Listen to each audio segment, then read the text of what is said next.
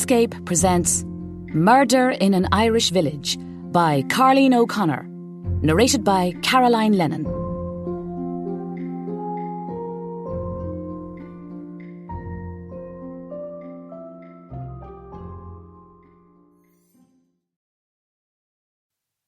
Chapter 1. Siobhan O'Sullivan hurried through lush green fields, adjusting every so often for the bumps and dips of the terrain, imagining that from high above, Kilbane, County Cork, Ireland, must look like an ocean of green, rendering her a mere speck at sea. Before she knew it, she'd passed the majestic remains of the ruined Dominican Priory, its Franciscan bell tower rising proudly above the town. Sheedy's cycle shop wasn't far now. She hugged the medieval walls encircling the town, marvelling at how something once constructed to keep violent marauders out could just as easily trap them in. She placed her hand on the ancient stone, relishing the way its rough peaks scraped against her fingertips. It was damp to the touch, despite the midday sun. One of the few walled towns in existence, it had endured some of Ireland's most turbulent times, and survived. These days, Siobhan took solace wherever she could get it. After 10 straight days of lashing rain, the sun was laughing down on them, creating good cheer, even in the begrudgers. Shopkeepers swept their footpaths, green thumbs tended gardens, and other folk simply turned their faces to the generous swath of blue sky. Children squealed and kicked balls, and raced their bicycles through swollen puddles. Shoppers bustled along Sarsfield Street, calling into the market and the gift shop and the chipper and the hardware store. And, of course, to Naomi's bistro. They would call out to one another, "Hello, hiya, and how are ya?" And everyone would answer they were grand. Siobhan had less than an hour before the lunch service at the bistro would begin. Given that children were tasting their first week of summer freedom, and it was a Friday to boot, they were going to be jammers. She picked up her pace as the shop was just over the hill. If her siblings found out she was sneaking out several times a week to visit a pink scooter, they would declare her a right nutter. Cows lifted their heads and chewed lazily as she panted by. Sheep bleated, and swallows streaked through the sky. Patches of gorse set the neighbouring fields aflame with their bright yellow heads, emitting the slightest scent of coconut. By the time she arrived at the shop, Siobhan was out of breath. She'd better stop eating so much brown bread at the bistro, or she would have to buy a coloured tracksuit and join the race-walking ladies in the morning. Surely their wagging tongues burned more calories than their aerobics. Siobhan laughed to herself and pushed the door to the shop open, hoping the jangle of the bell would disguise her laboured breathing. She looked at the counter, expecting to see Seamus Sheedy break out in his customary grin. Instead, there stood Niall Murphy. His dark hair, normally cut short, hung almost to his chin, giving him an unruly appearance. He seemed taller too, or at least more filled out. Even before the bad business with Billy, Siobhan had always felt on edge around Niall. Maybe it was his eyes, technically brown, but so intense, his pupils so enormous, that she always thought of them as black. She wasn't prepared for the shock. What was he doing here? It was impossible to look at Niall without 1,000 dark memories swarming in. Just when she thought she was on the mend, there he was again, the sniper of grief, aiming a killing blow at her heart. Instantly, no time had passed at all. No time since that cruel morning, almost 1 year ago, when Niall's brother Billy got into his sporty red car, absolutely blotto, and slammed head-on into her parents. They died on impact. Billy was charged with drunk driving and sent to prison, and Niall took off for Dublin, where, for some reason, Siobhan had just assumed he would stay. She wanted to back out of the shop, but he'd already trained his dark eyes on her. Just then, Bridie Sheedy's head popped out from the other side of Niall. Seamus's wife was so petite, Siobhan hadn't seen her at first. "Hello," Bridie called out. "How are you?" Despite an obvious attempt to sound cheerful, Bridie's voice wobbled, and Siobhan got the distinct feeling that she'd just interrupted something. What on earth was Bridie doing standing so close to Niall? The two of them couldn't be sneaking around, could they? Surely not. Bridie was mad about Seamus, despite their age difference. Everyone knew that. "Grand," Siobhan said, doing her best to avoid Niall's stare. "How are you?" "Not a bother." A smile broke out on Bridie's face, and this time it seemed genuine. With her head of brown curls and sparkling green eyes, Bridie's presence eased the tightness in Siobhan's chest a wee bit. Her smile didn't waver, but her tiny hand fluttered to her head, where she adjusted a knitted blue flower stuck in her hair, one she'd no doubt made herself. Bridie was always a walking advertisement for her homemade wares. It was odd to see her in here, surrounded by grease and wheels and dirty rags. She was normally at Courtney Kirby's gift shop, where she sold everything from jewellery to handmade scarves. And when she wasn't at Courtney's, she was perched on top of a stationary bike at spinning class. Siobhan would much rather ride a scooter. It never made sense to her why anyone would want to pedal like mad atop something that was never going to go anywhere. Bridie picked up her bedazzled handbag, whisked out from behind the counter, and grabbed Siobhan by the arm. She had a surprisingly strong grip for such a little woman. "Would you mind keeping my secret?" Siobhan extricated Bridie's clawing fingers from her arm. She was the porcelain variety of pale, and bruised easily. "What secret?" "Don't tell Seamus I was here. I'm begging you." "Oh." Jesus, she didn't want to be part of that kind of secret. Was Bridie cheating on Seamus? With Niall? Right here in the shop? Bridie must have noticed Siobhan's face go scarlet, for she gasped and then laughed. No, pet. Nothing Niall'll be needing to confess to Father Kearney. She continued to laugh, and Siobhan couldn't help but laugh with her. Niall was helping me order a gear for Seamus. Seamus was an avid road racer, always darting about town on his bicycle. He used to compete in actual road races and had loads of trophies to show for it. Better than spinning, but Siobhan still preferred the scooters. "A surprise," Bridie continued, "for his birthday." "Ah, of course. Not a bother," Siobhan said. "Grand." Bridie laughed and then kissed each of Siobhan's cheeks. "When are you going to whittle us a few dainty birds or roses for Courtney's store?" She kept her big eyes on Siobhan without blinking. Siobhan had learned to whittle from her grandfather, who noticed Siobhan had a temper.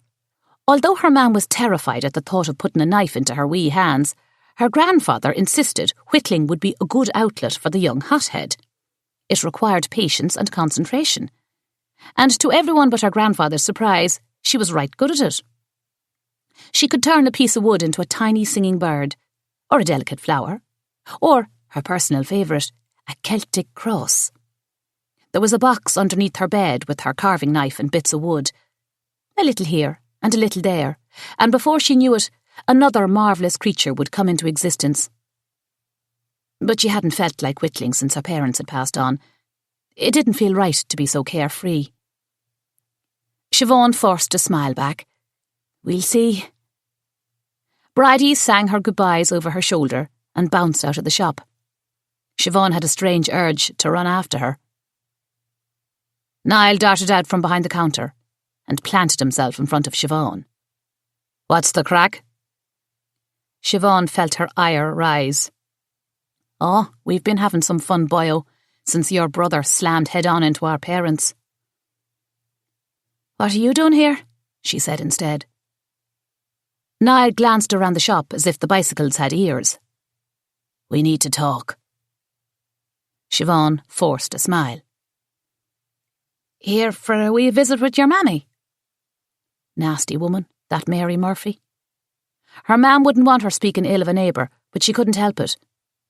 Mary Murphy hadn't once said she was sorry for what her son had done. Siobhan didn't realise her right hand was curled into a fist until a fingernail dug into her palm. Niall's face darkened, and an unmistakable look of hate flashed across it as his mouth turned into a slight snarl. "Me mother hasn't been able to work since the town turned against her. You know it yourself. Seamus was good enough to take me on here." Turned against her? Mary Murphy was the one who had been avoiding contact with everyone. She slipped in and out of mass, hurried through the shops, and hadn't once come into the bistro since the accident. And here was Niall, blaming the entire town. Did that mean he was back for good? She didn't want to think about that now, and she especially didn't want to think about how her older brother James was going to react when he found out. This was the problem with positive thinking. The moment she set herself up to be happy, something in her world always came crashing down. He'd ruined her break. The sunny day. Her hope. She should just walk out right now. But she didn't want to give him the satisfaction. Without another word, she turned and made her way to the scooters that were lined up at the front window, all shiny and new. Oh, how she loved the Italian scooters. She stood next to the black one, praying Niall Murphy wouldn't notice when she glanced down the row at her actual favourite, the one in pink. All her life she'd been told redheads couldn't wear pink. But her hair was a darker red, more auburn. And besides, that old notion had changed with the times, hadn't it? Kilbane had mobile phones, and cable television, and iPads, and redheads could now wear pink. Or else she could tuck her hair into the helmet. Yes, she definitely wanted the pink one. With a basket. That was only practical. She could see herself zipping around town, picking up bread and milk when the bistro ran low, feeling the vibrations of the road in her body, the breeze on her face. Of course, she'd have to be careful in the rain, and she would have to figure out how to keep her siblings off it. "Aren't you supposed to be in Dublin?" Niall said from behind her. "Starting university." Siobhan stopped and turned. Niall was less than a foot from her. Of course she was supposed to be in Dublin. The whole village knew about her scholarship to Trinity College. After she completed her leaving certificate, she'd spent 2 years working at the bistro and saving for university before the scholarship finally came through. Mam and Da even hung her acceptance letter up in the bistro for everyone to see. To add to her luck, her best friends, Maria and Aisling, had delayed college as well, to travel. All 3 of them would be starting university at the same time, just like she'd always dreamed. But just a few months before she was to embark on the adventure of her life, her parents were gone. James wasn't stable enough to run the bistro and take care of the 3 youngest, so it fell to Siobhan. Her best friends, Maria and Aisling, were at Trinity without her.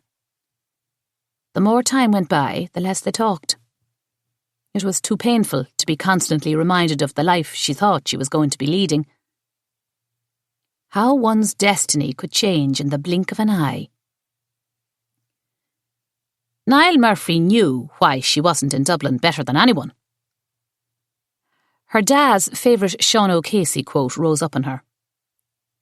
"It's my rule never to lose me temper till it would be detrimental to keep it."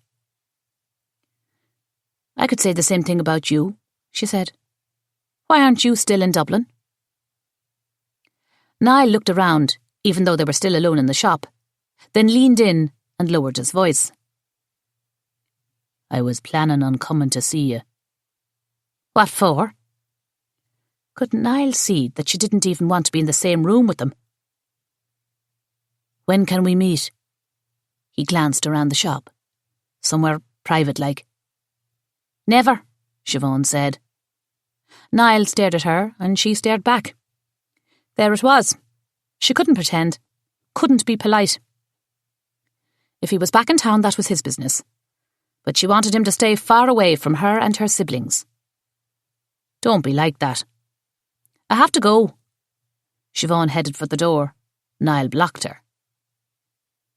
"You've turned into a beauty since I've been gone." Was he hitting on her? Siobhan felt the familiar flush of heat scorch her face. She'd always hated how she blushed at the drop of a hat. When she was younger, it was a curse to be so tall, with flaming red hair.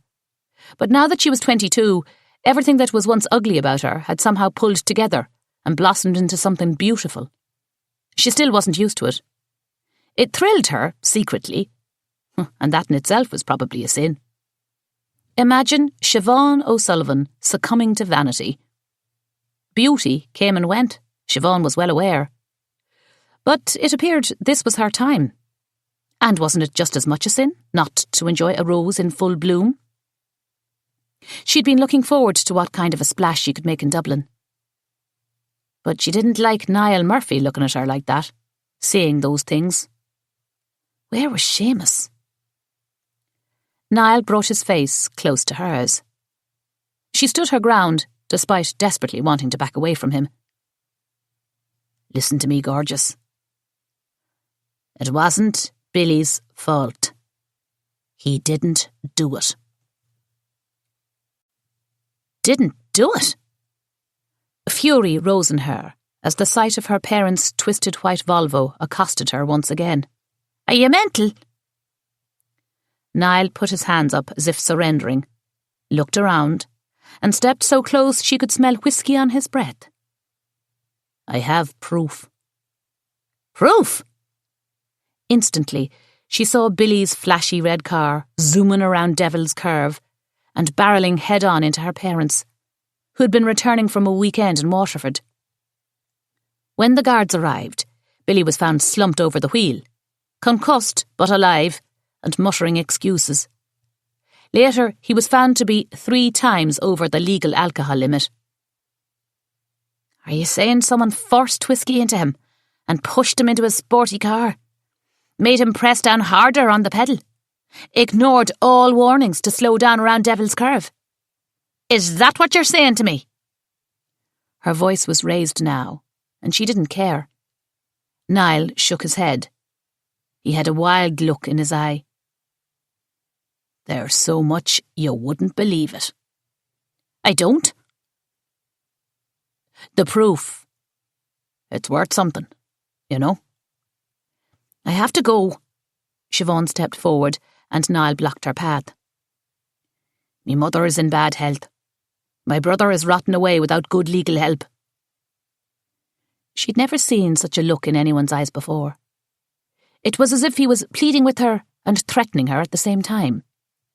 Like a wounded animal you feared would tear into you the minute you stepped in to help.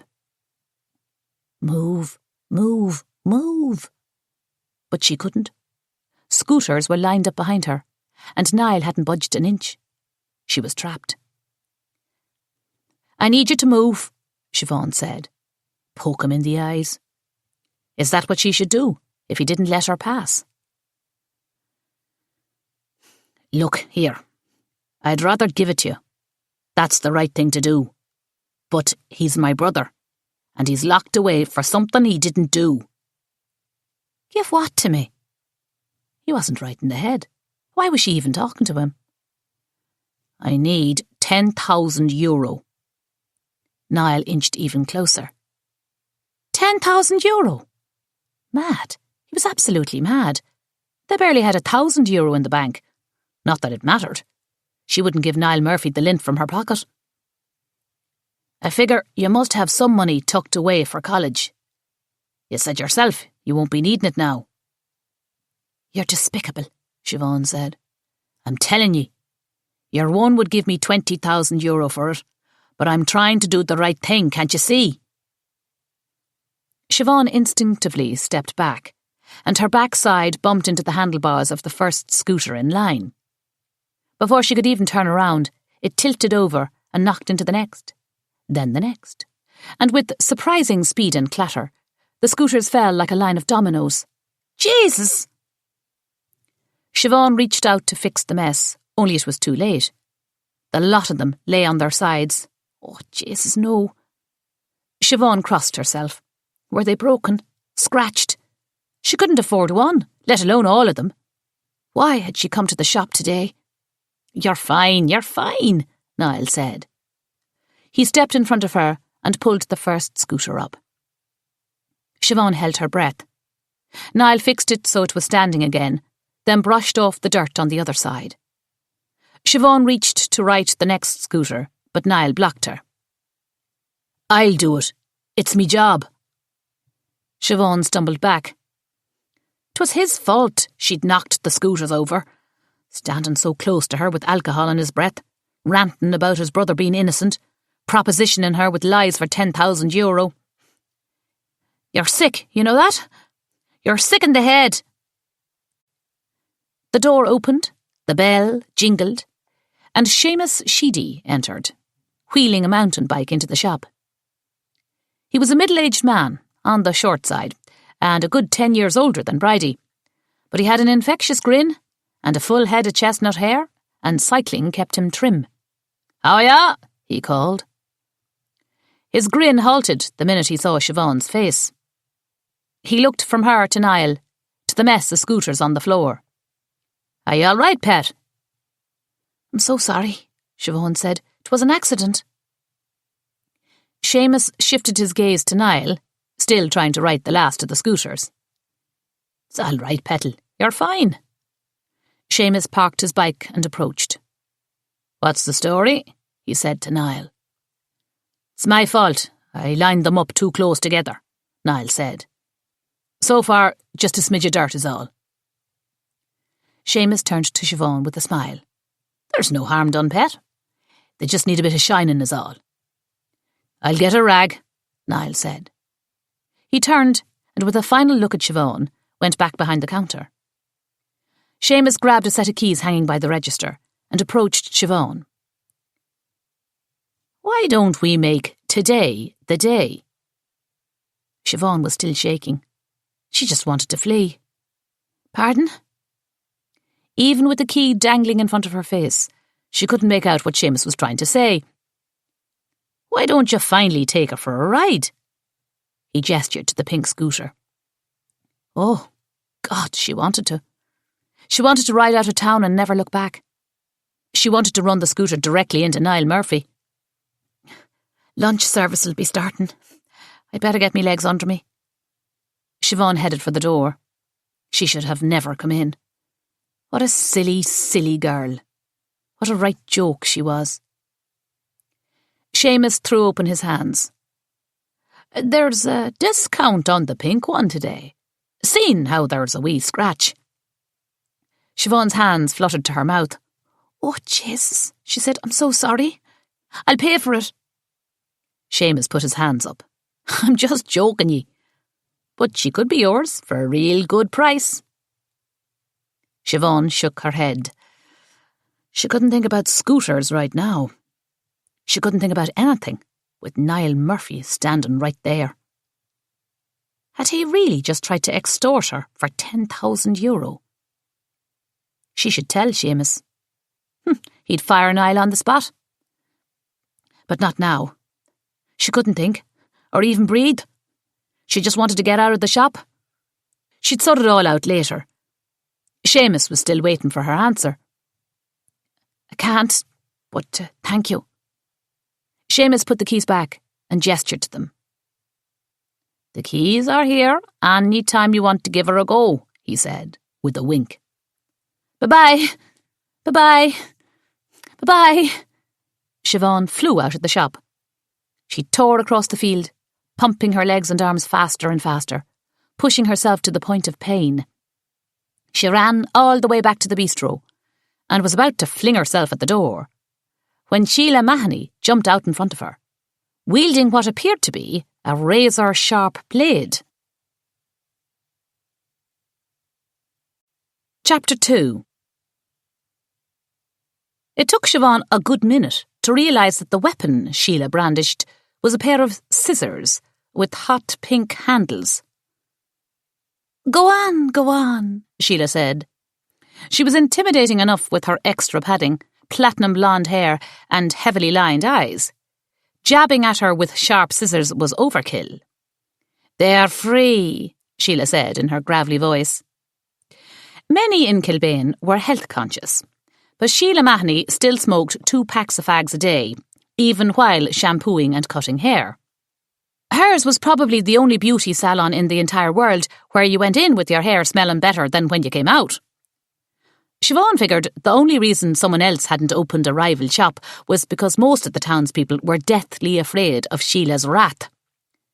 Even Sheila's poor husband, Pio, was terrified of her. You could see it in his eyes. Siobhan reluctantly took the scissors and glanced at the stem. Sheila's Salon was stamped on them in black ink. Grand reopening. See?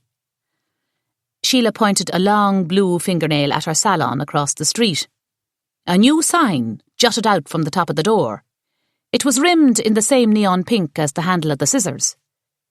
It was only then that Siobhan noticed Sheila's choppy blonde locks had a streak of neon pink running through them as well. Sheila changed her hair colour as often as lassies changed their knickers. She had probably been a beautiful woman in her day, but middle age hadn't been kind to her. She'd put on quite a few stone in the past few years, and it seemed the bigger she became, the shorter she cut her hair, and the more face paint she slathered on. One couldn't help but look twice whenever she was standing next to Pio, who was the very definition of beanpole. Siobhan wished her mam was here to see what Sheila had done. Screaming pink. It was some sight. Sarsfield Street was no stranger to colour. Shop after shop had facades that were awash in bright yellows, blues, pinks and green. It helped to keep the folk sane through all the grey days. Siobhan couldn't help but to look up at their sign, a simple wooden frame where Naomi's Bistro was written in black script and outlined in robin's egg blue. The building was painted to match as well, the bottom portion white and the top blue.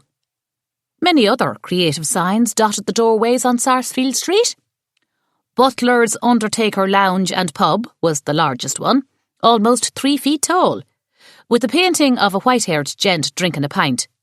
But the bistro was the only one with scripted letters and a matching painted frame. Until now. Why, Sheila Mahoney was a little copycat. What do you think? Sheila demanded. Lovely, Siobhan said. Imitation is the sincerest form of flattery. Do not get into a row with Sheila. It was bad enough she was fretting over whether or not to tell James about her dust-up with Niall.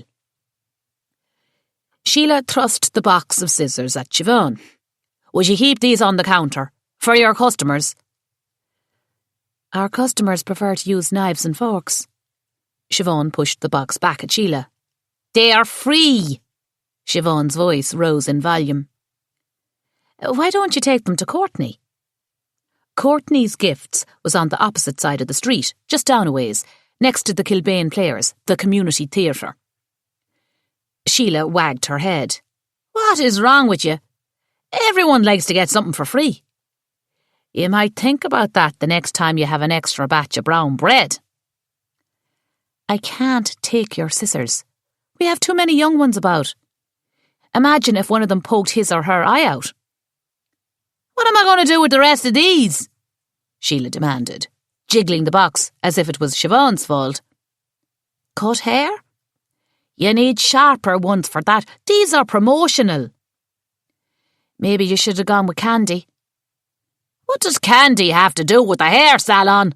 Sheila barked. Siobhan jumped. Lord, the woman was a holy terror. I'm sorry. I can't be giving away sharp objects to our customers. Sheila shook her fist. Would you at least point out our new sign and let folks know I'm giving away a free gift with a haircut? Or would that be too much for you? There would be no need. Folks would be able to see it in a hailstorm. Will do. Why don't you take a few pairs for the rest of the 6? Around town, Siobhan and her siblings were known as the O'Sullivan Six. Siobhan hated it, but not as much as she hated the nickname the Irish Brady Bunch, so she kept her gob shut. O'Sullivans and scissors don't mix. It was actually only Anne she'd be worried about. Still unsteady on those coltish legs, Anne was always falling into things. Although, if the Scooters could talk, they might say the same thing about Siobhan. Right so, Sheila said. She sighed and remained blocking Siobhan's entryway. "I'll mention it, I promise. Thank you." Sheila set the box of scissors on the footpath next to the entrance. "Can I leave them here so?" "No," Siobhan said. She nudged them back to Sheila with her foot. "Right," Sheila said. She didn't make a move to pick them up again. "Why don't you place them at your own door?" "If people were coming to me own door in the first place, I wouldn't be needing to give away free scissors now, would I?" Sheila tapped her head, as if she was the only one thinking. "Why don't you have P.O. take them to trad sessions?" Siobhan loved traditional Irish music. P.O. played the banjo and, if you were lucky, the spoons. It was amazing what he could do with the spoons. "If you asked me to keep a platter of brown bread at me salon, I would do it so," Sheila said. She stared at Siobhan, who simply stared back. Finally, she snapped up the box of scissors and hugged them to her ample bosom. "Do you want to give me a platter of brown bread to keep at the shop?" "I do not." Siobhan made the best brown bread in the village, and everyone knew it. Sheila snorted and lifted the box of scissors. "Take them to the pubs, you say?" "Why not?" "A bunch of langard lads running around Kilbane with sharp scissors. Some crack." "I thought you said they weren't sharp." "I'm starting to think you aren't either. Free is free." "My answer is no." Give her long enough, and Sheila Mahoney would beat the polite out of anyone, including Father Kearney. "Your mam and dad wouldn't have turned their back on a neighbour," Sheila said. And with that, she whirled around and marched back to the salon, her scissors clinking in the box with every step. It took Siobhan a minute to realise she had a pair clutched in her hand, and then it took considerable restraint for her not to lob them at the back of Sheila Mahoney's head. The next day, the grey skies were back. The rain drummed on the roof and lashed against the windows, and the wind whipped the front bell into a frenzy. It seemed as if the entire town had turned out on a Saturday morning for an Irish breakfast. Even MacDara Flannery was there in his Garda's uniform. The blue jacket, cap and tie suited him. He looked proper and so handsome. She loved the golden decal on the cap, the shield, on Garda Síochána, Guardians of the Peace. Her eyes were always drawn to it. The shield, the protector. Intoxicating is what it was. Siobhan tried not to stare, especially since every time she looked his way, he was staring at her. And each and every time their eyes locked, her stomach gave a little flip. What was it about a man in uniform that she found so irresistible? He was taller than a lot of lads about town, just over 6 foot. Siobhan towered over most men in Kilbane at 5'9", but whenever she stood close to MacDara, she felt normal. He was handsome in an imperfect sort of way. His brown hair was always unkempt, as if it never met a brush, and his face was often covered in 2-day stubble. He had killer black eyelashes and the prettiest blue eyes, a colour that stood out against the dark blue of his uniform and the Irish grey skies. Despite women in town going after him, he'd managed to remain a bachelor. He was once mad about a girl, a blonde girl from Australia, who'd lived in Kilbane several years back. Siobhan remembered seeing them about town, holding hands or kissing in the rain. The girl had been gone 5 years now, and although MacDara had dated women since, he'd never stayed with one for very long, despite several blatant attempts to domesticate him. Siobhan had never looked at MacDara in a romantic way until the day her parents died. He was the one who came to her that awful morning. A series of sharp raps on the door woke her out of a deep sleep. She'd come down in her nightshirt, a ratty old thing that wasn't meant to be seen. For a few heart-stopping seconds, she couldn't make sense of the fact that he was at her door in full uniform. They'd stood staring at each other through a thin curtain of rain. Then she stepped back. He stepped in, took off his hat and placed it over his heart. The first stab of fear pierced Siobhan's heart.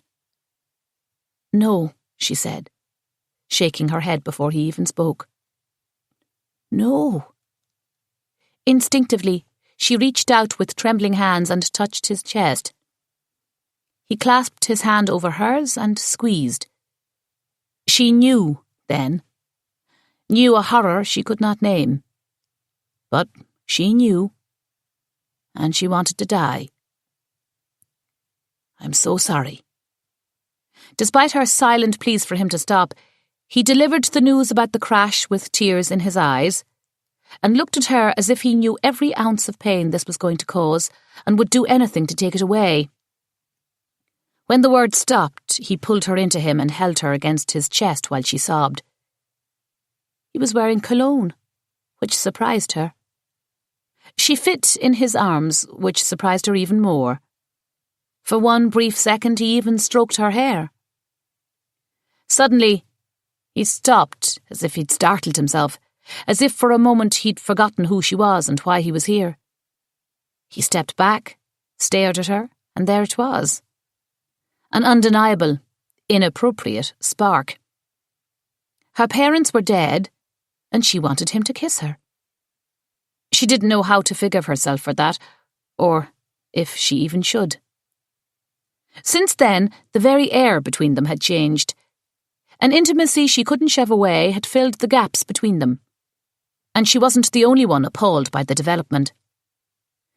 He often looked at her as if he hated her for making him feel again. Surely he didn't want to love a young, orphaned woman, suddenly stuck with a family bistro and 5 siblings to look out for.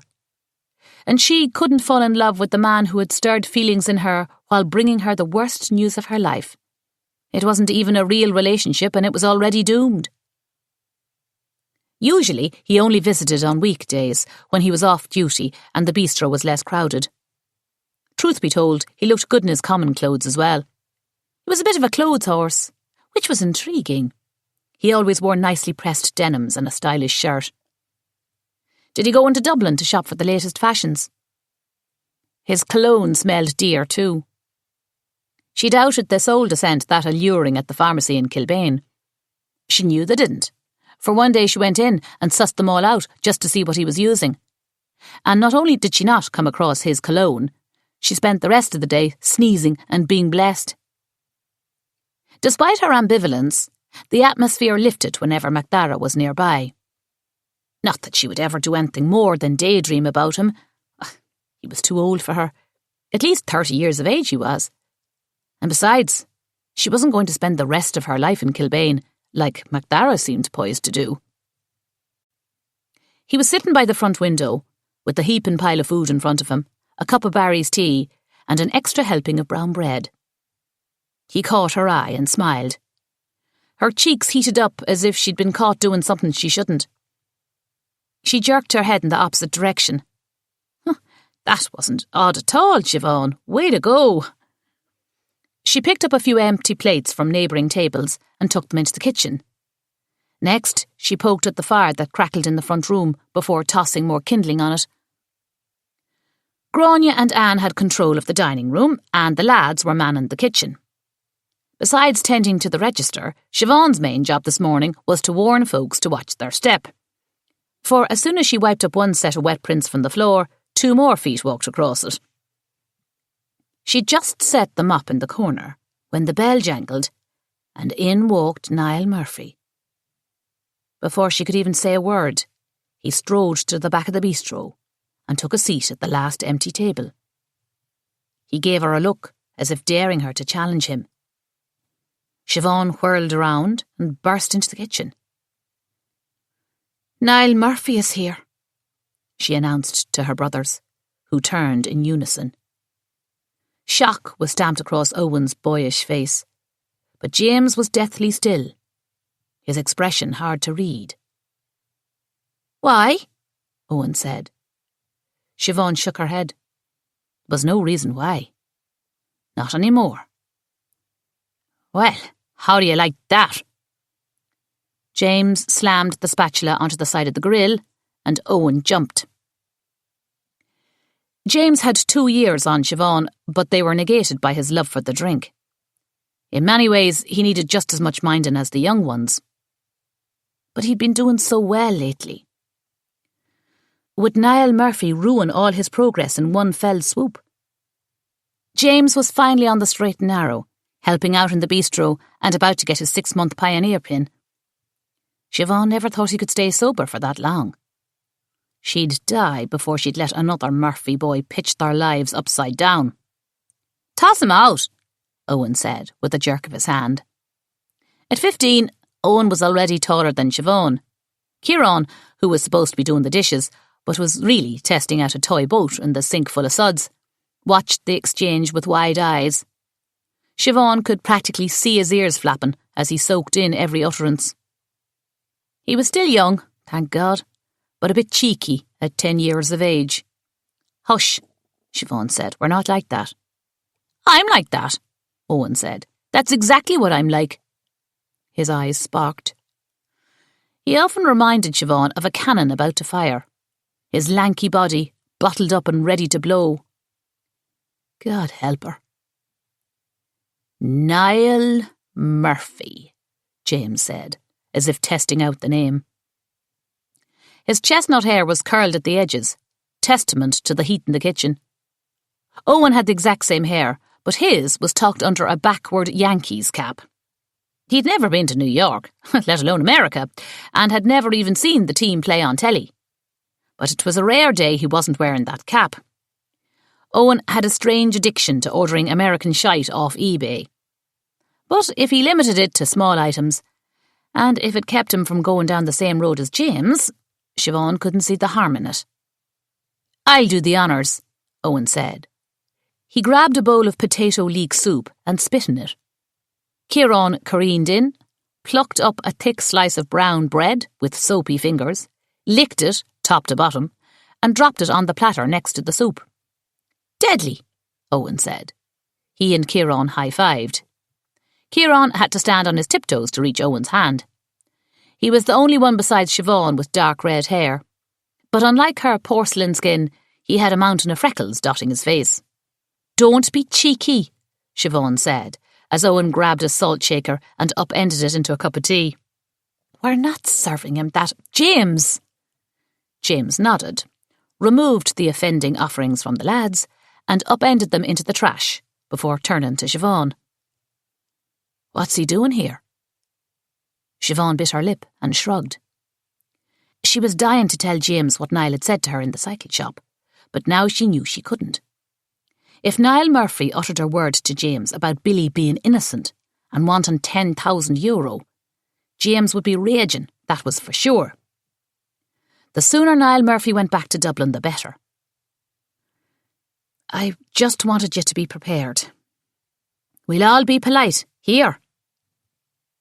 "Why are we being polite?" Siobhan didn't even hear Gráinne come into the kitchen.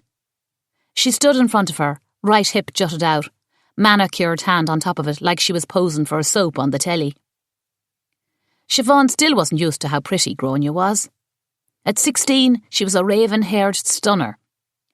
Too bad her personality wasn't anywhere as refined. "Niall feckin' Murphy is in the house," Owen said, "and we can't even spit in his soup." "Language," Siobhan said. "I saw him already," Gráinne said. "I talked to him." Siobhan felt the hair on the back of her neck rise. "What did he say?" "Why are you freaking out?" Gráinne said. "Why are you talking like a Yank?" Siobhan said, although she knew the answer to that. Internet and the telly. The door burst open and Anne barrelled in. At 13, she was just a hair taller than Ciarán and the only blonde of the lot. Their dad used to say, "I never did like the milkman." "There's a row in the dining room," Anne said. "Niall Murphy and Mike Granger are about to get into fisticuffs." Chapter 3. The O'Sullivan Six rushed out of the kitchen and burst into the dining area. Sure enough, Mike Granger and Niall Murphy were circling each other around a table, chests out and fists up. "Amadán!" Mike called Niall a fool in Irish. "Eish the veil!" Niall replied. "Shut your mouth." Siobhan was furious. They were acting the maggot in her bistro. Garda Flannery and Seamus Sheedy circled around them. "Take it easy now," MacDara said. "Settle," Seamus echoed. The rest of the patrons were out of their seats, a few standing on them, craning their necks to have a look. Several had their mobiles out and were snapping pictures. "What's going on?" Siobhan said. She stepped up next to MacDara. He put his hand on her waist and gently pushed her back. "Stop it!" she called to the men. "This is a family place." "I want him out of this town," Mike Granger yelled, spit flying. His biceps bulged under his shirt. He owned the food mart at the end of the street and was living proof that hauling boxes of produce could turn you into a He-Man. Mike had been a dear friend of her dad's. They grew up together and even opened their shops at the same time. Siobhan felt a squeeze of love toward him for trying to protect them, but at the same time was ashamed of herself for it. Niall wasn't the one to blame. Like it or not, he had a right to be here. The overhead light shone on Mike's bald head as he circled the table. "I'm my brother's keeper, is that it?" Niall said. Siobhan froze, praying he wouldn't start in about Billy being innocent. "Let's take it outside," James said, pushing his way in. Panic seized Siobhan. It sounded like he was including himself in that invitation. "You are good for nothing, just like your brother," Mike said. MacDara stepped up, took Mike by the arm and pulled him back. Siobhan glanced at Niall. Sweat dotted his forehead, and the crazy look he had in his eyes yesterday was even more pronounced today. Now that Mike was somewhat subdued, he pushed his chest out and looked wildly around at all the people staring at him. "This is my home too," Niall shouted. "You might have scared me mother, but you don't scare me." "Nobody has been scaring your mother," Siobhan said. Right? She'd never heard a word about it. "Of course this is your home too," Grania said. She sounded as if she meant it, as if she didn't want Niall to be upset. Alarm bells rang in Siobhan's head, but there was no time to make sense of it. "Shame on all of yous," Niall shouted, his eyes landing one by one on those gathered around him. "You're all going to know the truth. And by this time tomorrow, you're all going to have to face it." He whirled around, then closed the distance between himself and Siobhan until he was right in her face. "Especially you," he said. "You had your chance." MacDara and James immediately stepped between Siobhan and Niall. MacDara gave a warning nod to James, and to Siobhan's relief he fell back. MacDara and Niall squared off. "Niall Murphy." Bridie Sheedy stepped up, despite Seamus trying to hold her back. This time she wore a pink headband with sparkles. "You're better than this. There's no need for a scene." Niall ignored Bridie and thrust his finger at Siobhan. "You had your chance. Don't forget that." "What chance?" James said. "Siobhan?" Siobhan shook her head as if she'd no idea what Niall was going on about. "Get a move on, or hand to God, I will take you into the station," MacDara said. It struck her now more than ever that the guards should be allowed to carry guns. What good would a baton do in a real crisis? The crowd parted as Niall Murphy marched toward the front door. Halfway there he whirled around and instead headed for the back door. It led to their private back garden, and customers weren't supposed to use that door. "Hey!" James started after Niall, but Siobhan grabbed his arm and held on to him with all her might. She didn't care which way Niall went out, as long as he was gone, and stayed gone. That evening, the O'Sullivan Six sat in the front room of the bistro, with the shutters thrown open so they could catch the remaining light of the day as they had supper together. The bistro was only open for breakfast and lunch. Supper time was for family. Niall's appearance had cast a sombre pall over the clan, and the argument between Mike and Niall had them all twitching. Siobhan couldn't help but feel there was more to the story. Of course, Mike would be protective of them. Everyone in town was, to some extent. But the fight she witnessed had seemed personal. What had Niall ever done to Mike? Siobhan didn't want to think about it during family dinner, so she tried to lighten the mood. "I'm going to start running," she announced. It was true. She was going to get in great shape. She was going to become a morning jogger. James looked up from his bacon and cabbage and frowned. "Running what?" "Running," Siobhan said. "Like for sport." "Without anyone chasing you?" Ciarán said. "Are you joking me?" Anne said. "Why would you ever want to do that?" She flipped her blonde braids behind her with disgust. "When?" Gráinne demanded. "Early like," Siobhan said. "Very early." "Who is going to prep the breakfast?" Gráinne said, eyes narrowing into tiny slits. "I'll be back in time." "See that you are," Gráinne said. "Everyone likes your brown bread the best. Even better than Mam's." Siobhan didn't like to admit that, but it was true. She crossed herself anyway. "Is it because of what the lads have been saying about your arse?" Owen asked. Siobhan's fork clattered to her plate. "What lads? What have they been saying about me arse?" "Don't answer that," James said. Siobhan glared at him. James shrugged. "Best he learns now," he said. "Best he learns now." When they were finished with the meal, James ordered the rest of them out of the room. "They're supposed to clean up," Siobhan said, picking up a plate. James took it out of her hand and gently pushed her down in her seat. "I'll do it myself. But first, you're going to tell me exactly what Niall Murphy meant when he said you had your chance, and that we'll all see." "How would I know?" Siobhan said. James gave her a look. She should have known better than to try to lie. James had this uncanny ability to see into her, even more than her parents ever had. That is, when he was sober. He plopped into the seat across from her, folded his hands together, and leaned forward. "Spill the beans. All of them." Siobhan looked over his shoulder.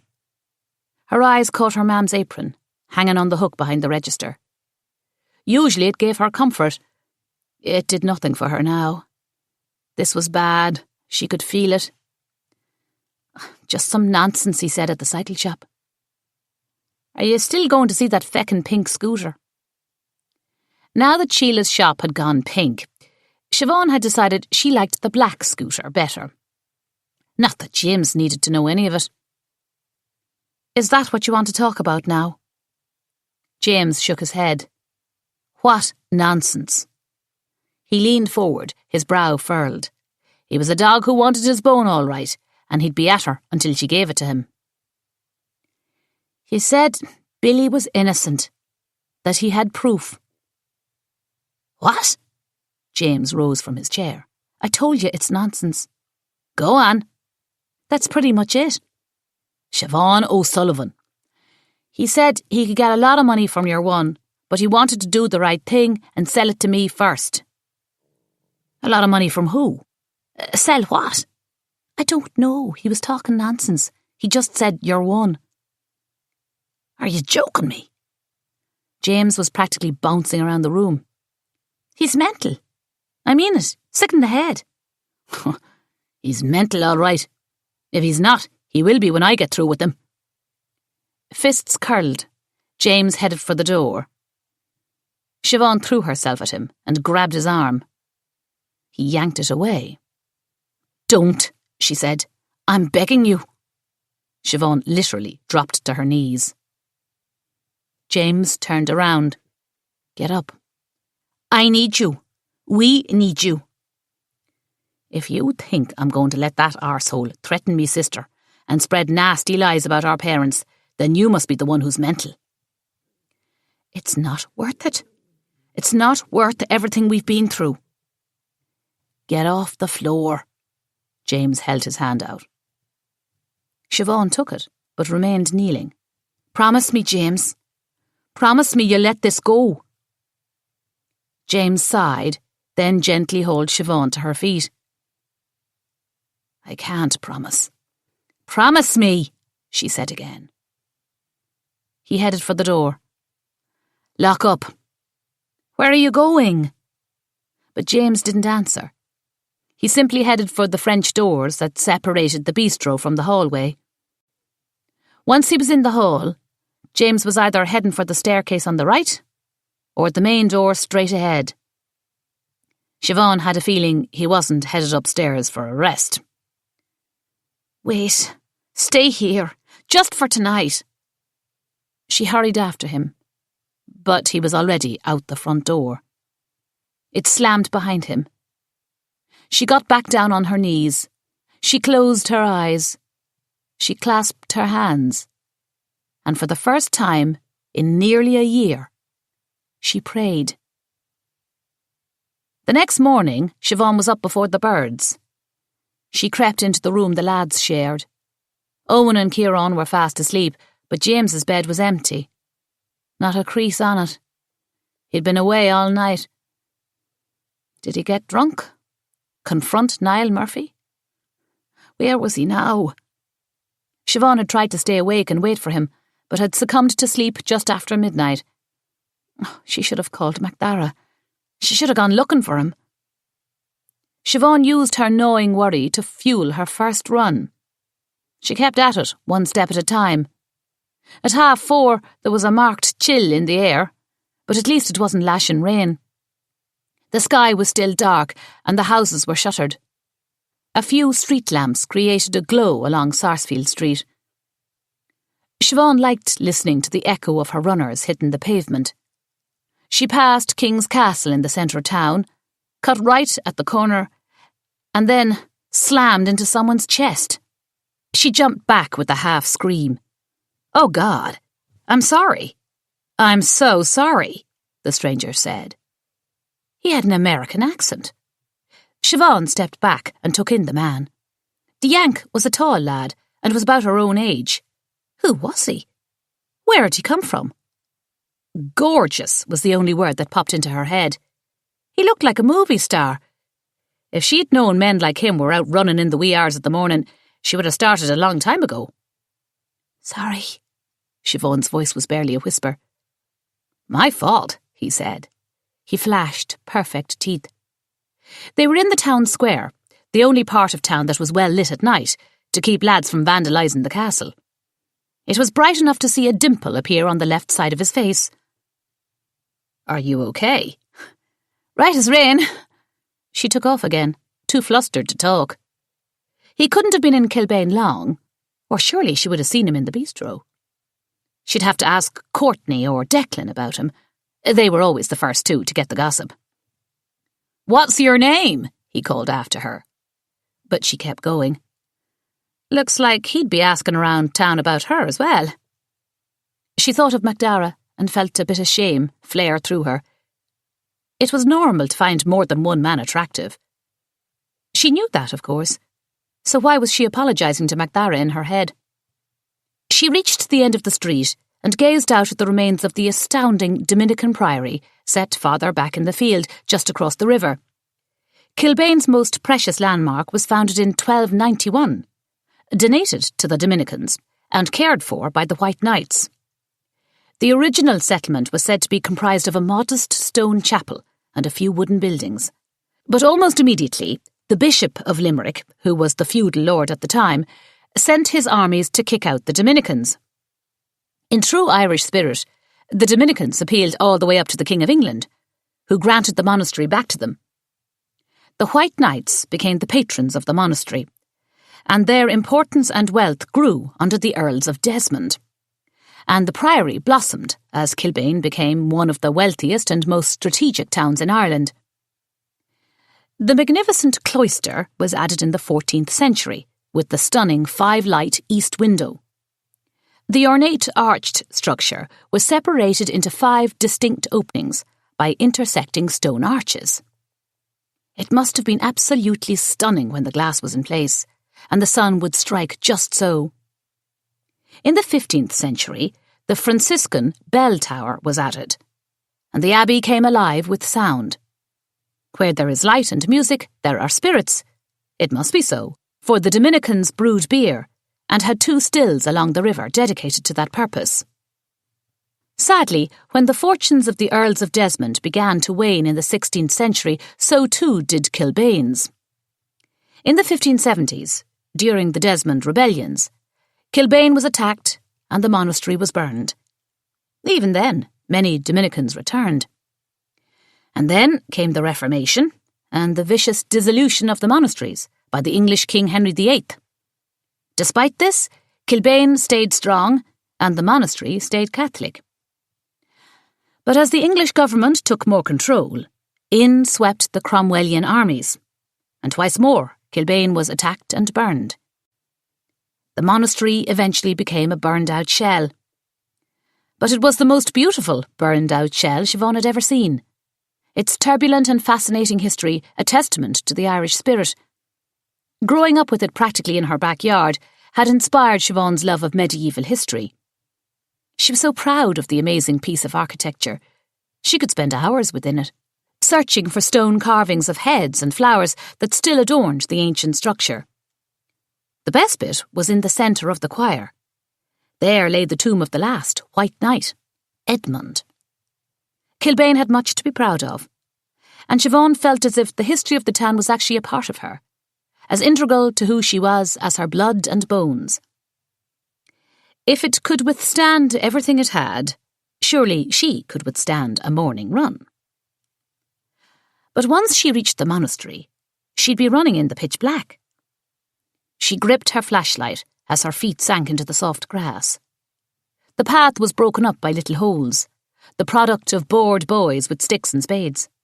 Siobhan would have to watch her step. It wouldn't be such a good start if she sprained an ankle. A horse was grazing by the stream at the far end. It was a horse that belonged to one of the travellers, or tinkers, as everyone in town called them. Siobhan tried not to use the disparaging term, but it was hard not to be enraged by some of the behaviour of the itinerants who set up camp on the outskirts of Kilbane. They didn't pay taxes, or electric bills, yet many of them had their RVs rigged up to the power lines, and the areas surrounding their camps looked like junk heaps. They didn't treat their animals much better. This brown and white horse, tied to a tree by a short rope, was so skinny that in the daylight you could clearly see his ribs. Once she'd tried to feed him, and one of the travellers had come tearing across the field to run her off, screaming and hollering at her. All for trying to feed the poor thing. Presumably, they brought the horse here to graze on the grass and drink from the stream. Fortunately, his owners weren't around at this hour of the morning, and Siobhan hurried over with her carrots. The horse whinnied if she got too near, so she dropped the carrots at his feet and turned back to the abbey. She could hear him crunching as she jogged away. She flicked on the flashlight as she started around the circumference of the monastery. She trained her eyes on the bell tower, where kids often climbed to the top just to get into all kinds of mischief. Teenagers came for a different kind of mischief. Siobhan knew that included James and Owen, but she was hardly going to fault a couple of teenage boys. Gráinne and Anne claimed that it wasn't their style to make out with lads here, but Siobhan had her doubts. After all, she had come here as a teenager to shift boys, or chinwag with her girlfriends about shifting boys. But the kissing was as far as it went. She'd never drunk or smoked, or shagged any lad here. But it was obvious the lads and lasses were doing it these days. As if the holes weren't bad enough, one had to watch out for broken beer bottles and other unmentionables. She kept the light shining just ahead of her on the ground. Large footsteps could clearly be seen in the mud. Had the gorgeous American been running here as well? She looked closer and noticed they were covering up a slightly smaller set of footprints. Maybe he'd been here with the girl? Siobhan gripped the flashlight as she wondered who it might be and picked up her pace. By the time she'd run around the grounds, she was sweating and a pain was starting to form in her side. That was enough for today. She turned and headed for home. She kept her eyes peeled on the road back home, but there was no sign of the handsome Yank. Chapter 4. Siobhan checked her watch as she neared the bistro. 30 minutes. That'll do. The street lamps emitted a soft glow, but it was still dark. However, across the way, the shutters were thrown open in Sheila's salon, and every single light was ablaze. Stranger yet, the front door was wide open. How very odd. Had Sheila just stepped out? Siobhan looked left and right, but didn't see a sign of Sheila or Pio. She turned her eyes to their bedroom window. Like the O'Sullivans, most of the people who owned businesses on Sarsfield Street lived in a flat above the shop. There was no use living farther away when your hours were so long. But Sheila and Pio's bedroom was dark. Yet there didn't appear to be anyone downstairs. Should Siobhan go over and shut their door? Why, anything or anyone could wander in. Siobhan started across the street, then stopped. What if they were being robbed? Maybe Siobhan should just go inside her own home and call MacDara. Just then, a little red pickup truck rumbled by. Mike Granger stuck his hand out the window and waved. Siobhan waved back. Maybe nobody in town could sleep today. Mike usually opened the market at 8. After that, Peter's hardware store would open at 9 and Courtney's gift shop at 10. The only establishments that opened earlier than their bistro were a handful of pubs that catered to the graveyard shifts. Just then, a figure appeared from around the side of Sheila's salon, hurrying through the tiny walkway that separated it from the chipper next door. It could have been Sheila, but Siobhan couldn't see for sure. The person was wearing a hooded rain jacket, even though there wasn't a drop in the sky. He or she was the right size and height for Sheila, round and short. Oh, definitely had to be Sheila. She was carrying a large rubbish bag with both hands and appeared to be sinking underneath the weight of it. Siobhan lifted her hand to wave, but Sheila didn't even glance in her direction. Instead, she hurried into the salon and slammed the door. Seconds later, the shop plunged to black. Strange. Why was she carrying a rubbish bag into the shop? Siobhan didn't want to know. Sheila probably wasn't the first wife to go through the rubbish, literally trying to dig up something on her husband. Siobhan liked Pio, but that didn't mean she could vouch for his fidelity. He was, after all, a musician. At least they hadn't been burgled. Siobhan unlocked the front door of the bistro and slipped inside. She locked the door behind her, passed the staircase leading to their upstairs dwelling, and turned right, where French doors led into the entry of the bistro. They wouldn't open for several more hours, but Siobhan wanted a few quiet moments in the space before she showered. She made a beeline for the counter, on which sat her pride and joy, a state-of-the-art espresso machine. Despite a few old-timers grumbling about her trying to change up the joint, her cappuccinos were to die for. Siobhan threw open the shutters. If only she could stand here for hours, drinking cappuccinos and daydreaming. Instead, she would have to shower quickly and start the brown bread and Irish bacon. She crossed back to the French doors and was about to head upstairs when she heard voices coming from the kitchen. Her knees locked up as she strained to listen. Someone was definitely in the kitchen. Her siblings wouldn't be awake for another hour. Siobhan grabbed the rolling pin next to the register, held it up to her right shoulder, and positioned herself near the kitchen door. On 3, she told herself. 1, 2. Siobhan burst through the door before she even hit 3. Voices and the clattering of dishes rose to greet her, along with the smell of bacon and black and white pudding sizzling on the grill. The meaty patties filled the kitchen with a sharp, sweet aroma. Grania and Anne were kneading the soda bread, Kieran was cracking eggs, and Owen was lording over the grill. Siobhan's stomach rumbled. Running sure did work up an appetite. "What's this?" Siobhan asked. "It's a surprise," Anne said. "Surprise!" Kieran said, jumping into the air with his arms out. "Take a shower," Owen said, without looking up. "I can smell you from here." "Look," Kieran said, tipping his bowl to show her the eggs. "No shells." "Mahan buchel," Siobhan said. "Good boy." Her mam used to say it to Kieran all the time. Siobhan wanted to keep up the effort. Kieran grinned, exposing a gap between his teeth. She could eat him up. "Are you surprised?" Grania said. "You could have knocked me over," Siobhan said. "I was going to smash someone's head in with this rolling pin." Siobhan thunked it down on the nearest counter. 4 faces turned to her, beaming. Oh no, they were up to something.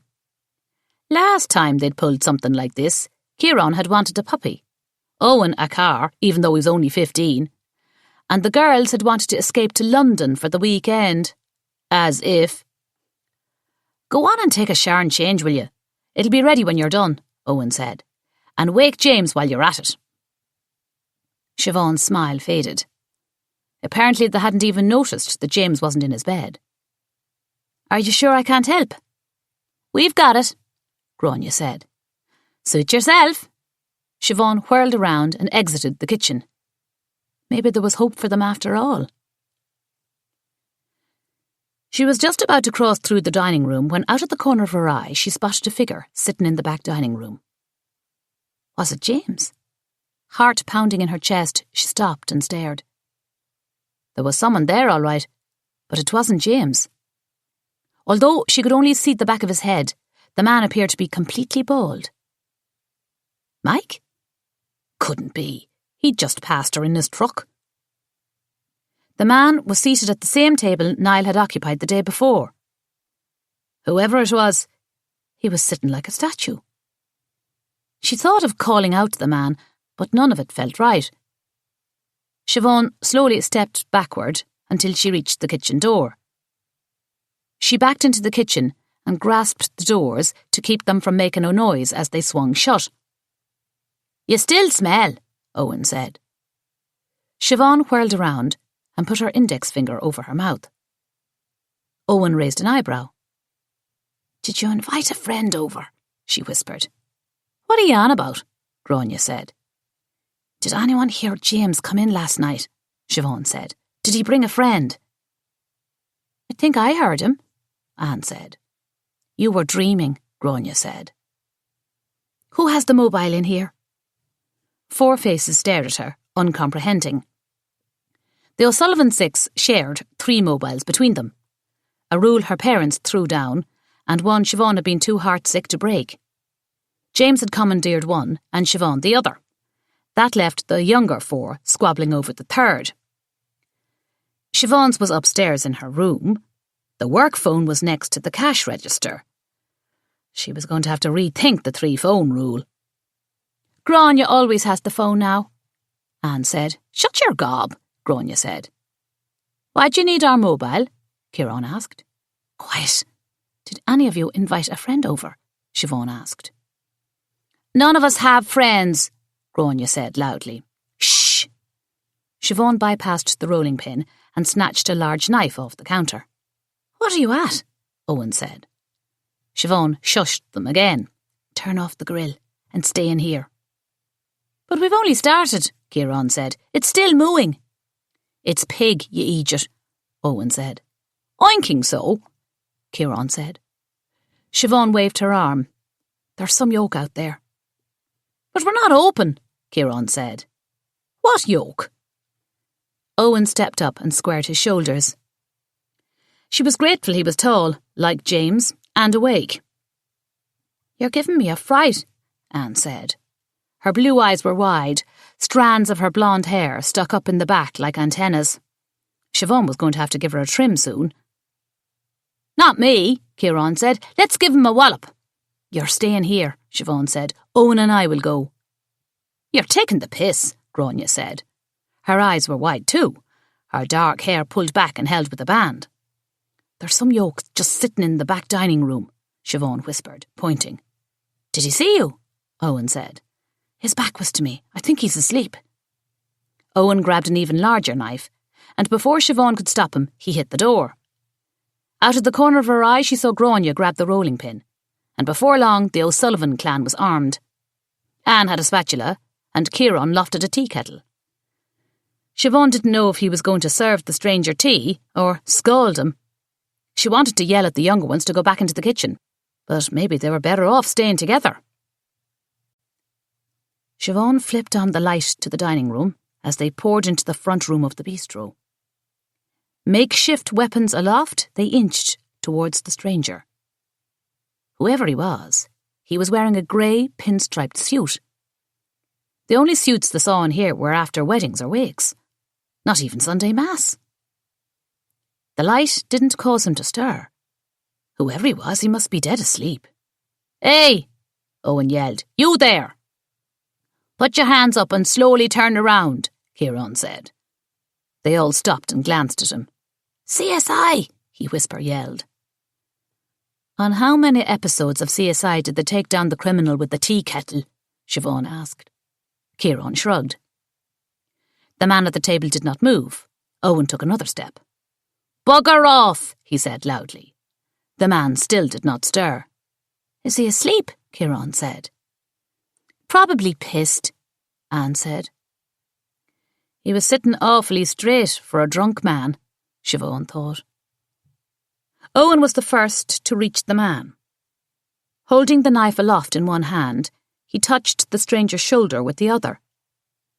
The man's body shifted, and his head fell to the side. Owen yelped, then jumped back and darted around to the front of him. A second later, the knife dropped from Owen's hand and clattered to the floor. "Jesus!" he cried out. He planted his fists in front of his mouth. "What?" Siobhan said. "Is he asleep?" But even as she said it, she knew it was something far worse. "Feck," Owen said. "Feck, feck, feck." He bit his fist. Siobhan reached his side. The first thing she saw was the blood. Not a lot, just enough to form a cloud in the centre of his chest. Protruding from his heart was a pair of scissors with hot pink handles. Siobhan let out a scream. "Oh my God! Oh my God!" She couldn't stop saying it.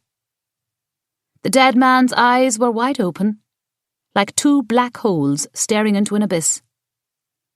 Siobhan screamed again and slapped her hands over her mouth as if to shut herself up. "What?" Grania yelled. "What?" The three younger ones tried to move forward to see, but Owen held them back. Niall Murphy. Oh, God in heaven. The dead man was none other than Niall Murphy. Chapter 5. Siobhan had wished Niall Murphy dead so many times since yesterday, and now here he was, as if mocking her. If only she could take back every evil thought. Had she caused this somehow? Or had it been James?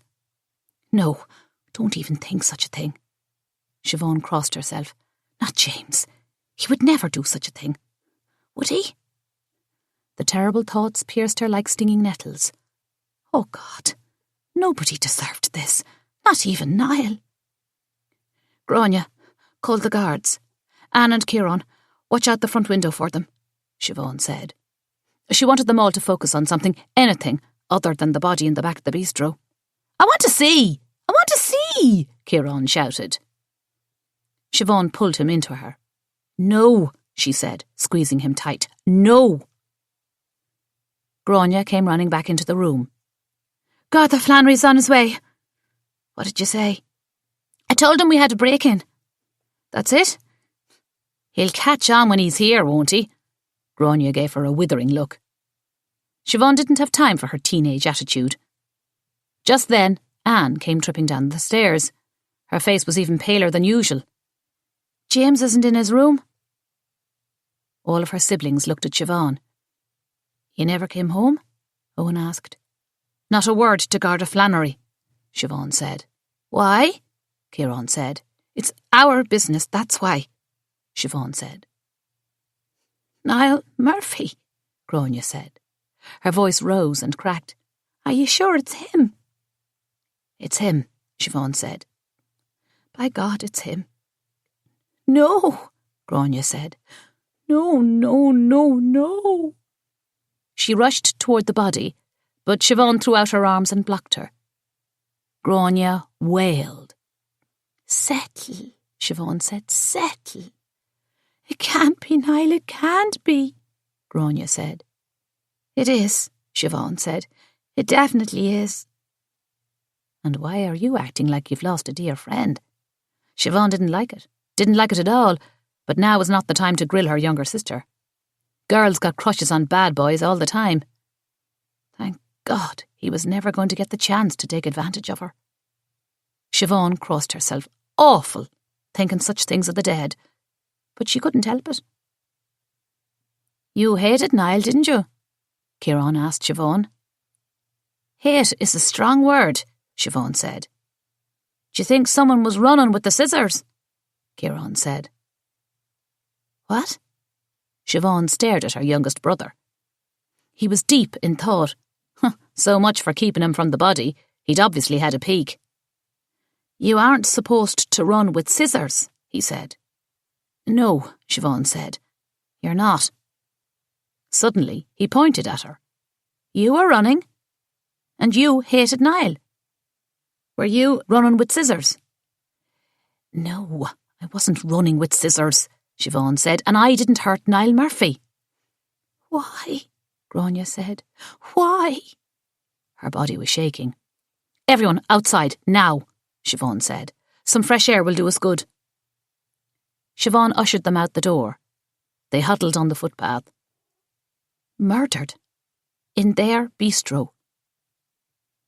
The sun might have been rising, but it was going to be a dark day. A very dark day indeed. Siobhan rang James on his mobile. It went to voicemail. She left a message telling him to come home. There was an emergency. She didn't want to call Declan O'Rourke, the publican at James's favourite watering hole. Soon, news of the murder would spread like wildfire.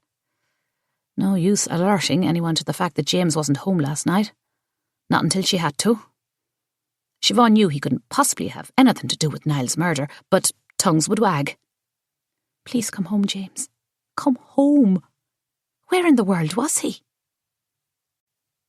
The local Garda station was just down the street, and MacDara was at the bistro within 5 minutes. It was early still, and he looked as if he'd just been roused from bed. His hair was wavier than she'd ever seen it, and was sticking out of his cap like weeds growing through cracks in the pavement.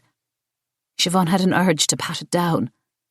A second Gardaí car pulled up, but Tony MacDara had stepped out of his vehicle. For a second, everyone just stood and stared at each other.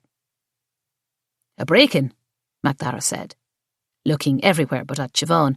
Everyone all right? Niall Murphy is dead, Grania wailed. Dead? MacDara said, finally meeting Siobhan's eyes. Niall tried to break in. No, Siobhan said. Well, we don't know. He was just sitting in our back dining room. And you killed him? MacDara asked, voice tinged with the first sign of panic.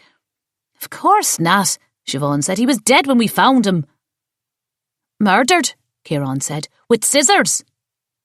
MacDara took off his cap and scratched his head. Are you joking me?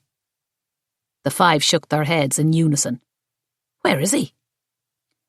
Still sitting in the back dining room, Siobhan said. MacDara raised his right eyebrow, then gestured to the door. Let's have a look. Siobhan opened it and let MacDara go in first. The rest filed in after him. Siobhan told her siblings to stay in the front room as she followed MacDara to the threshold between the spaces. MacDara took in the body from a distance and gave a low whistle. Niall Murphy, you sure? We're sure, Siobhan said. Dead, Ciarán said, as a doornail. Siobhan turned and silenced him with a look. In a suit, MacDara said.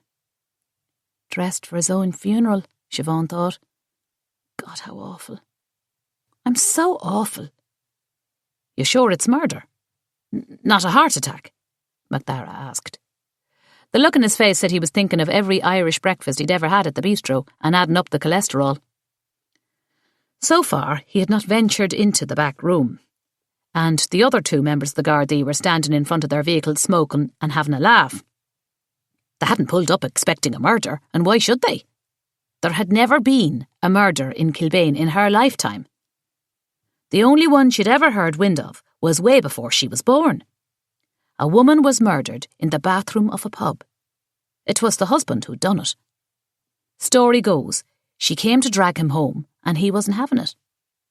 He killed her in the ladies' room. After he did the deed, he sat in his regular stool and drank a pint while waiting to be arrested.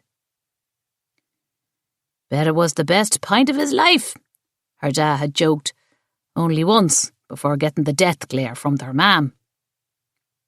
Oh boy. Sheila Mahoney was not going to be happy to see her scissors used in this manner. Guess they were sharper than she realised. Had Pio taken them to the pubs last night like Siobhan had suggested? Were they going to blame her? Should she confess to that bit now? Why was McDara just standing there? Shouldn't he have gloves and crime scene tape and a camera and a notebook? Siobhan stared at him, trying to convey these things, but for once he didn't seem to notice her. Do we call butlers to pick up the body? Siobhan asked, hoping to jolt McDara into action. We do nothing until the detective superintendent arrives, McDara said, taking out his mobile. He'll have to declare it a crime scene. Then the state pathologist will have to come out, and she'd be coming from Dublin. Until then, he just sits there, Siobhan said. McDara tilted his head. I don't think he's anything else in mind. He walked a few feet away and placed his call. Oh, Jesus. She sounded just like her mam, but she couldn't help it. Niall Murphy would be sitting there for some time. The bistro was ruined. Siobhan crossed herself and tried to shove the thought out of her head. McDara finally approached the body. He reached into his pockets as if to pull out a pair of gloves, but came out empty-handed. Siobhan gestured toward the kitchen. I have some disposable gloves. Will those do? Yes, please, McDara said. Siobhan nodded but didn't move. Can you get them now? Sorry. Christ, what a right Egypt she was. She whirled around and hurried into the kitchen. She retrieved an entire box of gloves from the supply cabinet and sprinted back with them. Can you take a pair out of the box? McDara said. Siobhan did so. McDara nodded as he put them on. Siobhan stepped back with the box. McDara circled around until he was standing directly in front of Niall. Did she touch anything? He asked, glancing up. Anything at all? No, Siobhan said. I don't think so. I touched his shoulder, Owen said. To wake him up, like. It didn't work. McDara frowned. Siobhan said a silent prayer. And our DNA is going to be all over the place, Ciarán said. Because we own the place, like. McDara raised his eyebrows. Siobhan and Owen shot Ciarán a look. Ciarán shrugged. Well, we don't technically own it, but we have a long lease, like. He looked up at Siobhan. Don't we? His big eyes, his freckled nose, his pale Irish complexion. She never wanted him to grow up. She ruffled his hair. 100 years, like, she said. Actually, there were 60 years left on the lease. But Alison Tierney, who'd inherited the property after her father died, was desperately trying to find a loophole. Even hired fancy lawyers from Dublin to nose into the lease. Alison wanted to sell the property, but so far, no one was willing to yank the business away from the O'Sullivan Six. Besides, no one wanted to lose out on Siobhan's brown bread. But a murder on the property, that might just be a game changer. The worst day of Niall's life might just be Alison's best. Who would eat at the bistro now? Siobhan didn't have to be psychic to guess that a murder on the premises was anything but appetising. McDara looked up as if a brilliant thought had just occurred to him. Where's James? Sick, Anne said. He's out, Siobhan said. Watching telly, Ciarán said. MacDara cocked his head. "Well, which is it?" "He's out sick, probably watching telly," Owen said. Siobhan looked at him. "You're welcome," he mouthed. "Rouse him, will you? I'll need statements from all of you." MacDara took out his mobile phone and placed another call. Out the window, the other two guards snapped to attention, tossing their cigarette butts into the street and running for the door. MacDara didn't even turn around. He was staring at Siobhan. "James?" "He's not here," Siobhan said. She wasn't going to lie. It would make things worse. Besides, MacDara knew James couldn't hurt anyone. Not really. MacDara gestured to the ceiling. "I thought he was out sick watching telly." "No, he's just out," Siobhan said. "Did you ring him?" MacDara said. "Straight to voicemail," Siobhan said. "I think he forgot to charge it. You know yourself." MacDara pointed to Niall's chest. "Are those your scissors?" No," Siobhan said. "I don't know." "Which is it?" MacDara stared at her. "Sheila's been tossing them out like candy the past 2 days. I took a pair, but I can't be sure those are mine." "Will you check around for them?" MacDara said. Siobhan nodded. "Anne and Grania, will you looking around for the scissors? Last I remember they were in the cabinet under the register." "Grania had them last," Anne said. "Did not," Grania said. "You had them last night," Anne said. "Liar," Grania said. "I'm not," Anne said, hurt stamped in her voice. "Just look for them," Siobhan said. Grania grabbed Anne by the arm and pulled her out of the room. Siobhan wanted to call James again, but she didn't want MacDara to pick up on her stress over it. Siobhan pointed at Niall's head. "I don't know if that means anything." "Go on," MacDara said. "He wasn't bald when he was in here yesterday," Siobhan said. "You think that's relevant?" MacDara said. "Of course I do. He must have gone to Sheila Mahoney." MacDara stared at Niall's head. "He could have done it himself, no?" "I suppose so. Easy enough to check, isn't it?" "I suppose it is." "It's settled then. You'll be needing to talk to Sheila straight away." MacDara shifted in place and ran his hands through his own hair. "Hold on. Are you saying Niall went to the salon, got his head shaved, then Sheila Mahoney stabbed him in the heart with a pair of her own scissors and dragged him across the street into the bistro and set him up in one of your chairs, like?" "Of course not," Siobhan said. "But folks spill all their secrets to their hairdressers, don't they? I bet Sheila knows why he was getting himself shaved and all suited up." Should she tell him about seeing Sheila this morning running into her shop with a rubbish bag? "Right so," MacDara said. Why was Sheila passing out scissors? "Grand reopening. They matched the hot pink on the background of Sheila's new sign," Siobhan explained. "She wanted me to keep a box of the scissors by the register, but I told her no. So she was going to have Pio hand them out at the pubs during his sets." Siobhan left out the bit about being the one to suggest it. MacDara looked up as if he could see across the street from back here. "Sheila has a new sign." "She copied ours, so," Siobhan said, trying not to sound bitter. "She copied our sign," Anne said, returning with Grania from the front room. "Bollocks! Are you going to let her get away with that?" "Did you find the scissors?" Siobhan asked. "No," Grania said. Anne folded her arms and stared at the ground. MacDara wrote something down in his notebook. Siobhan was dying to know what it was. She turned to Grania. "Will you take Anne and Kieran over to—" "Hold up," MacDara said. "I'm going to need everyone to stick around." "Yes," Kieran said. "Hush," Siobhan said. "Show some respect." Siobhan was glad he wasn't frightened, but she certainly didn't want him enjoying this. Who knew being a parent was so hard? "Should we finish breakfast?" Anne asked.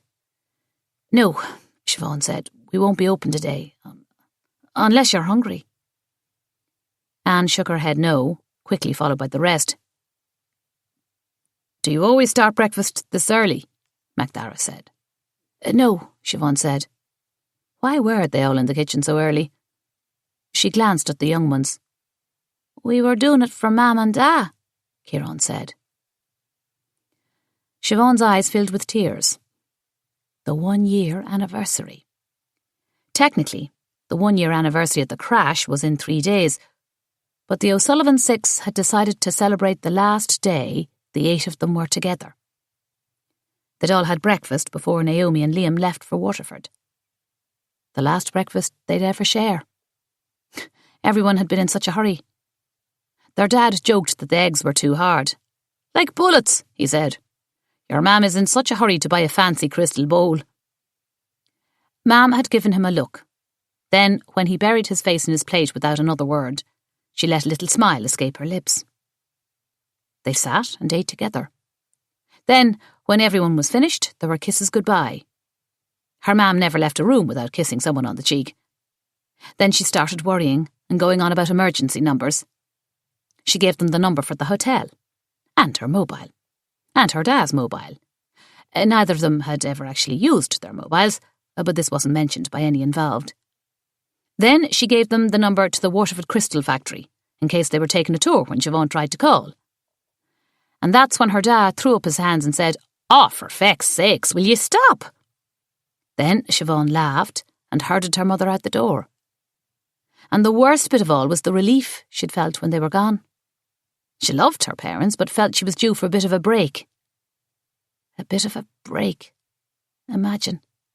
Now she'd give anything, to have even one single moment back.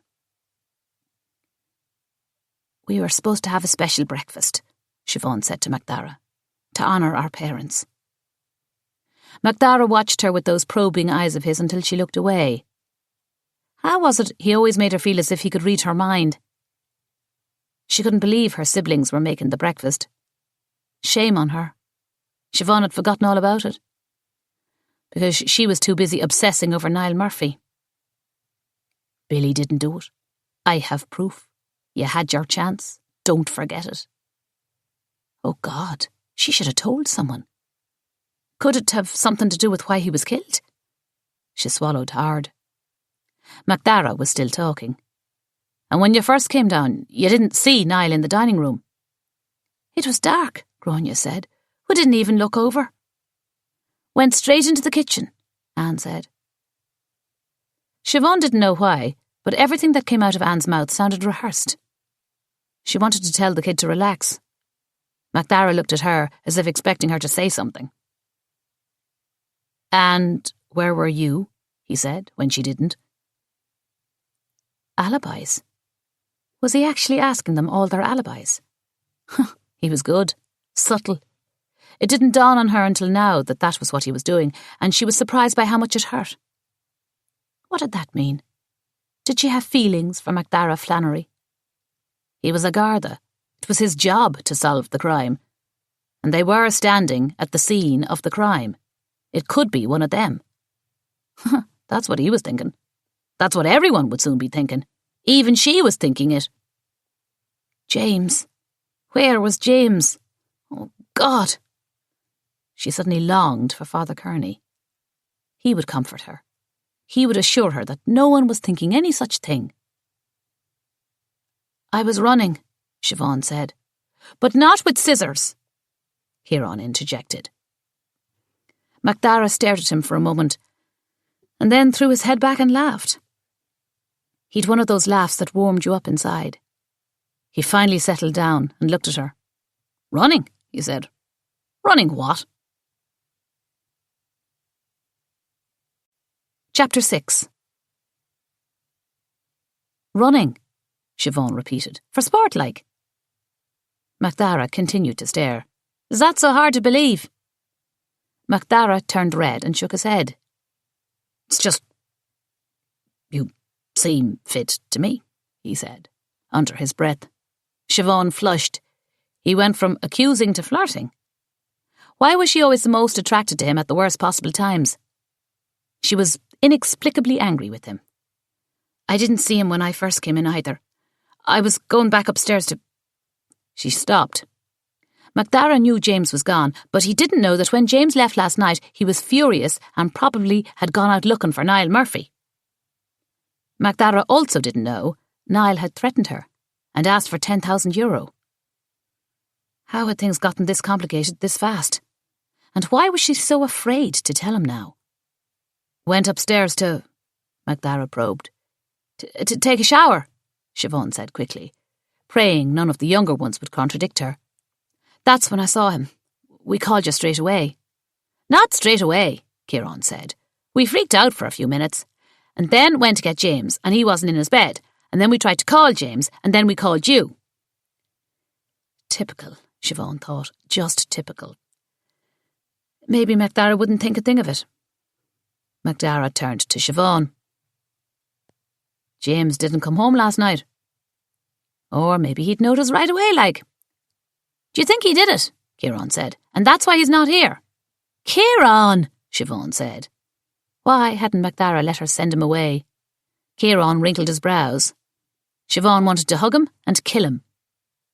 Siobhan tossed her head back. James is a grown man, Garda Flannery.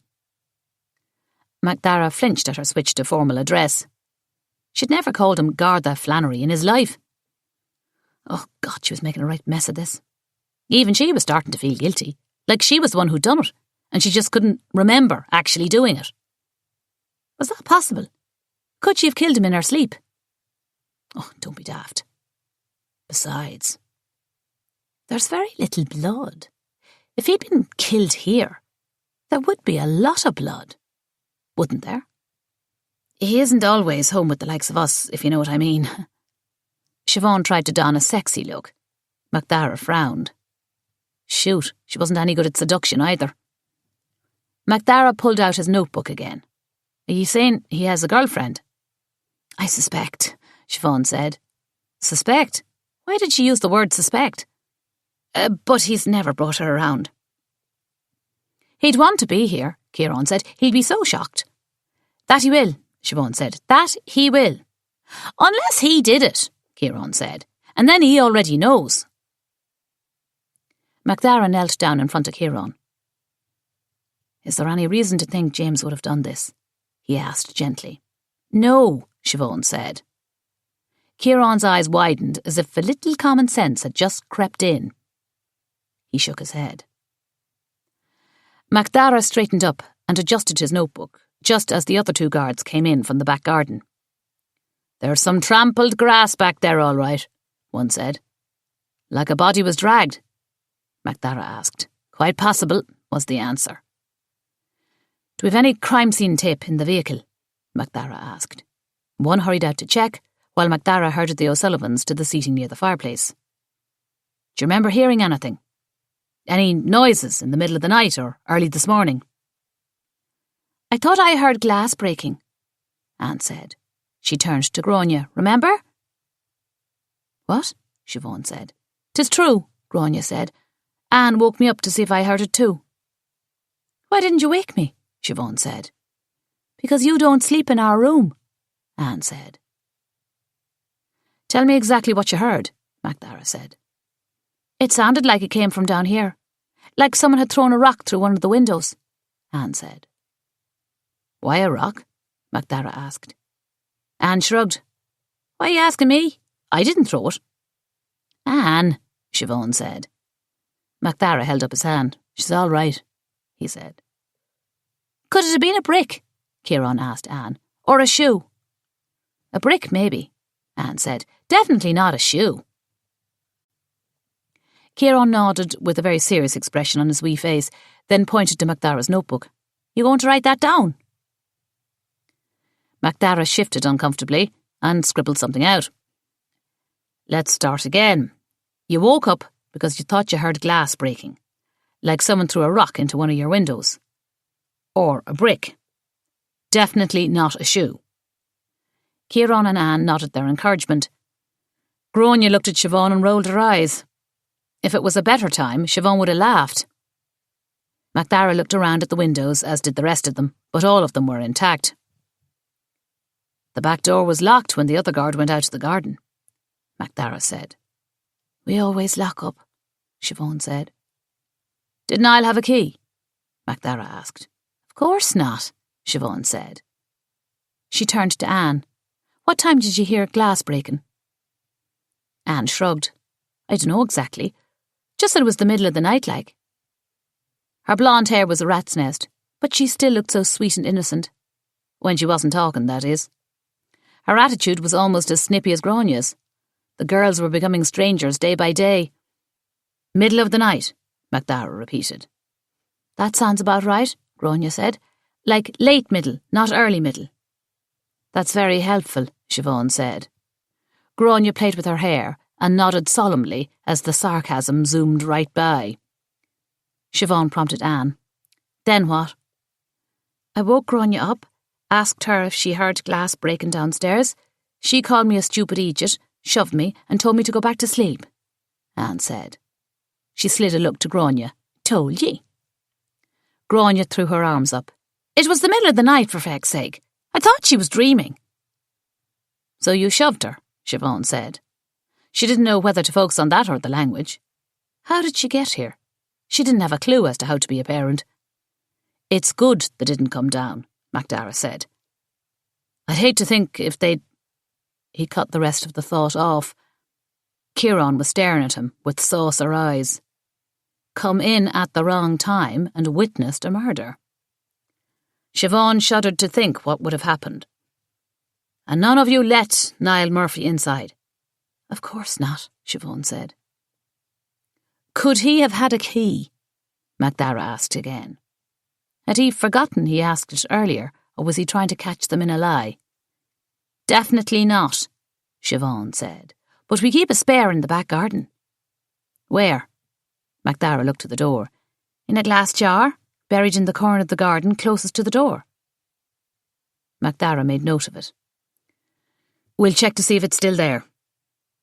Siobhan wanted him to run out and check this very second, but she kept her gob shut. Nobody liked someone else telling them how to do their job. Do you think Niall was here to see one of us? Gráinne suddenly cried out. Why would he be here in the middle of the night to see one of us? Siobhan said. MacDara was staring at Gráinne. Can you think of any reason? Of course she can't, Siobhan said. What was he trying to say? Gráinne just shook her head and looked away. Maybe he was hungry, Ciarán said. He was probably Langer's, Anne said, and he didn't know it was the middle of the night. Maybe he tripped and fell on your scissors, Ciarán said, turning to Siobhan. And then got up and calmly sat in one of our dining chairs, Siobhan said. She didn't mean to, but they were starting to sound like a bunch of daft idiots. Maybe he had just enough life in him to sit down, Owen said. Owen mimed sitting down. We don't even know that they're our scissors, Siobhan reminded them. Anne shot a worried look at Gráinne. Gráinne glared back. It gave Siobhan a sinking feeling. She'd have to remember to ask what that was about when they were alone. The killer could have brought the scissors with him, Ciarán said. Premeditated murder, Gráinne mused. MacDara was staring at all of them, mouth open. We watch a lot of CSI, Ciarán said. Right, Siobhan said, but it is true. We know for sure now he wasn't stabbed here. MacDara stiffened, but he didn't respond right away. Uh-oh.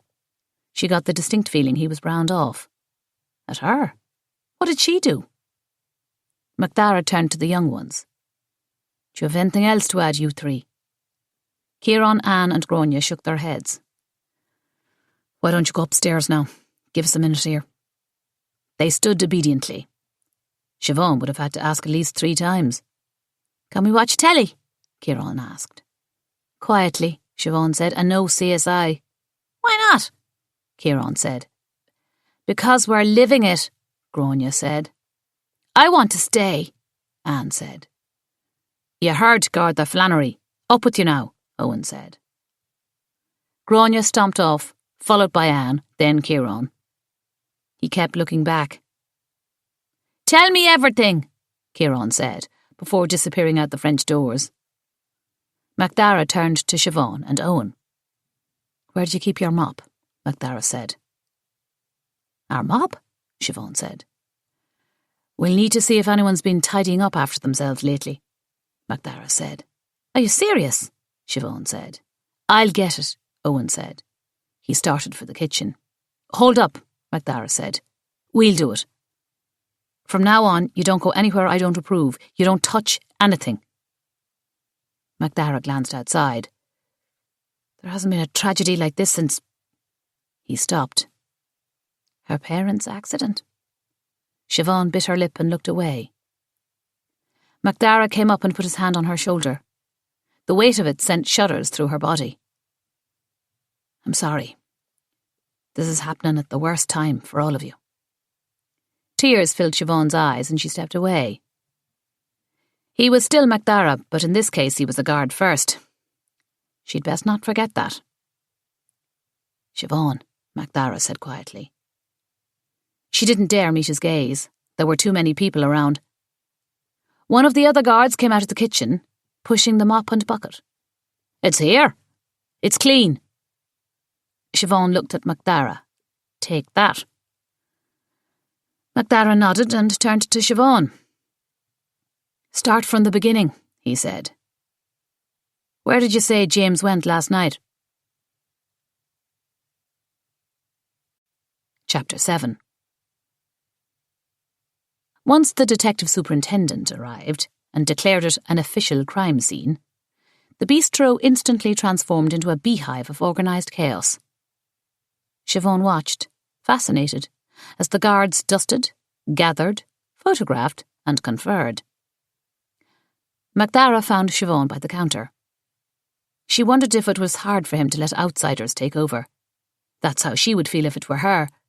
She wasn't even a member of the Gardaí, and she was itching to step in. But he seemed more concerned about her. We found the key in the back garden still in the glass jar. Siobhan swallowed and nodded, even though she couldn't process what that meant for the case. How did the murderer get in? After we're done with the scene, would you bring that jar in and make sure you don't keep a key outside anymore? Siobhan nodded again. Are you okay? His voice softened to a concerned whisper. He was no longer speaking as Garda Flannery, but as MacDara, her friend. Who's going to tell his poor mam? Mary Murphy had already withdrawn from the town after the accident. How in the world was she going to cope with this news? Although Siobhan had secretly never liked the woman, she couldn't imagine the pain this was going to cause, especially with her only other son in prison. If Naomi O'Sullivan were here, she'd been thinking and praying for Niall's mam. Siobhan would do the same. We're sending guards to the house as we speak. They'll break the news as gently as possible. I wouldn't wish it on anyone, Siobhan said. You know yourself, MacDara said. Siobhan glanced at a stream of light snaking in through a gap in the closed shutters. Folks will be wondering why we're not opening. She didn't mean to take away from Mary Murphy's pain, but this was going to shake the community of Kilbane to its core. Not to mention ruin the bistro. Their livelihood. Without it, how on earth would the O'Sullivan Six survive? I've got a bit of good news, MacDara said. Siobhan waited. Please tell me Niall did accidentally fall on the pair of scissors. The pathologist is already in Cork for a conference. She's on her way as we speak. That's a relief, Siobhan said. The sooner the body was out of here, the better. Since the spare key was still in the jar just where you said, I have to ask you again. Are you sure there isn't any chance at all that Niall Murphy had a key?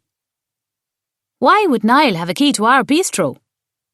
She sounded snappy, but who wouldn't, after hearing the same question at least 3 times?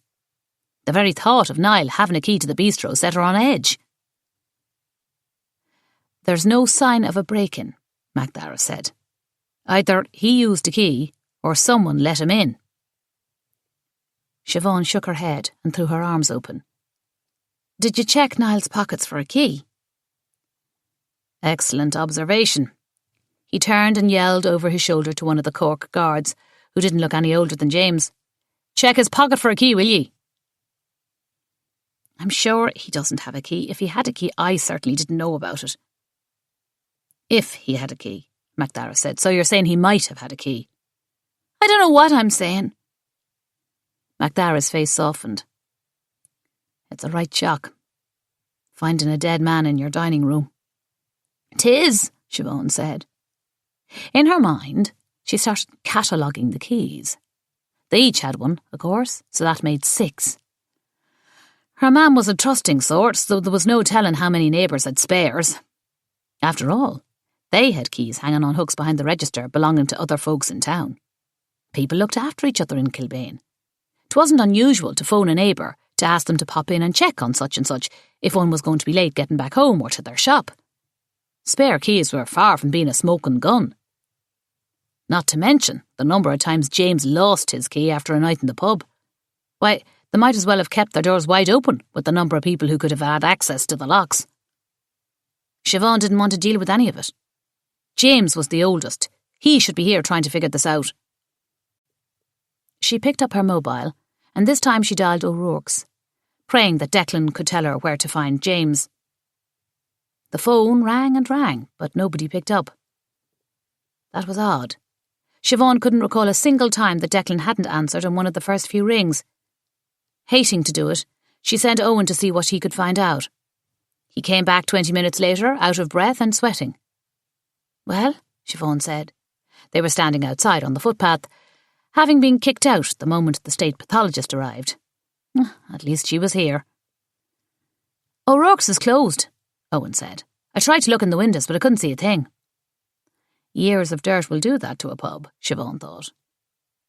O'Rourke's is closed. She'd never known that to happen, ever. I even went round back. It's all locked up. Declan only closed on Christmas. She hoped he was all right. Why don't you try one of the other pubs, Siobhan said. Someone will know what's going on. What do I say if they start asking me questions? Tell them you're looking for James, or ask them if they've heard about O'Rourke's being closed, but not a single other peep, Siobhan said. Sometimes the best way is to answer a question with a question. Answer a question with a question? Owen tilted his head in confusion. Exactly, Siobhan said. You've got it. Can I buy a pint? Absolutely not, Siobhan said. He'd be of legal drinking age in a few years, and of course he was probably sneaking a few with the lads when they were out.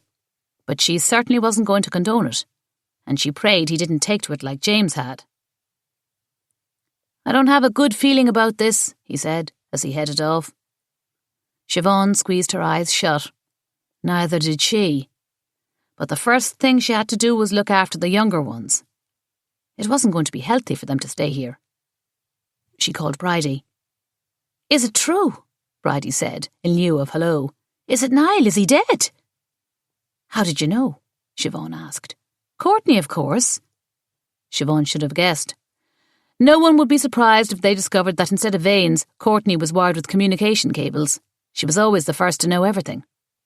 Are you all right, Petal? I'd be going out of my mind. I need a favour, Siobhan said. Say no more, Bridie said. Pack their bags and bring them over. Siobhan nodded, even though Bridie couldn't see her through the phone. Friends knew what you needed before you even uttered a word. That was the Kilbane that she knew and loved. I don't see why I have to go, Grania said, as they trudged over to Bridie's, suitcases in hand. I'm 16. Why were they always telling her how old they were, as if she couldn't count? You like Bridie, Siobhan said. We'll get to make things, Anne said, her eyes sparkling. Grania rolled her eyes and shoved Anne. I'm not going to make anything.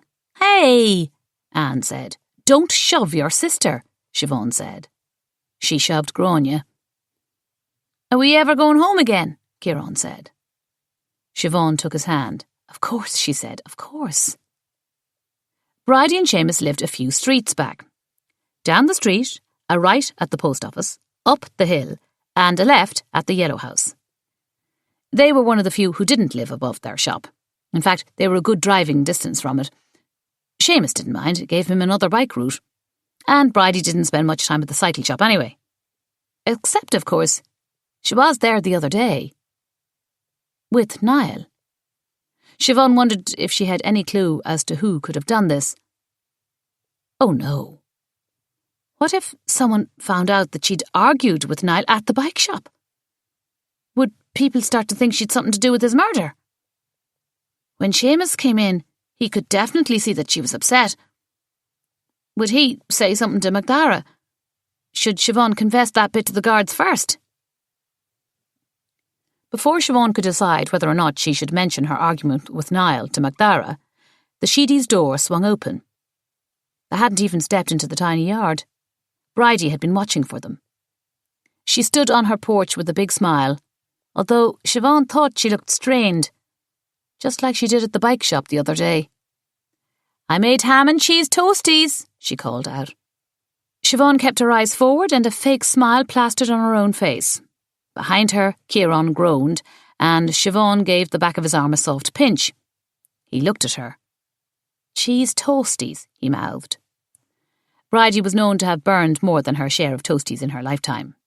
"Behave," she mouthed back. 'Twasn't poor Bridie's fault that her brood all considered themselves culinary geniuses. Surely, after everything else they'd been through, they would find a way to survive Bridie's ham and cheese toasties.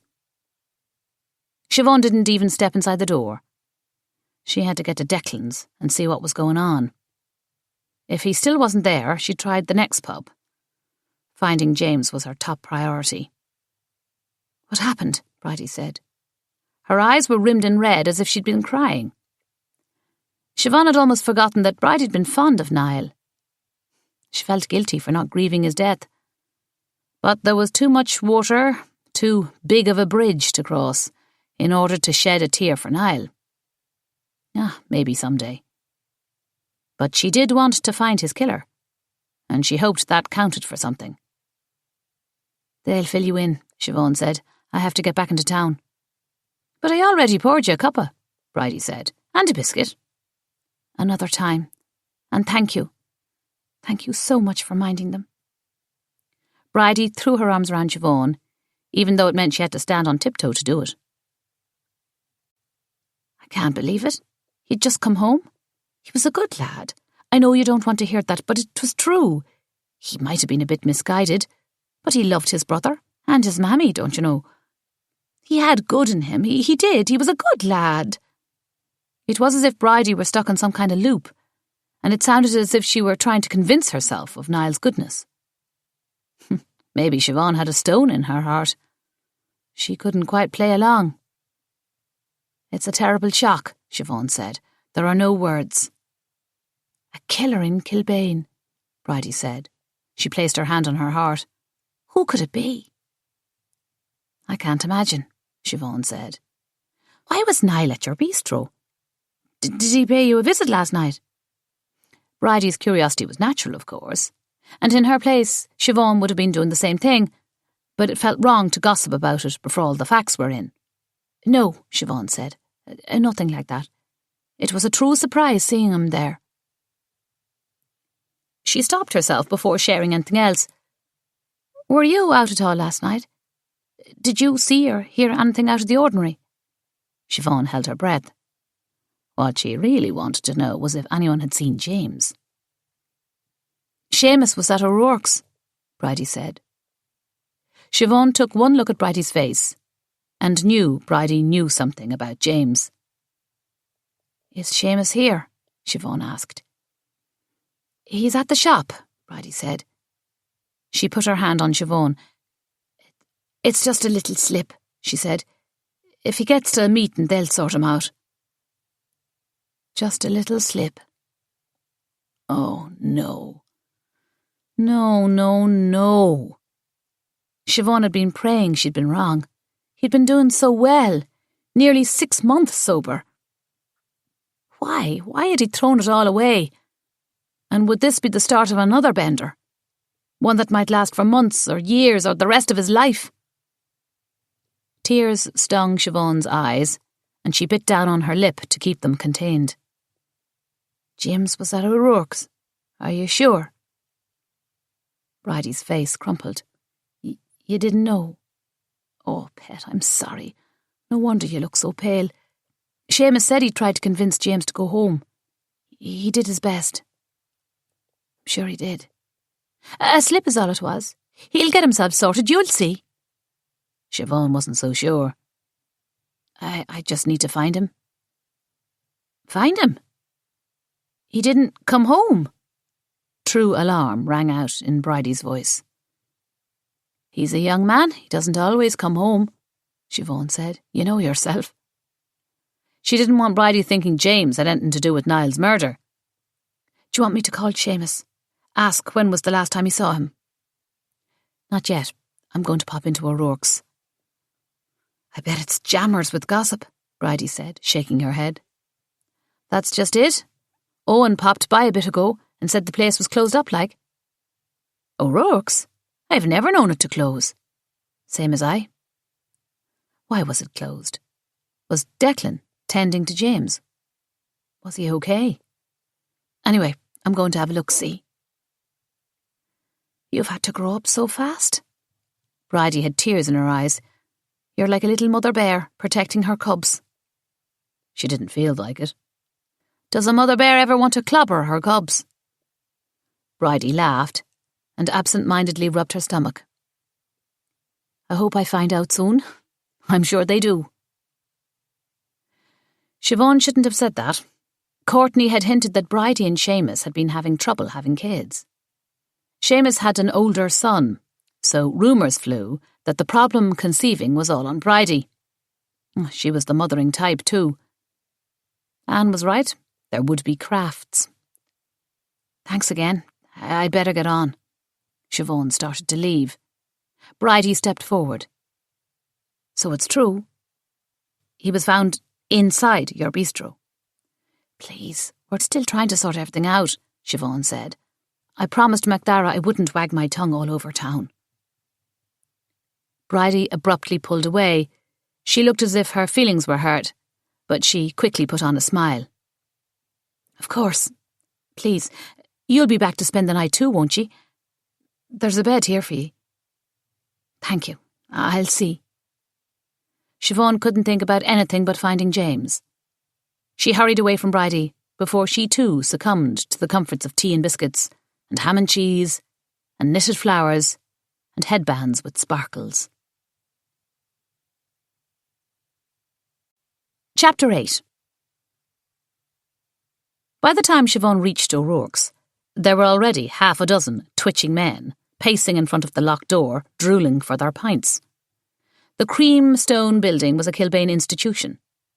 The window boasted Declan's collection of Laurel and Hardy memorabilia, and the interior was filled with posters of John Wayne and other old-time movie posters. Declan, a hearty man with a laugh to match, was in his 70s now, but the only giveaway were the wrinkles in his broad face and the couple of front teeth that had packed up and moved out of his mouth. When he laughed, exposing the gaps and filling the room with his boisterous sound, one couldn't help but laugh back.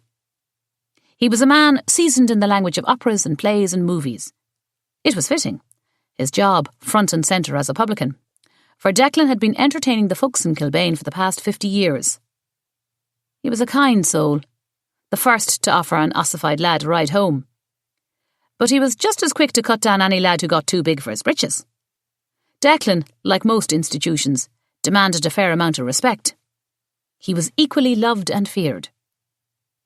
Siobhan stood just behind the pacing, smoking men, gawking at the closed sign. In all her life, Siobhan had never seen the other side of the open sign. Two of the men were prattling on about the tragedies that must have befallen Declan. Theories seemed to range from heart attacks to kidnappings to alien abductions. Siobhan kept her head down, for next the conversation turned to the guards. And what was more than one vehicle doing, parked in front of Naomi's bistro? Could Declan have popped in for a bit of brekkie and had a heart attack? Siobhan wanted to lash out and proclaim that Declan did not die of a heart attack from breakfast at Naomi's, thank you very much, but she couldn't afford to draw unnecessary attention to herself. Just then, the window above O'Rourke's screeched open, and Declan's big face popped out. "Go away," he called down. "Are you all right there, horse?" one of the regulars called up to him. "I'm sick as a small hospital," Declan called back. "And me lad called in as well. It's going round it is." Great, Siobhan thought. That's all they needed on top of everything else, for one of them to get a bug. "Declan," she yelled up. "Can I have a word?"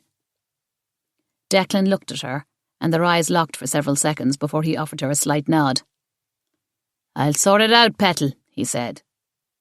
The look he gave her was a warning. James was with him. Declan wasn't sick. He was sorting out James. Siobhan nodded and hurried away just as the men pacing in front of the pub realised who she was and started asking her why the guards were parked in front of the bistro. This was bad, she thought, as she headed back. If Declan had to close the pub to see to James, it was bad. Was he hurt? He would call an ambulance if James was hurt, wouldn't he? A squat vehicle from Cork University Hospital was parked directly in front of the bistro. Siobhan was glad Niall's body would be removed. But their place of business was now an official circus. Gossip was, no doubt, already flaming through town. They might as well have set off firecrackers. Neighbours were starting to gather on the street, necks straining for a look-see, and the curtains were twitching up and down the block. "And so it begins," Siobhan whispered, as she gazed across the street at the crowd. Siobhan was surprised at their restraint. She half expected someone to cross over to them and ask what had happened.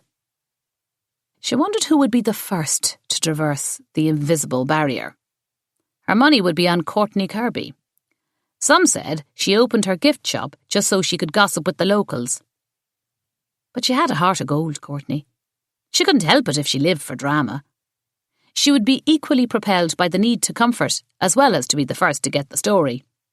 She was Kilbane's ambassador of news, both good and bad, and she accepted the position with the reverence of a queen. Siobhan glanced at the salon.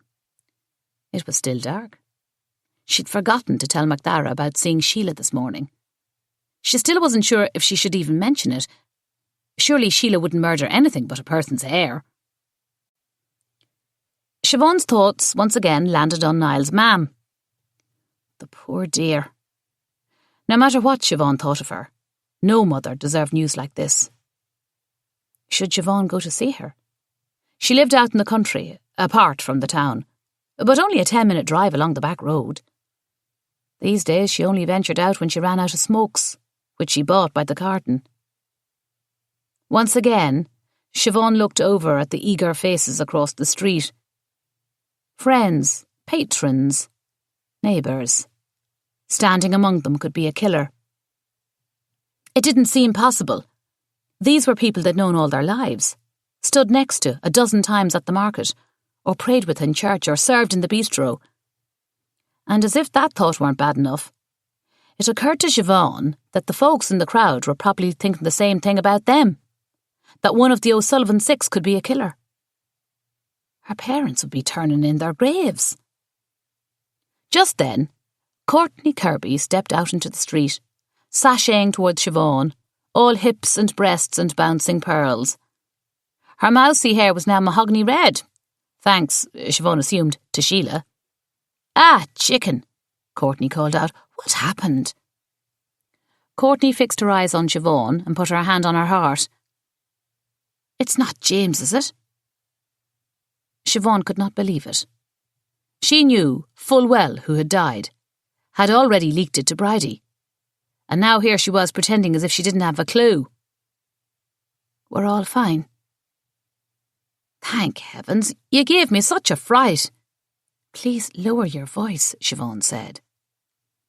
Courtney did no such thing. In fact, her next question was almost at a shout. "Who is it? What's the story?" "There's been a murder." If Courtney wanted to pretend she didn't know the gossip, Siobhan was going to play it for all it was worth. "Murder?" Courtney said. "In Kilbane?" A definite murmur went through the crowd gathered across the street, and more folks were coming, streaming down Sarsfield in both directions. "Who was it?" "You'll know soon enough. We need to let the guards do their job." "Rumour has it was Niall Murphy," Courtney whispered. "And exactly where did that rumour start?" Siobhan asked. Courtney leaned in and actually cupped her hand behind her ear, where a string of cubic zirconia dangled. She often loaded up with accessories from her shop. When Siobhan didn't offer any gossip, Courtney dropped her hand and lowered her voice. I heard from Helen, who was having a chat with Patrick O'Shea, who was doing a bit of business this morning with Father Kearney, when... Siobhan shut out Courtney's chatter and looked around. Where was MacDara? The doors opened with one of the men from Cork University Hospital backing out, holding one end of a stretcher. On it lay Niall Murphy in a body bag. Courtney cried out, "Oh, oh, oh, oh," she said, over and over. Mike Granger stepped out of the crowd and toward them.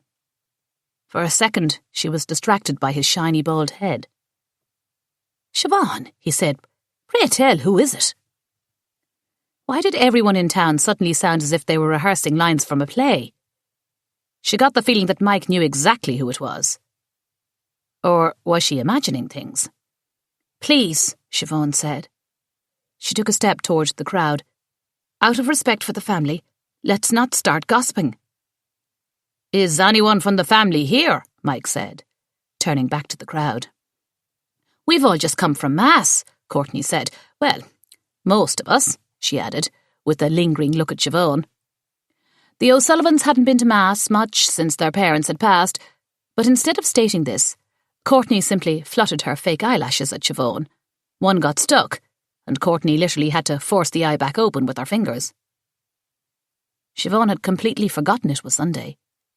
She even spotted Father Kearney in the crowd, face pinched in worry, arms clasped in front of him as if in perpetual prayer.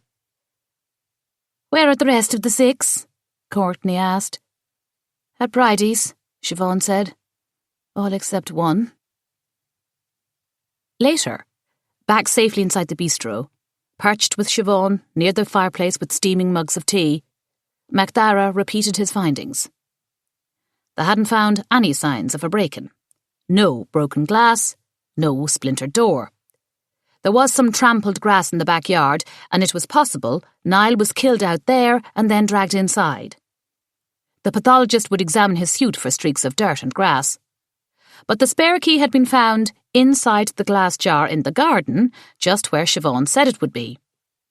MacDara was on his way out, as were the rest of the guards. The state pathologist would perform a complete autopsy at Cork University Hospital. "Still no sign of James?" MacDara asked. "I'm working on it," Siobhan said. There she went again, keeping secrets from MacDara. But she wanted to talk to James first, and she had to trust that Declan was handling whatever shape James was in at the moment. She'd seen her brother hungover. He probably didn't even know his own name. Forget answering questions about a murder.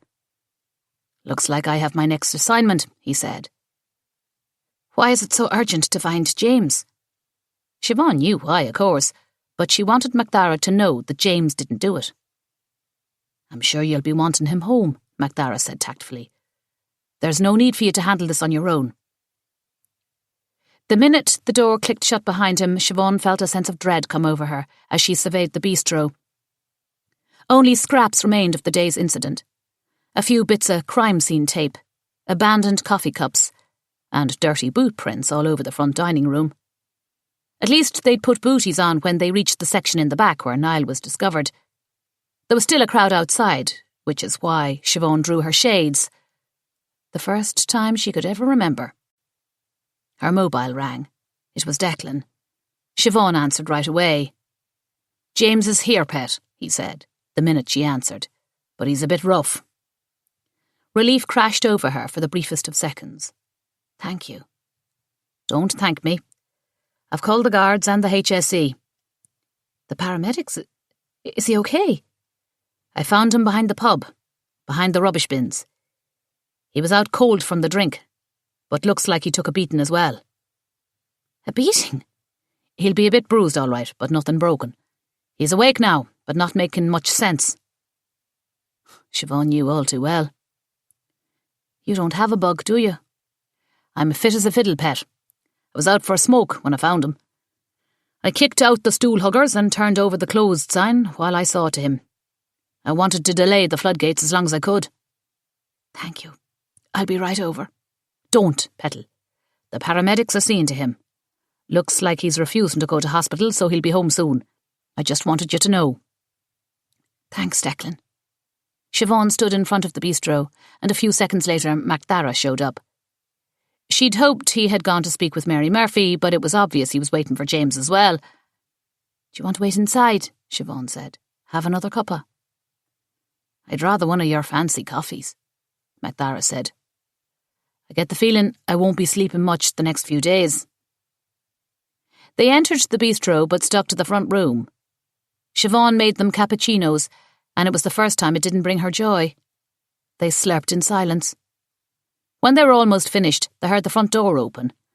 Seconds later, James stumbled into the dining room. Siobhan. His clothes were dishevelled and dirty, his hair matted, but it was his swollen eye and bloody mouth that made her gasp. James! She rushed up to him. James, are you all right? I'm fine, he slurred. Don't you worry about a thing. I'm in perfect form. He stumbled forward and grabbed the back of a chair. It slid away from him, and he had to two-step not to fall. He failed at this as well, stumbled and then collapsed to the ground. Siobhan stood over him, seething. Look at the state of you, she said, and at the worst possible time. MacDara made a move to help him up, but Siobhan's arm shot out in front of him. Leave him. James opened one eye and groaned. Is it true? He asked, looking up to her. Is Niall Murphy really dead? Siobhan kneeled down. You should be ashamed of yourself. She reached for his face, wanting to examine the wounds. Don't touch him, MacDara said. Don't touch him, Siobhan said.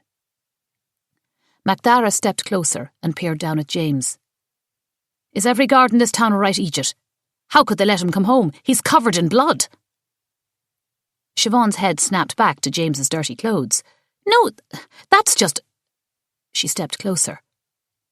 Oh, God. MacDara was right. It wasn't much, but there were drops of blood on James's shirt. Startled, her eyes locked on James. What happened? She demanded. I don't know, James said. I don't know. You blacked out? Siobhan said. James squeezed his eyes shut, then nodded. Tell me everything you do remember, MacDara said. He put on a glove, then helped James up and sat him in a chair.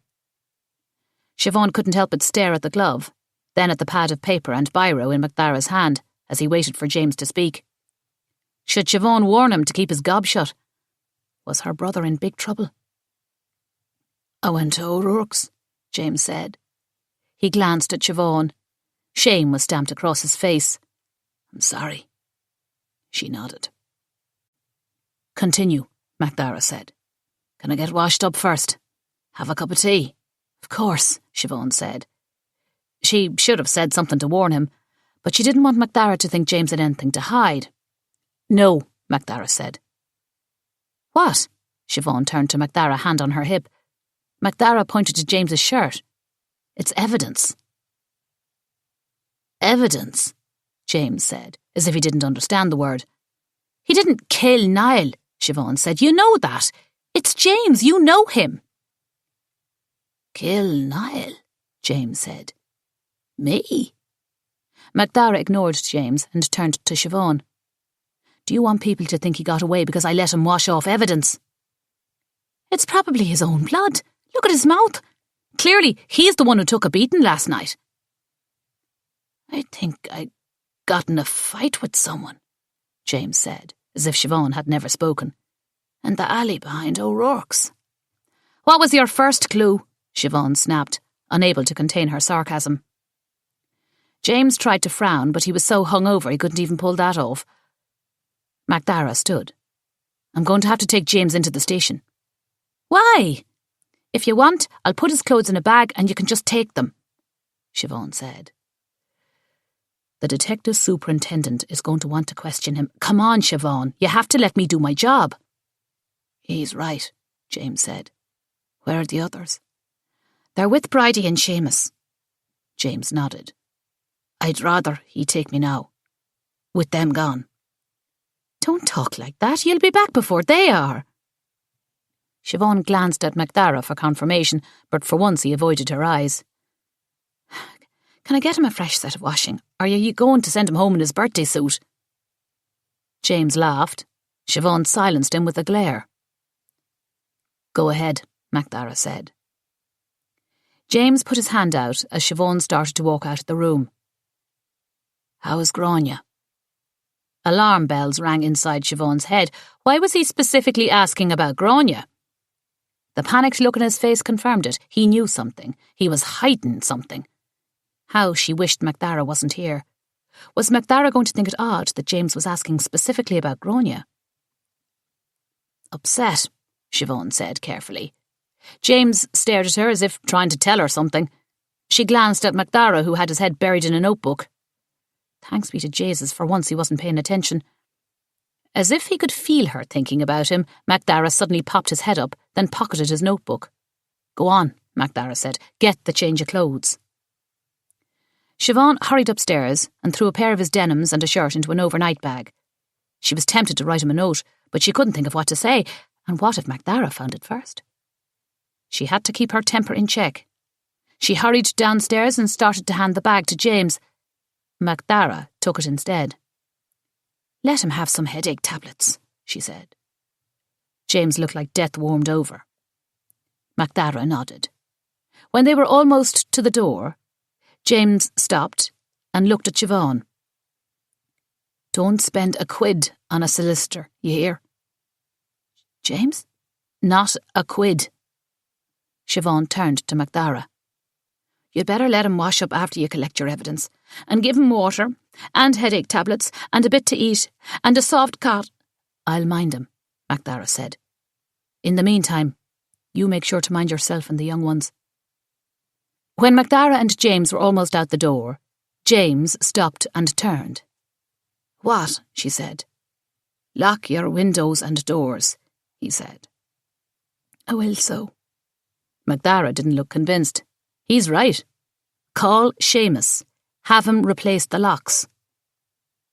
Siobhan nodded. This was good. This meant MacDara didn't think James did it. It was a stab of relief. On the flip side, it meant he thought there was a killer still out there. A killer who might be coming back for one of them. Chapter 9.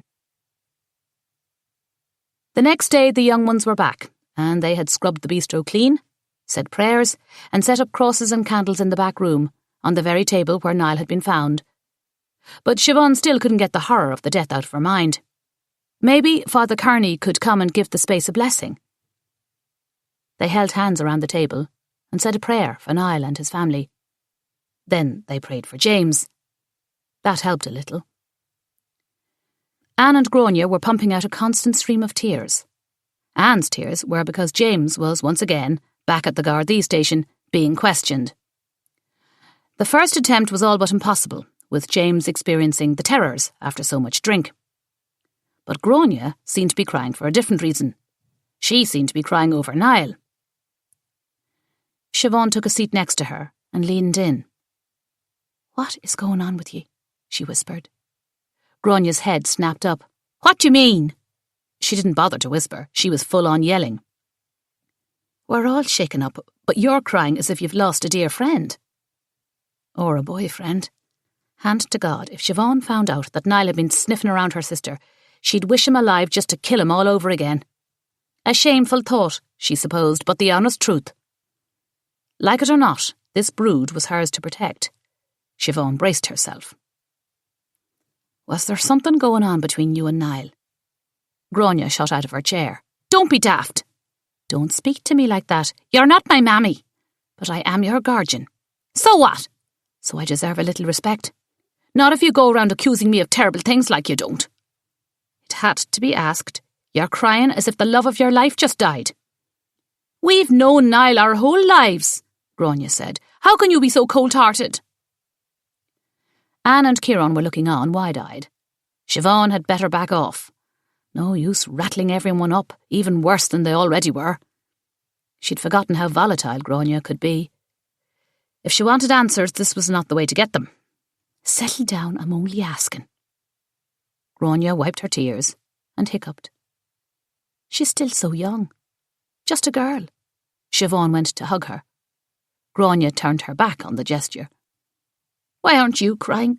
Why aren't we all crying? Should I be crying? Kieran said. I'm crying, Anne said. I've been crying a lot. See? Grania wailed, pointing at Anne. So why are you just giving out to me? Pick your battles. This wasn't getting her anywhere. If Siobhan was going to confront Grania again, she'd have to wait until they were alone. I just don't like seeing you in such a state, Siobhan said. Grania folded her arms across her chest and sat back down. At least she hadn't stalked off to her room. It was best to leave it for now. It seemed every time she opened her mouth lately she said the wrong thing. Maybe she wasn't cut out to be minding young ones. I'll wet the tea, Anne said. Good girl. Siobhan took a deep breath and made her way to the front window, trying to settle herself down and collect her thoughts. Across the way she spotted Sheila Mahoney dashing into the salon and slamming the door shut behind her. Now there's someone she needed to have a chat with. Niall's recent head shave, not to mention the scissors plunged in his heart, warranted a fair look at Sheila. Yet MacDara was focused only on James. Did Sheila even know that her scissors were the murder weapon? MacDara would be raging at her if she gave away evidence. She wouldn't say a word about the scissors, or anything else. She would simply take in information. Should she grab a biro and paper to take notes, or would that look too official? She'd sneak them in her pocket and write everything down the minute she was on her own. It couldn't look like she was investigating, which of course she wasn't. Paying a visit to Sheila was the neighbourly thing to do. They all had to band together, keep each other safe. Siobhan grabbed her handbag and ordered her siblings to stay upstairs.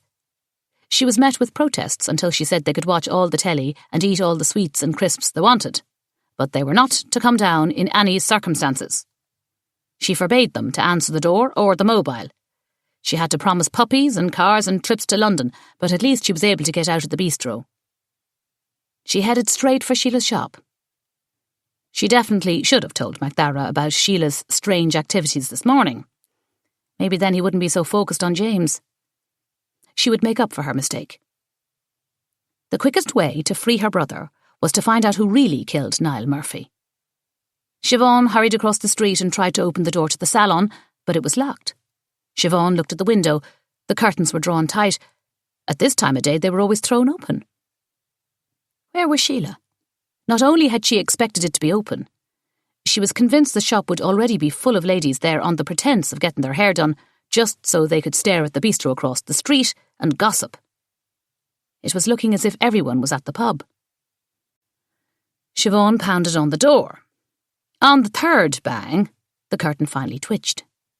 Sheila, I know you're in there. Siobhan made sure her voice was loud. Sheila would be forced to open the door just to hush her up. It's Siobhan. We need to talk. The curtain twitched again, and this time Sheila's round face appeared. Her eyes went wide, she put a plump finger to her lips, and a second later the door swung open. Before Siobhan could say another word, Sheila grabbed her arm, yanked her inside, then slammed and triple-locked the door. Next, she jammed a chair underneath the doorknob, then made sure the curtains were drawn tight. When she whirled around to face Siobhan, she was out of breath, but it was Siobhan who got it right. For the first time, maybe ever, Sheila wasn't wearing a lick of face paint. Not mascara, not rouge, not heavy black eyeliner, not lipstick, not foundation, or even cover-up for the dark circles underneath her eyes. Definitely not a pretty sight. A cigarette dangled from her fingers. Her fake nails had even been stripped off, and the jagged short ones revealed her to be a biter. Siobhan wasn't surprised. Are you well? Siobhan asked. It was the only thing she could think to say. I am, yeah. Why wouldn't I be, with a killer on the loose? Sheila's voice rose and wobbled. Smoke from the cigarette curled up and soured the air. She seemed right mental, and Siobhan had an urge to flee. Her eyes flicked to the fortified door and covered windows. You closed the shop. Everyone has closed their shops, Sheila said. Out of respect, like. Siobhan glanced at the chair jammed into the door. Just because we're fierce scared as well doesn't mean we didn't do it out of respect. Of course, Siobhan said. Would you like a cup and a biscuit? Yes, please. Sit down, sit down. Siobhan turned to the salon and was momentarily stunned to see that it was clean. Remarkably clean. The scent of bleach hung in the air. Had Niall been murdered here, and that's why they'd done such a thorough cleaning? She'd have to tell MacDara about this straight away. The pristine shop floor was a sharp contrast to Sheila's naked face, chewed nails, and ratty bathrobe. Siobhan looked around. Was she meant to sit in a styling chair? There weren't any other options. Siobhan hoisted herself onto the edge of one as Sheila turned and tended to the kettle. A small cooker had been installed in the shop just for tea. The real kitchen was upstairs, where she and Pio lived. Siobhan felt instantly comforted as she watched Sheila crush out the cigarette so she could tend to tea and biscuits. It didn't matter what was happening in the world. There was nothing that couldn't be softened with a spot of tea. Milk and sugar? Sheila asked. Yes, please, just a drop and a pinch. The clink of the spoon and the solid feel of the saucer as Sheila handed it to her helped Siobhan breathe a sigh of relief. Outside it began to rain, and it sounded like a bucket of pebbles slowly being tipped out over the roof. Her mind flashed to their back garden. Would the rain be washing away evidence? Had the guards missed anything? Her hands instantly warmed as she wrapped them around the mug. Sheila leaned against one of the sinks with her own mug of tea, and for a few seconds they slurped in silence. Tell me everything, Sheila barked, just as Siobhan was starting to relax. Siobhan hesitated. She was the one who was supposed to be asking questions. But she couldn't afford to rile Sheila up. Sometimes you have to go along to get along. I got up early that morning for a run, Siobhan started. A run for what? Sheila furled her eyebrows in utter confusion. A run like, Siobhan said, for sport. Sheila's frown deepened. Siobhan kept going. When I returned, I noticed a light on in your salon and the door wide open. Sheila suddenly stood straight, sloshing a bit of tea onto her robe. What? She shoved a biscuit into her mouth and let it sit there for a moment, as if attempting to plug up a leaky spout. Crumbs trickled out onto her ample bosom. She didn't make a move to wipe them off. Siobhan had an urge to yank the wee biscuit out of Sheila's pie-hole, see if a confession would burst through. She was dying to tell Sheila that it was her hot pink scissors sticking out of Niall's chest, just to gauge her reaction. I was worried you'd been burgled. I was going to call the guards when I saw you hurrying through the passageway. Sheila plucked the biscuit out of her mouth, tossed it on the counter, and withdrew a packet of smokes from the pocket of her robe. You saw me, did ye? She asked, as she stuck the cigarette in her mouth and lit it. I did indeed. You rushed into the shop, slammed your door, and your lights went off. Sheila blew the smoke directly at Siobhan. Did you tell Garda Flannery? Why would I tell Garda Flannery? What a funny thing to ask straight away, not to mention the menacing tone with which it was said. Siobhan tried to keep her face still. She was a better poker player than Sheila. You said you thought I'd been burgled, so why not call the guards? I was headed back to the bistro to do just that when I saw you coming up alongside the salon with the rubbish bag. Sheila shook her head furiously, tossing ashes into the air. What does any of this have to do with the murder?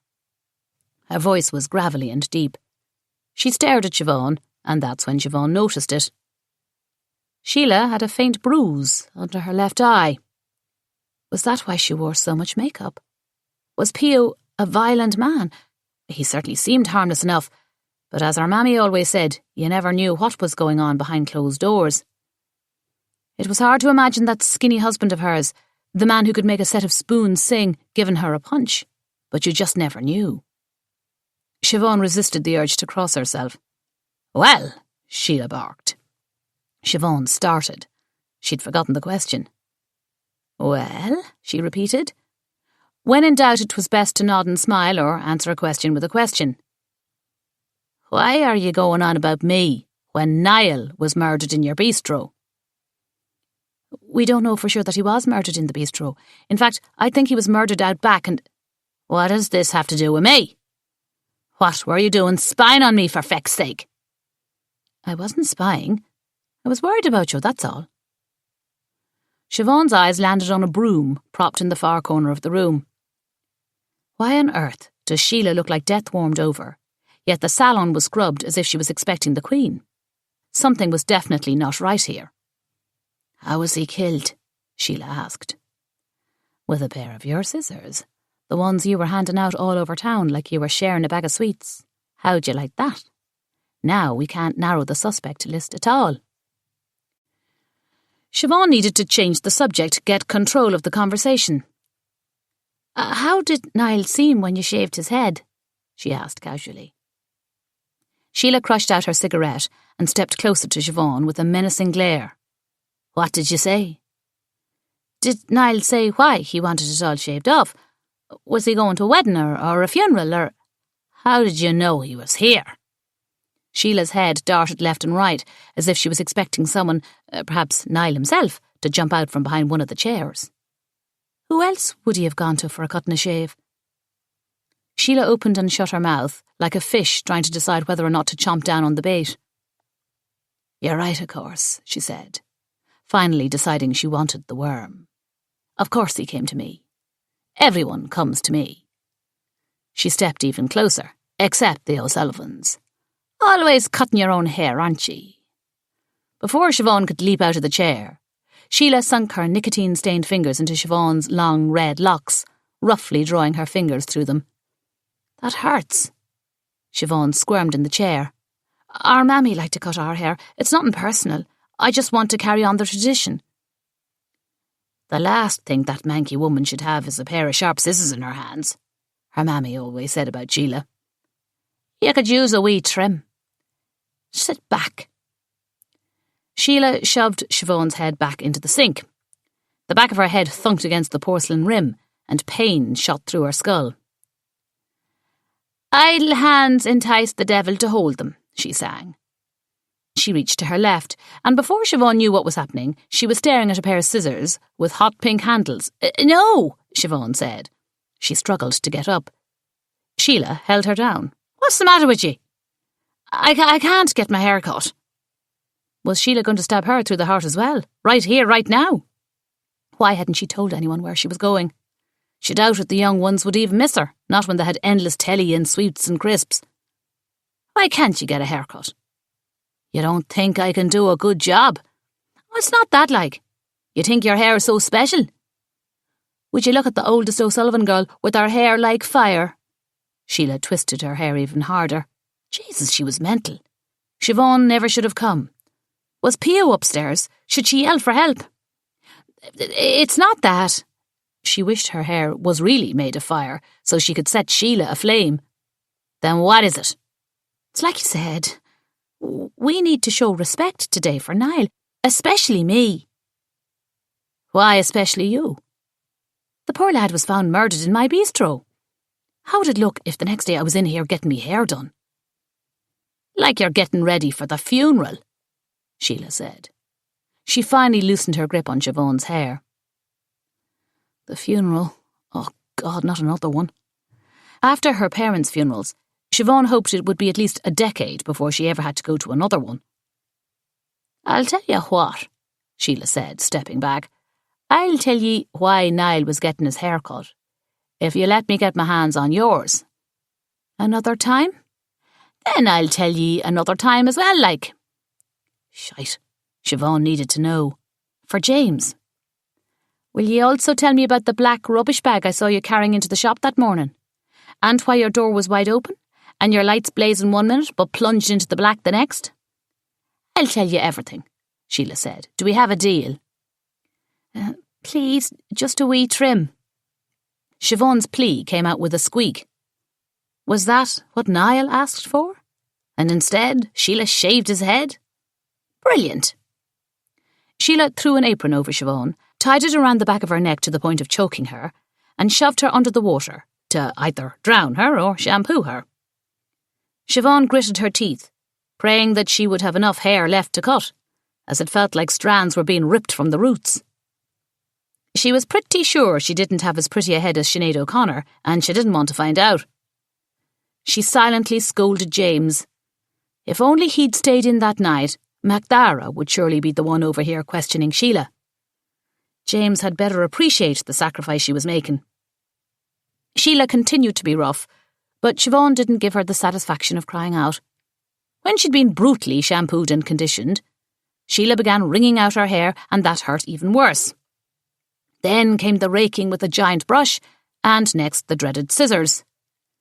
Siobhan flinched as she flashed on poor Niall again. Would she ever get that image out of her head? She squeezed her eyes shut as Sheila began to snip. "This too shall pass," she said to herself. This too shall pass. If only she believed it.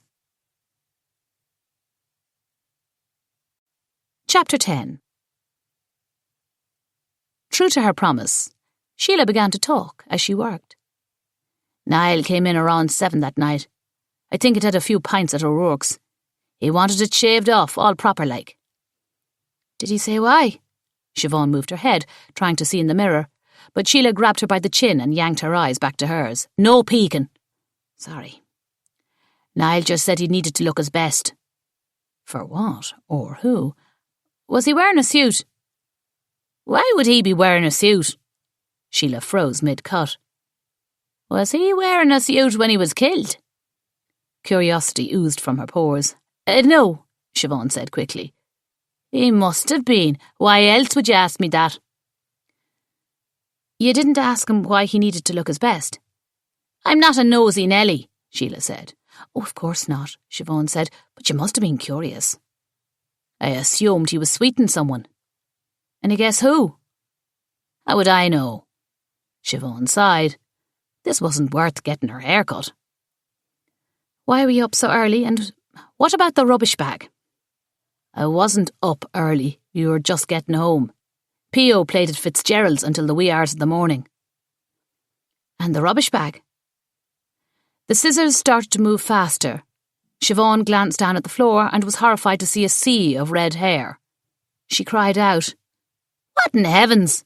Sheila yelped. Are you cutting it short? No fussing until after you've seen it. I asked for a trim. That doesn't feel like a trim. It was true. Her head felt light. Way too light. You said you were a runner now. Runners need short hair. I don't want short hair. Hush now. Siobhan hated her. She hated her. What about the rubbish bag? I broke a vase. P.O. threw out the pieces before I could collect them. I wanted to try and glue it back together. What happened to your eye? The question spilled out of Siobhan before she could stop it. None of your feckin' business. Sheila slammed the scissors down and got out the hairdryer. She turned it on full heat and practically scalded Siobhan's scalp. Only this time, Siobhan let herself yelp. Sheila ignored her. After drying and wrestling her hair with the brush, Sheila turned her round to face the mirror. Siobhan braced herself to hate it, to see that she was practically bald or looked like a lad. Instead, she couldn't believe the image in the mirror. It wasn't as short as she feared. It fell just below her chin, with soft, jagged layers. She couldn't believe it. She looked stunning. Sophisticated, even. This would have been the haircut she would have wanted for her first day at college. Tears came to her eyes. You hate it, Sheila said. Siobhan's hands fluttered around as she touched it all over. I love it. You mean it? Sheila's voice softened. Siobhan nodded. I really mean it. An actual smile crept across Sheila's face. She straightened her robe and stood up tall. Well then, maybe you let the young ones come to me too. I will indeed, Siobhan said. She continued to stare in the mirror as Sheila went to the corner and got the broom. When she removed it, Siobhan noticed a pile of broken glass. Was that the vase Sheila was on about? Siobhan tried to think through what Sheila said. She and Pio had come home in the wee hours of the morning. Somehow Sheila broke a vase. Pio threw the pieces out. Sheila fetched them. Had they been having a row? Sheila got mad and threw a vase. Did Pio hit her? Then what? They went to bed and Sheila shook the broken pieces out onto the floor? Did that make sense?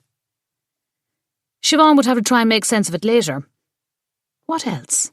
Niall had his hair cut, wanted to look good for something.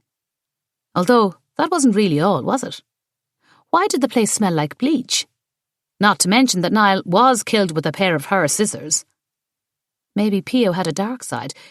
Maybe Sheila was sleeping with Niall, and Pio killed him in a drunken rage. Maybe Niall had broken into their salon that day, and the shards of glass were actually from a broken window. "Go on with you now," Sheila said. "I'm done cutting, and I'm done talking." Just then, Sheila sneezed, and a memory came hurling through Siobhan's mind. Sheila at the calling hours for her parents' service. She'd stood too close to the flower arrangements and started sneezing.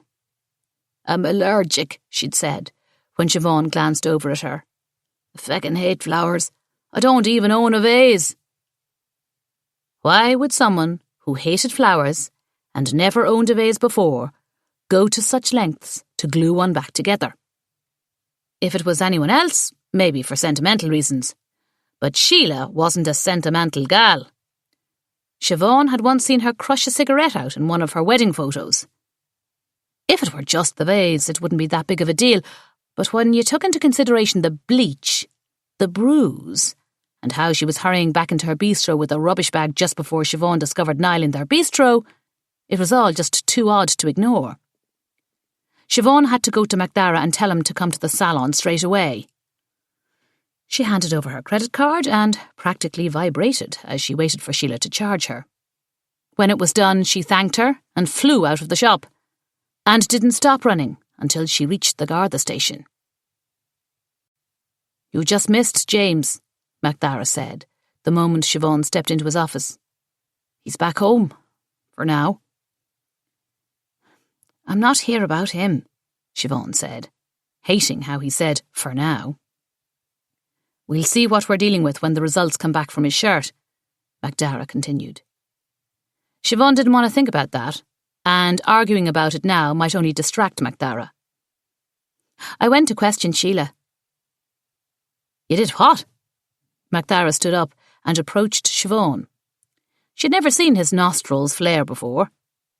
MacDara's office was tiny, and in any other circumstances she would have been all aflutter to be this close to him. Now she just wanted to get away. She wasn't used to him being angry with her, let alone apoplectic. Still, he was mighty attractive even now. She wanted to cross herself, but she didn't want him wondering why. She was definitely going to have to go to confession after all of this. "I'm only telling you what I observed when I went to get my hair done." She nervously touched it as MacDara's eyes flicked to her hair, then her face, and she couldn't help but notice his eyes lingered on her lips. "It suits you," he said gruffly, then looked away. "Thank you." "Let me get this straight." His voice was clear and stern again. "There was a murder in your bistro a few days ago. Your brother is our top suspect, and you just happened to decide to get your hair done." "Top suspect? I thought you were just questioning him." MacDara sighed. "Please sit," he said. "No. If the blood on him matches Niall, he's going to be arrested. You need to prepare yourself for that. He didn't do it. You know, James, you know he didn't do it." "I don't know that at all. Neither does he." "What?" What had James been saying? "He says he doesn't remember a thing. He can't say whether he did it or not." Why couldn't he have just kept his gob shut? She was going to kill him. She'd better stop using that expression. But she was! She was going to kill him. She put her hands on her hips. "Aren't you supposed to have a solicitor present when you're being questioned?" He didn't ask for a solicitor. MacDara sat in his chair and turned to his computer as though signalling that the conversation was over. "You should have advised him to get one. I have a job to do, whether you like it or not." James didn't ask for a solicitor because he's nothing to hide. Doesn't that count for anything? I talked to Declan. He said James and Niall were in a heated argument that night. Almost came to fisticuffs right there in the pub. But it didn't. Declan and Seamus broke it up. Threw them both out. What time? Was Niall wearing a suit? I can't give you information on an ongoing investigation. So what if they had a bit of a scuffle? Well, that's probably where the blood came from. But wouldn't there have been way more blood if he had been the one who stabbed him?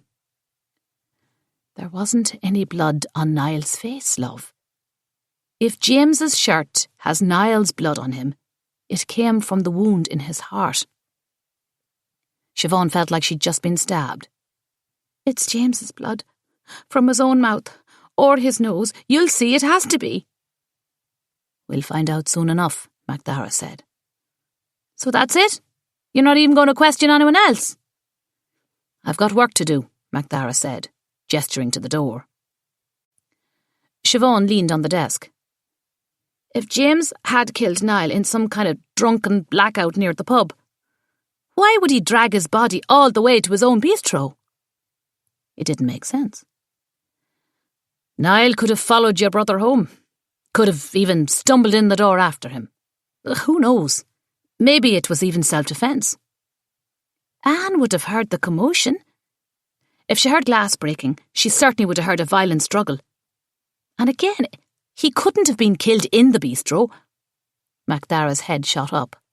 Why couldn't he have been killed in the bistro? Where's the blood? Someone could have cleaned it up.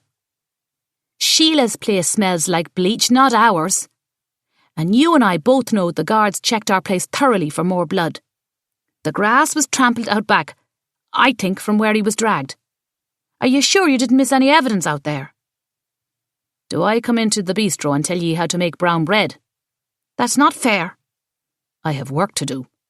If Niall followed James home, and James killed him in some kind of drunken self-defence, then why wasn't James up in his bed?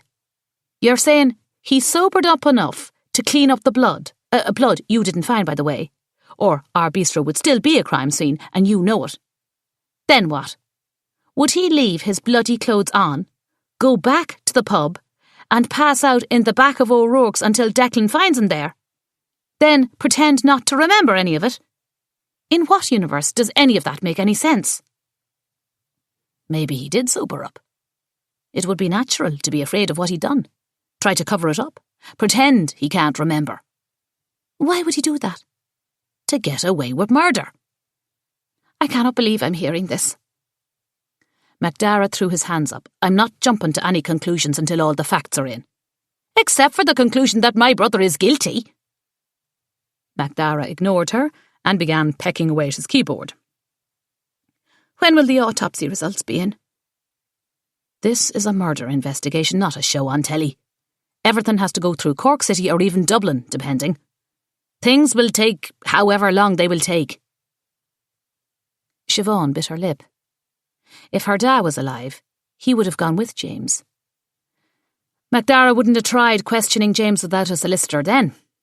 Maybe he wouldn't even have James's clothes to test in the first place. Please, go talk to Sheila, go now. I don't take my directions from you. Why? Because I'm a woman.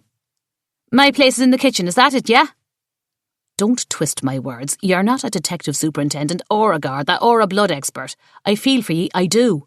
But I can't get distracted. He stared at her for a moment, then looked away.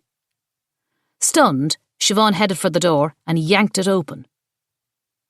She was about to storm out when she turned and took a deep breath. It would be wise to hold her temper, just like her da and Sean O'Casey always said. I'm telling you, something isn't right. Sheila was the one cleaning with bleach, not us. Niall was in her salon the night he was killed, and she had a black eye, and there's broken glass on the floor, which she said came from a vase, but she's allergic to flowers. And on the morning of the murder, I saw her running into her shop with a rubbish bag. Who brings a rubbish bag into their home? MacDara's head snapped up and he looked at her. "And you're just telling me this now?" he asked. Siobhan shook her head. "I forgot." "Blarney, you forgot." He got up from his chair and approached her. "That's called interfering with an active investigation." "Really? Because it doesn't look like you're interrogating anyone but me brother." "Right now, I'm interrogating you." "What do you mean?" "I mean, you're the one with the temper. You admitted Sheila forced you to take a pair of the scissors. And you were the one who found the body." "What are you saying? Are you accusing me of murdering Niall?" "It's crossing me mind." "Well, uncross it. I could never do anything that vile." "But you can keep important information from me." "I told ye I forgot." "And I called Blarney on you, Siobhan O'Sullivan." He was close enough to kiss. He was also furious. "Yes, Garda Flannery? What else are ye hiding from me?" Chapter 11. Siobhan stood still for what felt like a lifetime. MacDara's eyes never left hers. If she didn't tell him everything now, he'd never be on her side again. It was now or never. She took a deep breath. "The Friday before he was killed, I got in a bit of an argument with Niall." "You did you?" "At Sheedy's cycle shop." "What's the story?" "Niall Murphy was trying to extort me." MacDara kept still. "What?" His voice was almost a growl. "He asked me for €10,000. "What exactly did he say?" "He said he had proof that Billy was innocent." "Are you joking me?" "That's what I said. Of course 'twas madness. You were there, at the accident site. There's no doubt it was Billy who killed him, is there?" MacDara suddenly lunged forward and took Siobhan's hands. She was startled, then ashamed, as a shiver of attraction ran through her. "There is no doubt, Siobhan. Billy ran into your parents. He was drunk. He was in the car. There was no one else. I don't know what Niall was on about, but there is no doubt." Siobhan nodded as tears filled her eyes. She'd done so little crying. She was terrified that once she started, she'd never be able to stop. She bit her lips and pulled her hands away. "Niall mentioned someone else who he said would pay him 20,000 for his proof. So he was extorting or blackmailing someone else too. Maybe he or she killed him." "Who was this other person?" "I don't know. That's why I said he or she. Niall just said, 'You're one.' 'You're one.' 'You're one would pay me 20,000 for it.' That's exactly what he said." "I can't believe I'm just hearing this now." "I thought it was madness. I still do. But you should look through his things, see if you can find anything." "Mary Murphy will put up holy hell if I try to blacken Niall's name during the course of this investigation. I can tell you that right now." "Even if it's to find her son's killer?" MacDara gave her a long look. "Does she know James was here for questioning?" MacDara nodded. She was in the station when they brought him in. "And she thinks he did it?" MacDara's look said it all. Of course she thought James did it. There'd been bad blood between their families ever since the crash. "I can't believe this is happening. I can't believe any of this is happening."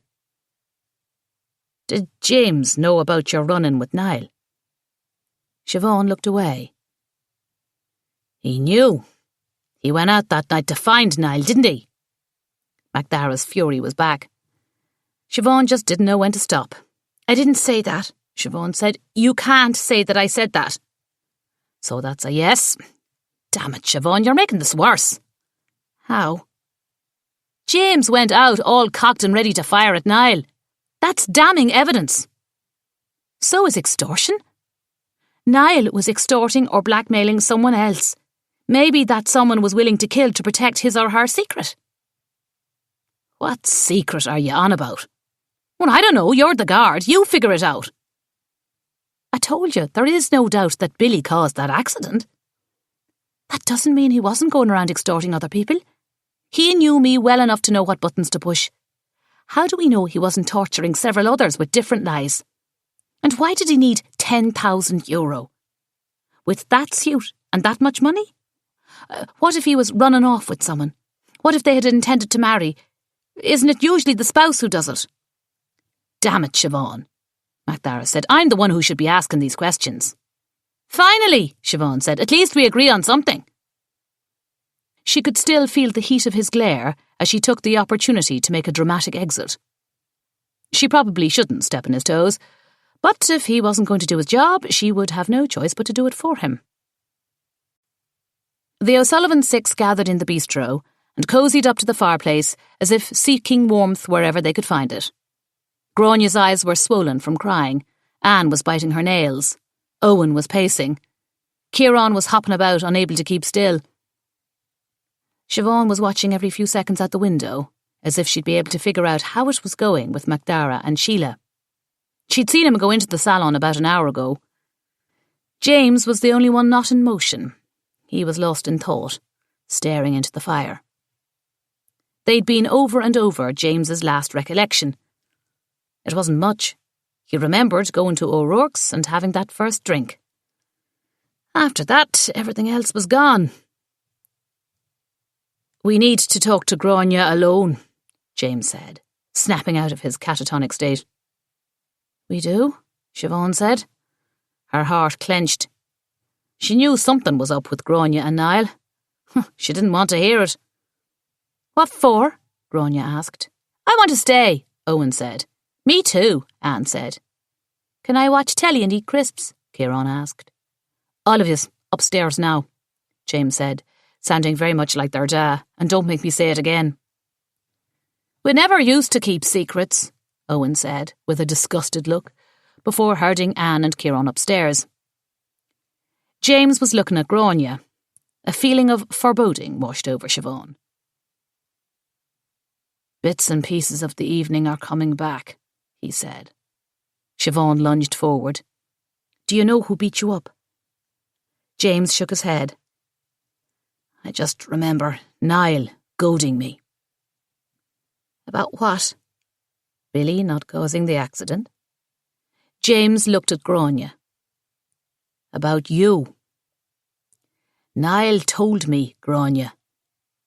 He told me. Told you what? Siobhan said. Gráinne just looked at the fire, tears running down her cheeks. What is going on? Siobhan pressed. She was wrong, she did want to know. Imagining all sorts of scenarios was worse. Niall and Gráinne have been writing each other this past year, James said. Isn't that right, Gráinne? Oh my God, Siobhan said. No. Gráinne stepped forward, clutching her hands. You didn't know him. He wasn't bad. He wasn't bad at all. How did this even start? Siobhan asked. He sent us that letter after Mam and Dad died, Gráinne said, and I wrote him back. Siobhan had forgotten about that letter. In fact, she hadn't even finished reading it. She hadn't wanted his sympathies.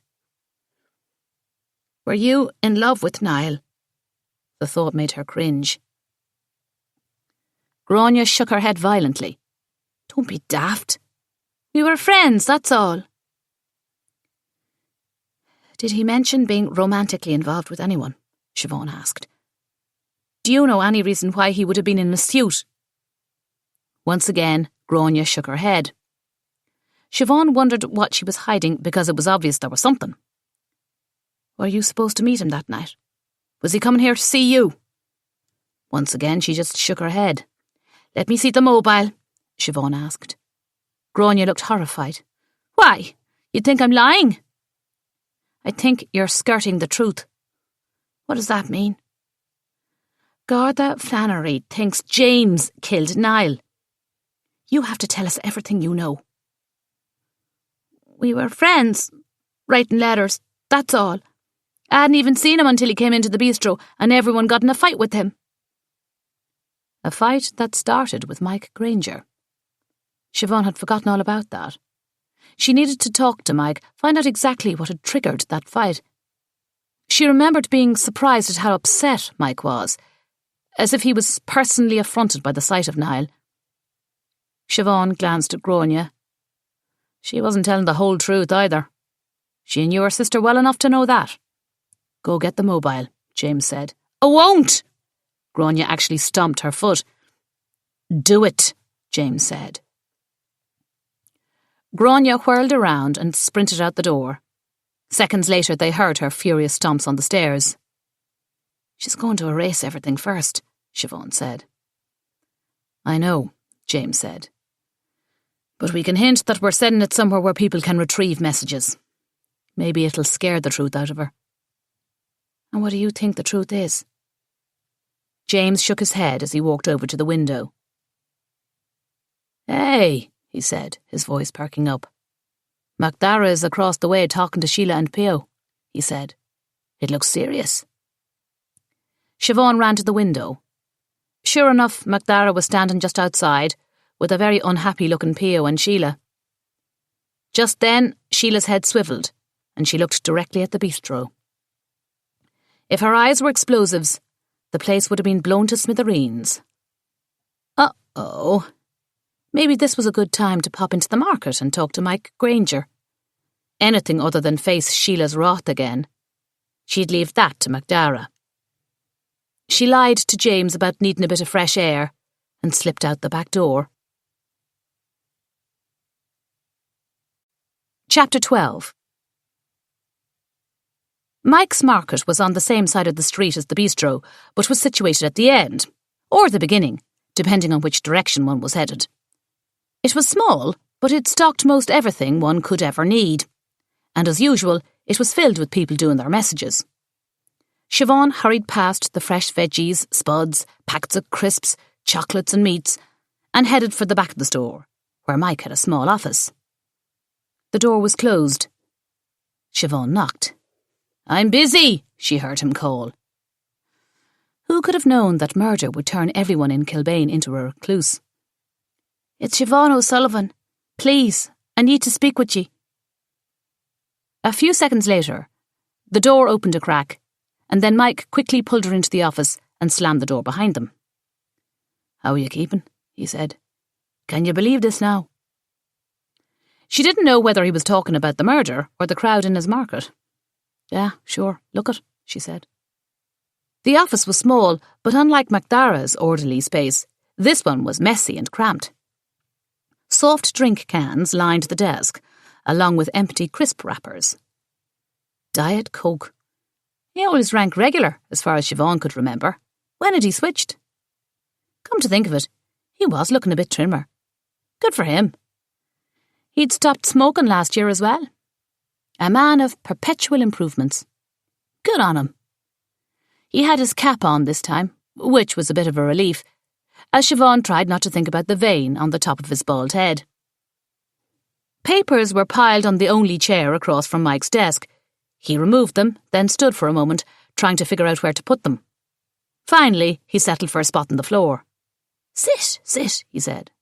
Siobhan did. He folded his arms across his chest, leaned back in his chair, and just waited. This was so hard. Questioning people who were neighbours and friends.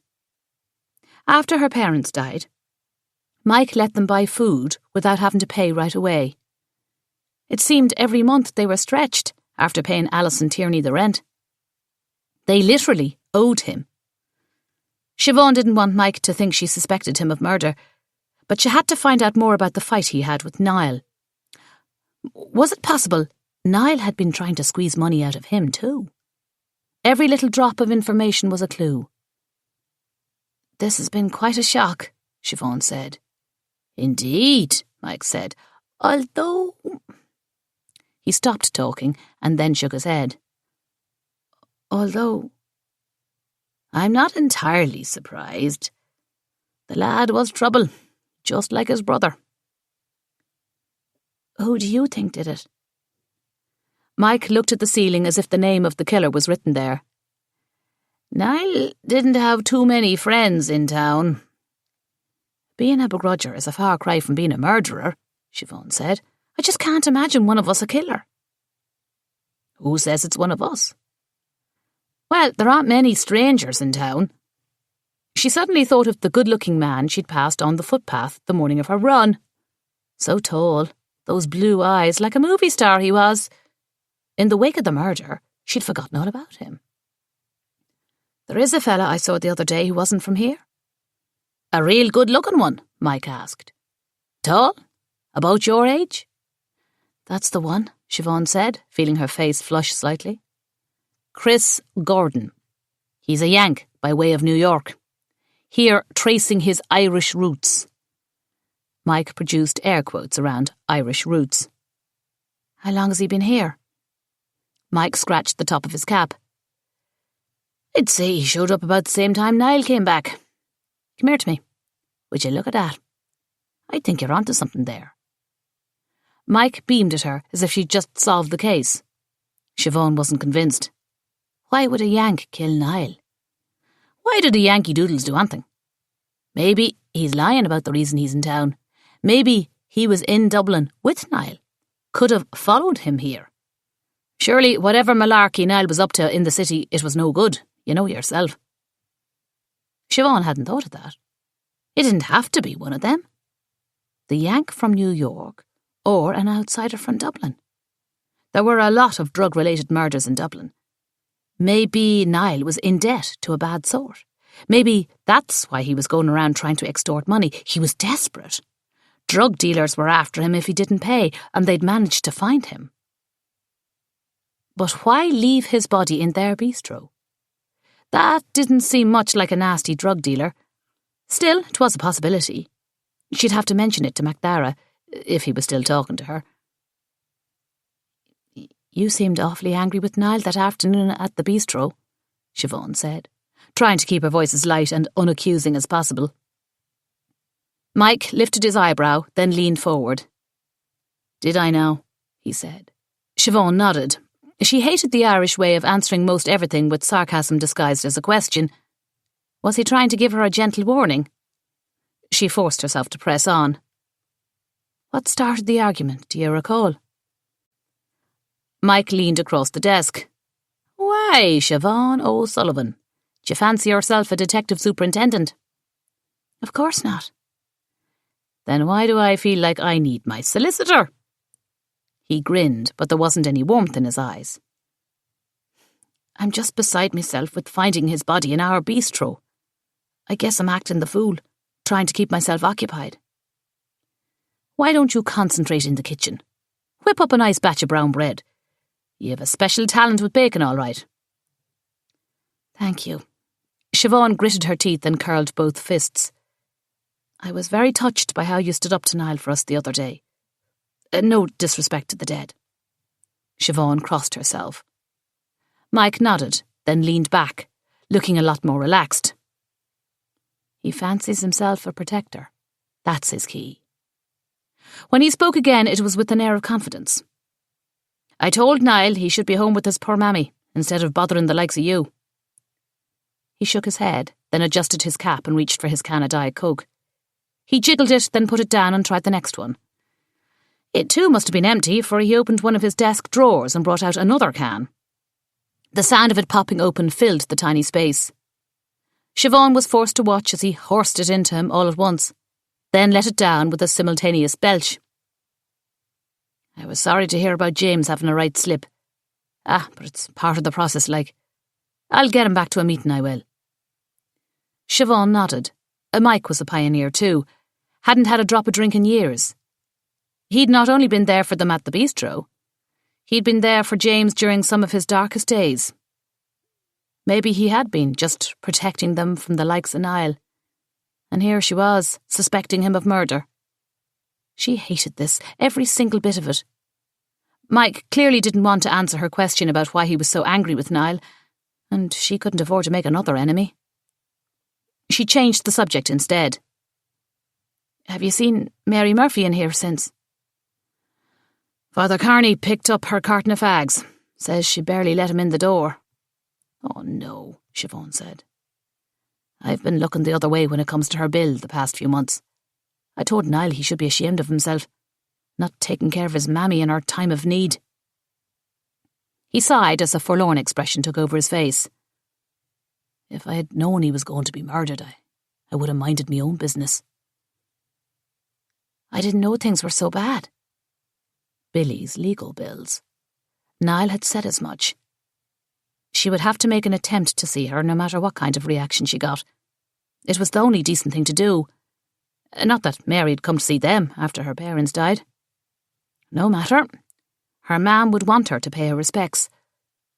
But there wouldn't be a funeral until the body had been released. And as MacDara had stated, the investigation would take as long as it takes. Speaking of paying the piper, Mike said, have you given some thought as to what you're going to do now? You mean the bistro? Siobhan asked. Mike nodded. Do you think we're finished? I just assume folks won't want to eat where a murder occurred. I don't think he was killed there. Mike arched his eyebrows. No. I think the killer is setting us up. How so? I'm not supposed to talk about the details of the investigation, but once the facts are in, I think it will be clear that he wasn't killed inside the bistro. I won't say a word. I just hope it's in time. In time for what? Alison Tierney. She's been gunning to get your lease revoked since her father died, hasn't she? You're right. You're right. Was it possible that Alison killed Niall just to shut down the bistro? Oh, that was preposterous, wasn't it? Why was it every time she turned around there was a new suspect? How could they launch onto James so quickly with all these leads? She would have to pay Alison a visit. Siobhan stood. Thanks for listening. She stopped at the door. You were up awful early yourself that morning, she said. Just like me. Her mind flashed on his truck rumbling by, Mike waving out the window. Ah, right, he said. I was checking out a possible prowler. The hair on the back of Siobhan's neck stood up. How do you mean? Declan gave me a bell. Said he was out having a smoke when he saw a few lads creeping around the back of the store. O'Rourke's was directly across from the back lot at the market. If only the alley had faced the store, then maybe Mike would have seen Niall and James fighting and been able to break it up. Or maybe he would have seen Niall leaving James in the alley. Then again, maybe it was Niall who Declan saw creeping about the back of the market. She was going to have to talk to Declan as soon as possible too. Did you catch anyone? Mike shook his head. Oh, they were gone by the time I arrived. I saw footprints, all right. Looks like there'd been several of them. How many? At least 2, but possibly 3. Siobhan had seen footprints around the Abbey that morning as well. Was it the same culprits? Had Niall been running around with someone? Or running from someone? Or more than one someone? Had the killer been following Niall, waiting for the exact right moment to strike? Maybe it wasn't purposeful at all that Niall's body was brought to the bistro. Maybe Niall had run to their place because someone was chasing him through town. God, this investigating stuff was tiring. For every question she asked someone, 3 or 4 more raised their ugly heads. She thanked Mike for his time. When she stood up, she accidentally brushed a pile of papers off his desk. They fell to the floor and scattered. Oh, sorry. Siobhan squatted down to pick them up. I'll get them, no bother, Mike said. She heard a chiming that she assumed was Mike's mobile pinging. Siobhan started to gather the pile of scattered papers. Just as she lifted the last one, something fell out from between the pages in her hand. A maroon passbook stared back at her. It was an Irish passport. Was it Mike's? Before she could mind her manners, she opened it. Niall Murphy's face stared back at her. Chapter 13. Could the man she'd lived down the street from all her life be a killer? A shiver of fear ran through Siobhan as she stared down at Mike, who was thumbing his mobile. She shoved the passport under the other papers and set them back on the corner of his desk. Sorry, she said to the top of his cap.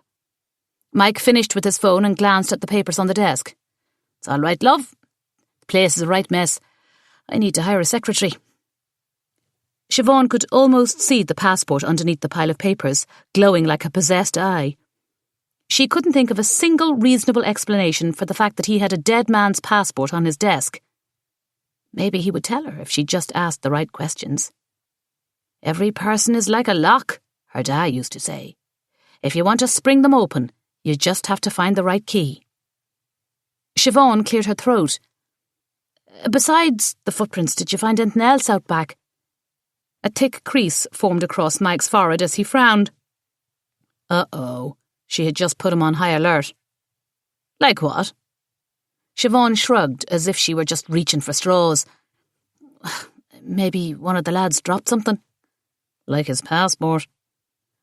Mike reached down, pulled another can of Diet Coke out of the drawer and popped it open. I have several deliveries a week. Trucks are always pulling in and out. And lads are often acting the maggot, smoking and all sorts of shenanigans. There's cigarette butts, bottle caps, broken glass, rubbish. If the lads from the other night dropped something, I'd never be able to pick it out from the rest of the lot.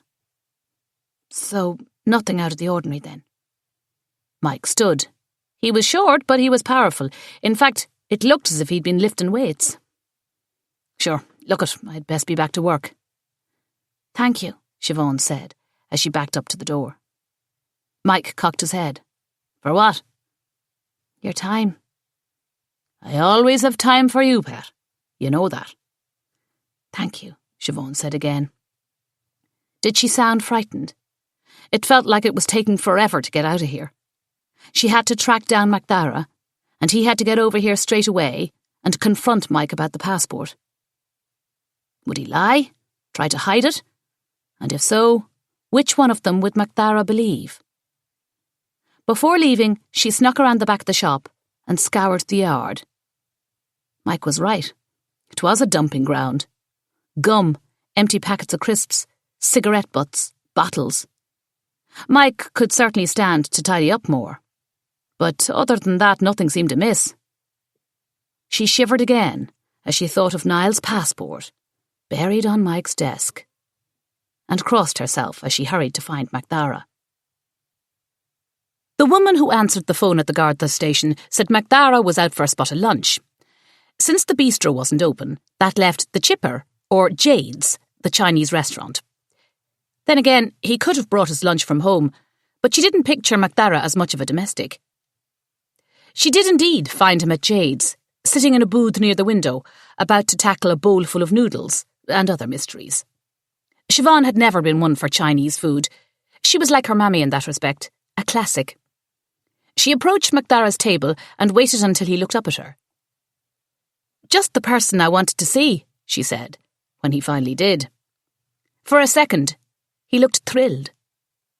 Business or personal, he said, looking into her eyes. Business, Siobhan admitted, feeling her cheeks heat up. The thrill was gone. He let his spoon clink in his bowl, then picked up his set of chopsticks and broke it in half. How did you find me? It's a pretty small village, and we're not open for lunch, so I took a chance. What can I do for you, Miss O'Sullivan? She flushed again at his sarcastic use of her name. She couldn't let him goad her, or distract her. You need to go over to Mike Granger's shop right away. Go directly to his office. MacDara let out a laugh and shook his head. I do I? Yes, he has... He jabbed his chopsticks in her direction. First, you insist I question Sheila, which I just did, by the way. And now you're telling me I have to talk to Mike Granger. I was just there, and he has... What were you doing there? Siobhan hesitated. She couldn't admit she was checking into Mike Granger, or MacDara would be furious with her. I was doing my messages. Picking up a few bits and bobs is all. MacDara eyed her head to toe. Where are they? Pardon? If you say you went over for a few bits and bobs, why aren't you carrying a bit or a bob? You were back at it, weren't you? No. While I was in the shop, I realised I'd forgotten my handbag, so I had to leave. I'll pick them up later. Mike would have let you take your items home and then go back and pay. Of course he would. I just didn't want to take advantage. But listen, While I was there, so if we went over right now, you and me, you're telling me there would be the bits and bobs you were going to purchase sitting right there on the counter? I didn't get that far. I realised I forgot my handbag before I even started. Only thing is, I knew it. I knew there was a thing. I got to talking with Mike in his office. MacDara held up his hand. I told you to stay out of this. He has Niall Murphy's passport. What? As upset as he was at her, this bit of news stopped him. It's on his desk, underneath a bunch of papers. He doesn't know I saw it. Christ. I'm not saying he did anything to Niall. The night of the murder, Declan saw a few lads sneaking about the back of his shop. Maybe one of them was Niall, and he dropped the passport. Except, if that were the case, why hadn't Mike told her about it? Why would Niall have been carrying around his passport? MacDara said. Excellent question, Siobhan said. You should get right on it. MacDara pulled out his wallet, threw money on the table, and started for the door. Siobhan followed. Didn't even get my feckin' fortune cookie, he said. Sorry, Siobhan said. You could ask for it. And a doggy bag too. You've ruined me appetite. And I know what the fortune cookie would say. Beware of the redhead poking her nose in where it doesn't belong. Very funny, Siobhan said, as they headed out the door and back toward the bistro and Mike Granger's. She had to hurry to keep up with them. What did you find out from Sheila? Stay out of it, he said. Did she explain the rubbish bag? The broken glass? MacDara stopped, turned. Siobhan almost knocked into him. Their faces were an inch apart. He was just as attractive close up as he was walking away. When I have something substantial, you'll know. In the meantime, don't you have bigger things to worry about? Like what? Siobhan said. Like how you're going to get folks coming back to the bistro. Maybe you could at least open for tea and brown bread for a start. And just a wee bit of advice. Don't be accusing your customers of murder. You really think they'd come? After everything? I do. Maybe not for the right reasons at the start. What do you mean? I mean, there might be an idle curiosity about the fact that a crime took place there. Misery loves company. You know that yourself. He had a point. And did it really matter why they came, as long as they came and paid? Not to mention that if people started to gather at the bistro, they would naturally start to gossip. She could pick up on tidbits that way.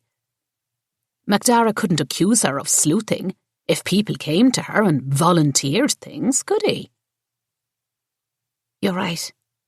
You're right. Thank you, Siobhan said.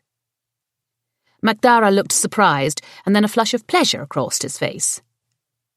That's his key, Siobhan thought. He likes to be helpful. What were you going to get from the shop? I can bring it back for you if you like. Crisps and wine and chocolate. It's no bother, Siobhan said. If I'm going to be opening again, I'll have to make a new list anyway. MacDara nodded, and with one last lingering glance, he left her standing in front of the bistro and was on his way. Siobhan waited until he was out of sight, then turned and started walking from where they came. She had an idea. Something that would help bring people back to the bistro. But first, she'd be needing a stamp of approval from the unlikeliest of places. Chapter 14. Mary Murphy lived a bit outside of town, about a mile walk once you were past King's Castle, and the town streets changed into country roads. When you reached the hill, there was a drive to the left, and at the top sat the Murphys' white farmhouse. In its day, when it had a bit of paint and charm, it was probably something to see.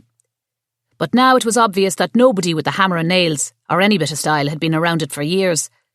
The porch was sagging, shingles hung askew from the roof, and the yard had become a junk heap. It occurred to Siobhan that the lads had resembled their house. Good bones obscured by neglect.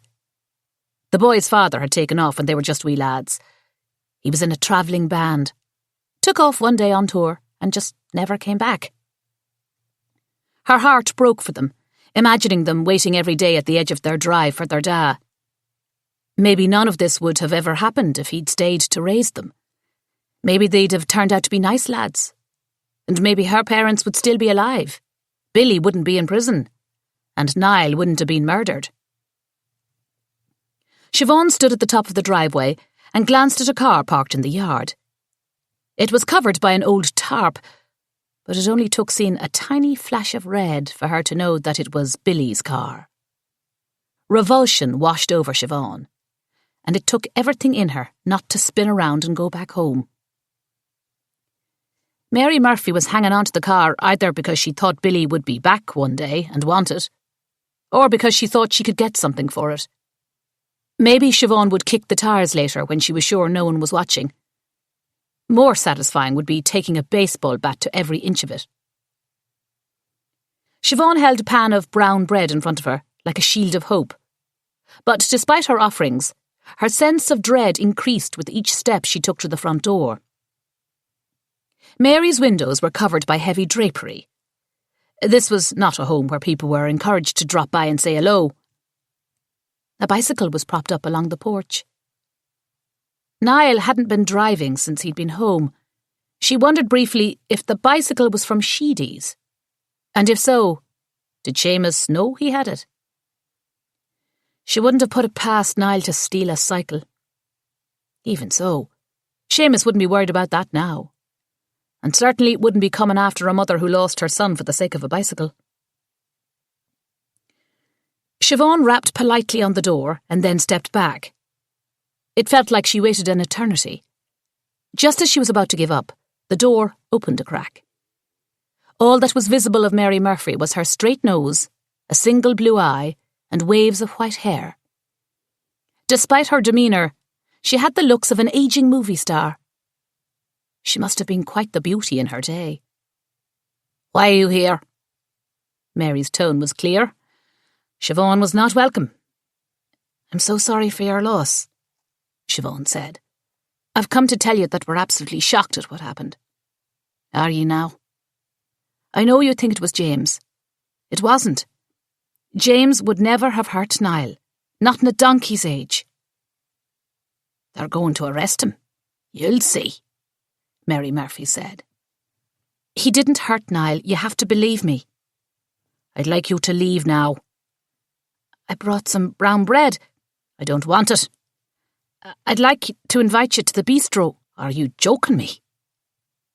The door swung open. Mary Murphy glared at her. For such a tiny woman, she certainly did pack a lethal stare. The door began to swing shut again. "For a fundraiser for Niall." The door stopped an inch from slamming. Siobhan could hear Mary's laboured breath. Then she heard a shuffling and the sound of a lighter being struck. Soon, cigarette smoke snaked out of the tiny wedge in the door. Siobhan covered her mouth and coughed as softly as she could. "A fundraiser?" "Yes, I'm sure there'll be expenses, and we'd like to help." The door opened the rest of the way. "Are you trying to bribe me?" "Bribe you?" How ironic, given her interactions with Niall. "Get me to saying that I think James didn't do it." "No, James didn't do it, but that's not what this is about. I know what it's like to struggle to make ends meet, only to have end-of-life expenses crop up." It had wiped out their savings, having funeral services for her parents. "Don't just stand there. If you're going to come in, come in. Shoes on the porch." Siobhan knew Mary's floor would be dirty, way dirtier than the bottom of her shoes, but she was in no position to argue. She tried to hand Mary the brown bread, but Mary didn't move a muscle to take it. So Siobhan set it on the porch, while she unlaced her shoes and left them by the door. Then she picked up the brown bread and stepped inside. The smell of stale cigarette smoke was so overpowering she almost turned and hightailed it back home. This was worse than Sheila's. At least she had bleached the place up and probably opened a few windows. The smoke in here smelled like it had been trapped for a lifetime, wedged in the heavy draperies and cracks in the floorboard. A deep sadness settled in Siobhan's chest. Niall and Billy must have been miserable growing up here. "Would you like a cuppa?" No, Siobhan didn't want tea. She wanted to throw the bread and run. "That would be lovely." Mary Murphy looked around as if she hadn't expected Siobhan to say yes and didn't know what to do now. "Sit." Mary pointed to her dining room table. Siobhan sat, noting as she did that aside from the suffocating smoke and unbearable darkness, except for a pile of magazines dumped on a chair in the corner of the kitchen, the place was surprisingly tidy. Perhaps back in the day it had been messy because of the boys. She felt seized by pity for Mary Murphy. Whatever she thought of her, she had in essence lost both her sons, and she wouldn't wish that upon any mother in the world. Mary Murphy stood at her cooker, taking her time putting on the kettle, keeping her back to Siobhan. When the tea was wetted, Siobhan sipped in silence. Mary didn't make herself a cup. She simply leaned against the kitchen counter, chain-smoking. Siobhan suddenly didn't know what to say. The questions she really wanted to ask didn't seem appropriate. Did you know Niall was trying to extort me? Do you have any idea who else he was trying to work over? Do you have any idea why he would say he has proof that Billy is innocent? Do you know anybody besides my brother who would want your son dead? "I just want him home so I can bury him," Mary Murphy said suddenly. "You know yourself." "I do indeed. That's why I thought we'd have a fundraiser. Folks will be wanting to pay their respects as soon as possible." Mary Murphy let out a snort. "Will they now?" Nobody wanted anything like this to happen. James couldn't get at Billy, being he's locked away, so he took it out on my Niall for what happened to your parents. Everyone knows James has got it in him. Siobhan stood. "That's not true. James hadn't had a drop to drink for nearly 6 months. But he did that night, didn't he? Right back to his old ways. Aren't you even sorry for what your son did?" Siobhan hadn't meant to blurt it out, but resentment like hers could only hold so long. "What did she say?" "You wouldn't even pay your respects. I don't care how much you love your son. My parents didn't deserve that." "No," Mary said, dropping her voice. "They didn't. And I did pay my respects. Just not with everyone's eyes on me, thinking there's the woman we blame." "What?" "It's always the mother's fault, isn't it?" Siobhan looked down at her feet. "I don't blame you for what Billy did. And my mam and dad wouldn't ha' either. And if James is guilty, then he should pay the price. But I'm just asking you to let the guards do their job before you go insisting that my brother is a killer." "Sit down." Mary gestured to the chair. Siobhan perched on the edge of it again. Tears ran silently down Mary's cheeks, and it startled Siobhan to see it. She'd been so wrapped up in her own anger toward Mary Murphy that she'd almost forgotten she was human. Siobhan had an urge to take her hand or give her a comforting pat, but she knew her pity would not be welcome. "When I ran into Niall in the bike shop, he wanted to talk to me about Billy." There it was, out of her mouth before Siobhan could stop herself. But she had to find out what Mary Murphy knew. Was she believing the same crazy ideas as Niall? Mary's eyes flicked to Siobhan's and stayed locked for a second. Defiance. That was the look. Defiance. "When are you thinking of having the fundraiser?" Mary Murphy said. "We'll need to talk to Father Carney." "Of course, whenever you think it would suit." "Where will we have it, like?" "At the bistro. We could make a nice meal for everyone." "Where my precious boy's body was found." "Found, but not killed. And I won't let anyone sit at the table. It would be nice if folks could leave candles and pictures and warm wishes, like." "What do you mean, not killed?" "I don't believe Niall was killed in the bistro. I believe he was brought in. After. I'm sorry."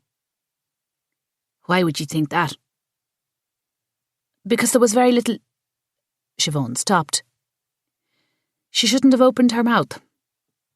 There were indentations in the grass out back, like someone had been dragged. That didn't sound any better at all. It was all macabre, this murder business, no matter how polite you tried to be. "I see," Mary Murphy said, as she crushed out a cigarette. "I think someone wanted to make it look like we had done it. Someone wanted to frame us." "And why would anyone want to do that?" "You mean, besides get away with murder?" Mary flinched, and Siobhan once again kicked herself. "I'm sorry. I think they knew people would suspect us because of what happened last year. And because a few days ago, Niall had the nerve to ask me for €10,000 to help clear Billy's name. But nobody else had been in the shop for that exchange. So, who else had Niall told? And why? Or was Niall killed because he was trying to extort someone else, using yet another lie? Billy can't even be here for his own brother's funeral. How'd you like that?" "Did you know that Niall spoke to me about Billy? Did he mention it to you?" Siobhan had to ask. Mary Murphy removed another cigarette from her pack. "Niall was a grown man. He didn't tell me who he was talking to or what he was saying. But he was a good brother, and he was a good son." Mary's voice grew in volume.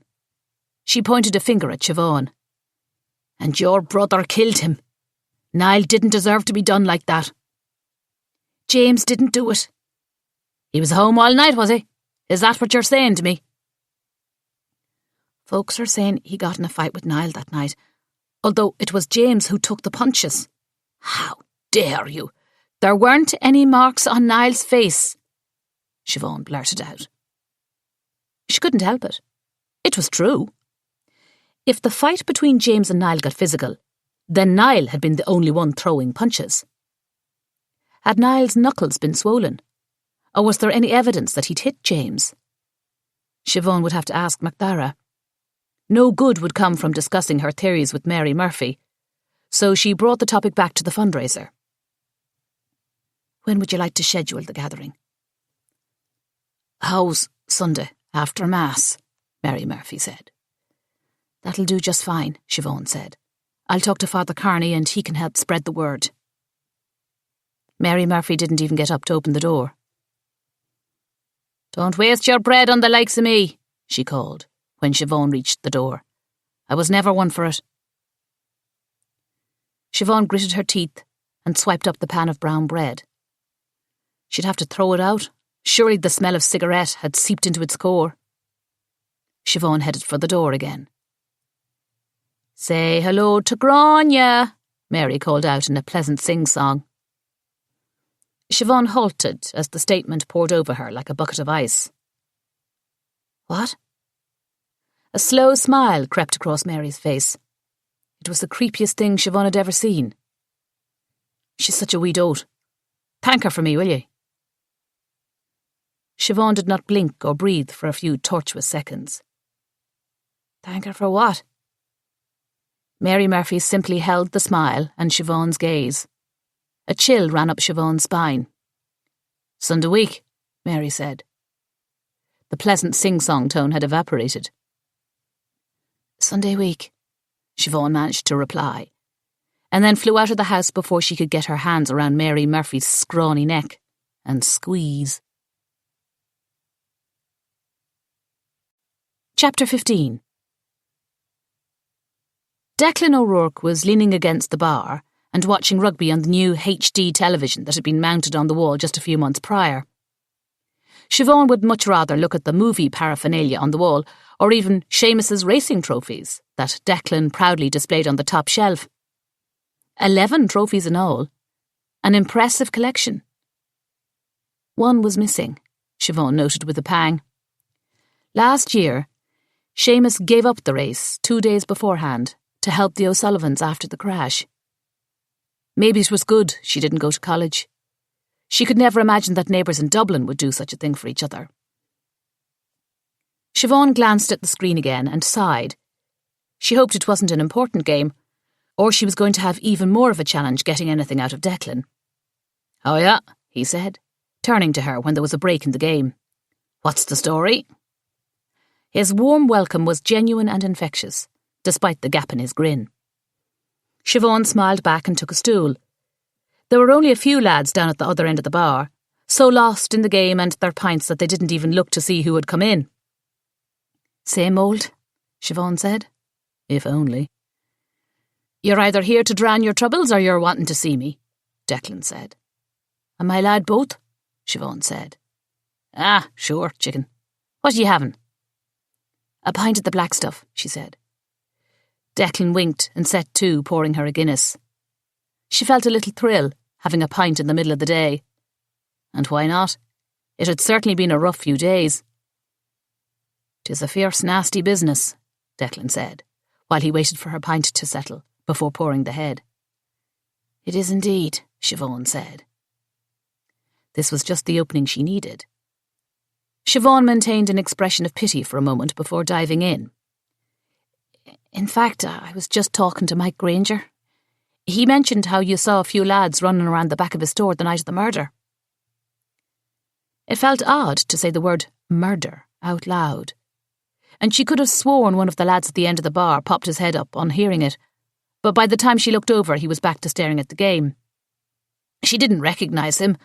So many of the young lads around Kilbane were suddenly turning into men, and it was only if they came to the bistro regularly that she could keep track of them all.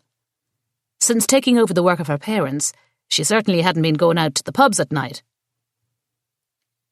Declan set her pint in front of her, and she decided to be happy for the little moments, instead of fixating on what could have been.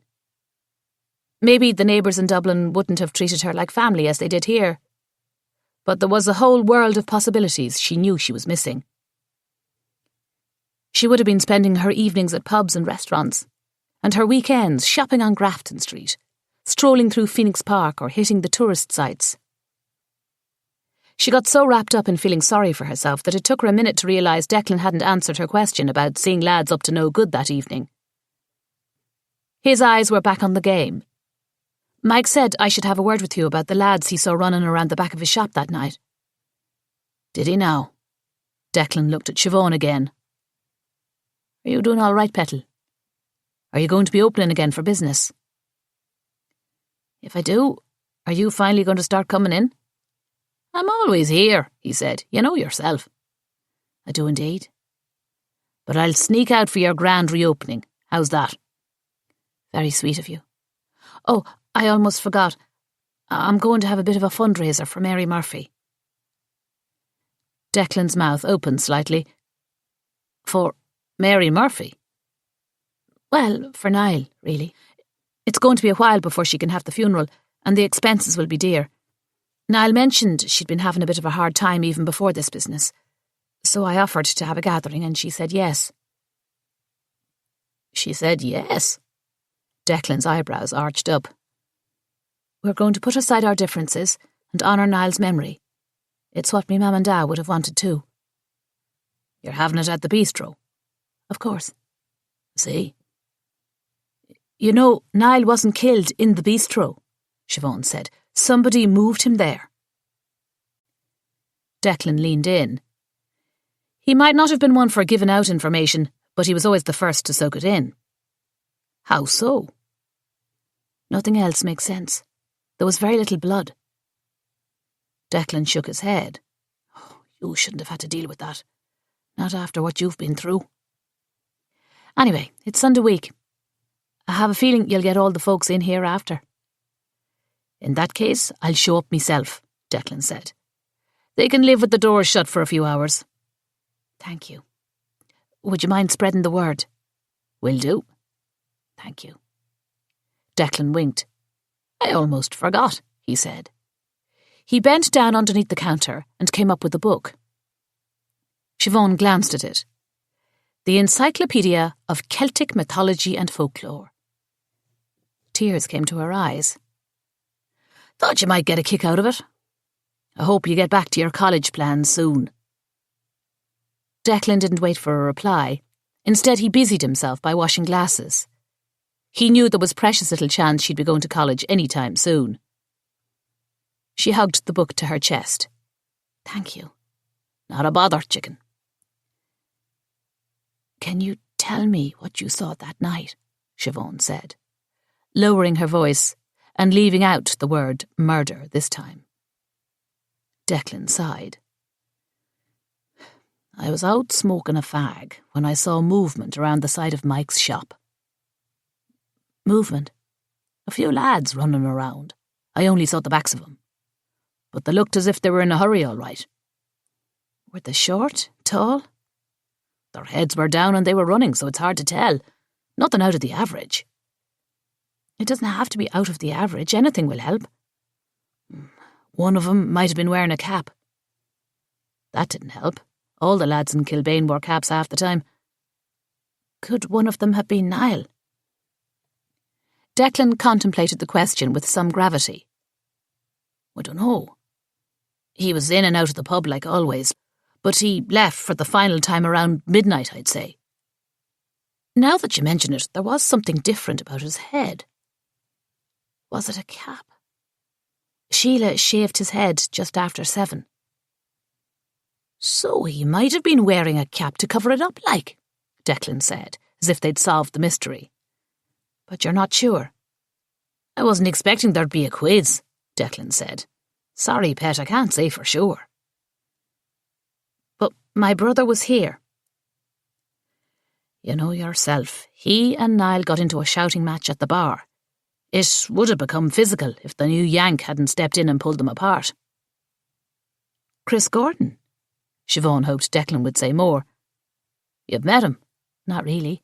Ran into him is all. Literally bumped into me." "I bet he did that on purpose," Declan said with a wink. "What's the story?" Siobhan said casually. Declan's face lit up, as it always did when he was the first to deliver a bit of news. "Tall lad, about your age. Most of the Colleens think he's nice to look at." "He tried to break up the fight." For an outsider, that was either awfully brave or awfully stupid. "He tried, I tried. Seamus tried." Declan sighed and turned a rag on the counter. "So then what? They took the fight outside?" "Not while I was here, Petal. I don't know when or how James ended up beaten in the alley." "So you never saw Niall and my brother physically fight?" "No.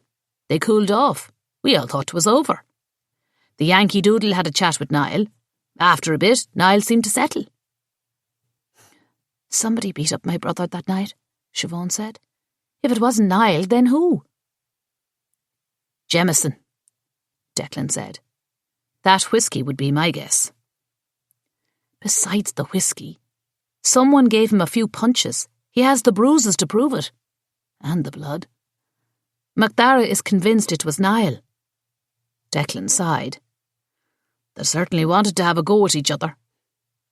"Please don't take this the wrong way," Siobhan said, "but I wish you wouldn't have served James. He was about to get a 6-month pioneer pin." Declan sighed. "It's the worst part of me job. I didn't want to see James drinking any more than you did, chicken, but it's not my place to deny a grown man a drink. And I cut him off after the shouting match. If he drank more after that, he didn't get it from me. And I did cut him off. He was raging." "Great, just great. Did he leave? Go someplace else, maybe?" "If he did, I don't know where, and to be honest, I didn't care as long as he was out of here. Seamus offered to take him home, but James told him to feck off." "Oh, no. James never would have said that when he was sober." "You said Niall and James were shouting at each other. What was it about?" Siobhan had a pretty good idea, but she had to ask anyway. "I wasn't paying much attention.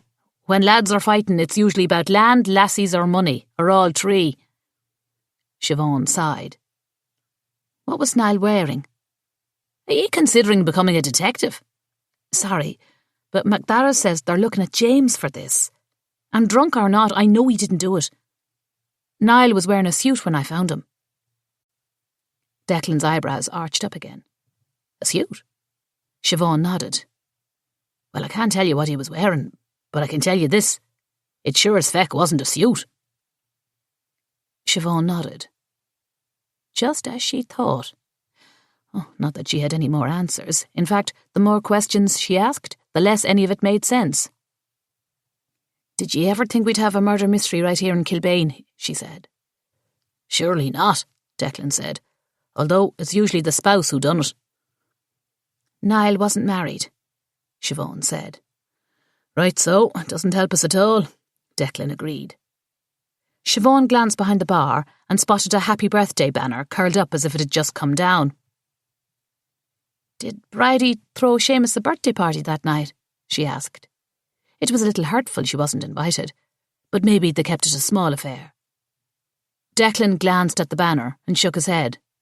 Oh, that was from a month or so back. Oh. It would be mighty funny if it had been for Seamus, though. Why's that? His birthday's in December. Siobhan straightened her spine. Are you sure? Of course I am. He complains every year that between Christmas and St. Stephen's Day, nobody pays it much mind. Siobhan just learned a valuable lesson. Publicans may not tell you the big things, but sometimes it was the little things that made all the difference. He had no idea he'd just exposed someone in a lie. A December birthday. So why did Bridie say the gear was a surprise for his birthday? What had she and Niall really been doing that morning? Chapter 16. When Siobhan arrived back at the bistro, she was loaded down with bags from the market. Well, she might as well start preparing for the fundraiser. She'd go mental with too much time on her hands. Anne, Kieran and Owen were playing upstairs, while James and Grania were having a chat in the back dining room. Siobhan got the distinct feeling they were arguing. She sighed. Tensions had been high with everyone since this business with Niall. But it was time to confront Grania. If there was still something she was holding back, Siobhan had to know what it was. She hurried to put away the groceries, then approached the secretive duo. James stopped talking the second Siobhan entered the room, and Grania looked away, but not before Siobhan could see that she'd been crying. Siobhan had it. She faced Grania. What was going on with you and Niall? Again, Grania said. She glared at James. Were you seeing him? Siobhan hated to ask the question. No! Grania flew out of her chair. Siobhan pulled her back down. She glanced at James. Was there anything on the phone? He shook his head. See, Grania said. You erased everything, James said. Start telling us what's really going on, Siobhan said, because from where we're standing, it looks like you're heartbroken. He was way too old for me, Grania rolled her eyes. I just came from Mary Murphy. She said to say hello. To you, Grania. Why would she do that? Grania shrugged. Siobhan threw her arms open. James is protecting you, and he could go to jail. Don't put that on her, James said. It's my fault for drinking and letting Niall goad me. Grania's pretty face was positively ashen. Siobhan pressed her anyway. I saw your reaction when we found Niall. It was more than shock. I know you're 16 and I'm just your sister, and you have your right to your secrets. Thank you. Under normal circumstances, but this is not normal. And you aren't getting up from this table until you tell me what was going on between you and Niall Murphy. Nothing was going on between us. Not like you think. So what exactly are we missing here? Nothing. If you don't tell us, you're grounded. You're not my mother. She's your legal guardian, James said. Because you were too drunk to do the job, Grania said. Manoira who? Siobhan said. Shame on you. I deserve it, James said. But what I said still stands. Answer your sister. I won't, Grania said. It has nothing to do with either of you. Siobhan wished more than anything she were still just a big sister. Grania used to come to her with things she didn't want to tell Mam. But all that changed. Now she went to Anne. Grania had no clue how much that hurt. Was Anne hiding things from her as well? Should have to work on her later. We're not messing, Grania. This is important. Grania stood. It has nothing to do with the murder. How'd you know? Because I didn't kill him and... She stopped. And what? And neither did the other person. What other person? It's none of your business. Don't you see? Everything is important. Just tell me and let me decide. You're not a detective. I heard Garda Flannery tell you as much. He told you to stop poking your nose into the murder. So you'd rather I tell Garda Flannery that I think you're hiding something and let him have a go at you? Siobhan, James said, calm down. Now is not the time for her to be stubborn and childish, not when so much is at stake. You two are the stubborn ones. I'll tell Garda Flannery what I know, not you. Grania took off and was soon out the door of the bistro. Siobhan started after her. James grabbed her arm. Let her cool down. Siobhan stopped and turned to James. Do you think they were romantic-like? It looks that way, doesn't it? I could kill him. She's only 16. Siobhan stopped, looked at James. I felt the same way, but I didn't kill him. At least, I don't think I did. I couldn't do that. Could I? James looked at her for a desperate second. Siobhan put her hand on his arm. Of course not. Of course you couldn't. How do you know? Wild pain was reflected in her brother's eyes. I know, she said, turning his chin so that he'd look her in the eye. I know. James nodded, then slumped back into a chair and buried his face in his hands. Siobhan sat and proceeded gingerly. Declan says Niall left the pub before you. He also said Seamus tried to get you to go home. Do you remember that? James rubbed the bridge of his nose with his hand, then massaged his forehead. Do you have any headache tablets? Think I've used them all up?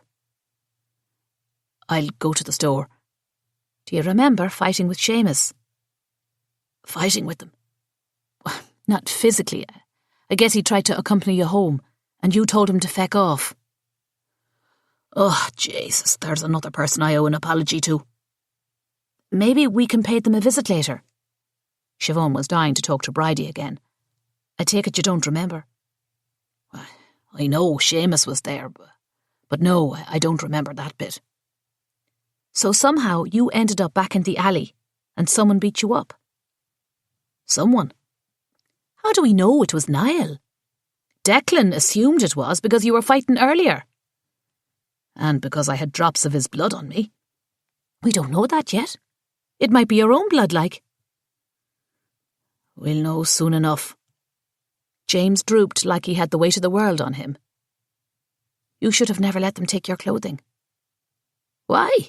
I want the truth as much as anyone. If I did this, you didn't. But if I did, I'd want to know. I couldn't live with myself if I did it. There's no way you fought with him in the alley without getting a punch in yourself. And Niall didn't have a scratch on him. You know, apart from the scissors, like. So, who beat me up? Maybe the killer. Why? To frame you. Maybe you should let Garda Flannery handle this. Because I sound crazy. A wee bit, yeah. I'm doing this for you, James. And I thank you, but I don't want you running around stirring up the pot. It's not safe. I'm convinced you didn't have a physical fight with Niall.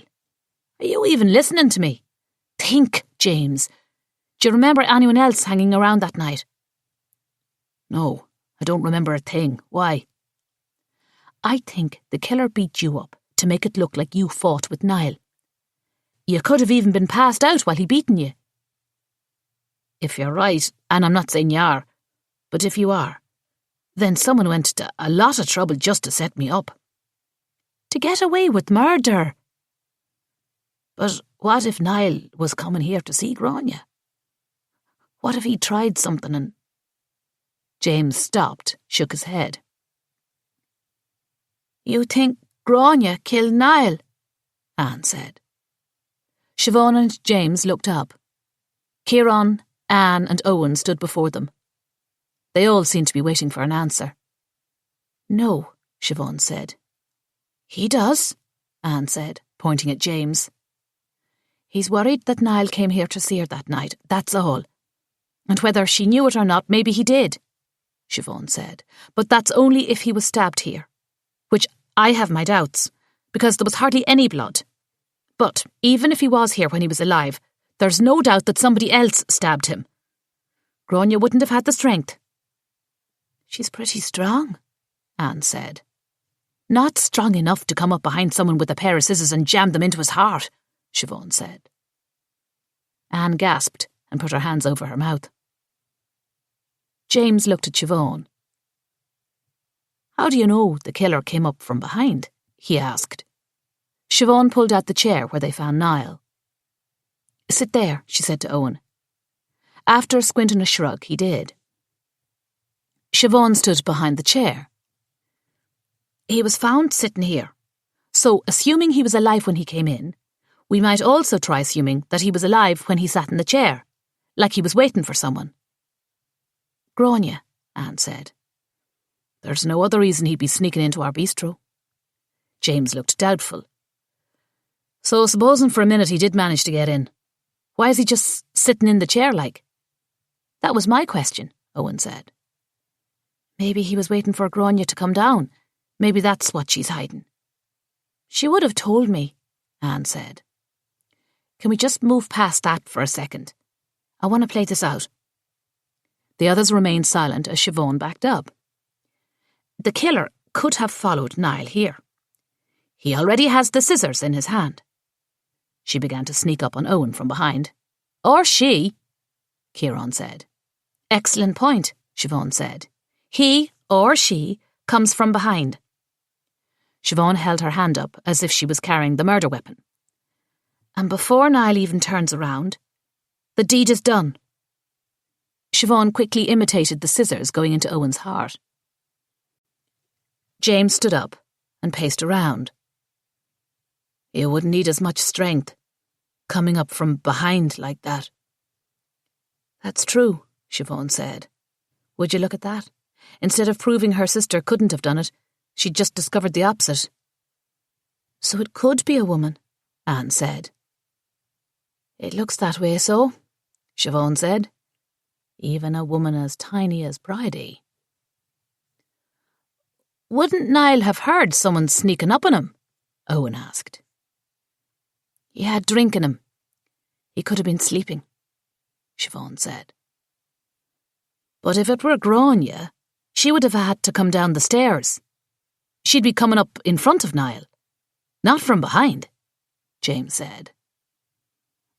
Unless they struggled first, and he was only put in the chair after, Owen said. She didn't have a scratch on her either.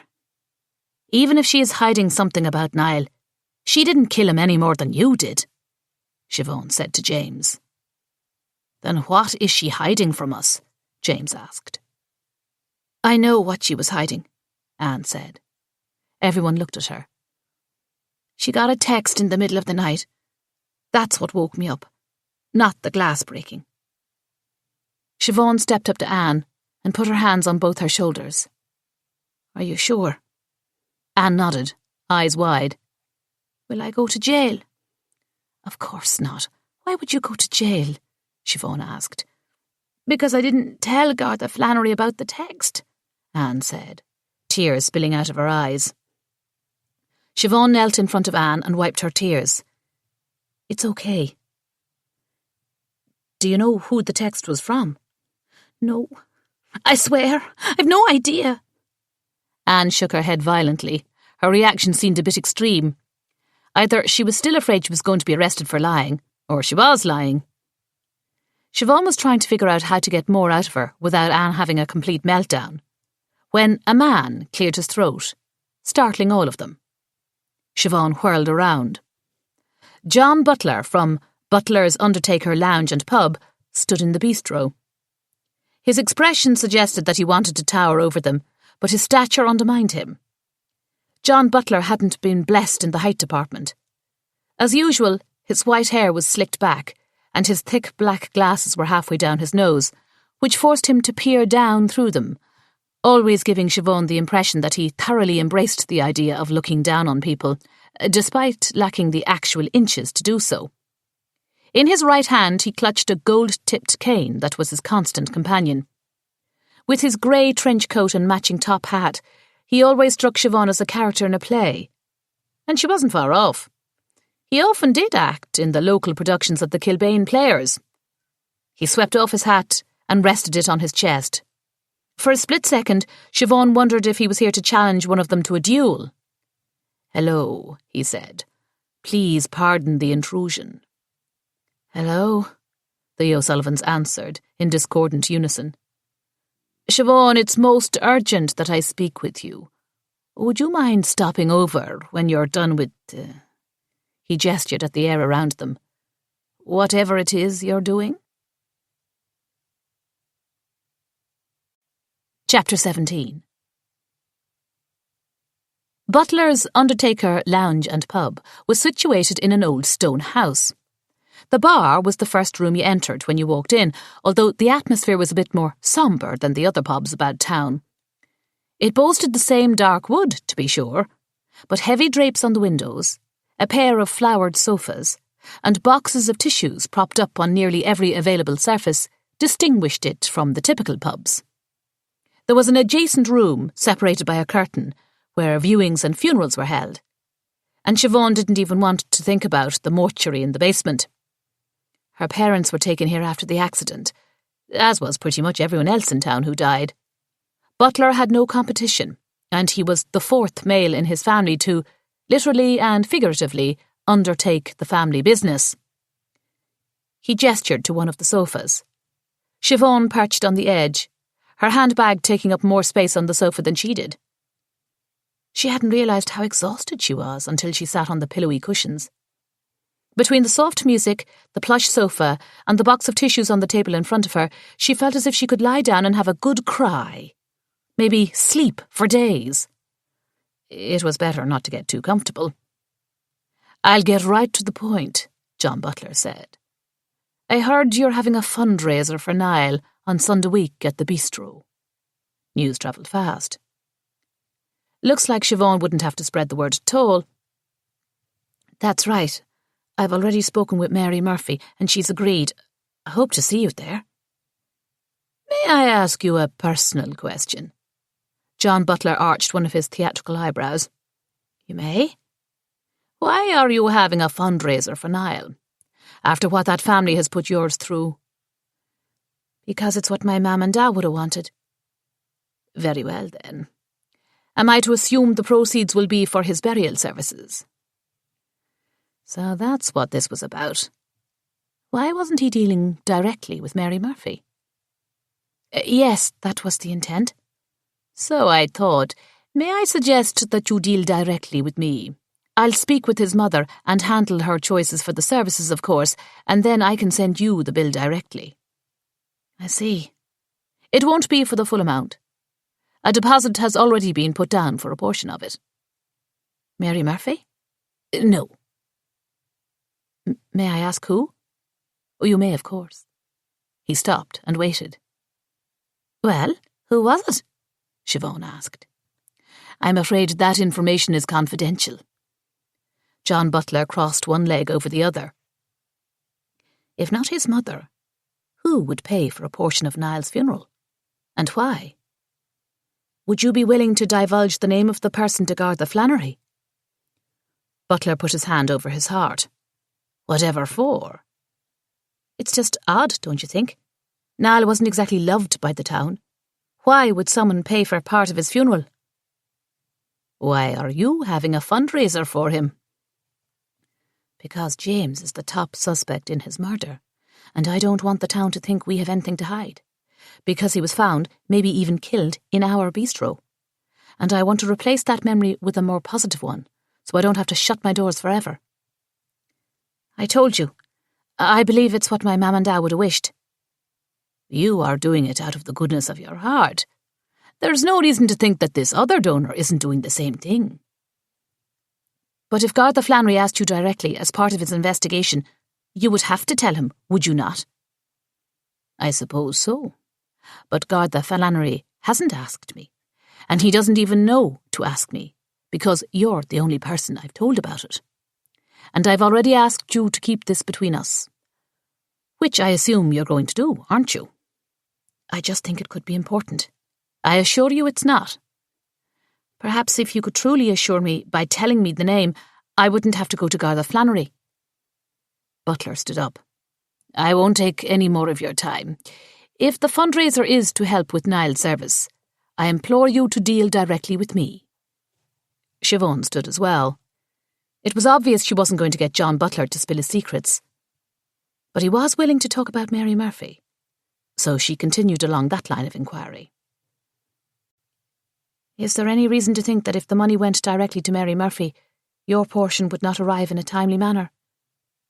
Siobhan was trying, as politely as possible, to find out if Butler was worried that Mary Murphy wouldn't pay him at all. Niall did hint that she was desperate for money. Was she also trying to get a better solicitor for Billy? Had she been aware of Niall's crazy accusations? Siobhan should have questioned her harder when she'd had the chance. I don't wish to speak ill of anyone, but as you know, this death business is a delicate business. As I know. Sorry, I just mean you've been through the grief process yourself. People aren't always able to handle the business end of it. I'm afraid Mary Murphy falls into that category. And please, don't let this leave this room, but there's been some talk of her hiring a new solicitor for Billy. A quite expensive one at that. Where did you hear that? Forgive me, I didn't mean to speak out of turn. People don't realise the service we struggle to provide. Of course, I'm thrilled to say that most of the residents of Kilbane are in good health. Everyone is ageing gracefully. Good for them, but not so good for business. I need to get paid, or I'm afraid I'm going to have to shut my doors. I didn't realise things were that bad. As I said, times are changing, people are exercising and eating healthy. Oh, you can't smoke in the pubs anymore. I've heard even you have taken up running. Even me. And did you see that Mike Granger had kale in his shop? Kale! Can you believe that? John Butler looked absolutely devastated. There just aren't enough people dying around here anymore. I promised to deal directly with you, but you have to tell me who put the deposit down for Niall. If I agree there's nothing suspicious, I won't go to Garda Flannery. Butler sighed.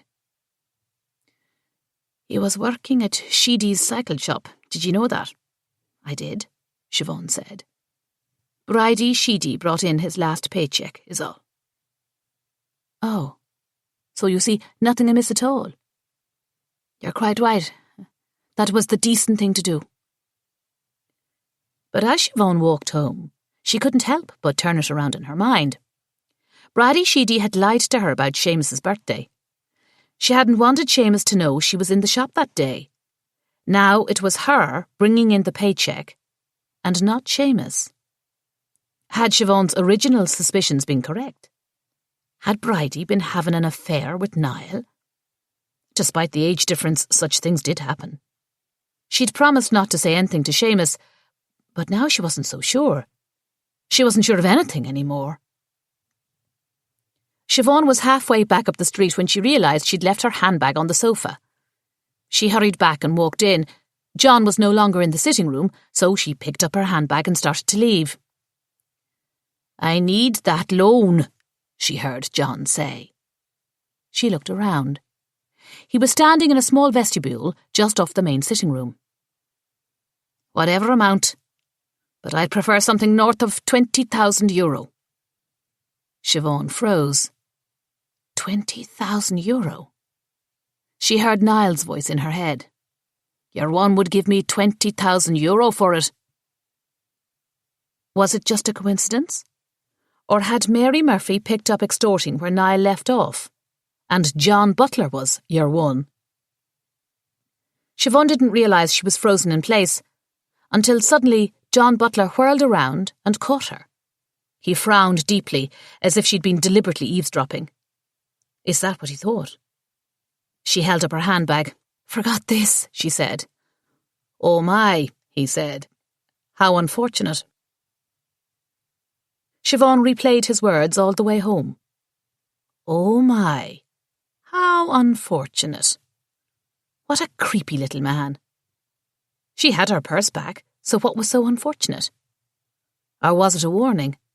How unfortunate that you caught me. Was it a threat? Was John Butler a killer? Chapter 18. "Do you think anyone will come?" Kieran asked, as he stood at the window in the bistro, gazing out on Sarsfield Street. "Yes," Siobhan said, ruffling his hair. "It's a fundraiser for Niall's mam. Everyone will come." The O'Sullivan Six had spent the past 2 days cooking for the fundraiser, and here it was, Sunday morning. Siobhan and Grania were barely speaking. Grania had denied getting a text in the middle of the night, insisting that Anne had been dreaming. This set Anne off on a crying jag, and once again put Siobhan and Grania at odds. Siobhan wasn't sure what to believe. Anne did have remarkable hearing. But who was to say she wasn't dreaming? Or maybe she heard something else. All Siobhan knew for sure was that this was tearing them all apart. Hopefully, putting their minds on helping others would patch things up a small bit. As soon as Mass was over, the place would begin filling up. It would have been nice if the O'Sullivan Six had shown up for Mass, but there was too much to do to get ready. Father Carney wouldn't be happy with them, but hopefully he would understand. The next hour flew by as they put the finishing touches on everything. Candles and plates and silverware, and flowers and mountains of food. Siobhan was nervous. It had to go well, or no one would ever eat here again, and they might as well just pack up and leave. The doors were to open at 11, but at 10:30, folks were already lined up to be the first inside. "See," Siobhan said, "I told you." "Wow," Kieran said. "Deadly," Owen echoed. They high-fived. When Siobhan threw open the doors, Mary Murphy was front and centre, dressed all in black, including a hat with a black lace veil. Once she made her entrance, everyone else began to spill in after her. It wasn't long before the bistro was filled with voices and goodwill. "Holy cow," Anne said, weaving her way through the crowd until she spotted Siobhan. "Do we have enough food?" They turned to look at the tables behind them, piled with eggs and bacon and black and white pudding and ham and brown bread and potatoes. It was quickly disappearing as people made their way down the line. "We'll keep an eye on it and make more if we have to," Siobhan said, dreading the thought. "Can we afford this?" James said. "We can't afford not to," Siobhan said. Kieran was hanging out next to the tin marked donations. "He's worried someone's going to steal it," Owen said. "No one is going to steal it," Siobhan said. "The killer might," Owen said. "That's how we'll catch him," Anne said, eyes wide and hands clasped. "Oh, I hope the killer tries to steal the money." Siobhan shook her head. They were all going a bit insane. James was now weaving his way toward Siobhan as well, with a grim look on his face. "What's wrong?" Siobhan asked. "They all think I did it," James said. "Are they saying that?" Siobhan asked. "Of course not. I can just tell." "Do I have to stay?" "Tongues will wag harder if you hide," Siobhan said. James lowered his voice. "I fought with Niall, and everyone knows it. I wish I could take it back." Siobhan wanted to hug her brother, but he'd never allow it. Not when he was feeling vulnerable. Siobhan kept a smile on her face while speaking in a whisper to James. "A lot of people fought with Niall. The town knows what he was like. We'll get through this. Do it for us." James nodded. "Can I at least stay in the kitchen?" "Mingle a little longer. Then you can hide in the kitchen." She left her brood all gathered by the front, picked up the tea kettle and began to make the rounds. It was a relief to see their neighbours back in the bistro, and quickly every table was filled except for the one where Niall was killed.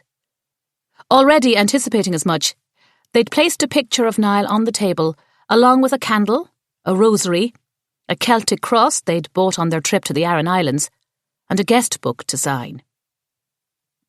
She wondered if the killer would end up signing it. Would he or she be so bold? Not that you could tell a killer by his or her handwriting.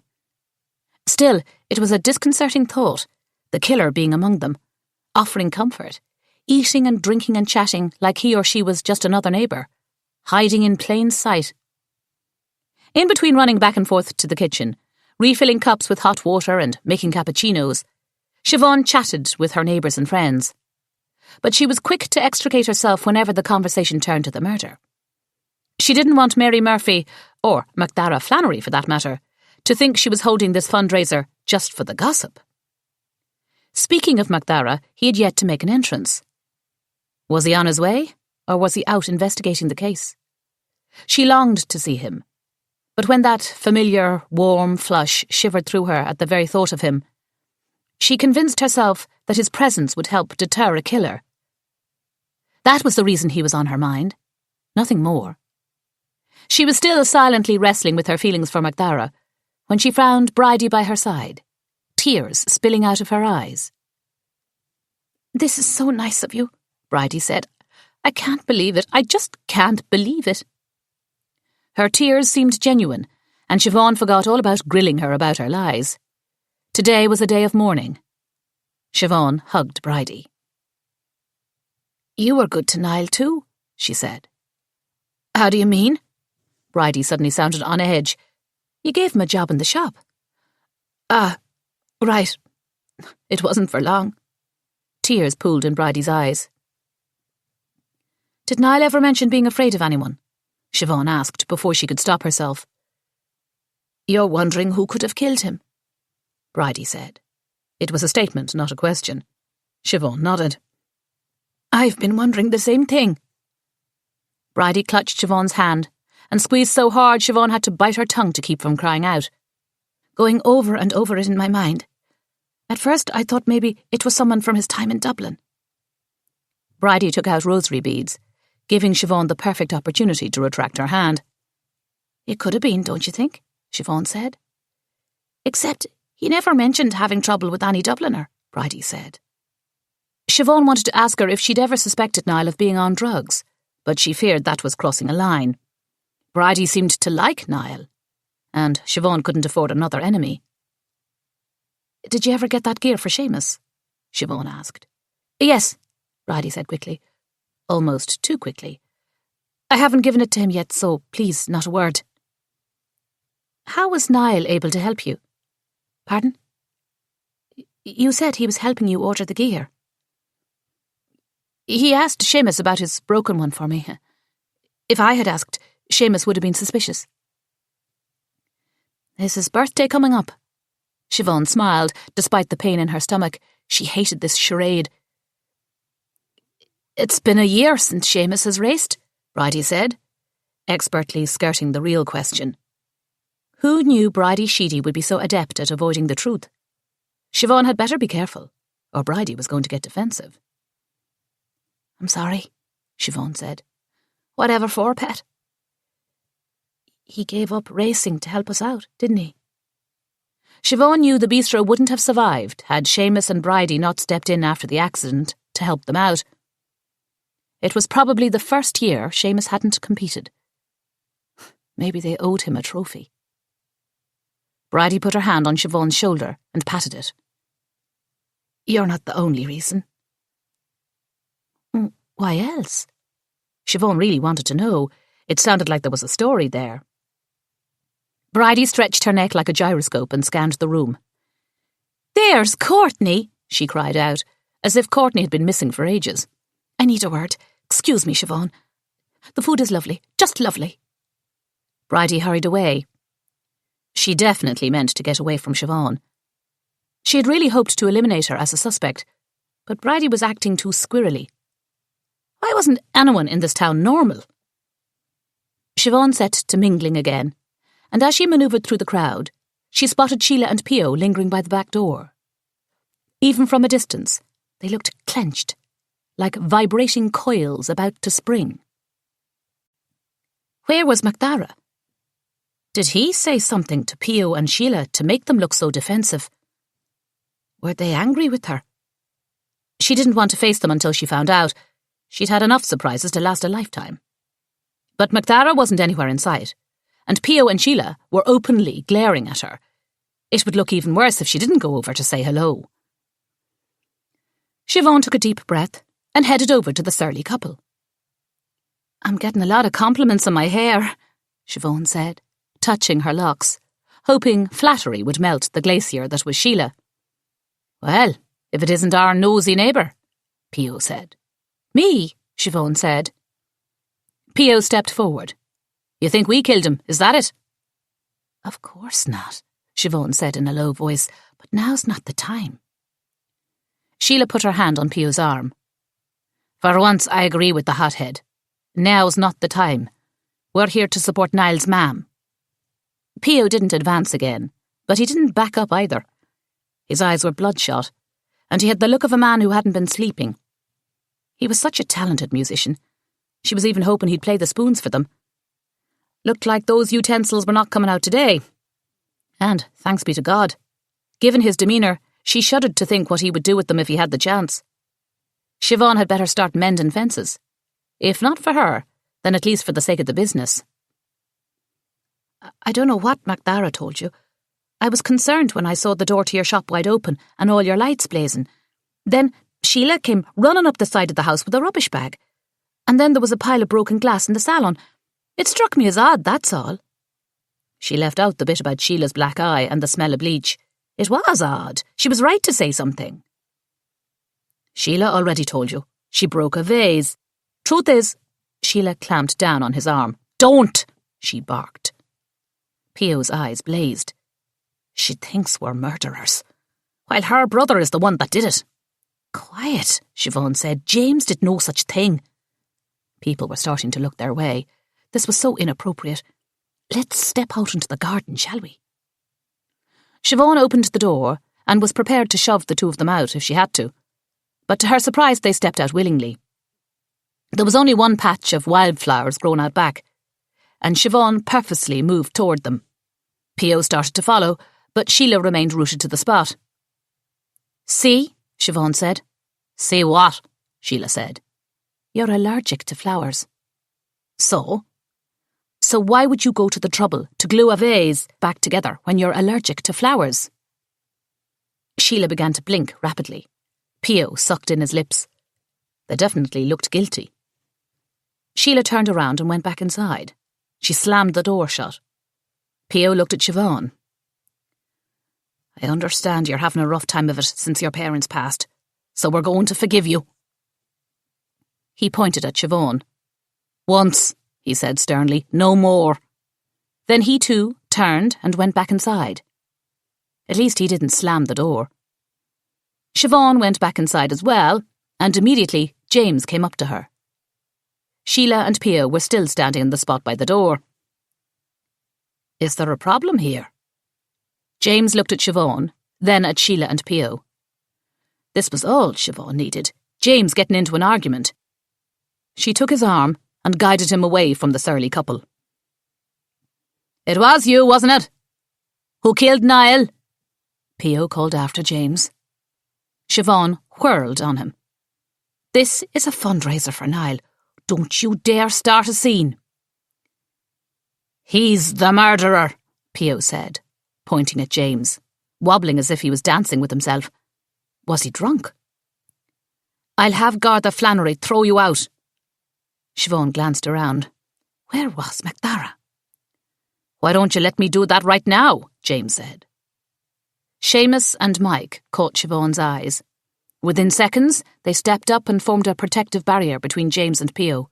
Seamus squared his shoulders, and Mike actually flexed his biceps. "Everything all right here?" Seamus asked. "They were just leaving," Siobhan said, pointing to Sheila and Pio. "Let's go," Sheila said. "She's out of brown bread anyway." She grabbed onto Pio's arm and started hauling him toward the door. But before they could make their escape, Mary Murphy stepped in and blocked their path.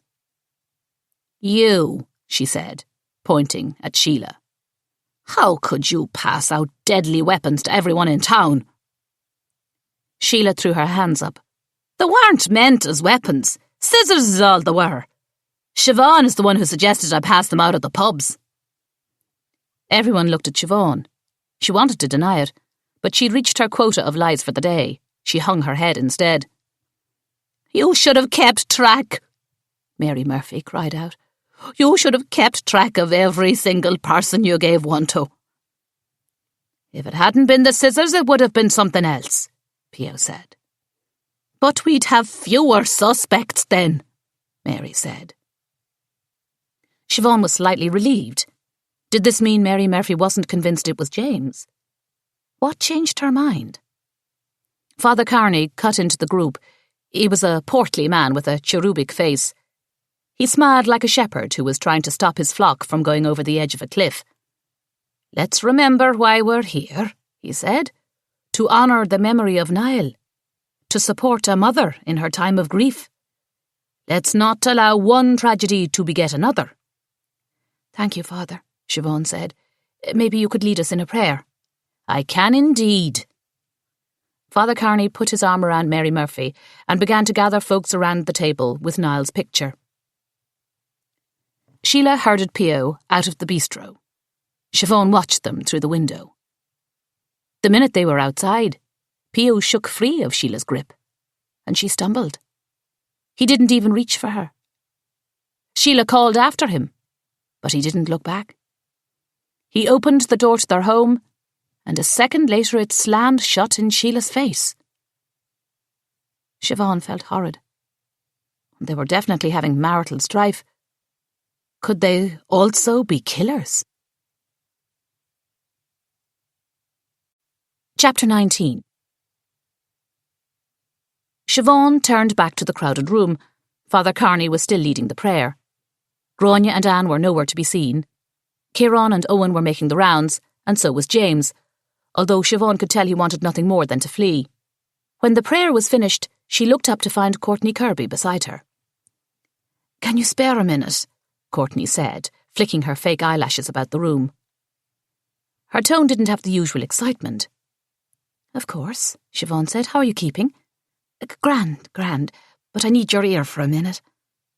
Certainly, Siobhan said, but if it's about whittling for the store, I'm not ready. Courtney put her hand on Siobhan's shoulder. Take your time, pet. It's not that at all.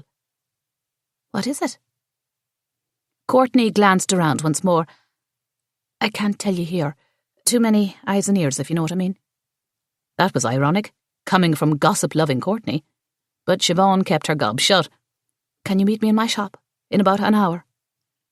I should be able to sneak away, Siobhan said. I'll see you there. The sign will say closed. Just knock 3 times, will you? 3 times, Siobhan repeated. No bother. Courtney's eyes darted around the room again. Who was she looking for? Why was she so nervous? Siobhan would make sure she asked her when they were alone. Macdara stepped up behind them, and Courtney slipped away. What was that about? Macdara said, watching as Courtney took her leave. You noticed it too, Siobhan said. She looked as if she'd just had the fright of her life, Macdara confirmed. Everyone's on edge, Siobhan said. There's a killer among us. I'm working on that, Macdara said. Question is, are you? Whatever do you mean? Siobhan kept her eyes wide, hoping it would make her look like an innocent lamb. Have you let it go, like I asked? Yes, Siobhan said. It wasn't exactly a lie. It wasn't her fault if people were coming to her with information, was it? She'd better steer this ship in a different direction. What have you found out? A guard that gathers information, he doesn't give it, Macdara said. Siobhan batted her eyelashes. Do you have something stuck in your eye? He asked politely. She put her hand on his arm. He cocked his head and looked suspicious. She dropped her arm. Please, she said. If I can't investigate, I have to hear how it's going. It will help calm my nerves. Macdara sighed. Just this once, he said. After this, you're cut off. Got it? Got it. He stepped closer and lowered his voice. Sheila and Pio seem to be having domestic problems, all right. But I don't think it has anything to do with Niall. I thought the same. Anything else? What? His eyes flicked to hers and remained steady. Nerves not calm yet. She couldn't help but smile. Getting there. You could have charmed the snake out of Eden, MacDara said, with a shake of his head. I won't say a word to anyone, cross my heart and hope to die. I do not need you saying that, MacDara said, putting his hand up as if to stop her. He moved even closer and dropped his voice to a whisper. You are also right about Mike Granger. He did find Niall's passport behind the shop. He admitted it. First thing. Said he'd be meaning to call me about it, but then it got buried on his desk and he'd forgotten about it until you came in and knocked over his papers. Siobhan didn't buy that for a second. Did MacDara? She didn't want to antagonise him, so she tucked that one away. Did you find out why Niall was running around with his passport? I had a word with Declan. He said Niall liked having it on him. Said it was a reminder that he wasn't going to stay in this country a second longer than he had to. Where was he going to? It was just talk, but to Australia, it seems. Billy always talked about going to Australia, Siobhan said. It seems to fit. Niall carrying it around for motivation. A little hope that he would get his brother out of jail and they'd take off for down under.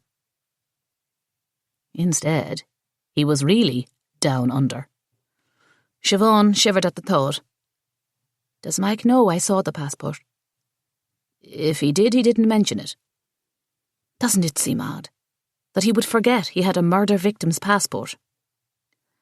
I can't arrest someone for odd behaviour, MacDara said. If I could, there would barely be anyone left in town. Siobhan let it drop for now.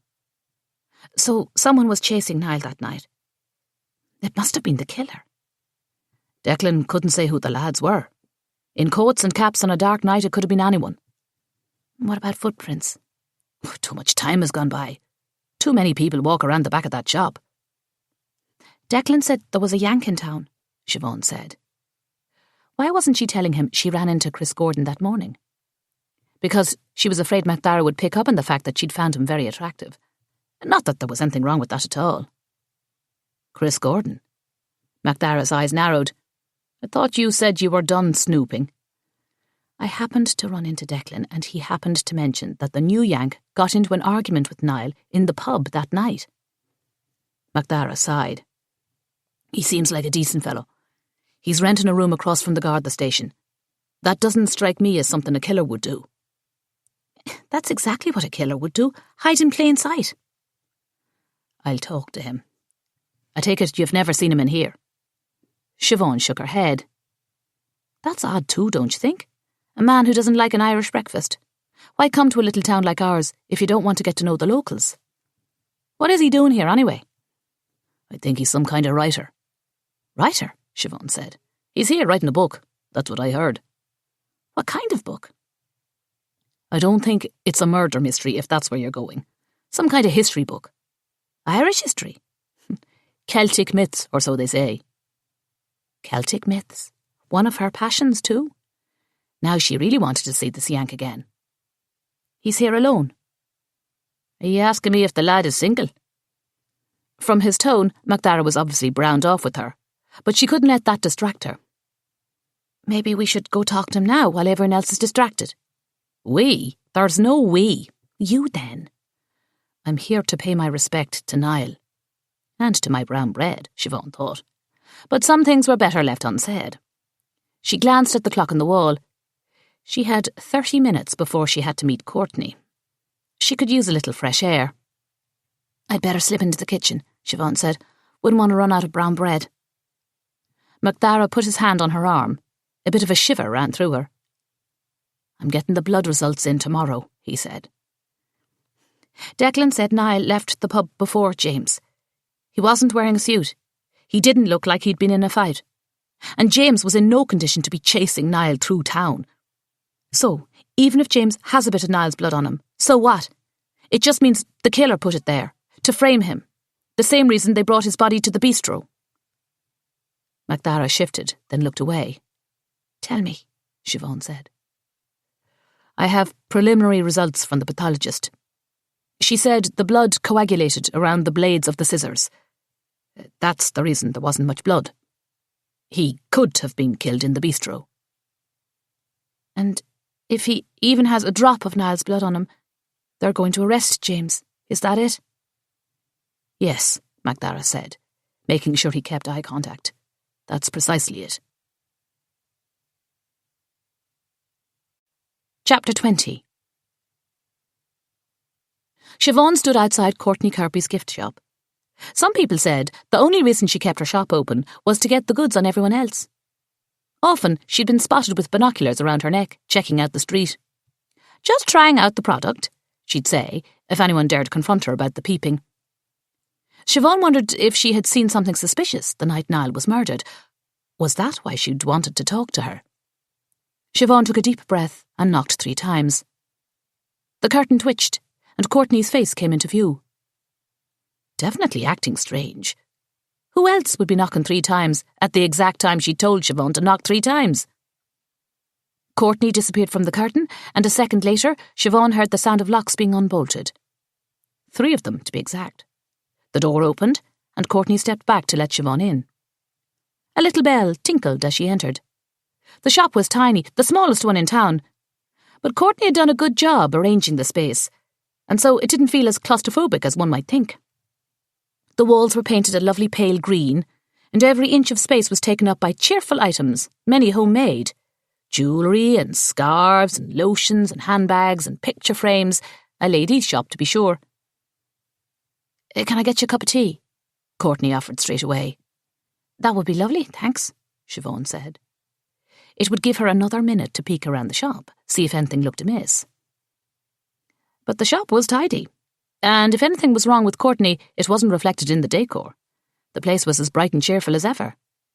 Siobhan could spend hours in here, touching the fabrics, smelling the perfumed soaps. Even now, with an investigation going on, she was drawn to a row of ladies' scarves in the middle of the aisle. They were hand-knit, colourful, soft things, more decorative than for warmth. They looked like items one might find in a shop in Dublin. Siobhan ran her fingers through a black one with little streaks of silver. Those are Bridie's, Courtney said, coming into the room, carrying a silver tray with their cups of tea and a package of biscuits. They're gorgeous, Siobhan said. It would suit you all right, with your new haircut, missus. I wouldn't have anywhere to wear it. Nonsense. Courtney set the tea down on the counter next to the register and swooped in. Before Siobhan knew what was happening, the scarf was around her neck. You're a proprietor now. Why don't you wear it in the bistro? I can see ye making your fancy cappuccinos in this, I can. Siobhan laughed, then peeked at the price tag. €75. Oh my, they were so dear. They would be double that in Dublin, Courtney said. I'm sure they would. Siobhan took the scarf off and gently put it back on the stand. I'd hate to see it gone by the time you change your mind, Courtney said. You wanted to see me, Siobhan said. I hear you're looking into the murder, Courtney said. Do you have any leads? I'm afraid I don't, Siobhan said. Really, what kind of sleuth did Courtney take her for? She was here to get information, not give it. Did you hear anything or see anything the night of the murder? Are you sure you don't want that scarf? She won't be making more when they're gone. Not with the black and silver bits. Courtney batted her eyes as if she wasn't trying to exchange commerce for information. Siobhan couldn't believe it. If every shop owner tricked her into buying something or getting something done before they talked, she'd be broke in no time. She sighed and took out her credit card. Lovely, Courtney said, swiping it out of her hands. Will you be wearing it out? No thanks, Siobhan said. I'll just wrap it up then. Courtney snatched the scarf from the stands and expertly folded it into pink tissue paper. She talked as she wrapped. Such a shock. Finding Niall like that, I'm sure, Courtney said with a shudder. She'd already come out and asked Courtney why she'd called her here, and that didn't work. Maybe Courtney needed a little coaxing to start talking. Did you hear anything that night? Or see anyone? Siobhan asked, trying to keep her voice light and chatty. Courtney shook her head. I might have my eyes peeled during the day, but I sleep as heavy as they come. I was dead to the world. Too late, Courtney heard what she said, then gasped and slapped her hand over her mouth. "Relax," Siobhan said. "We all say things like that."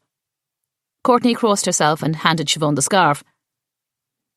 "But there is something, and I wanted you to hear it from me first." Finally, she was going to get to the point. However, Siobhan didn't like the sound of it already, nor did she like the pitying look in Courtney's hazel eyes. "Hear what?" "The day before Niall was killed, he was in the shop. I caught him trying to lift a necklace. Trying to steal it. Stuck it in his pocket and headed for the door." "Which one?" Courtney went over to the wall where the necklaces were hung. She pointed to one with a dazzling pink gem. "He tried to lift that necklace."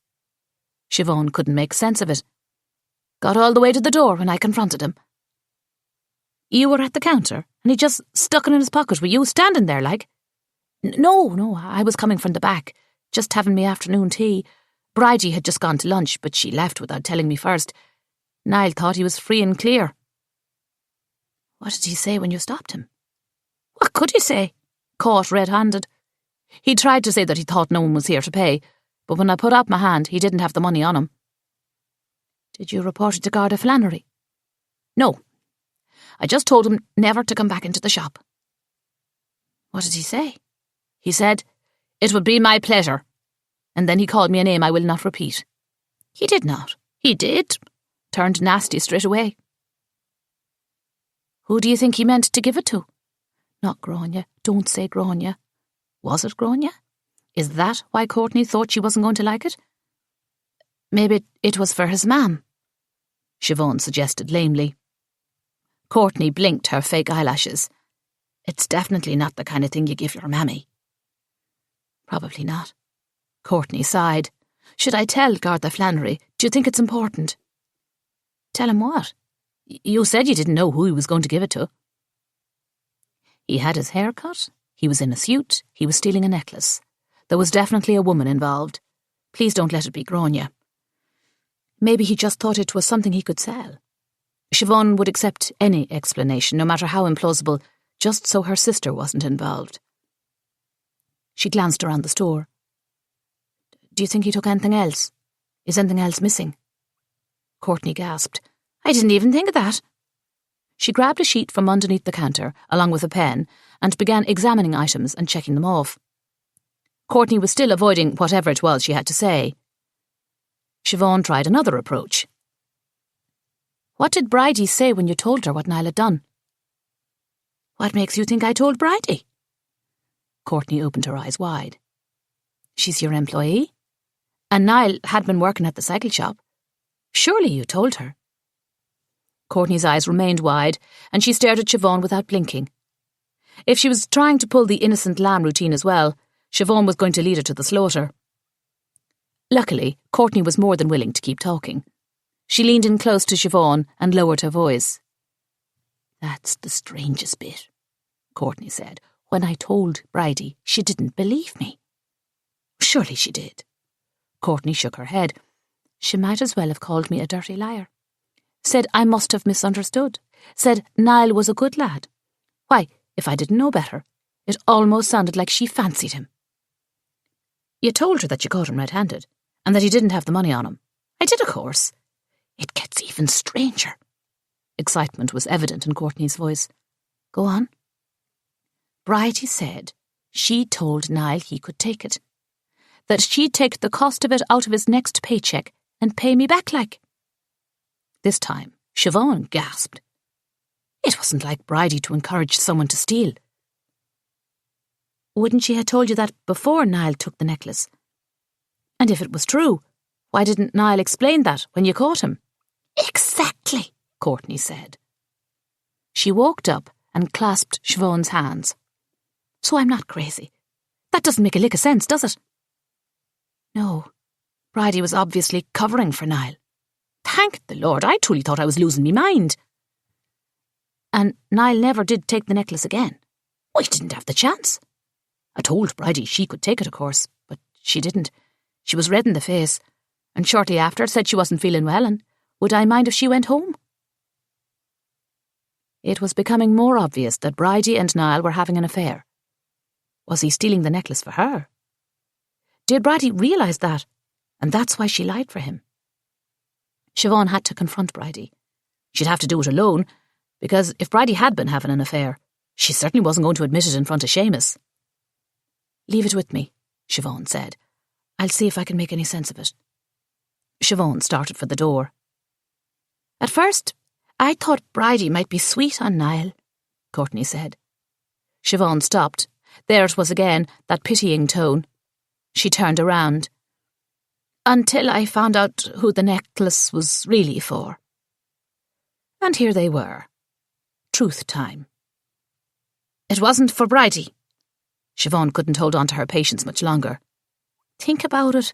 Bridie works here. She could have anything she wanted at a discount. It wasn't for Bridie." "Who then?" She sounded agitated now, and she couldn't help it. Courtney fluttered her lashes. "It's a bit delicate." "Go on." This woman could turn a saint into a sinner. "It's personal, like." Siobhan stepped into Courtney's personal space. "Personal? To me?" Courtney swallowed hard and nodded.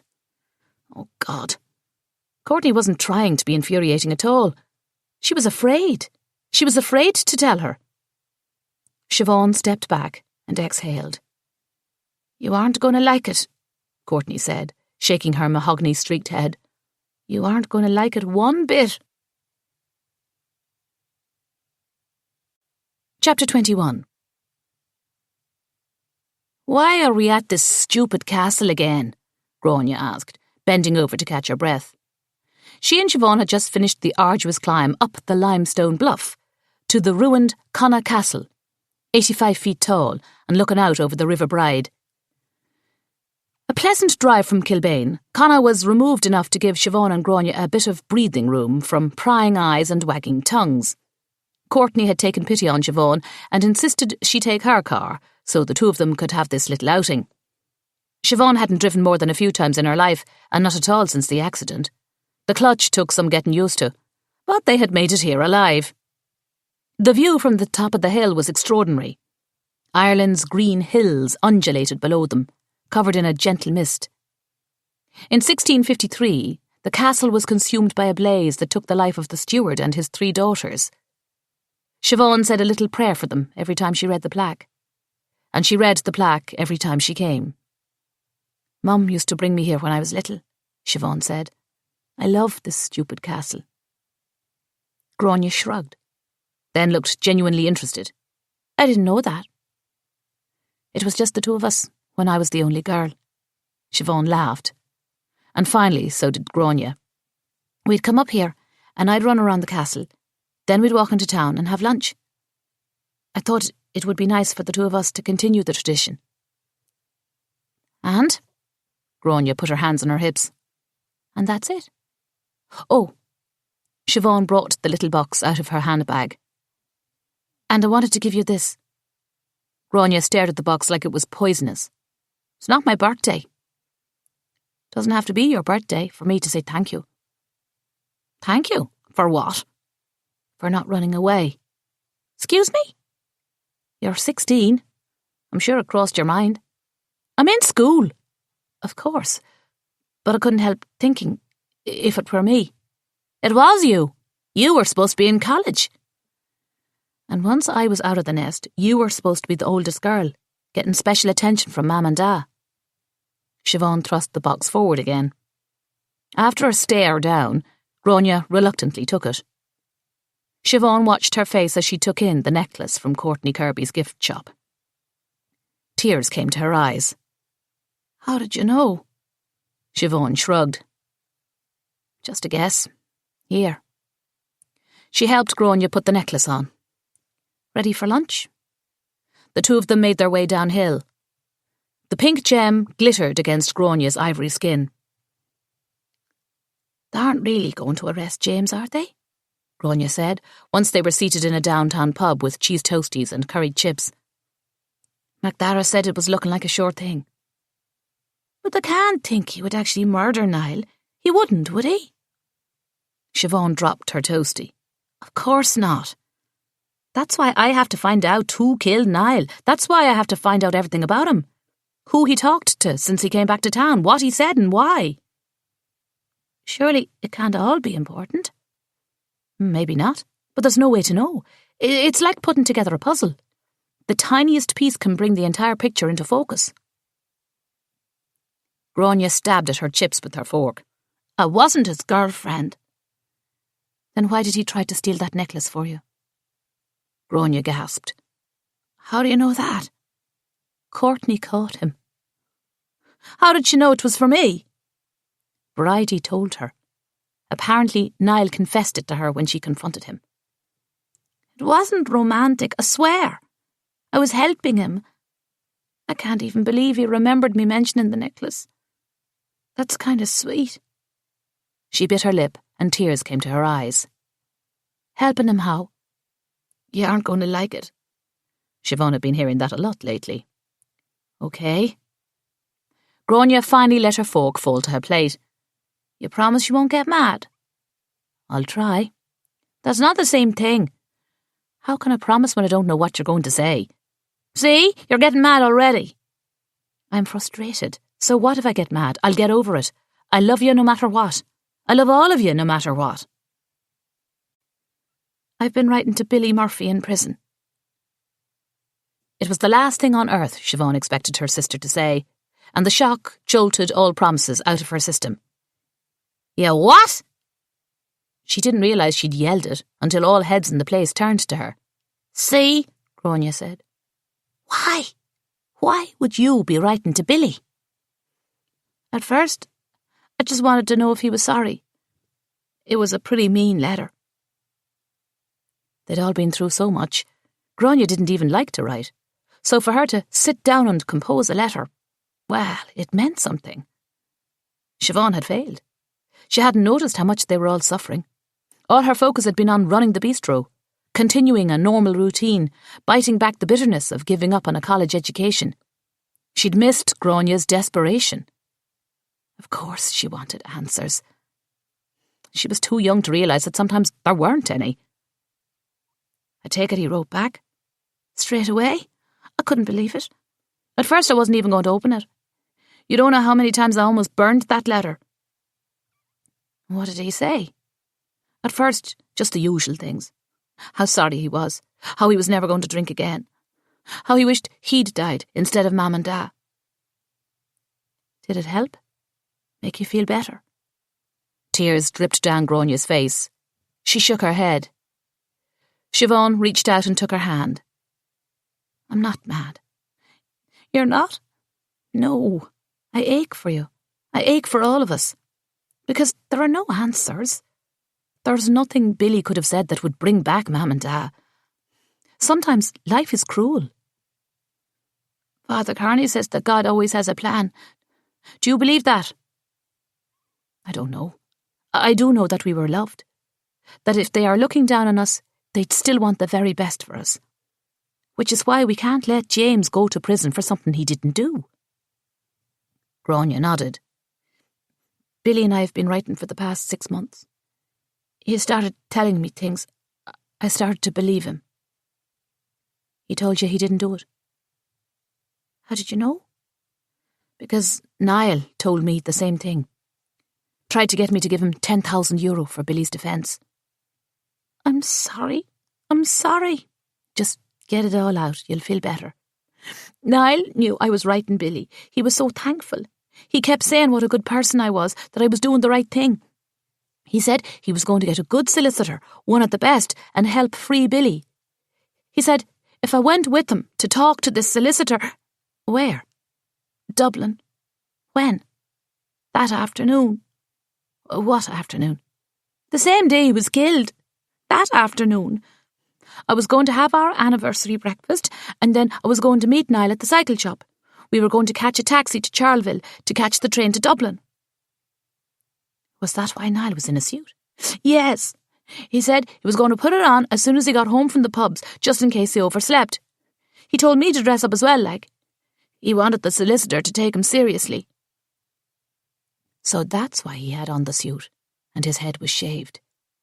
It meant he'd made it home after he left O'Rourke's. Why did he come back out again? Do you know why Niall was at the bistro so early? Grania shook her head. Did he text you that night? Her eyes went wide with terror. You have to tell me. He did. He said he had to tell me something. I didn't answer. It was the middle of the night, like. I think he wanted you to hear about his fight with James before James had a chance to tell you, Siobhan said, so you wouldn't change your mind. Grania nodded. He said it meant everything that I was coming with him. Was the text before or after Anne woke you up about hearing glass breaking? Before, Grania said, and I was terrified it was Niall breaking in. Did you text him back? She nodded.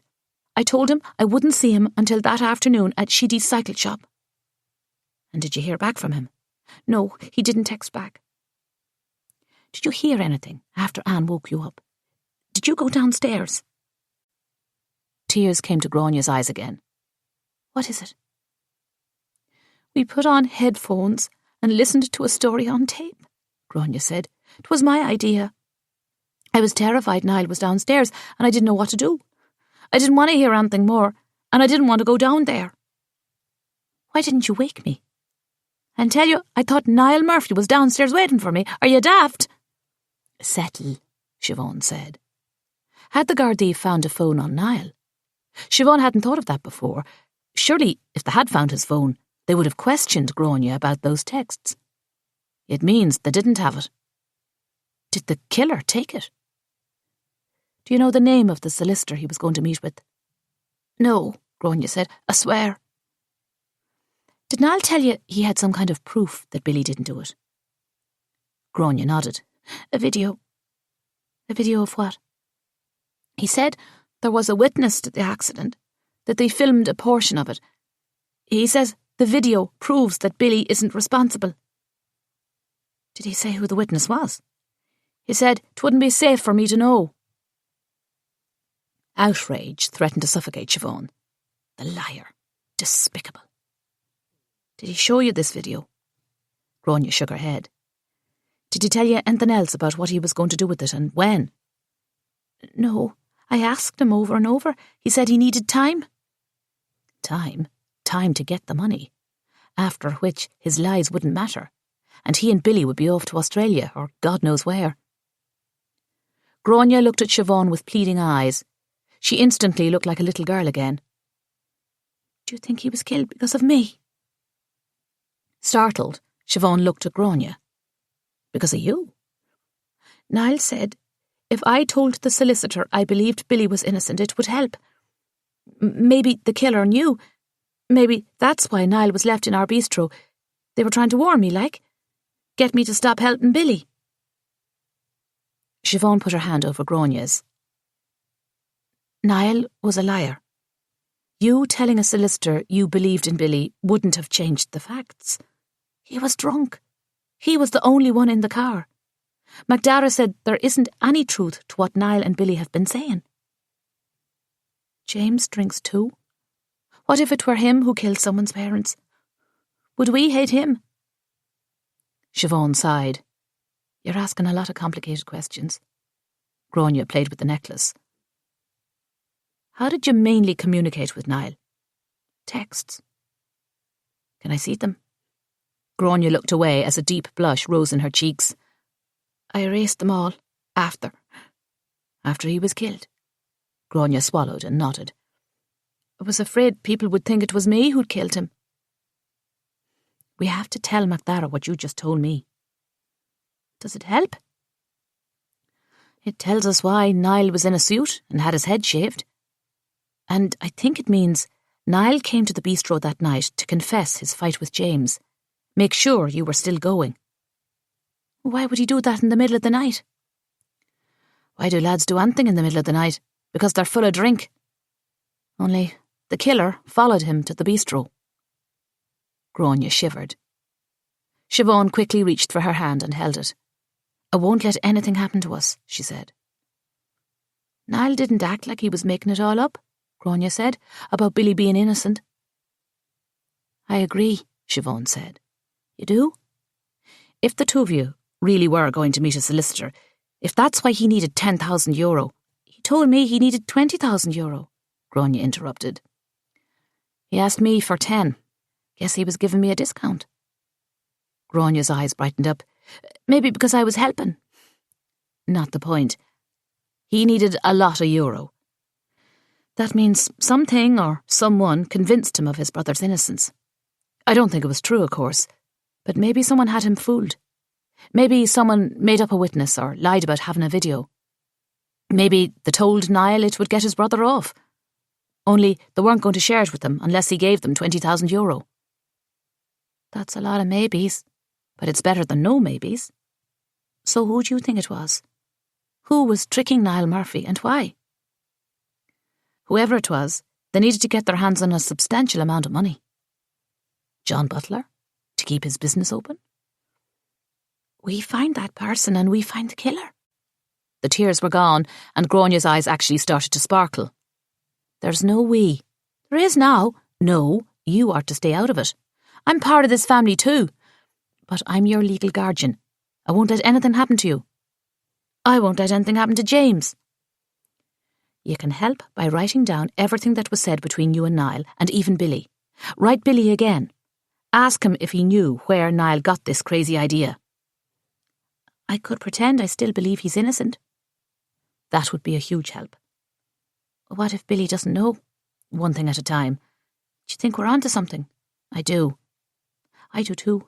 Are you going to tell McDara straight away? I don't know. Do you still like him? What are you on about? Grania grinned, and she flipped a strand of her black hair back with a flourish. Your face matches your hair. I rest my case. What a cheeky thing to say. Siobhan raged silently and paid the bill. Grania sang to the radio on the way home, while Siobhan tried to think of a good retort, something to convince Grania that she wasn't in love with McDara Flannery, but nothing came to mind. She was so lost in thought she almost didn't see John Butler dashing out in front of the car until Grania screamed. Siobhan slammed on the brakes, stopping just short of knocking him down. I hope Courtney has good motor insurance, Grania said. Siobhan's heart pounded in her chest. She was never going to take somebody else's car in her hands again. Imagine, another accident. What was she thinking? Courtney was probably looking out her window too, just in time to see her almost wreck her car and kill John Butler. That would be some bad luck, to kill the town undertaker. John's face had a sickening green tint as he gaped at Siobhan through the windshield. He was the one in the middle of the street, like. Siobhan stuck her head out the window. Sorry, I didn't see you. My fault, he said, holding up his hand. He hurried out of the way and took off down the footpath at a fast clip. That was weird, Grania said. I thought for sure he was going to take your head off. Me too. I would have if I were him. He just darted out in front of me. Certainly was in a hurry. Certainly was. Siobhan kept her eyes on him. He was headed in the direction of the bank. Was he still trying to get a loan for €20,000? It was obvious Niall was no longer blackmailing him, so who was? Had Mary Murphy picked up where her son left off? She could tell McDara to check it out, but he was already browned off with her snooping. Sometimes old adages were true. If you wanted something done well, you had best do it yourself. Chapter 22. She was daft, that's what she was. Completely mental. There was no other explanation for why she was lurking in the back of Butler's Undertaker Lounge and Pub, while her siblings were about to go in the front so they could distract him. She hadn't wanted to involve them, but she couldn't do it alone, and they were just as determined as she was to help James. She would sneak in, find Butler's office, and see if there was anything about a loan or any paperwork that reflected a need for €20,000. And then what? Was it a crime to need €20,000? Who in town didn't need €20,000? She'd have to find something else, something to connect him to Niall. It took 20 minutes of hiding behind a bush on the side of the house before the back door opened and a lad stepped out. He wedged a concrete block between the door and its frame, stepped a few feet away and lit a cigarette. Grania would text when they had Butler preoccupied. Grania was the one who insisted that wouldn't be a problem. "We'll tell him Kieran is terrified to death now, and we thought seeing the business end of it would calm him down." "I'm not terrified of death," Kieran insisted. It took a bit of coaxing to convince him to pretend he was. Maybe this was all a horrible idea. Siobhan's nerves were twitching, and she just wanted to get it over with. But the lad smoking his cigarette was staying close to the door. How was she going to get him to move away? She could throw a rock, but that was silly. He wasn't a dog that would trot over to investigate, right? He'd probably look to see who threw something, not where it landed. God, they made these things look so easy on telly. She didn't even see any rocks lying around. A text beeped in from Grania. Siobhan glanced at the lad, but thank God he hadn't heard it. She immediately switched her mobile to vibration mode. Why hadn't she thought of that earlier? She wasn't built for breaking and entering, or even just entering. "Are you in? He's letting Kieran lie in caskets." For heaven's sakes, she was a terrible guardian. "Lad out back smoking, too close to door." A few seconds later, she got a reply. "Owen coming." Great. She was getting them all trapped in a life of crime. Terrible, terrible parenting skills. What was Owen going to do? He was more likely to aim a rock at the lad's head, and then she'd have 2 brothers in jail. A minute later, Owen strolled around back, past Siobhan huddled by the side without even a glance, and approached the lad. Owen was pointing and shouting, and soon running across the field with the lad following. Siobhan didn't have time to guess what whopper of a lie had incited that. Instead, she darted to the back door. Once through, she pulled the concrete block in behind her, and thought, "This is it," as the door clanged shut behind her. She was in the cellar storage room, and immediately the smell of chemicals, probably embalming fluid, overwhelmed her. She coughed, then threw her hands over her mouth to stifle the sound. She tiptoed through the storage room, past bottles and linens and long plastic tubes. Jesus, she didn't want to know. And then stepped into a second room, larger than the storage area. This was the preparation room, no doubt, for in the middle was the furnace, and there was a large drainage sink on one wall, along with several steel gurneys about the room. And at the other end, the refrigeration unit for the bodies. She hurried through the preparation room, looking left and right for any clues at all. Ridiculous, she scolded herself, absolutely insane. She was grateful business was slow. She certainly didn't want to run into a dead body.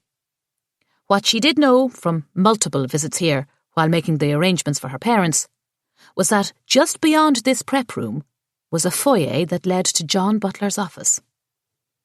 Siobhan shivered. It was freezing down here. She crossed through the preparation room to the foyer. Just beyond was the door to Butler's office. From here, she could see that it was shut, and through the gap under the door, she could tell the lights were off. What if it was locked? The previous times she'd been down here, the door had been open. Her phone buzzed and she jumped. At least she was in the right place if she died of fright. "You in?" Yes, she was in all right. But what in the world was she thinking? She was too jumpy. This was madness. She had turned and started back the way she'd come when a woman's voice called out from the direction of the office. "Help! Help!" It was as plain as day, and every single hair on the back of Siobhan's neck stood at attention. Shite. She couldn't pretend she hadn't heard it, could she? She hightailed it back to the office door before common sense could grab hold of her. "Hello? Hello?" Siobhan put her ear to the door. Whoever the woman was, she was still talking, but Siobhan couldn't make out what she was saying. Maybe she was tied up and couldn't open the door.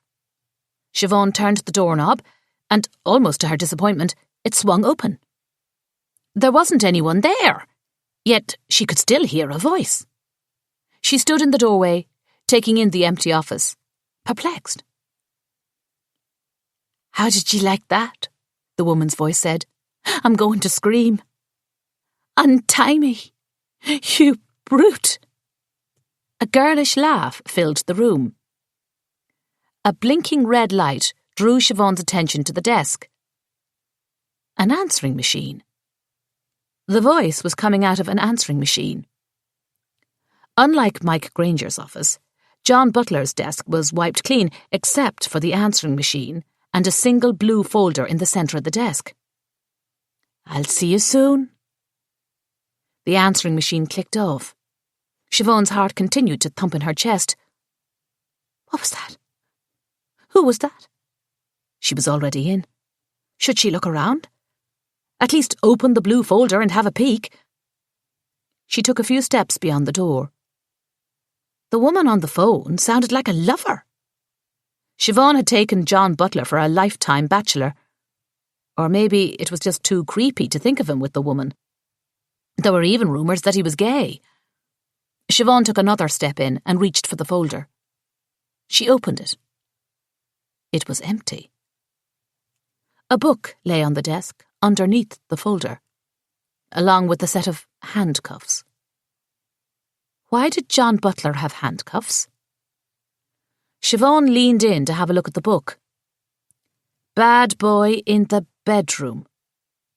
Oh, Jesus. That explained the handcuffs. And the message.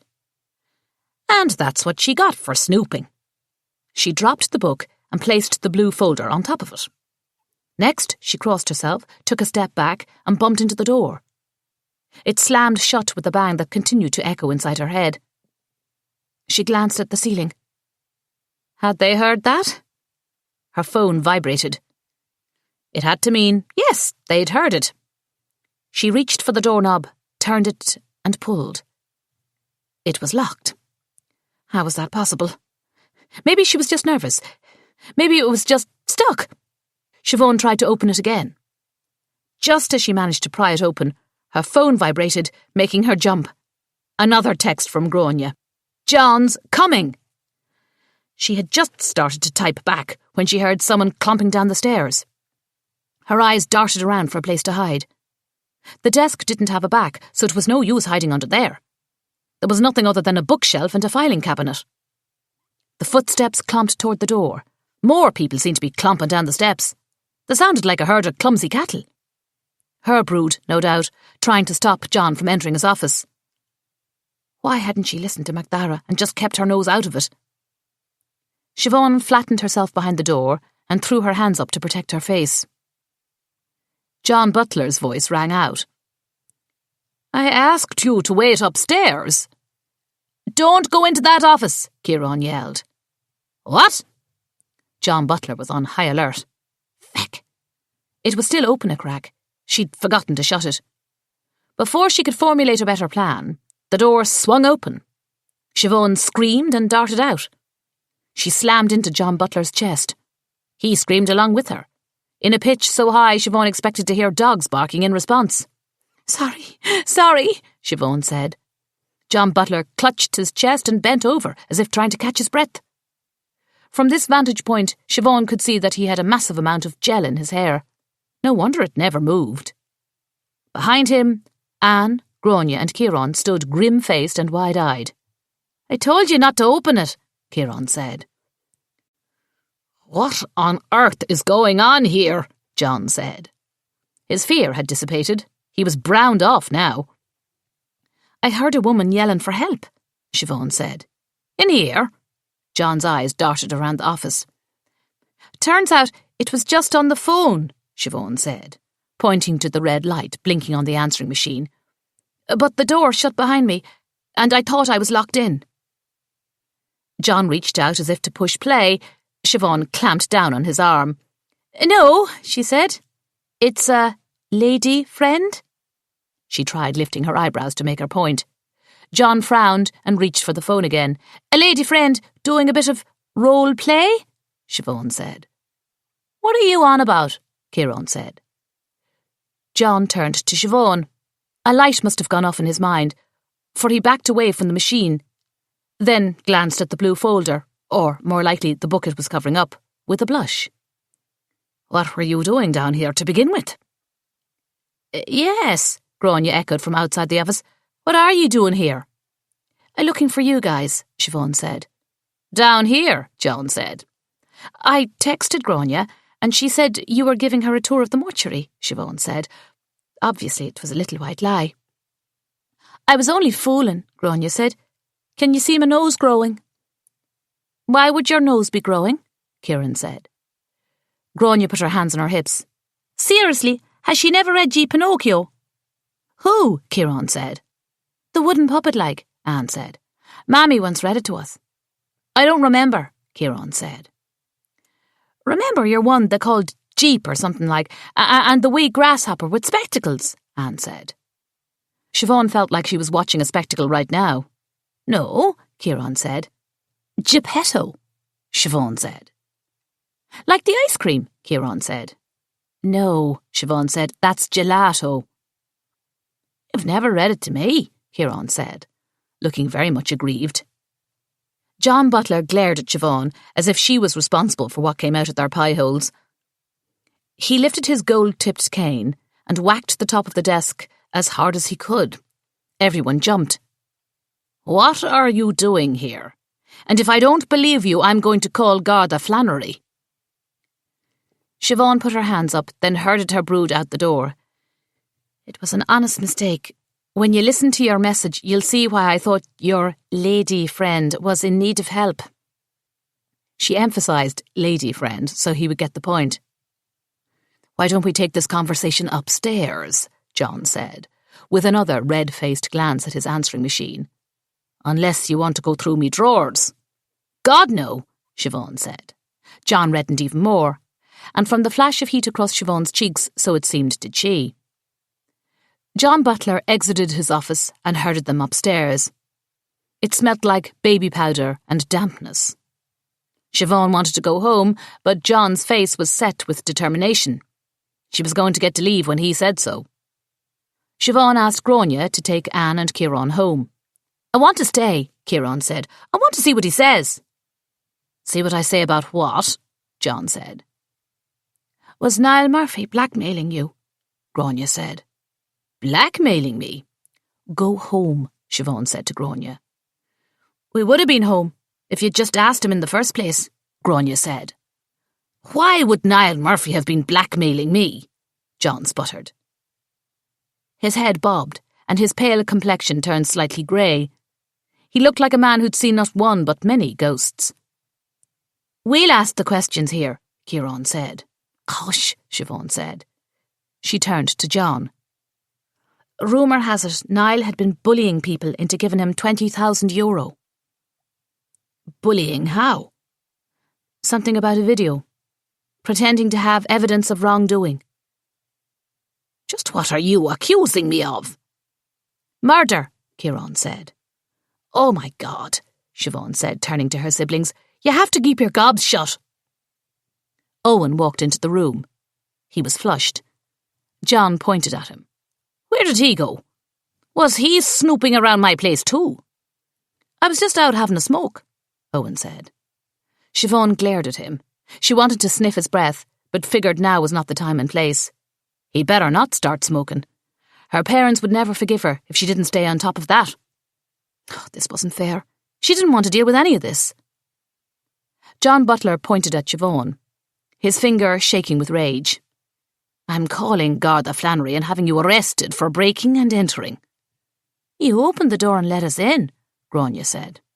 All except one, John said, pointing at Siobhan again. And you set me up, all of you. We didn't mean any harm, Siobhan said. We just wanted to ask you a few questions. I heard you were sticking your nose in where it doesn't belong, John said. Fancy yourself a detective superintendent, do you? You would do the same thing if a dead body turned up in your home. Siobhan stopped when she remembered who she was talking to. I mean, if you weren't an undertaker, like.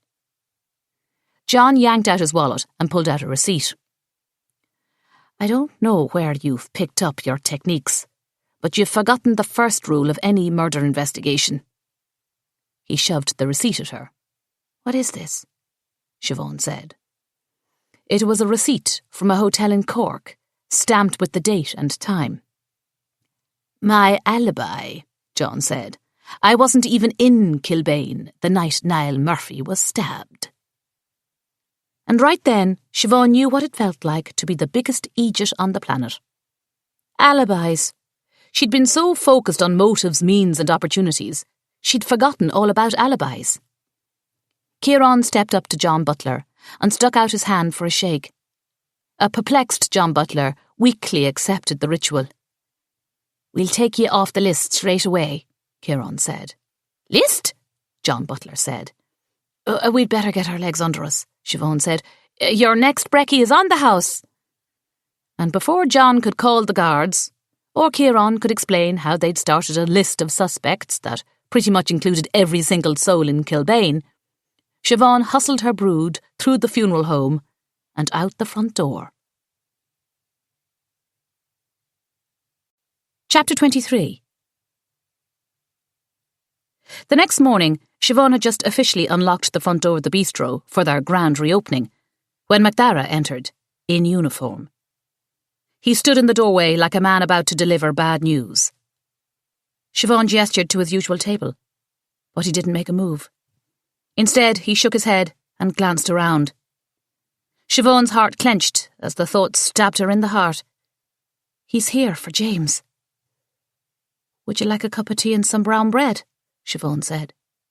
She glanced outside and noticed folks queued up on the footpath. "I asked them to wait," MacDara said. "I'm sorry."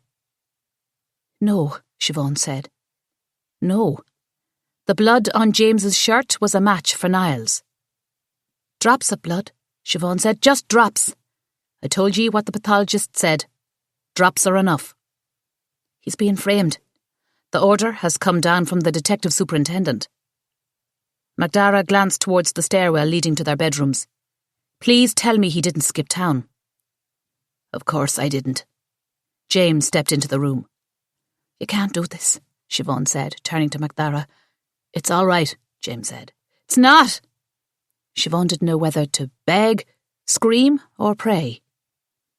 James walked up and took Siobhan's hands. "No crying. No fuss, you hear? As long as you and the rest of the 6 are okay, then I'll be okay." Siobhan squeezed his hands. They were so cold. He was frightened to death but doing his best to be brave. "I'll get you out. I swear." James winked at her and gave her a peck in the cheek. "Nod and smile," he said softly. "Just nod and smile." He turned to MacDara. "Can we do this outside?" MacDara gave a nod, then put his arm on James's elbow and started to guide him out. "Wait!" Kieran came barrelling out of the kitchen, followed by the rest. They threw themselves at James. "He'll be home in no time," Siobhan said, prying them off. Faces were already staring in, gobbling up their misfortune. And although it took only a matter of seconds, watching James get marched out to MacDara's car, as the folks outside watched, was the second darkest moment of Siobhan O'Sullivan's life. And then, in they came. Siobhan wanted to close and lock the doors forever. Yet here they were, her friends and neighbours filling up the seats. They knew better than to ask what had just happened. And so the conversation that filled the room was about the weather, and the latest game, and the state of the Irish economy, and the latest horse race or hurling match. They talked about everything and anything other than James, and the O'Sullivans, and murder. It made the nightmare that much more surreal. Siobhan didn't realise she was standing still until Owen got her moving. "Come on," he said, touching her elbow. He was holding out an apron. It was her mam's. Siobhan took it with a nod, biting the side of her mouth to fend off the tears. Owen and Kieran headed to the grill. Anne began seating people, and Grania took up residence behind the counter. Siobhan took a deep breath, put the apron on and got to work. She smiled and delivered Irish breakfasts, wetted the tea and made cappuccinos, and chatted with folks about nothing, as if her heart weren't breaking, as if it were any other day. For the first time in a while, she'd no interest in asking anyone questions, and she realised with a sinking heart, as she held the kettle and poured endless cups, that despite what her mam always said, it simply wasn't true. Not everything in life could be made better by a biscuit and a cup of tea. Siobhan had never been so relieved to see a shift end. They were as busy as a pub in St. Stephen's Day. And although her siblings retired upstairs or went outside to play, Siobhan knew that, for her, rest and relaxation would have to wait. John Butler had taught her a fierce lesson. In order to find the killer, Siobhan was going to have to start collecting alibis. That meant dividing her time between the bistro and visiting everyone on the list. It would be impossible to do if she had to walk everywhere. She was going to have to get a scooter, even if it meant Alison Tierney wasn't going to get her rent on time. It was going to cause an uproar from their uptight landlady, but Siobhan didn't have a choice. As soon as the breakfast shift ended, she headed straight for Sheedy's cycle shop. Seamus was behind the counter, sorting through a box of racing gloves. He held up his hand, showing off a neon green one that he'd slipped onto his right hand. "Glows in the dark," he said. "Isn't it brilliant?" Did he really need neon gloves for the store? Or was he covering up swollen knuckles? Had Seamus beat up James? Could he be the killer? Maybe he'd found out Bridie was having an affair with Niall. "Can I see that?" Siobhan asked. "Sure, pet." Seamus picked a glove off the counter. "Actually, I meant the one you're wearing." Seamus tilted his head quizzically, but took off the glove just the same and handed it to her. Siobhan slipped it on and pretended to admire it before sneaking a peek at Seamus's right hand. It was white and smooth, not a mark on his knuckles. "Thanks." She took off the sweaty glove and handed it back to him. Then she began to cry. Suspecting everyone of murder was taking a giant toll on her. Seamus was instantly out from behind the counter, opening up his arms for a hug. Siobhan didn't realise how fragile she was until she felt his touch. She almost broke into pieces. "What is it, Pat?" He stepped back and searched her eyes. "They just arrested James." "You're joking me." Seamus sounded as angry as she was. Finally. Maybe he could help, talk some sense into the Gardaí. "Just now," Siobhan said. "For what?" "Why, for Niall's murder." "But that's impossible." Seamus began to pace. "I saw him that night. He couldn't have killed a fly. He was in no shape, I tell ye." Thank you. Siobhan felt some weight lift off her. For what? For believing in him. Even MacDara is starting to think James did it. Seamus cocked his head. "Because of the fight at the pub?" "That's right. You were there that night. Did you see anything that might prove James didn't do it?" "No, Pet. Last I saw James, he was stumbling out the door, ranting and raving. I tried to give him a ride home, but he refused." "Did he say he was going home?" "Ah, Pet, I couldn't understand a word he was saying," Seamus said. Tears came to Siobhan's eyes. She nodded. Seamus came over and placed his hands on her arms. "I'm telling you the God's honest truth. He wasn't in any shape to go stabbing anyone." "Tell MacDara that." "Now, you know yourself that MacDara isn't calling the shots. It's the detective superintendent we need to have a good old chat with."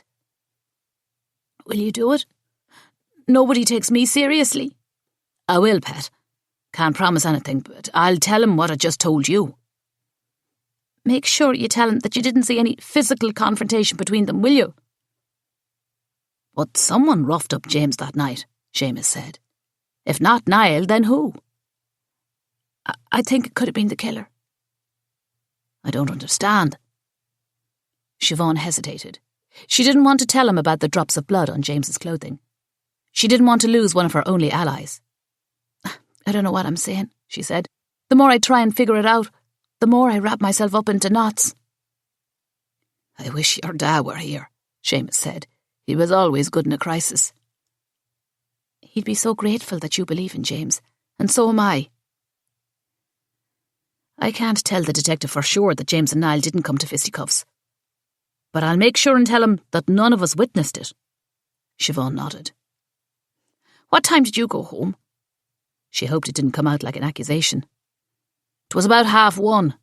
I know, because Bridie nearly took me head off." Siobhan laughed.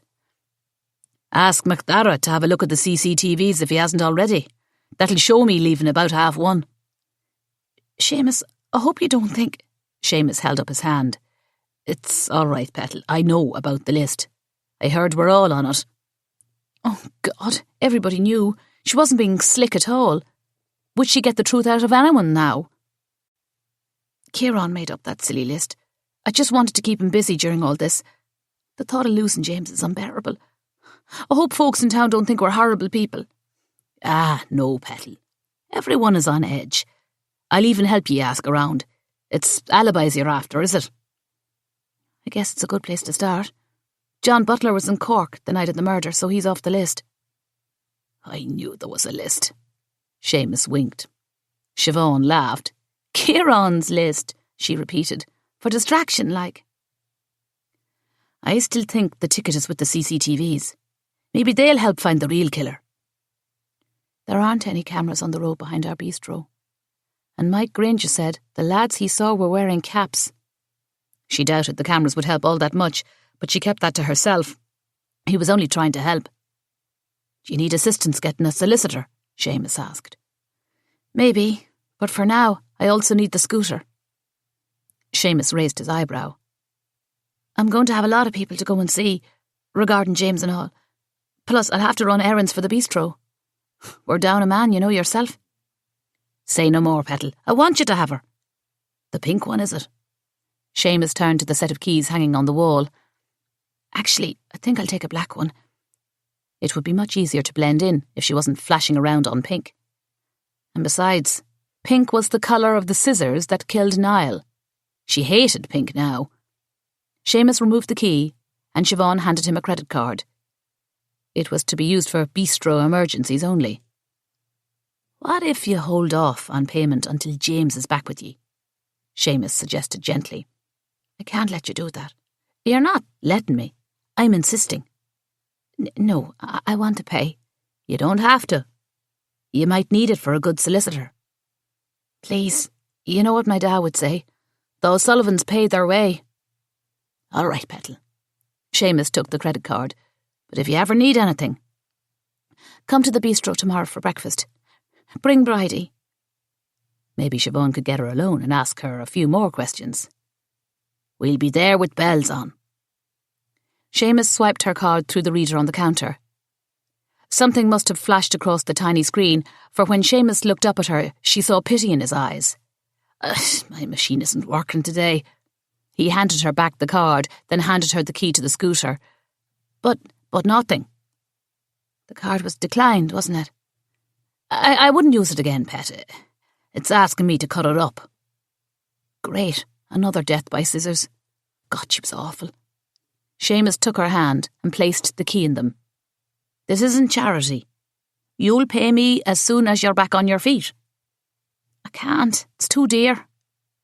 Siobhan O'Sullivan, you know your Celtic myths. So? What did the Druids believe was the most sacred of virtues? Embracing the goddess of nature. The other one. She knew where he was going. Hospitality, she said reluctantly. Hospitality, he said. So would ye, please, allow me to be hospitable? Technically, he was being generous, not hospitable, but Siobhan wasn't going to insult him by pointing this out. Seamus placed his hand over his heart. You'll be doing my eternal soul a great favour. You've done so much for us already, she said. That's the way her mam and dad would have wanted it. Siobhan nodded as the tears formed, afraid that if she spoke, she'd tell him again that she couldn't take it. And she had to. She needed the scooter. She couldn't go borrowing Courtney's car anymore, especially since she'd almost run over John Butler with it. I know exactly what's wrong with ye, Seamus said, snapping his fingers. What? Siobhan had been staring into space. Oh, Lord. Did he know she saw Bridie in here with Niall that morning? She should have told him. She could still tell him. Right. Man loans you a scooter, and you tell him you think his wife might have been fooling around with the murder victim. Get a hold of yourself, Siobhan. Seamus gestured to the key in her hand. You don't have any idea how to ride her, do ye? Siobhan looked at the key. For a second, she'd forgotten all about the scooter. Imagine that. Is it that obvious? She said. Seamus grinned and pulled a helmet from under the counter. He must have seen the look of dread on her face. The helmet comes with your purchase. Liar, Siobhan said. He winked at her. Why don't we take her to the field out back? Give her a go. Siobhan did her best to put all thoughts of murder out of her mind for now, so she could concentrate on riding the scooter. It took a few tries to keep from tilting over, but after some encouragement and instruction from Seamus, Siobhan started to get the hang of it. She was horrified to realise that, for a second there, zooming up and down his field, she was actually having fun. Don't take her over fields if you can help it, Seamus warned. Too many holes in the ground.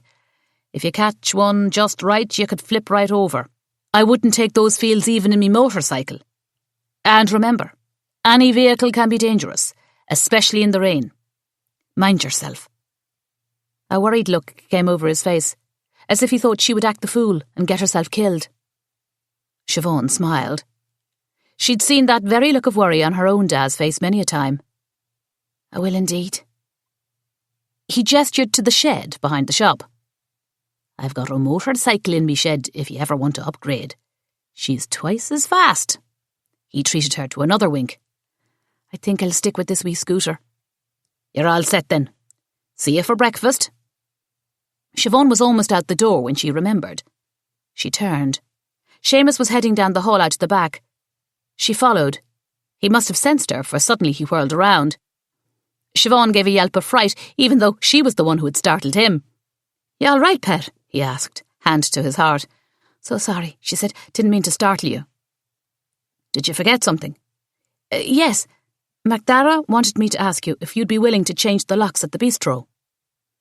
Seamus dropped his hand, and a look of relief washed over his face. I will indeed, he said. What if I get to it after we have that breakfast? The meals are on me, Siobhan said, or no deal. Seamus winked. If you sneak up on me like that again, I'm afraid it's going to be me last meal, he said, with another pat to his heart. Siobhan took it slow, driving home, feeling the impact of every jostle of the wheels on the road. Despite a couple of bumps, she rather enjoyed the wind in her face. It was a grey day, but at least it wasn't lashing rain. She wondered what her friends and neighbours would say when they saw her on the scooter. They wouldn't know it was on loan, and Seamus certainly wouldn't tell them. Siobhan didn't know what was worse, being a borrower, or being thought of as being wasteful at a time like this. Oh, they would talk, she could hear them now. Buying a scooter when her brother's been hauled off to jail, some cheek. A scooter when they're so dear, like. I heard she hasn't even paid the rent this month. Buying a scooter so she can snoop into our lives. They have a list, did you know that? And we're all on it. Every one of us suspected of murder. And her brother the one in jail, like. Siobhan tried to cut out the thoughts. She didn't realise where she was headed until she found herself coming up along the cemetery. It had been too long since she'd paid a visit. She parked the scooter under a birch tree, entered the small cemetery, and headed for the back row where her parents lay. She should have brought her whittling knife and some wood. She'd been wanting to make her mother a bluebird. Next time. She didn't even have flowers. They would understand. She knelt on the soft grass beside the headstones, clasped her hands in prayer, and in a voice no louder than a whisper, she told them what was happening to them and to James. And then she promised them, swore on her life, that she would fix it. She would find the real killer, and she would fix it. Chapter 24. The following day, once again it seemed as if all of Kilbane was in the bistro, their plates filled to the brim. Now that the initial shock had worn off, appetites had ignited. Comfort was sought, especially here, in the place where it all began. Sweets and potatoes and shepherd's pie, and oxtail stew, and bacon and cabbage, and her brown bread, of course, and cuploads of Barry's tea. It all helped ease the stress just a wee bit. Fear had a way of burning up calories. So did looking over your shoulder every few steps to make sure a fella wasn't following you with a pair of hot pink scissors. Every table was taken, except for the one where Niall was found. It was still filled with prayer cards, candles and photos. Whatever grudges folks had had against him in life were cast aside in death. In supporting Niall's memory, they were taking a stand against a killer. Bustling from table to table, ferrying comfort, for a second Siobhan almost felt back to normal. She even made herself a cappuccino. She was carrying a tray filled with dirty plates back to the kitchen when someone ploughed into her. She dropped the tray and it smashed to the ground with a clatter. She yelped, and several other tense patrons let out little cries of their own. Siobhan looked at the person who'd caused the collision and found herself staring up at the Yank, who was, hands down, the best-looking man she'd ever seen. Absolutely gorgeous. At least 6'2", with black hair, and, although she wasn't a fan of romance novels, her mam had been, and there was no other way to describe them, and she felt ashamed for even having the cliched thought, but what other words were there for it? He had right smouldering green eyes like, "I'm so sorry," he said, bending down to pick up the plates. Chris Gordon, that was his name. What a nice accent. Not obnoxious at all. "No bother, I'll get it," Siobhan said. He jerked back up, and she realised she'd sounded harsher than she'd intended. "I'm always running into you," he said, literally. "Owen," she yelled toward the kitchen. "Kieran!" "I'm on it," Owen said, coming out of the kitchen doors, followed by Kieran with a broom and dustpan. "Wouldn't want you to cut yourself," Siobhan said, gesturing to the broken plate. One death in here was more than enough. "Again, so sorry." He smiled. God, what straight white teeth Yanks usually had, like little white picket fences. His were no exception, and there was that dimple again, too. "Not a bother," Siobhan said, friendlier this time. She wanted to smile, but she could feel someone's eyes on her. She looked up to find MacDara watching them from his table a few feet away. His eyes may not have been smouldering in the romance sort of way, but he was looking at them as if he would have set Chris Gordon on fire if given the chance. Would you look at that? MacDara Flannery was fierce jealous. The American stuck out his hand. "I'm Chris." Siobhan wiped her hand on her apron and shook. "Siobhan O'Sullivan." "I know," he said, with an even bigger smile. "How's the running going?" He was the first person who had asked her about it seriously. No jokes, titters, incredulity, eye rolls, or the slightest hint of sarcasm. She liked that even better than his perfect teeth. "Slowly but surely. Do you run every morning?" "I'll tell you the truth." He stepped forward and lowered his voice so that he was almost whispering in her ear. It felt a little dangerous, having someone so good-looking so close. "I'm around the Priory a lot. It's amazing, beautiful." His eyes sought hers, then his gaze dropped to her lips. Siobhan felt heat rise to her cheeks, even though she'd done nothing wrong. She laughed nervously and took a step back. MacDara was still glaring in their direction.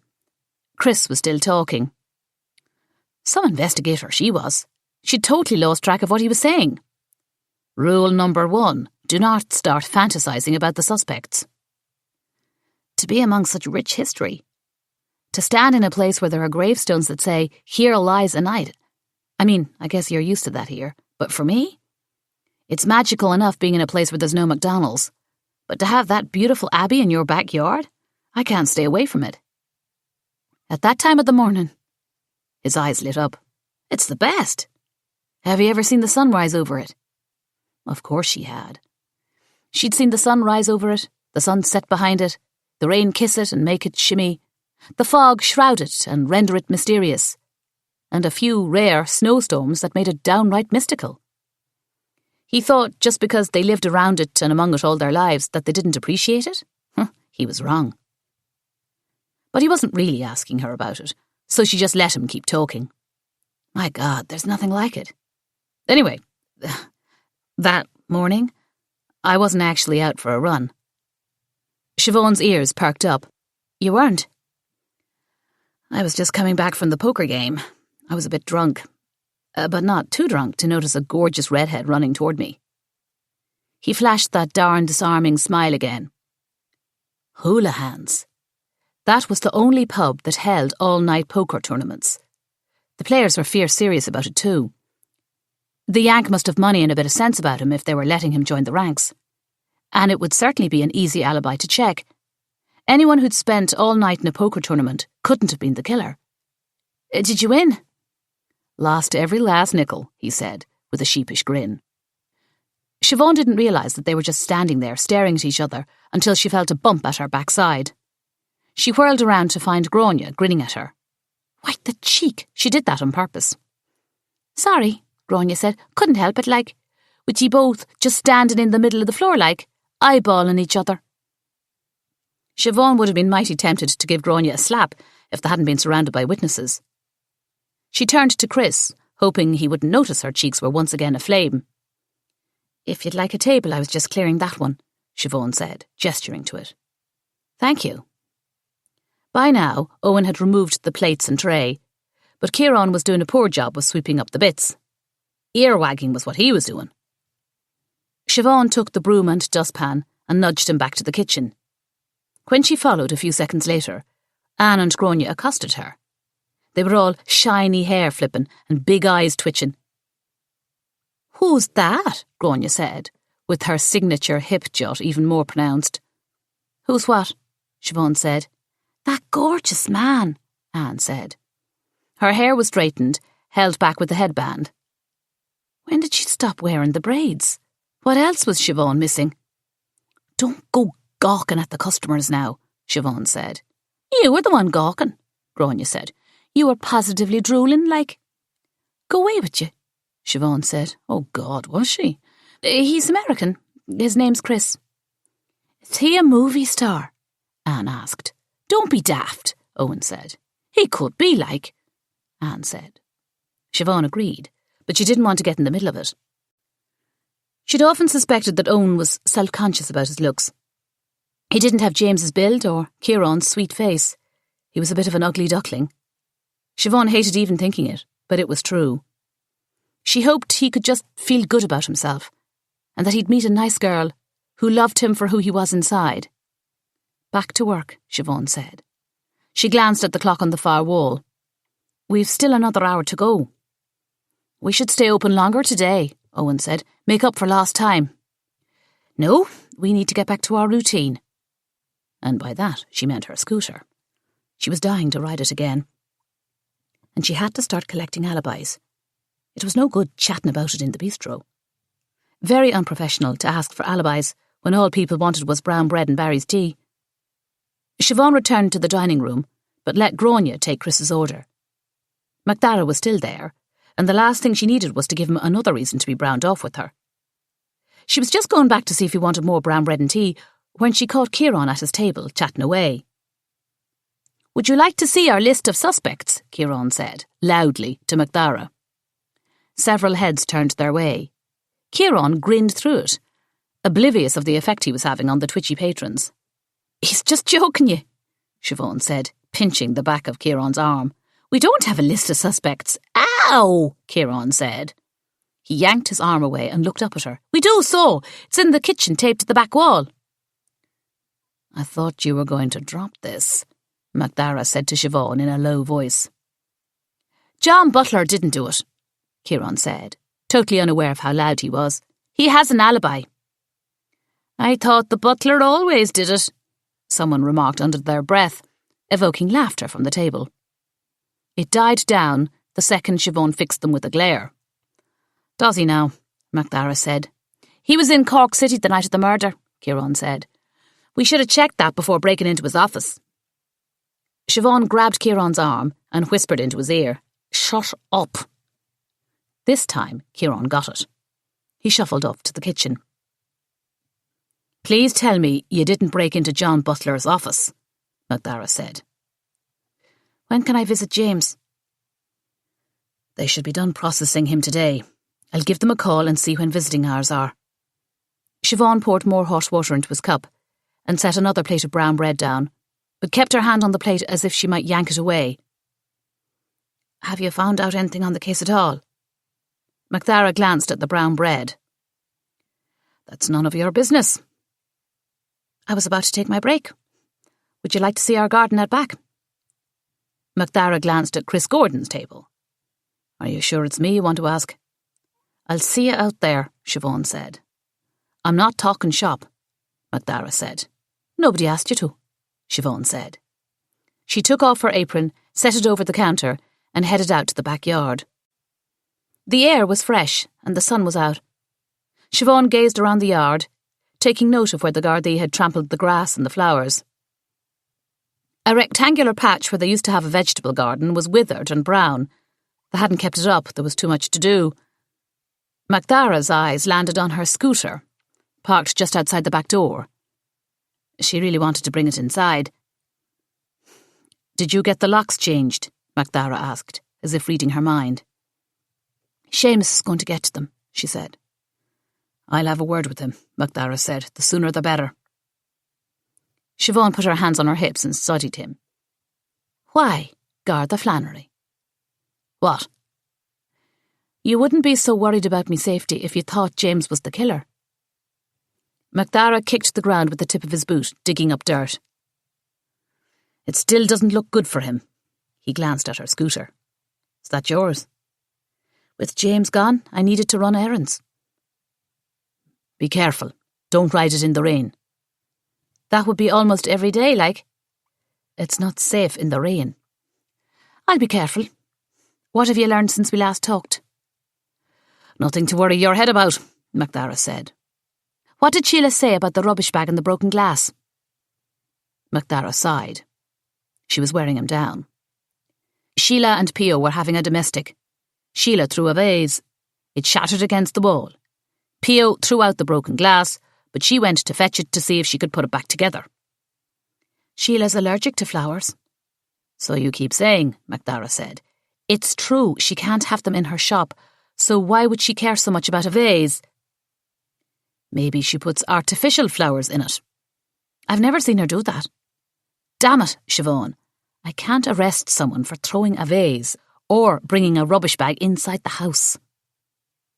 Macdara swiped off his cap and slammed it against his thigh. What about her black eye? They didn't admit to that now, but it doesn't look recent. A week, maybe. I'll drop off a number of a professional I know who deals with domestic situations, but the rest will be up to her. Although for all we know, Sheila's the one doing the abusing. She must have 20 stone on him. That's not nice. The world isn't always nice, you know yourself. What if Niall was blackmailing the two of them? They could be co-murderers. Macdara stared at her.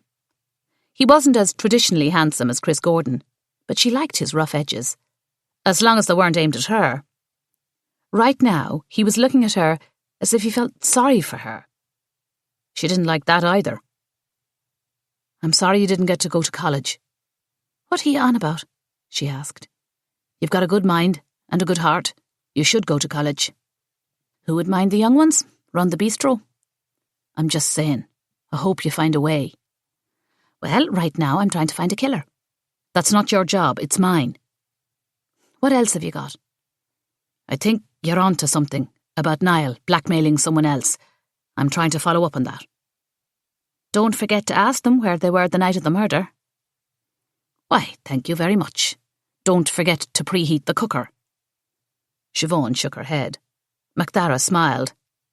She smiled back, then turned away when the eye contact lasted a bit too long. She meant what she said. She was trying to catch a killer, and there wasn't time for anything else. What do we know about the Yank?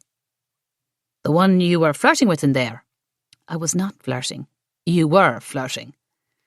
You catch more flies with honey. Yeah? Well, why in the feck would you want to catch flies in the first place? He had her there. What do you know about him? She asked again. Macdara sighed. The usual shite. Said he's travelling around Ireland, taking a year off college, looking for his family crest, writing a book for all I know. Any connection to Niall? Could be. Like what? I don't know, I just said could be. He was definitely jealous. Did you check the CCTVs? Yes, he said, after what seemed to be a silent deliberation. I'm in the process of checking all the CCTVs. In the process? Meaning you haven't checked them? What should I be looking for? The killer to stare into one of the cameras and confess? Seamus said he left O'Rourke's at 1:30 and headed home. You can verify that. And maybe one camera will prove that it wasn't James chasing Niall around town. Who said anything about chasing? I think the killer was chasing Niall. That's how they ended up back here. Once again, Siobhan looked around the garden. It rained that night, MacDara said. We couldn't get any footprints. Siobhan's eye landed on the glass jar where the spare key had been hidden. Although Siobhan had long since removed the key, the jar was still resting on top of the hole where it had been originally buried. The Gardaí hadn't considered it evidence because nothing had seemed amiss at the time. But something about the way the sun was shining on it set off alarm bells. There was definitely something not quite right about it. It wasn't the same jar. It looked close enough, but theirs had a green tint, and this one was blue. She gasped. What? MacDara said. She ran up to the jar. She held it up. It's not the same jar. Are you sure? Positive. Our old jar was impossible to open. The lid was rusted shut. You would have had to break it open to get the key. Wait. Grania and Anne heard glass breaking, remember? You think it was someone smashing open that jar? MacDara said. I know it was. They replaced it, hoping we wouldn't notice. And she almost didn't. She was going to have to keep her eyes open every second. Whoever killed Niall must have known where we kept the spare key. Any idea who? MacDara didn't look convinced, but at least he was considering the idea. It would be easier to list the people who didn't know where we hid our spare key. Anyone who was ever back here chatting with my mam could have seen it.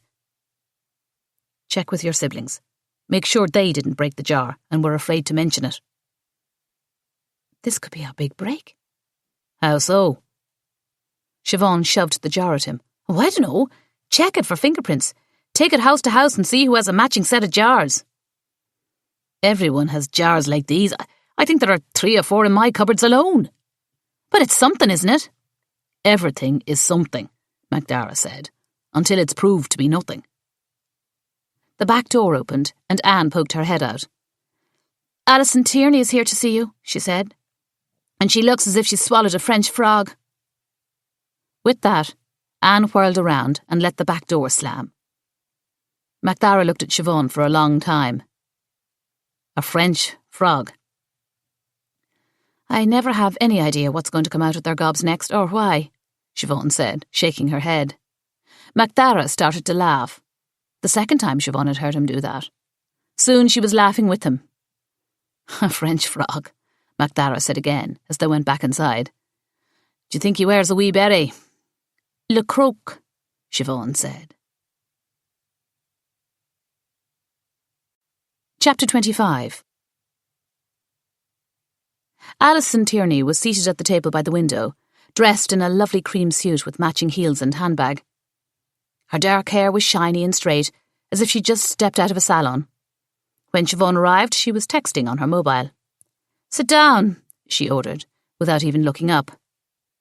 Siobhan wished she were holding the tea kettle, so she could pretend to stumble and give her a bit of a scalding. Just a touch. I'd rather stand. We're very busy, as you can see. Alison set her phone down and scanned the bistro as if she'd forgotten where she was. MacDara stood by the back door watching them. Alison zeroed in on him. Then her eyes flicked back to Siobhan, and the corner of her lips curled up. Siobhan couldn't tell if it was supposed to be a smile or a snarl. It's a bit of a surprise, isn't it? What is? To see others dining in a place where a man has been murdered. She said it loud enough for others to turn their heads. Lower your voice. Those aren't even the facts. What am I missing? Siobhan bent down. He wasn't killed inside the bistro. He was brought here. Someone is trying to set us up. That's not the talk in town. How would you know? You don't even live in this town. Gossip flows the same way the wind blows. Up your arse. If you're here about the rent, I'll have it to you by Monday week. And yet, you just bought a brand new scooter. What a nosy Nelly. Now Siobhan really wished she had the tea kettle. That was a work necessity. Alison's perfectly tweezed eyebrows raised in surprise. I didn't realise it took a scooter to run a bistro, she said. Silly me. It does when you have errands to run and you're down a man. Speaking of James, Alison said, I'm truly shocked to hear what he's done. She put her hand over her heart. Excuse me? Alison reached into her fancy alligator handbag and produced a stack of papers, which she smoothed out across the table with the relish of a blackjack dealer. As the oldest, James is the only one on the lease since your parents departed. Departed, as if they'd packed up their suitcases and sailed away on a ship. In an instant, Siobhan wondered whether James had killed Niall. It was only on account of the rage she felt toward Alison at that moment, the likes of which she'd never known. She could imagine it now. How darkness could sweep one up in its funnel cloud and cause a person to do something she never imagined she could. Did you hear what I said? Without James, this lease is no longer valid. That's nonsense. There's a clause. If James abandons the property, the lease is null and void. I'll sign a new lease. Is that what you want? Oh, no. I want you out.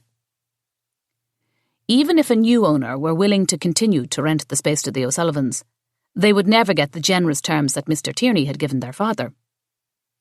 Those terms were the only reason they could afford to keep the bistro going. Without it, they would most likely have to close their doors. Your dad would have never done this to us. Alison waved her hand like she was brushing away a fly. My father was too soft. He felt sorry for your father, and the lot of you. I'm a businesswoman. This isn't personal. She was probably right about that. Because in order for it to be personal, Alison Tierney would have to be a person. She was a robot, an imposter, a monster with a manicure. She had a rich husband and 2 kids. They lived in a neighbouring town, and it seemed Alison found a way to work into every conversation the fact that she didn't live in Kilbane. They had one of those fancy limestone mansions. She probably didn't even need their rent money. Yet here she was wielding the sword. Sit down, Siobhan, I'm not nearly finished. Siobhan sighed. She sat, but she kept herself perched on the edge of the chair. Grania came over with a tea kettle. She exchanged a look with Siobhan. Would you like a cappuccino? Grania asked. From here, Alison said. She laughed. No thanks. I was talking to my sister, Grania said. I'd love a cup, thank you, Siobhan said. Grania smiled and left. I have the best cappuccinos in Ireland. I dare say I could hold me own with Starbucks. Alison's eyes flicked over to the cappuccino machine. Siobhan didn't even like her looking at it. She scooted her chair over, hoping to block her view. It looks like a very expensive piece of equipment. You have to spend money to make money. How many cappuccinos do you make? Loads, Siobhan said. How many do you sell? Shite, she had her there. She was mostly the one drinking them. I'd say they double my energy, allow me to do the work of 2, Siobhan said. And now 3, Alison said. Siobhan just stared at her. With James gone?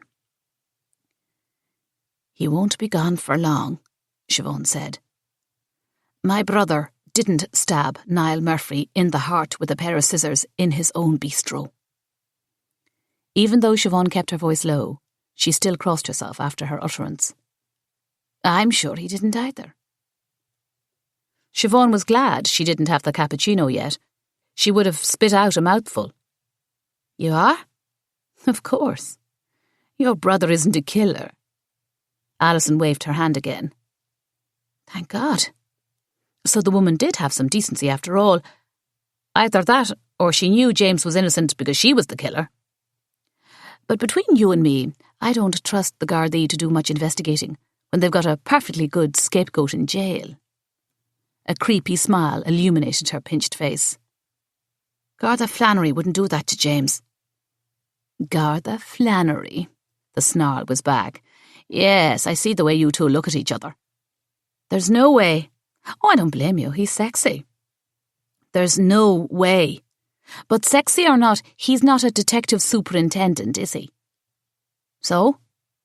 So, if the detective superintendent thinks they've got your man, then there isn't a thing Garda Flannery can do about it, no matter how much he wants to. She gave Siobhan another look. I have to get back to work. Siobhan started to stand. Alison reached out and touched her hand. Please, I have a proposition that I think you'll want to hear. Siobhan sighed, then sat. Grania brought out the cappuccino. Do you need me on the floor? Siobhan asked Grania. We're sorted, Grania said. Take all the time you need. Alison watched Grania walk away. She looks like a woman now. She doesn't always act like it, Siobhan wanted to say, but not in front of the likes of Alison. Do you still want to go to college? Why was everyone asking her about college? It was starting to get on her nerves. I have a lot on my plate, Siobhan said. One glance at Alison's empty place setting, and she wanted to add, unlike you, as if it were beneath the woman to eat here, as if they didn't have the best brekkie in town. I finally have a buyer, Alison said, for the bistro. What? Siobhan shot out of her chair, bumping the table and rattling the cappuccino. Frothed milk sloshed out the side. Siobhan wished it would leap onto Alison's pristine suit and stain it with a T for traitor. His finances check out. I'm afraid he wants to set up his own business in the space, but he's willing to give you time to vacate. Time to vacate? To figure out what you're going to do instead. Why don't you go to college like you planned? You're the one who would make money on the sale of the property. That is, if you're telling the truth about a buyer. But we'd had nothing. You can't do this. We have a lease. James had a lease, Alison said emphatically. Has a lease, Siobhan answered with equal gusto. I'm telling you, he's going to be out soon. He'll have to be out in 30 days. Or what? Or you're all out. You're despicable. Alison reached out again to touch her hand. Siobhan yanked it away. She stood. I'm not the enemy. In fact, this is for your own good. Kicking me and my 4 siblings out is for my own good. Go to college. Move everyone to Dublin. Get out of this small town. This is our home, our livelihood. I told you. I have a proposition. We're not leaving. Agree to it now, and I'll buy you out of a portion of your lease. What does that mean? I'll give you €10,000 from the sale. €10,000? The exact amount Niall wanted from her. Why would you do that? Because I'm not heartless. It's not even much in today's world, but it's fair. Kicking us out of home and job, that's fair, is it? Take the offer. In the next 20 minutes it goes away. That's not fair. I don't have time to waste. If I don't sell now, who knows when I'll have another buyer? Who is this buyer? Alison began to blink rhythmically, as if sending an SOS signal to someone at a neighbouring table. Was the buyer here in the bistro? I can't say. You won't say. Ladies, Macdara said from behind Siobhan. Siobhan jumped and whirled around. Don't go sneaking up on a person like that, Siobhan scolded. Alison had twisted her pear-shaped. Sorry, is everything all right here? Alison just offered me €10,000 to abandon the bistro and move out of town, Siobhan said. What? Macdara looked truly shocked. Apparently she has some sort of mysterious buyer. Who? Macdara demanded. She can't say, Siobhan said. But the timing is interesting, don't you think? What are you on about? Alison asked. Her eyes narrowed to slits. It's almost as if someone placed Niall's body here, thinking it would put us out of business. Alison screeched her chair back and stood. I don't like what you're implying. I'm not implying, Siobhan said. I'm stating it outright. She turned to Macdara. She's talking about a clause that if James abandons the property, the lease is null and void. Just when did you find this clause? Before the murder? Or did you add it right after? What exactly are you accusing me of? Alison said. Siobhan spoke to Macdara as if Alison wasn't there. €10,000 she offered me. The exact amount Niall was trying to extort from me. You are out of your mind, Alison said. "We're not going anywhere," Siobhan said. "Get out of my bistro." Siobhan started to walk away. "You're making a mistake," Alison said. Siobhan whirled around. "I'm sure I've made a lifetime of mistakes in the past year, but this isn't one of them." The two women glared at each other until Alison's phone dinged. She read the text and a look of alarm came into her eyes. She practically flew from the table, and before one could say Hail Mary, she was out the door. Her figure sprinted by the window, and Siobhan watched, intrigued, as she practically dove into her car and peeled out. You could hear her tyres squeal all the way down the street. Siobhan turned to Macdara.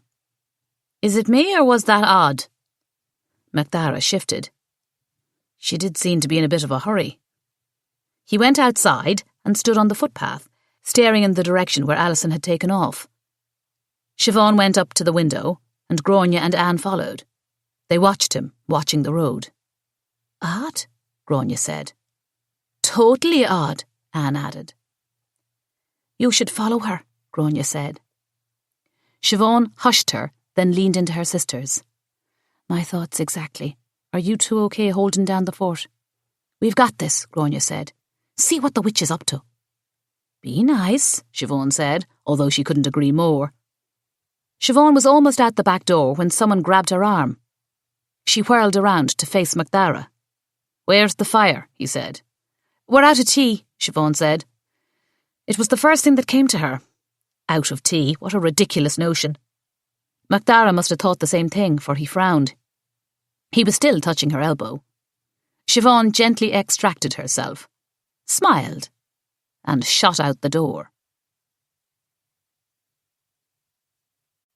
Chapter 26. Siobhan revved up her scooter and took off in the direction Alison had headed after she peeled out. Soon she spotted Alison's silver SUV just beyond King's Castle, taking a left at the end of the street. By the time Siobhan caught up and took the left, the SUV was out of sight. This particular road continued out of town. Or you could take another left on Hardy Street, which bordered the back of the town just beyond the wall. Siobhan would take the left, and if there was no sign of Alison, she would simply take the loop to the next entrance gate and go home. As soon as Siobhan took the left, she spotted Alison just ahead. She was just on the other side of the Dominican Priory, and it struck Siobhan where Alison might be headed. Had Alison been going home, she would have continued straight ahead. Had she been going anywhere in town, she would have stayed inside the wall. So barring any other friends she might have who lived along this road, there was one destination that stood out. Mary Murphy's house was halfway down this street, to the right, up on the hill. But why in the world would Alison be visiting her? Just when Siobhan thought she had it figured out, Alison's car pulled over to the side of the road. Shoot, Siobhan would either have to turn around or pass her. If she passed her, she would be caught. There weren't enough other red-headed young women on scooters in Kilbane. She hadn't really been thinking the clandestine part through. Just then, someone approached going the opposite direction on a bicycle. The rider was wearing a helmet, but Siobhan immediately thought of Seamus. Alison had been speeding, and she was lucky she hadn't run him over. Siobhan reduced her speed enough to have a gawk. And just as she neared, the rider removed his helmet. It wasn't Seamus at all. It was the Yank, Chris Gordon. She would have recognised his movie star looks from even farther back. Was he pulling over to see if Alison needed help? Or was this an arranged meeting? If only they had been on the other side of the wall, there would have been a place to hide. Then again, the first town entrance was just beyond where they were standing. If they were there long enough, Siobhan could try and get to a point on the opposite side of the wall where she could eavesdrop. If she left her scooter a ways away and kept to the ground, she might go undetected. The perfect place to park her scooter would be the Kilbane Museum, which was situated at the end of the road that led to the field bordered by the wall. It was a tiny museum, to be sure, but a local treasure, filled with Kilbane history and memorabilia, including the Troubles and the potato famine. The museum was staffed by locals who took turns volunteering. Siobhan loved spending afternoons riffling through its crates of old photographs and trinkets. She pulled up alongside it and turned off the engine. Before the murder, Siobhan wouldn't have thought twice about parking on the footpath without a lock and chain, but Niall's death had changed all of that. She still didn't have a lock and chain, but she would definitely worry about it. It wasn't possible to put a price on peace of mind, but Kilbane's had been shattered. Love thy neighbour had now become be very wary of your neighbour.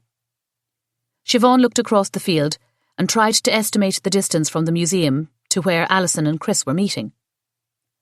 Before heading off, she glanced in the window and saw Bridie standing in the museum's back room.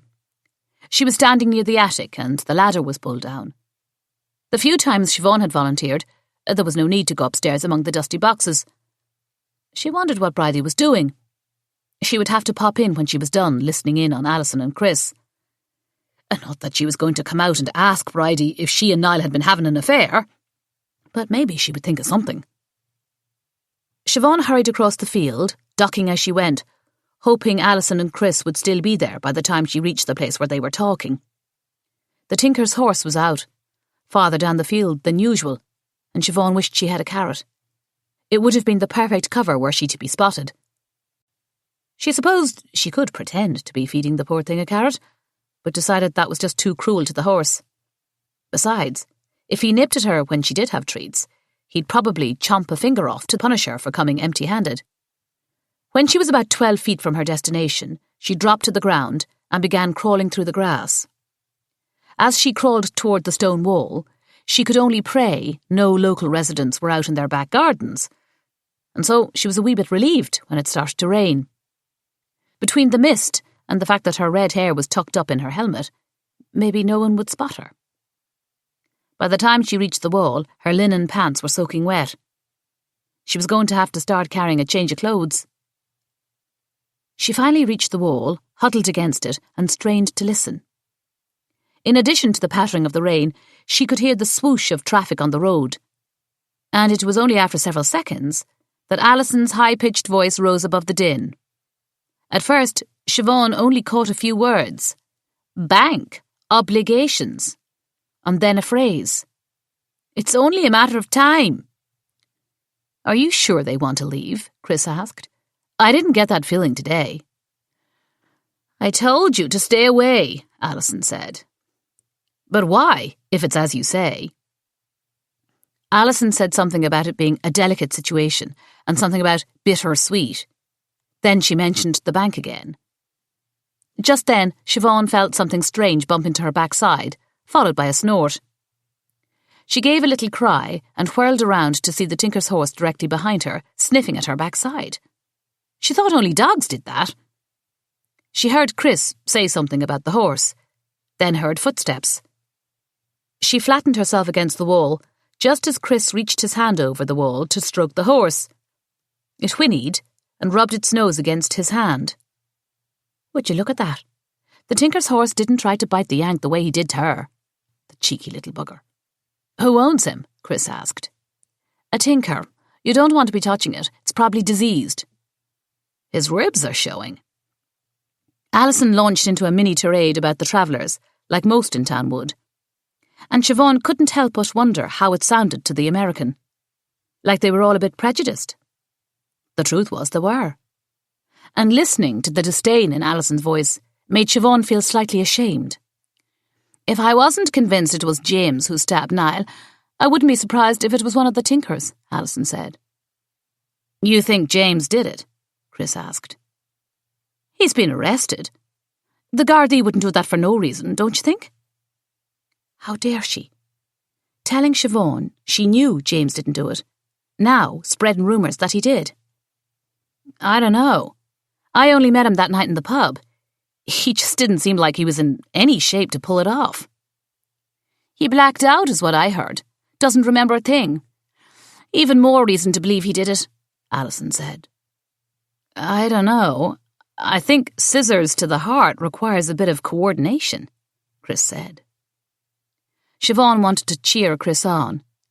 He was thinking this through, logically, unlike a lot of people in town.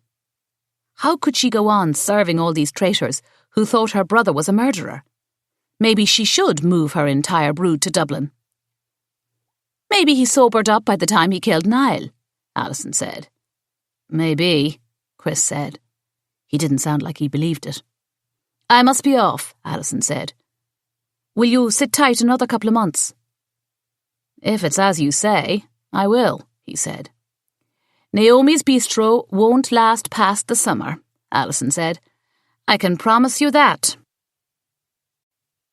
Siobhan was seething by the time she arrived at the museum. Her scooter was still there, propped on the footpath next to the front door. For a second, Siobhan could bask in the lie that Kilbane was the charming town it had always been, full of Irish cheer and 1,000 welcomes. 1,000 welcomes and one wee killer. And one soul-killing landlady. Won't last past the summer. The nerve of that woman.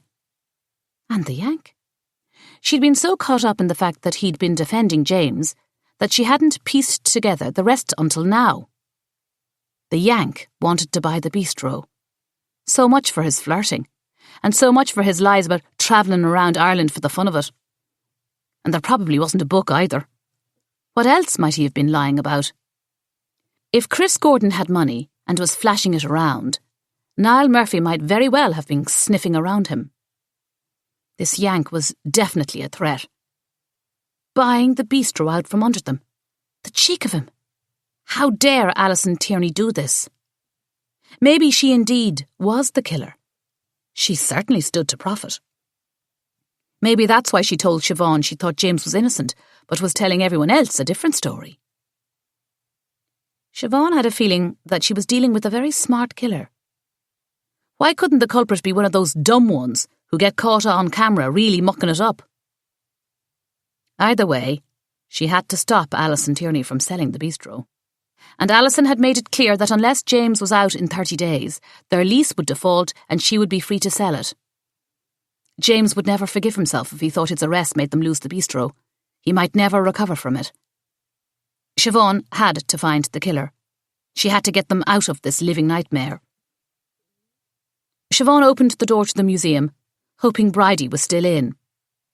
The door squeaked, and the smell of days gone by came back to life. She wished she had more time to go through the place. She never got tired of the old photographs of people gathered in the town square, stretches of land where houses and shops now stood, stories of the soldiers who fought and died.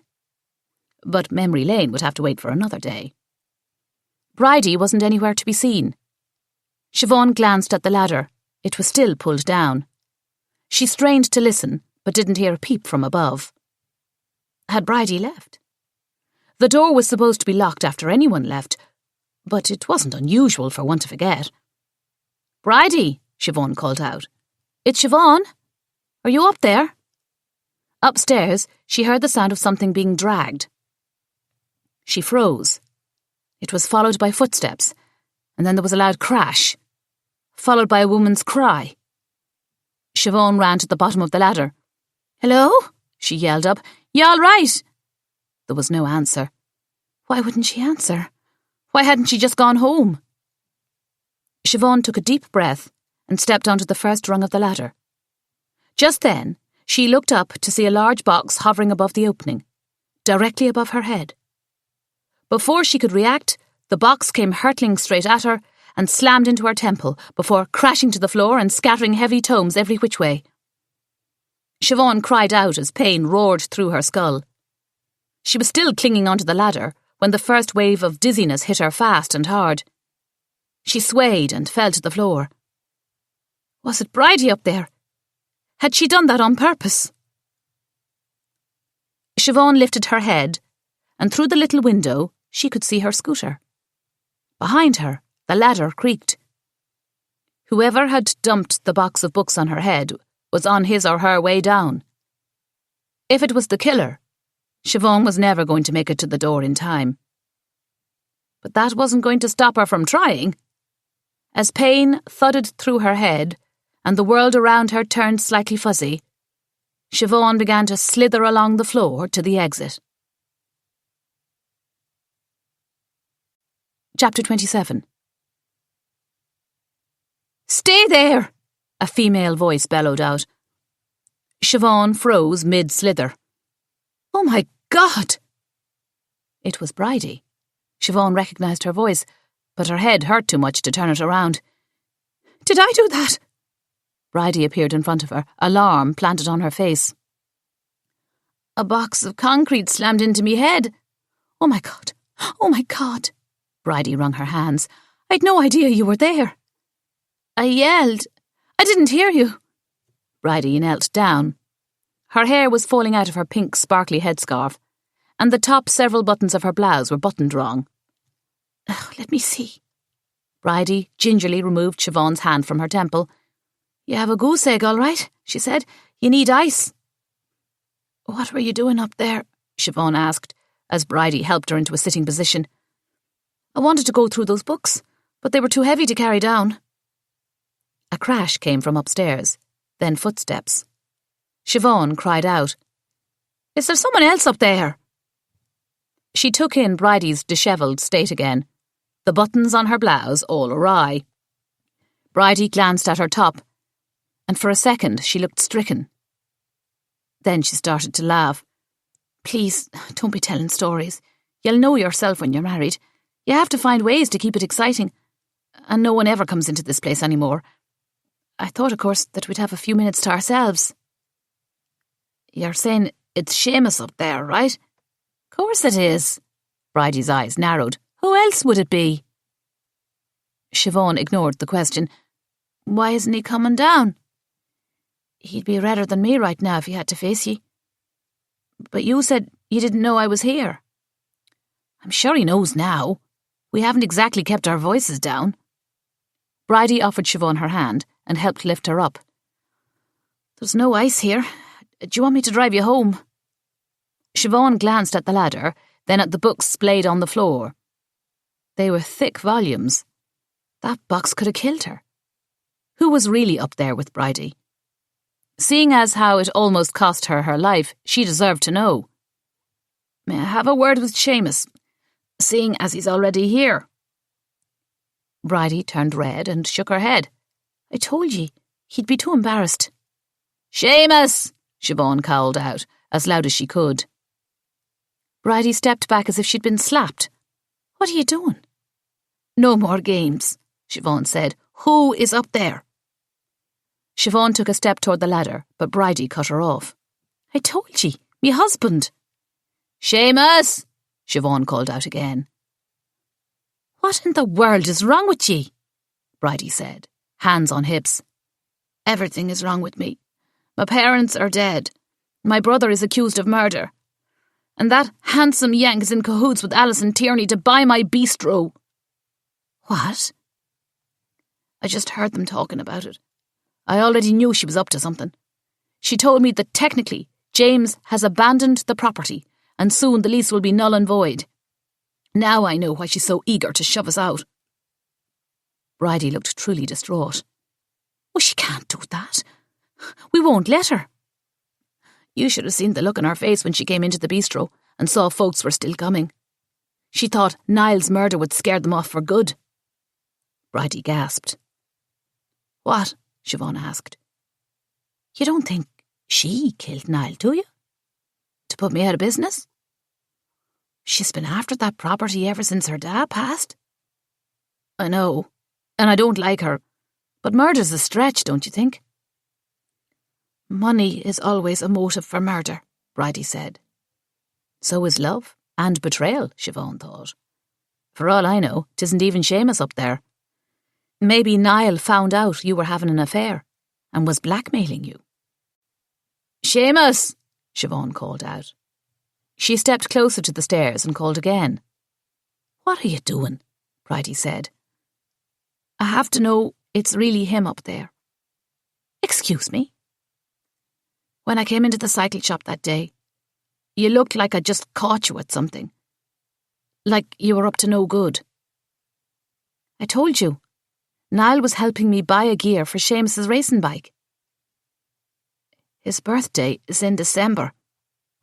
"What are you driving at? Who buys birthday presents 6 months ahead of time?" "Just what are you accusing me of? Murder?" "I'm just trying to make the pieces fit." A second later came the clomping of boots, and Seamus popped into view. He was red in the face, all right, but he was also sporting his usual grin. Bridie folded her arms across her chest and glared at Siobhan. "Looks like the two of you are going to be chin-wagging for hours," Seamus said, "and I've got to get back to the shop." He winked at Siobhan, then came down and kissed Bridie on the cheek. "How's the scooter working out?" Seamus asked. "It's grand," Siobhan said. "Good on ye." He kissed Bridie again and was out the door. The minute it shut, Bridie grabbed Siobhan's hand and began to pull her toward one of the cupboard doors. Was she going to shove her in there? "I have to get home," Siobhan said. "They need me at the bistro." "This will only take a few minutes." Bridie unlocked the door and swung it open. Siobhan stepped back. She'd grab an old fork to defend herself if she had to. There was a tray of them on the next shelf over. Imagine, historic flatware. Bridie stepped back. "Have a look," she said. Siobhan stepped forward and looked into the cupboard. The shelves were crammed with boxes of all sorts and sizes. Some of them were wrapped. It was like a miniature gift shop. Siobhan spied another black and silver scarf. So much for it being one of a kind, she thought. Courtney had literally pulled the scarf right over her eyes. Bridie snatched a package off the shelf and tossed it to Siobhan. She caught it.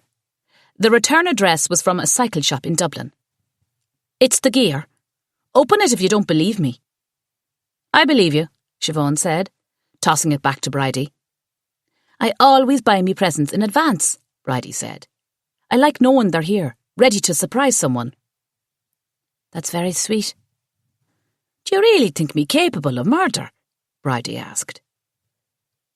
She tossed her head of curly hair and for a second looked flattered. "I thought Niall might have been extorting you," Siobhan said, "like he was me." "What are you on about?" "I'd rather not say. 'Twas all a big lie anyway." "Seamus and I have been there for you. You're like family to us. I can't believe you would think that of me." "Come to think, why would you bring your young ones to me if you thought I was the killer?" Bridie had her there. Siobhan hated that she'd just hurt Bridie. "I didn't think you were a killer. I just thought maybe you're holding back a piece of the puzzle." "How so?" "It was just the look on your face when I walked in on you and Niall. You looked as if you wanted to crawl under the floorboards." "I was nervous Seamus was going to walk in and ruin the surprise."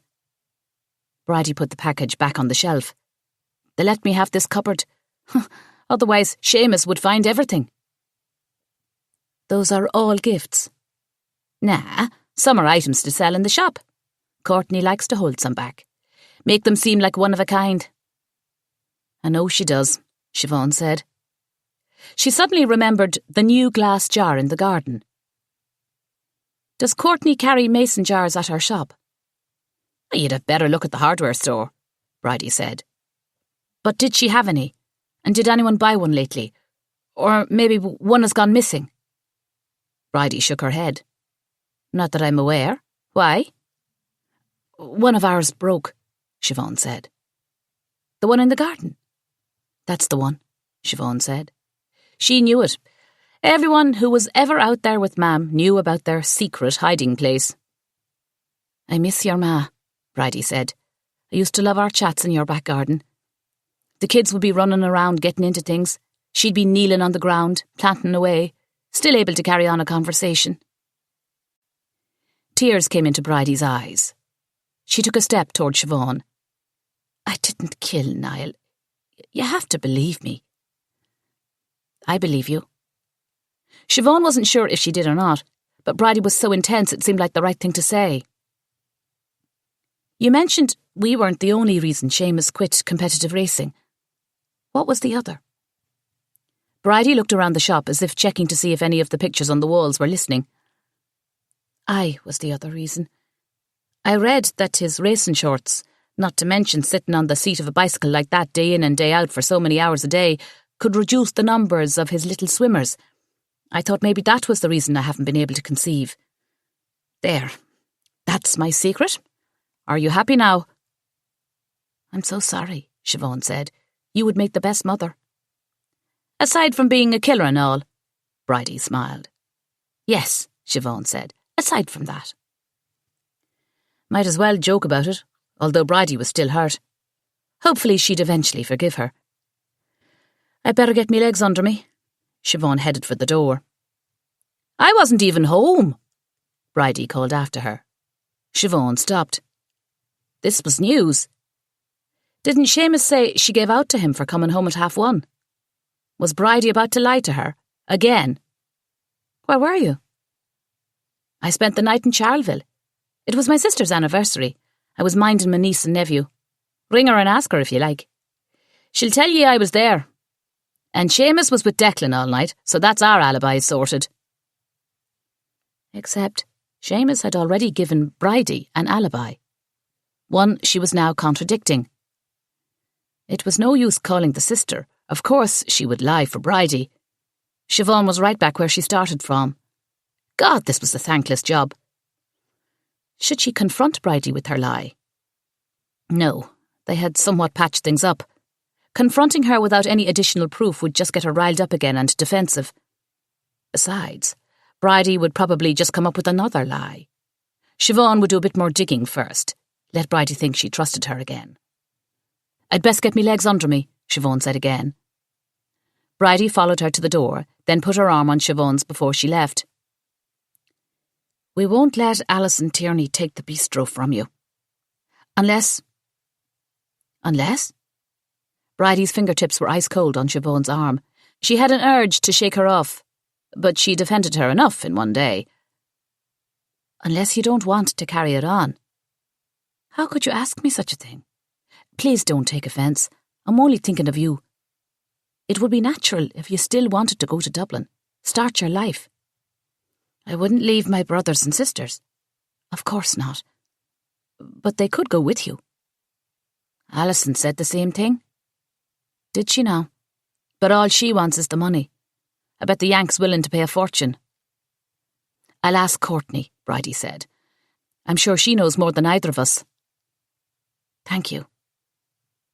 Normally, Bridie would have hugged Siobhan, but this time she kept her distance and simply nodded. Oh, Jesus. It was beginning to look like accusing folks of murder might have made Siobhan a good sleuth, but it also made her a terrible, terrible friend. And Siobhan knew more than anyone that there had been many, many times in her life when she couldn't have survived without a friend. She had a sudden ache for Maria and Aisling. Hadn't they heard about the murder by now? Why hadn't they called? Because they were in Dublin, and their lives were going on without her. Siobhan would have to try and give them a call, remind her best friends that she was still alive. Chapter 28. Mary Murphy is having a wake?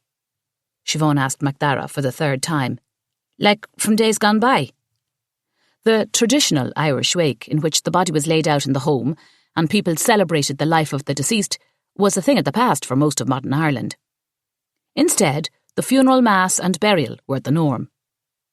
Her parents had spoken of the Irish wakes of old, and her dad especially always had entertaining stories to tell. She'd always secretly wanted to experience an Irish wake, but when it came to Niall, and the way he passed, she thought it was terribly morbid. Then again, maybe the killer would show up at the wake. For Siobhan, it would be the perfect excuse to see all the potential suspects in one place. She waited so long to get the body back, I think she just wants to have him close for a while, MacDara said, taking off his cap and running his fingers through his hair. He looked tired, and she had an urge to sit him down and give him a proper cuddle. But of course, that was just as inappropriate as Mary Murphy holding a wake for Niall. I have a feeling she's using the funds you raised to host it, MacDara said. She's even hired P.O.'s band to play. It was ironic, all right. Niall Murphy put down every bit of music that wasn't screeching. She remembered him once listening to P.O. play the spoons. The bollocks. Pure shite. Niall went on for another 10 minutes, colourfully advising exactly what P.O. should do with those spoons. He'd never know that P.O. would have the last laugh. Sure, look it, Siobhan said. I don't mind how she spends the money. It's John Butler you should be worried about. MacDara raised his eyebrow. I thought he had an alibi. Siobhan bit a smile back. If she didn't know better, it sounded like MacDara was actually starting to listen to her. He was very insistent that all the monies go directly to him. He doesn't trust Mary Murphy to pay for the services. "We'll let them sort that out for themselves," MacDara said. "This is going to be the strangest wake anyone has ever been to." "I was thinking the same thing." "What?" MacDara shook his head. "You have that look in your eye." "What look?" "The look that says you're thinking Niall's wake is the perfect place to continue your snooping." "I was thinking no such thing." "I'll be keeping my eye on you." "I look forward to it." They locked eyes. A zap of fondness seized Siobhan as they openly regarded one another. MacDara broke off the connection, and without another word, he was out the door. A few nights later, most of the folks of Kilbane were inside Mary Murphy's farmhouse, with Niall laid out in his bed, once again in a suit. Only this one was darker, and looked like a thing of the past. Siobhan wondered if it had been his father's. Candles flickered in the bedroom, and Siobhan couldn't help but stare at the crucifix laid across Niall's chest and the rosary beads clutched in his hand. So pale, so cold, so temporary. In the old tradition, the bed sheets were pulled out and hung to the ground. She avoided looking at his chest, for every time she thought of it, she saw that flash of hot pink protruding from his heart. Heartbreak. The method of killing feels like heartbreak. Now was not the time. Siobhan crossed herself, knelt and said her prayers. She was about to leave when she heard several footsteps approaching, and angry voices. Whoever was coming in, they were arguing. They would clam up the minute they spotted Siobhan. She squatted down and slid underneath the bed, directly under Niall's reposed body. She could barely fit, and to make matters worse, the confining space was filled with dusty old magazines. Siobhan was definitely going to sneeze if she stayed under there for long. "You, of all people to lie to the guards," the male voice said, "not to mention the rest of us." Siobhan realised with a hitch in her heart that the voice belonged to Owen. "I told James. He begged me not to tell." And the second voice belonged to Anne. Siobhan crawled out from under the bed. "Begged you not to tell what, like?" she demanded, as she got to her feet and began brushing dust from her black dress. Anne screamed, so did Owen. "Shh," Siobhan said. "It's just me." Anne kept screaming. Siobhan clapped her hand over her sister's mouth. Anne jerked out of Siobhan's grasp, throwing her off balance. She stumbled back and bumped into one of the bedside tables. "Watch out!" Owen yelled. Siobhan whirled around just as the candle on the table toppled over. Siobhan lunged for the candle, but it was too late. A little flame was already licking at a lace doily, as smoke and the smell of burning fabric rose into the air. Owen leapt forward, and before anyone could tell him not to, he was grabbing at the bedsheet, pulling on it as if he was going to use it to douse the flames. Niall's body slid stiffly to the left as Owen tugged on the sheet. "Stop that," Siobhan said to Owen. "Find water," she shouted to Anne. "What in heaven's name is this?" Father Kearney stood in the doorway, a Bible clutched to his chest. "Jesus, Mary and Joseph," he said, as he stared at the flames. His eyes then slid to Niall's body, lying sideways on his deathbed. "Oh, Jesus, what are you doing to my boy? My precious boy!" Mary Murphy pushed her way into the room, a cigarette in one hand and a bottle of whiskey in the other. "Water!" Anne shouted, running into the room and knocking into Mary Murphy. Whiskey sloshed on the floor, and Anne yelped. "Something burned me," Anne said. "Her cigarette," Siobhan said. "Hurry, douse the flames." Anne reached for Mary Murphy's whiskey. "Not alcohol," Siobhan yelled. "The pitcher of water on the dresser." Anne grabbed it and poured it over the dancing flames. There was a hiss, and then the fire was out. Water dripped down the side of the table and onto the floor. In the other room, the band struck up and began belting out a rousing rendition of the Irish Rover. Owen, who had a beautiful voice, but only used it to calm himself down when he was nervous, began to sing along. "On the 4th of July, 1806, we set sail from the sweet cove of Cork." My poor boy. My boy. My wonderful boy, Mary Murphy cried. Siobhan glanced over at Niall. What was she on about? Sure, he was in a new position, but otherwise he wasn't the least bit disturbed by the commotion. I'm sorry, Siobhan said. We were saying a prayer and I backed into the table. She stared into Mary Murphy's eyes without blinking. She had just lied in front of Niall, his poor mother, and Father Kearney. She was going to have to go to confession. It's bad enough you couldn't even bother cleaning yourself up to pay your respects, Mary said, eyeing the streaks of dust on her dress. But you almost set him aflame. If he'd wanted to be cremated, I would have done it myself. Siobhan gasped at the comment. But as Mary Murphy drew closer, the smell of whiskey reminded her of the state of mind Niall's man was in. Anne started to pray out loud, as Owen and Father Kearney straightened Niall's body. The Lord is my shepherd. I shall not haunt. What? Siobhan interrupted. Did she just say haunt? He leadeth me to greener pastures. For feck's sake, Anne, has it been that long since we've gone to Mass? Father Kearney cleared his throat. The 23rd Psalm isn't part of the Roman Catholic Mass, he said, sounding quite affronted. Siobhan cocked her head. Are you sure? Quite sure, Father Kearney said. It has been a while, so, Siobhan said. Thanks for clearing that up, Father. Father Kearney nodded, then frowned. Owen's voice intruded into the room. She'd got several blasts, she'd 27 masts, and we called her the Irish Rover. I still don't get what I said wrong, Anne said. Siobhan turned to Anne. It's want and pastures, not haunt and pastures. Are you sure? Anne turned to Father Kearney, who simply stared. We know it's not part of Mass, Father, but surely you can help us out, Siobhan urged.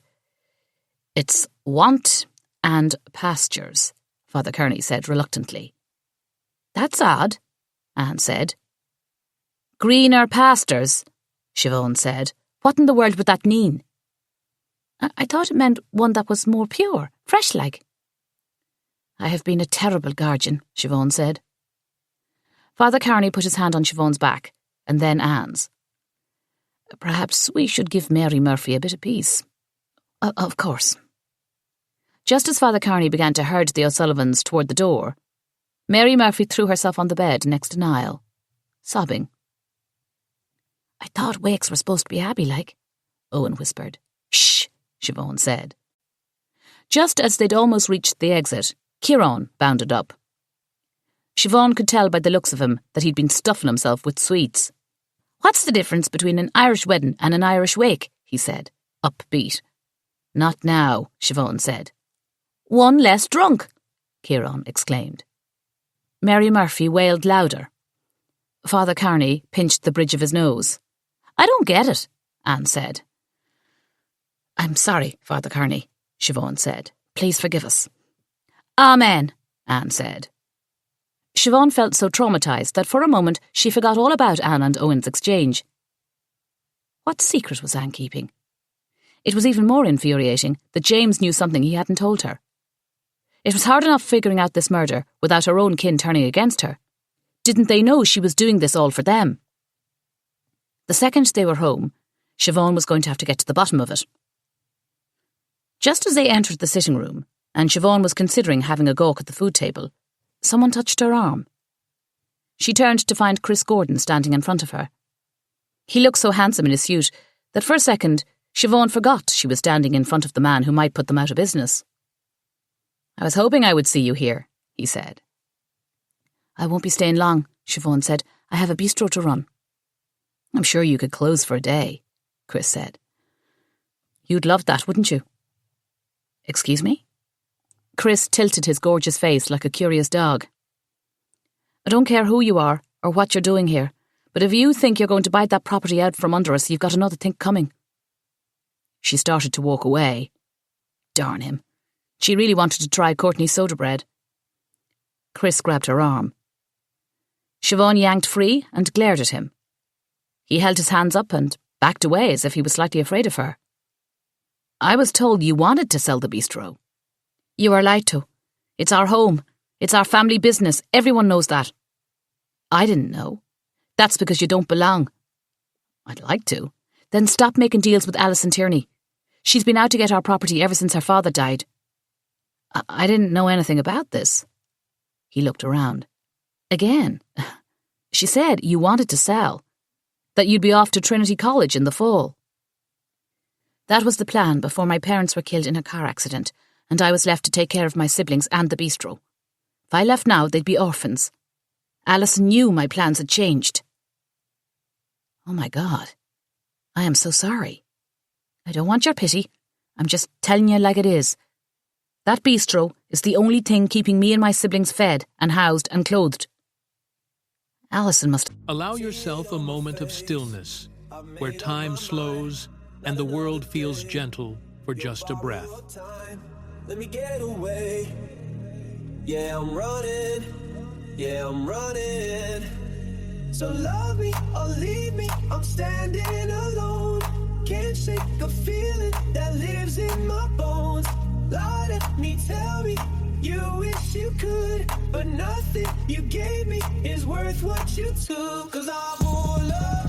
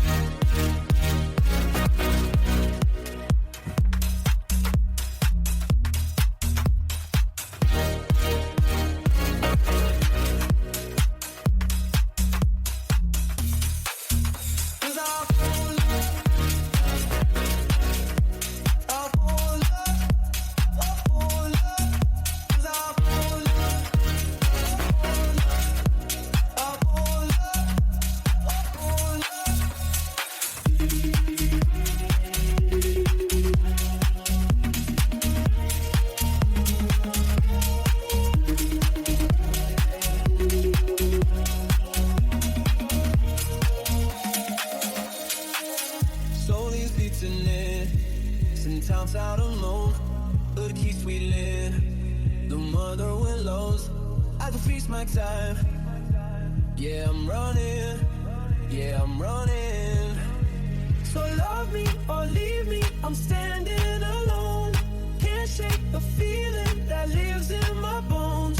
Lie to me, tell me you wish you could, but nothing you gave me is worth what you took. 'Cause I won't love.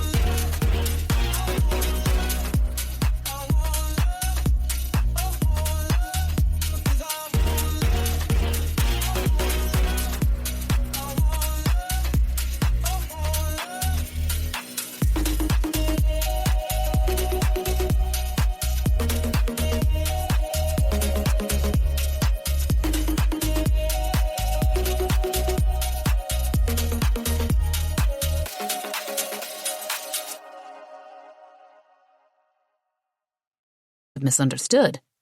Guess again. I told you, she's been trying to kick us out ever since her father passed away. He had a generous lease agreement with my father, because, believe it or not, folks around here used to look after each other. I believe it. I'll back out of the sale. Siobhan put her hands on her hips. The town loves Naomi's. Whatever you put there would fail. Nobody would support you doing a thing like that to us. Did you just miss the part where I said, I'll back out of the sale? Just like that? Of course. Alison assured me you wanted to sell. We don't. Which is why I'm going to back out of the sale. I see.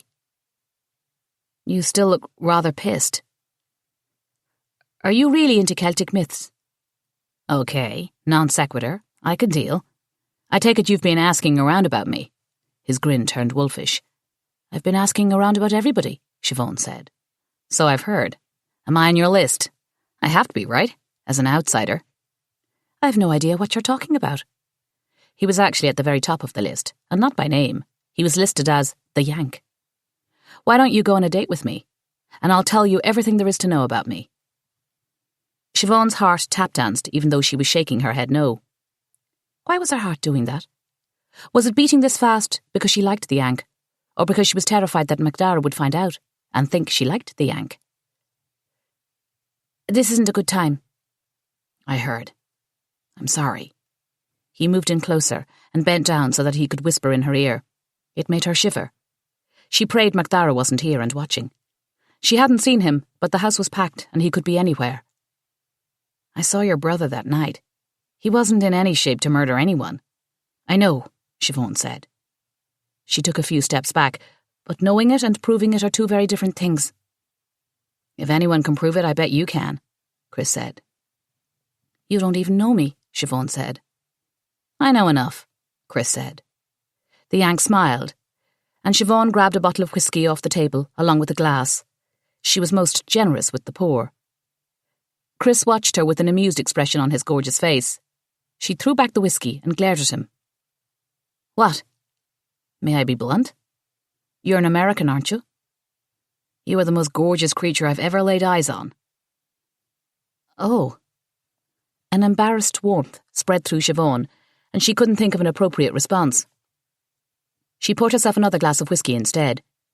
Chris raised his eyebrow. Siobhan held up the bottle. Do you want one? With you? Absolutely. He found a glass and Siobhan poured. They clinked glasses. Sláinte, Siobhan said. May you rest in peace, Chris said.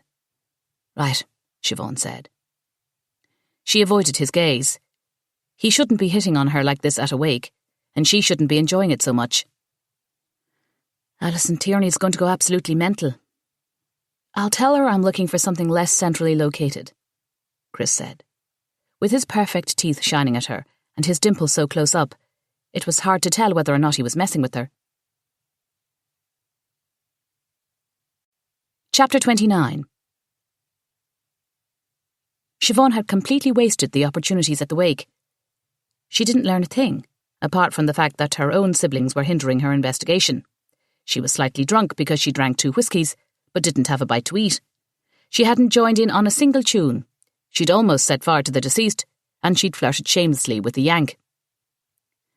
As the O'Sullivans trudged home, she brooded on her bad luck. All of our suspects were there, and I didn't learn a single thing. What's to learn? Grania said. Everyone was drinking and singing. And telling jokes, Kieran said. There once was a man from... Enough, Siobhan said.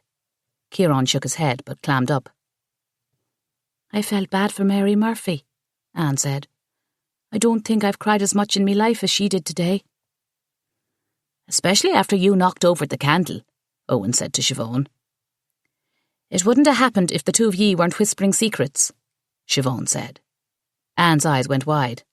What secrets? Kieran said. Yeah, what secrets? Grania said, squinting so hard her eyes were like 2 black slits.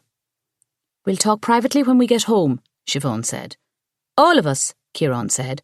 No, Siobhan said. Miss Anne and I. Kieran's hand grasped Siobhan's. It was slightly slimy. She didn't want to know. He started to swing it. Can I get a puppy? Maybe, Siobhan said. Kieran stopped. Really? Might deter intruders if we had a watchdog, Siobhan said. Deadly, Kieran said. I'd rather have a cat, Anne said. There's no such thing as a watch cat, Kieran said. He looked at Siobhan. Right? Siobhan didn't answer, and soon they fell into a rhythm as they headed downhill toward home, and a light rain began to fall. Siobhan found herself oddly soothed by the collective sound of their shoes on the pavement. Shorter clips from Grania, who was trying to walk in heels, the shuffle of Owen's loafers, and the occasional squeak of Kieran's runners. Once inside the bistro, Siobhan made a fire, put the kettle on for tea, and turned to Anne. I just want to go to bed, Anne pleaded. Can we speak later? Siobhan shook her head. Out with it. Promise you won't be mad? Anne asked. Siobhan sighed. She'd certainly heard this request before. I promise, she lied. The text that Grania got that night. I peeked. It was from Niall. Siobhan exhaled. Thank heavens it wasn't anything new. I already know, she said. Grania told me. This was how long before you heard the glass breaking? Maybe 20 minutes? Tears filled Anne's eyes. Siobhan pulled her in for a cuddle. She kissed the top of her head. You're not mad? Anne asked, voice quivering. I just want this to be over for all of us, Siobhan said. I thought people would get the wrong idea about Grania if they knew, Anne said. Siobhan opened her mouth to half scold and half console Anne again when Ciarán cried out from the back room. She didn't even know he was downstairs. Oh God, if there was another dead body in the bistro, she was going to lose it. She pulled away from Anne and flew into the back dining room. What's wrong? She rushed in to find Ciarán hovering over the table where Niall was found. It still was a makeshift shrine, filled with little trinkets. He was holding up a folded note. Individual letters had been cut out of a magazine and pasted crookedly onto the page, like a ransom note from a movie. It made Siobhan's spine tingle, but she was determined not to scare her siblings any more than was necessary. She flashed back to the pile of magazines she'd spotted in Mary Murphy's house. Had Mary written the note? Anyone in town could get hold of a magazine. Siobhan was reaching as usual. Soon she heard feet pounding down the stairs, and a few minutes later the rest of her brood poured into the dining room. They stared at Siobhan. He's all right, she assured them. He found a note is all. You put me heart in crossways, Grania said, stepping up and ruffling Ciarán's hair. I thought for sure there was another body, Owen said. What does the note say? Owen asked.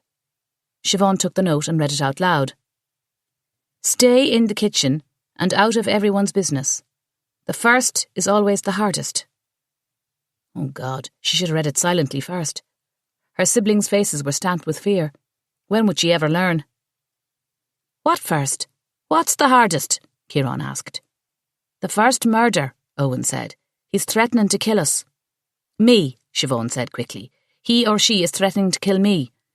And it's nothing to worry about, just a sick joke. One by one, the O'Sullivans grabbed for the note to have a look-see. Now we've all got our paw prints on it, Ciarán said. God, that's true, Siobhan said. Should we call Macdara? Grania asked. Let's wait, Siobhan said. I want to think on this. If it was the killer who left this note, it meant she was onto something. Had the person who left this note attended the wake? Siobhan went to the back door. It was locked as it should be. The front door had been locked when they came in as well.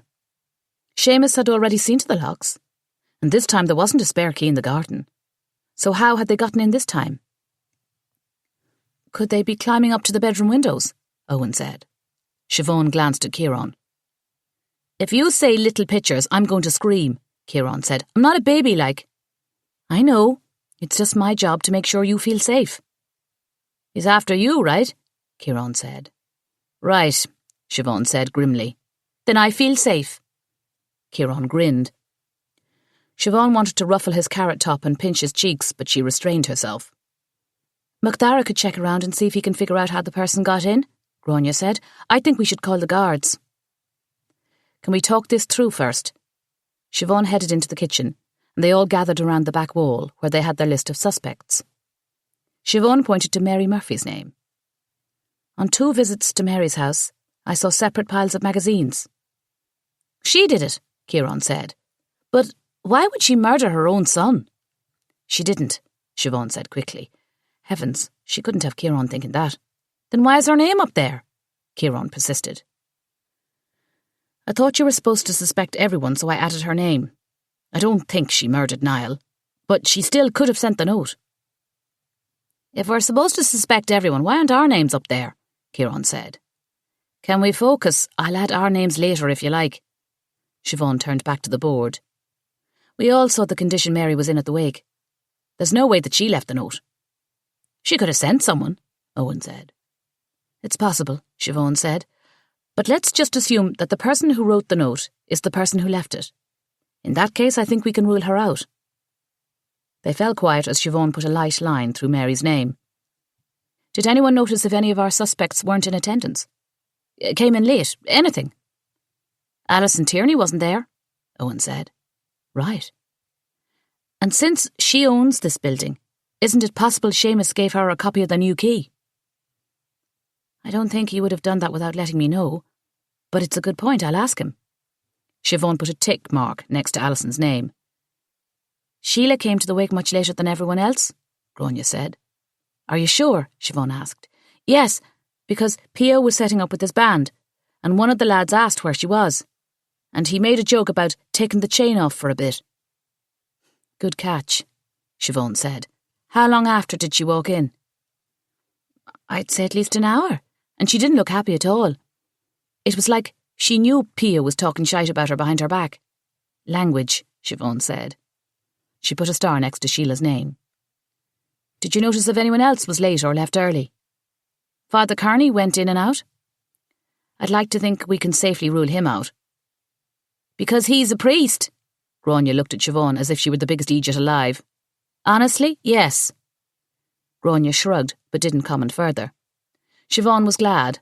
She didn't want to get into a conversation about naughty priests. Bridie and Seamus were a bit late. Seamus made a joke about Bridie taking so long, and Courtney Kirby came in right after.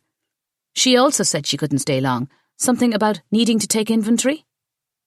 Siobhan put a star next to their names as well. Mike Granger. I didn't see him at all, Grania said. Siobhan looked at the rest of her brood. One by one they shook their heads. Siobhan put a bigger star next to his name. And there was still the matter of the passport. Mike might have satisfied MacDara with his explanation, but Siobhan's gut told her it didn't make sense. What about the Yank? Owen said. Grania tilted her head and clasped her hands. He was too busy making eyes at Siobhan. Siobhan glared at her. I think he was there when we arrived. And he was there when we left, Anne said. With a wee bit of drool hanging off his lip, Grania said. Doesn't mean he didn't slip out, Owen said. Because of the drool, Kieran said. No, Kieran, Siobhan said. Half of the time she had no idea what was going on in that noggin of his. She turned to the list and sighed. Owen was right. Anyone could have slipped out and back in. This was getting them nowhere. But it was odd that Mike hadn't shown up. What was so urgent that he couldn't show his respects? She was definitely going to have to follow up on that. Declan didn't stay long either, Anne piped up. Said he couldn't leave the pub for long. Siobhan handed her the marker and let Anne put a star next to Declan's name. When she turned back around, there were tears in her eyes. Ah, Pet, Siobhan said, are you all right? I don't like this, Anne said. Siobhan put her arm around her sister and held her as she cried. I'll make tea, Grania said. Good idea, Siobhan said, steering Anne out into the bistro and sitting her down near the fireplace. And how about some cake too? We have cake? Grania said. I made it to bring to Mary's and I completely forgot. It's in the kitchen on the rack. Grania hurried in to get the cake while Siobhan knelt down and wiped the tears off Anne's cheeks and smoothed her hair. It's been a rough year, she said. But remember what Mam always used to say? Anne sniffled and then nodded. This too shall pass, she said. This too shall pass, Siobhan agreed. She wanted to cheer Anne up. An idea struck her. Something special, just for her. Wait here. Siobhan hurried up to her room and pulled the whittling box out from underneath her bed. She picked up a hummingbird she'd started quite a while back, and her carving knife. Only the details were left to do.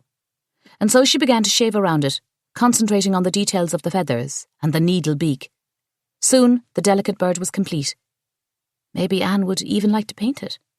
Perfect. She raced back downstairs. Her siblings were sipping tea and eating cake. Siobhan's mug was waiting for her at the table, steam curling into the air. Close your eyes and hold out your hand, she said. Anne closed her eyes and reached out with both hands palms up. Siobhan gingerly set the bird in it. Open. Anne's eyes flew open and a smile spread across her face. It's lovely. You haven't whittled for a year now, Grania said. You're so good at it. For your eyes only, Siobhan said. Don't say a word to Bridie or Courtney, or they'll be on at me about carving them for the store. You should, Anne said. We would be rich. Siobhan sighed. Sometimes doing things for money takes all the love out of it. Money, the root of so much evil. Once again, Siobhan thought about Niall trying to extort €10,000 out of her. This was the key to cracking the case. She just knew it. Who else had Niall been extorting or blackmailing, and why? And now that they were up anyway, should she talk to Anne about what she overheard? Warn her not to tell anyone else that Niall had texted Grania that evening. She turned to find her youngest sister nodding off, with half a piece of cake still left on her plate. She gently removed the plate, shook Anne awake, escorted her and Kieran upstairs, and helped them until they were snug in their beds. "I miss James," Kieran said just before he fell asleep. "And Mam and Dad too." Siobhan held back tears. She was too exhausted to cry. "Our brother will be home soon," she whispered. "I promise." When she came back down, Grania and Owen were still planted in front of the fire. Siobhan stood, staring into it for a very long time. "You're thinking," Grania said. "It's annoying." "Tell me more about your correspondence with Billy," Siobhan said. Grania's eyes widened. "What do you want to know?" "When are visiting hours? And do you think he would agree to see me?" "Why do you want to see that wanker?" Owen asked. "Because he might know who else Niall was extorting or blackmailing." "Mind your language," she said. "I don't know," Grania said. "I can ask." Siobhan nodded. She loathed that Grania was communicating with Billy. She, for one, never wanted to see his face again. But now, with James's life on the line, she had to do it. She had to visit Billy Murphy in prison and get him to explain Niall's scheme. She had to find out every single person he'd been hitting up for money. It might be her only chance to catch a killer. Chapter 30. Siobhan didn't want anyone but Grania to know she was going to visit Billy in prison. Luckily, she had the perfect excuse for going to the prison, seeing as how they needed to see James as well. When MacDara learned the O'Sullivans were going to visit James, he offered to drive them to Cork City. It just so happened that he had some business there himself. And from the city centre, they could take the number 8 bus to Cork Prison. When they were finished, they would meet him back in the city and have a spot of lunch before returning home. Even though Siobhan didn't quite believe MacDara had to be in Cork, for once she didn't put up a fuss. Visiting James was going to be an ordeal for all of them, and she was grateful for the support. She sat in the front of his police car as if she were a member of the Gardaí, while her 4 little prisoners cosied up in the back. During the drive to Cork, they sang along to the radio as rain tap-danced on the roof of the car. And not a single one of them mentioned prison, or murder, or anything remotely macabre. It was as if they'd all been craving a little slice of normal. A little slice of heaven, really. That's what normal life was to them now. Kieran begged MacDara to put the lights and sirens on, and to Siobhan's surprise and delight he did just that. They laughed as cars veered to the side, and faces pinched in prayer greeted them as they sped past. Siobhan could almost hear the collective sigh of relief pile up behind them. "Sorry, lads, that's all I can get away with," MacDara said, returning to a normal speed and cutting the lights and siren once they pulled far enough ahead of all the others. "Deadly," Owen said from the back, a smile tugging at the corners of his mouth. "Awesome," Kieran said, sporting an outright grin. Anne giggled, and soon Grania joined in. A burst of warmth filled Siobhan, and she gave into a smile as well. MacDara glanced at her, and their eyes locked, and the warmth spread between them. She looked away first, fearing he would have an accident if he continued to stare at her like that. Would you look at that? They were happy out. Siobhan had forgotten what that felt like. Imagine. She would hold on to this memory like a nugget of gold until the light could shine again. They would get through this. They would get James back. And they would be a normal family again. Save your strength for your darkest days, her mam used to say, when Siobhan was bothered over some trifle of a problem. A boy who didn't fancy her, or a friend who didn't invite her to go shopping with the other girls, or a less than perfect mark in school. Or, heaven forbid, she gained half a stone over the holidays. Such were the worries that used to rock her world. Silly, how much time human beings wasted on things that didn't matter. She supposed one couldn't truly appreciate that perspective until one was faced with real problems. And as usual, Mammy was right. If these weren't the darkest days, Siobhan never wanted to know what was. She touched the threatening note tucked into the pocket of her denims as they wound their way through a patch of vibrant trees glowing from the kiss of rain, reminding Siobhan why her home was called the Emerald Isle. The leaves, indeed, sparkled like precious emeralds, and she knew that, if forced to make a choice, she'd rather gaze upon this beautiful land than wear true emeralds around her neck. She fixed her eyes on the Ballyhora Mountains resting in the distance, barely visible through the mist, their earthy lumps as familiar to her as an old friend. She placed her hand on the window and imagined she was touching them. She felt MacDara glance over, but she kept her gaze outward. She couldn't afford being distracted by the likes of Garda Flannery. Besides, he wouldn't be this nice to any of them once he found out they were keeping new evidence from him. In fact, she wondered if not producing the note was the same as hindering an investigation. But she knew she couldn't tell him. Not just yet. Once he found out, he would keep track of her, like patrons in a pub keep track of their pints. She was getting close to the truth. She could feel it. Or at least they were eliminating suspects. And that was the same as making progress, wasn't it? Her thoughts returned to Sheila Mahoney and how she was late coming to the wake. Siobhan didn't know how she would have gotten into the bistro, what with the new locks. But she had that problem no matter who the killer was. They were Sheila's scissors. She went to the trouble to get something out of the rubbish and bring it back into her shop. She said it was a broken vase, but she was allergic to flowers. She had a bruise, as if she'd tussled with someone. And she was one of the last people to see Niall Murphy. What if Sheila had planned the entire murder way in advance? What if that was the sole reason for passing out those hideous scissors, and even changing her sign, so that when she stabbed Niall, everyone would be suspect? Everyone who had access to a pair of her scissors, which was, well, everyone. Just days before the murder, Sheila had seen to that. Was Siobhan onto something? Had the entire thing been a ruse? It was a startling new thought. Maybe the broken glass in the salon didn't come from a vase, as she claimed. Maybe Niall had smashed the window, crawled in, and what? Startled Pio or Sheila, who had just returned from the pub, and they stabbed him with the scissors? Wait, that would be self-defence, wouldn't it? And then, how did some of Niall's blood get on James's clothing? How would Sheila or Pio even know where to find James? Pio could have been playing trad music at Declan's that night. He would have seen the state James was in, and that could have led to Pio framing him. A quid for your thoughts, MacDara said. Just enjoying the scenery, Siobhan said. So is he, Grania said from the back. What do you think? Is she beautiful when she's staring out the window like an Egypt?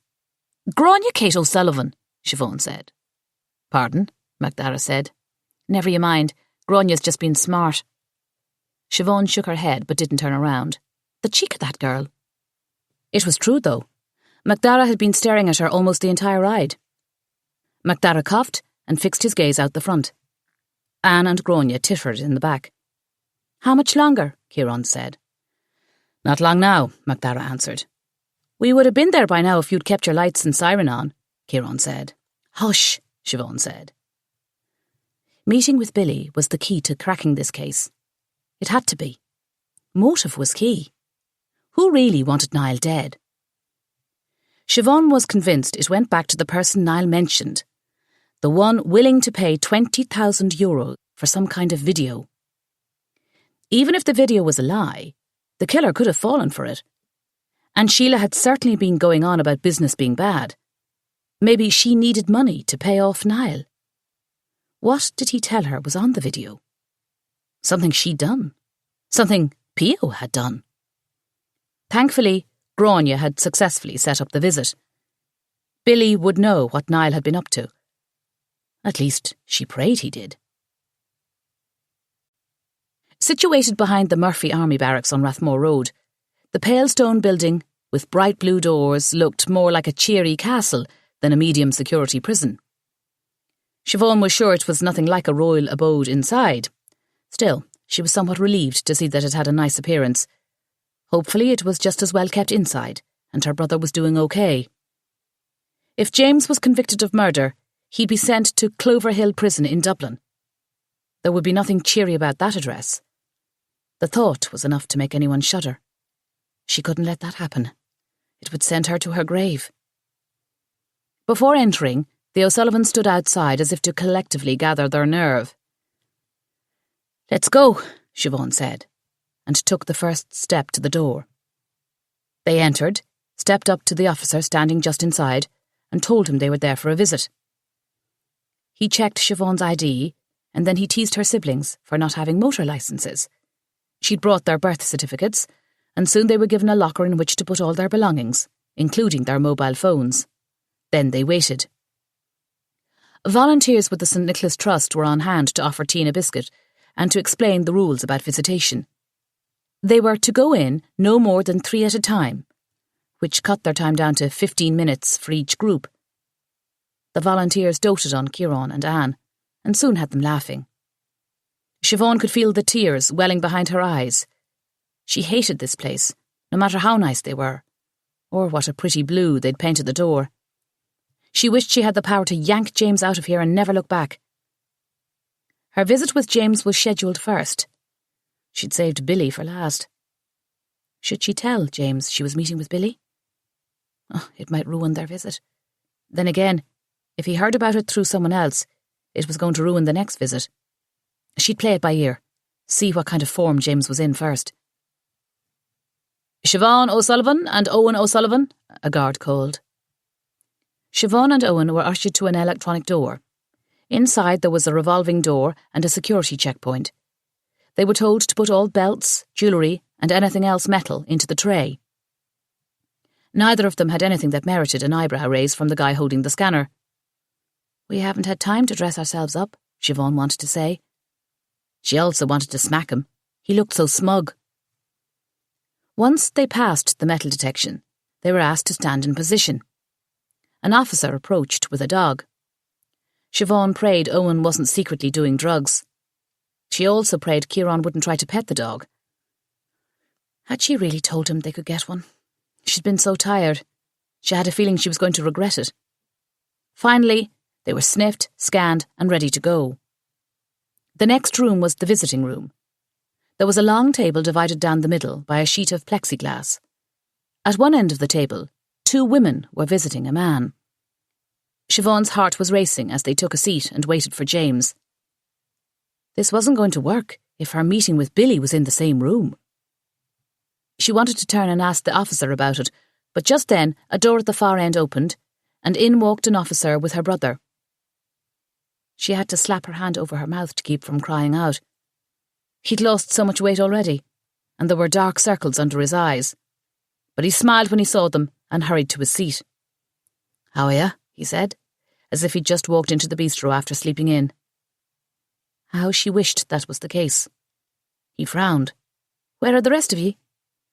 "They only allow 3 at a time, so we have 15 minutes, and then they'll come in." Right. Are you well?" "We're fair. How are you?" Siobhan instinctively reached to touch him and stubbed her finger on the plexiglass. "If you start crying, I'm leaving," James said. "Siobhan is on the case," Owen said. "We've already eliminated John Butler. He was in Cork City the night of the murder." He leaned forward. "With the woman, and they like to hurt each other." Oh, Jesus. Siobhan crossed herself and elbowed Owen. James laughed. "So for once the butler didn't do it. Is that what you're saying?" James grinned. At least he hadn't lost his wicked sense of humour. "I don't get it," Owen said. "Ciarán will," James said. "I'll use that on him." James leaned forward and lowered his voice. "Listen, I don't want you snooping around." Siobhan waved him off. "I'm fine." "She's not," Owen said. "Someone left a threatening note in the bistro." "Owen!" Siobhan said. She could not believe him. James's smile evaporated. "What did it say?" "It's nothing," Siobhan said, kicking Owen under the table. "Just told me to stop sticking me nose into everyone else's business. Hardly a threat." "The first is always the hardest," Owen said. Siobhan cussed. Owen didn't flinch. James shook his head. "Meaning, he'll kill again if she doesn't stay out of it." "Or she," Siobhan said. She glared at Owen. "What you trying to do to me?" Protecting you, James said. Looks like someone has to. He and Owen exchanged a nod. I'm fine. What did Garda Flannery say about the note? We don't have time for this. And since you're already upset, I might as well tell ye. James folded his arms across his chest. Tell me what? I'm meeting with Billy Murphy today as well. No, you're not. I am. I won't allow it. Hate to say this, but you're hardly in any position to dictate what I do. Why? He has to know who else Niall was coercing for money. One of Niall's other victims is the killer. Several heads turned her way. Shite. Siobhan forgot how loud she was when she was stirred up. Drop it, James said. I'm pleading guilty. Chapter 31. Siobhan slammed her fist down on the table. A guard was immediately at her side. Do that again and you'll be out, he said. Sorry, Siobhan said. Geez, you'd think she was the prisoner. She turned back to James and plastered a smile on her face. Where did you get the scissors? Pardon? James looked flustered. You said you might be the murderer, so let's explore that idea. Where did you get the scissors? James shifted in his seat. Didn't we have a pair lying around? Everyone in town who didn't want to face Sheila's wrath had a pair, Siobhan said. That means everyone had a pair, Owen said. Doesn't mean I didn't do it, James said. Siobhan folded her arms across her chest. Why did you wipe your fingerprints off? What? If you killed him in a drunken blackout, how is it that you had the good sense to put on gloves or wipe the fingerprints off the scissors? Instinct? Instinct, me arse. You're not a killer whale. Owen laughed. The guard looked over and frowned. Apparently only crying was allowed in prisons. The other option isn't any better, James said. You mean if Grania stabbed Niall? James swallowed, then nodded. Why would Grania send her own sister a threatening note? Maybe because she's scared. She doesn't want you to find out. James was reaching. Why would she kill Niall? Siobhan demanded. I'd like to say the same reason any of us would have liked to kill Niall, but her reason might have been even more personal. Niall and Grania weren't seeing each other romantically, Siobhan said, if that's what you're thinking. How do you know? She'd been corresponding with both Niall and Billy for the past 6 months. James jerked back as if he'd been hit with an electric prodder. What for? At first, I think she just needed to confront Billy. She thought it would help. At first? Now, I'm afraid she believes Niall. She thinks there was someone else who caused the accident. Someone besides Billy. Niall told her there was a witness, and that he or she had proof that Billy didn't cause the accident, some kind of video. James shook his head. This is absolutely mental. I know. Have you seen this video? No, I don't think there is a video, although Niall might have believed there was. I don't follow, James said. Either someone was taking the piss and had Niall believing there was a video that would exonerate his brother, except this witness wasn't going to hand it over unless Niall gave him €20,000, or Niall made the witness and the video up to extort money from us. Well, which is it? But I don't know. That's why I have to visit Billy, see if he can shed any light on it. Did you ask McDara about the accident again? Yes. He insists no other car was involved. He even checked the shops after the accident, just in case someone brought theirs in around the same time. James waited for the answer, and nothing. I told you I remembered Niall goading me that night about Grania. Right? So? What if... James's voice cracked, and he couldn't even finish the sentence. What if he followed me home and I did kill him? What if I did, Siobhan? What if I did? Shh! They record every conversation here. Stop talking like that, I told you. You wouldn't have been so neat. The scissors were plunged in once. So precisely, it took strength. From what Declan and Seamus said, you could barely put one foot in front of the other. And you certainly wouldn't have wiped away fingerprints. And then what? You stumbled back to the pub and passed out behind it. You would have gone right up to bed. It's obvious you didn't come home at all. Niall was the one who came to the bistro to see Grania, and I think the killer followed him there. Why would Niall come to the bistro? Because he wanted to tell her about his argument with you before you did. James folded his arms against his chest. Again, why? He didn't want her to change her mind. About what? I'll tell you, but you're going to have to stay calm. James followed her gaze to the guard and then nodded. According to Grania, they'd planned to go to Dublin the next day to see a solicitor. Why would he take Grania with him? He thought if a family member of the victims spoke in Billy's defence, it would give him a lot of credibility. That's the same reason why he was wearing a suit and had his head shaved. He wanted to be taken seriously. James clenched his jaw and curled his fists, but kept his promise and didn't lose his cool in front of the guard. Doesn't that suggest that he actually believed that Billy was innocent? Maybe. Which means someone out there had convinced Niall that he witnessed the accident and had some kind of video proving Billy didn't do it. Why? Why would someone make up such a sick thing? Owen said. Money, James said.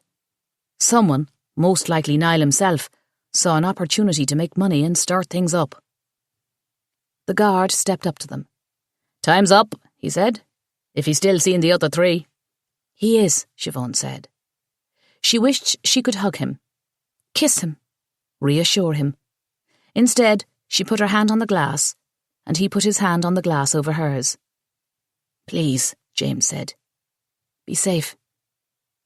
Siobhan bit back tears and nodded. Slán agat, she said. Slán leat, James answered. Goodbye for now. After they said their so longs, Siobhan added a parting phrase, one her mother surely would have said. Nar loga gia de love, she said softly. James clenched his jaw, as if trying to stop tears from forming in his eyes, and nodded. Siobhan only hoped the phrase would comfort him. May God not weaken your hand. The room she met Billy in was identical to the one where she'd visited James, but to her relief it was on the other side of the prison.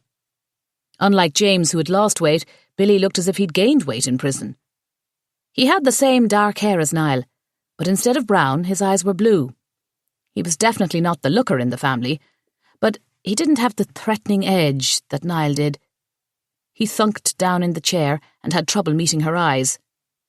When he finally did, he tried to offer up a little smile, but when she didn't return any warmth, he became serious.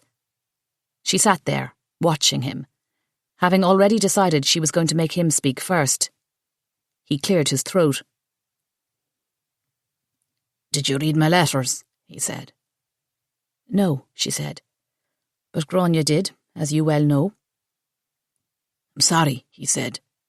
If I could go back and change things, I would. If I could give my life for your parents, I would do it in a heartbeat. You have to believe me. It's too late, Siobhan said, even if I did believe you. They were good people. They didn't deserve that. It sounds like you're admitting you caused the accident, Siobhan said. So what was this nonsense Niall was spouting about how you didn't do it and how he had a video to prove it? I played a part in the accident, to be sure, Billy said. I was drunk, too. I admit it. Siobhan wanted to lash out and scream and cry, but she also needed answers, so she bit her tongue. So Niall made the witness and the video up to get money, is that it?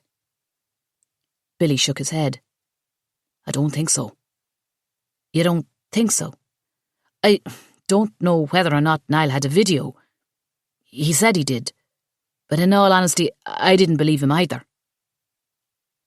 Siobhan didn't know what she expected, but it wasn't this. She thought for sure Billy would know, one way or the other. Or was he lying to her too? Why didn't you believe him? Because I know when my brother's lying. I think he made up the part about the video, so that the person who caused the accident would admit he or she was there. He or she? Billy shook his head. I'm not going to tell you who it was. What I will tell you is that I was not the cause of the accident. Another person was. He came out of nowhere, speeding, heading straight for me. I swerved. Billy shut his eyes. MacDara swore up and down there were no other vehicles involved in the accident. He was lying, but she was going to swallow her rage and see if she could get any morsel of truth out of him. Who was it? Despite her best efforts, Siobhan's voice rose. Luckily, the guard at this door wasn't as gruff as the previous one and didn't even glance her way. If I told you that, your life would be in danger, Billy said. It already is. So just tell me. I believe the person who caused the accident is the same person who killed my brother, which means you're only alive because you can't identify this person. And Niall could. Of course. I told Niall who really caused the accident.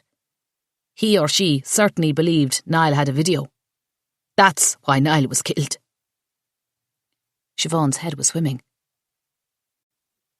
Why didn't you tell Garda Flannery at the scene that you didn't cause the accident? And then tell him who did. Oh, Billy was lying through his teeth. I was really out of it. By the time I remembered all the details, I was worried it was too late, that nobody would believe me. And you've got that right. You have to tell me. Or the Gardaí. Garda Flannery is coming to pick us up. I'll bring him back here and... No, Billy said. He rose from his seat. This time the guard did come over. Billy sat back down.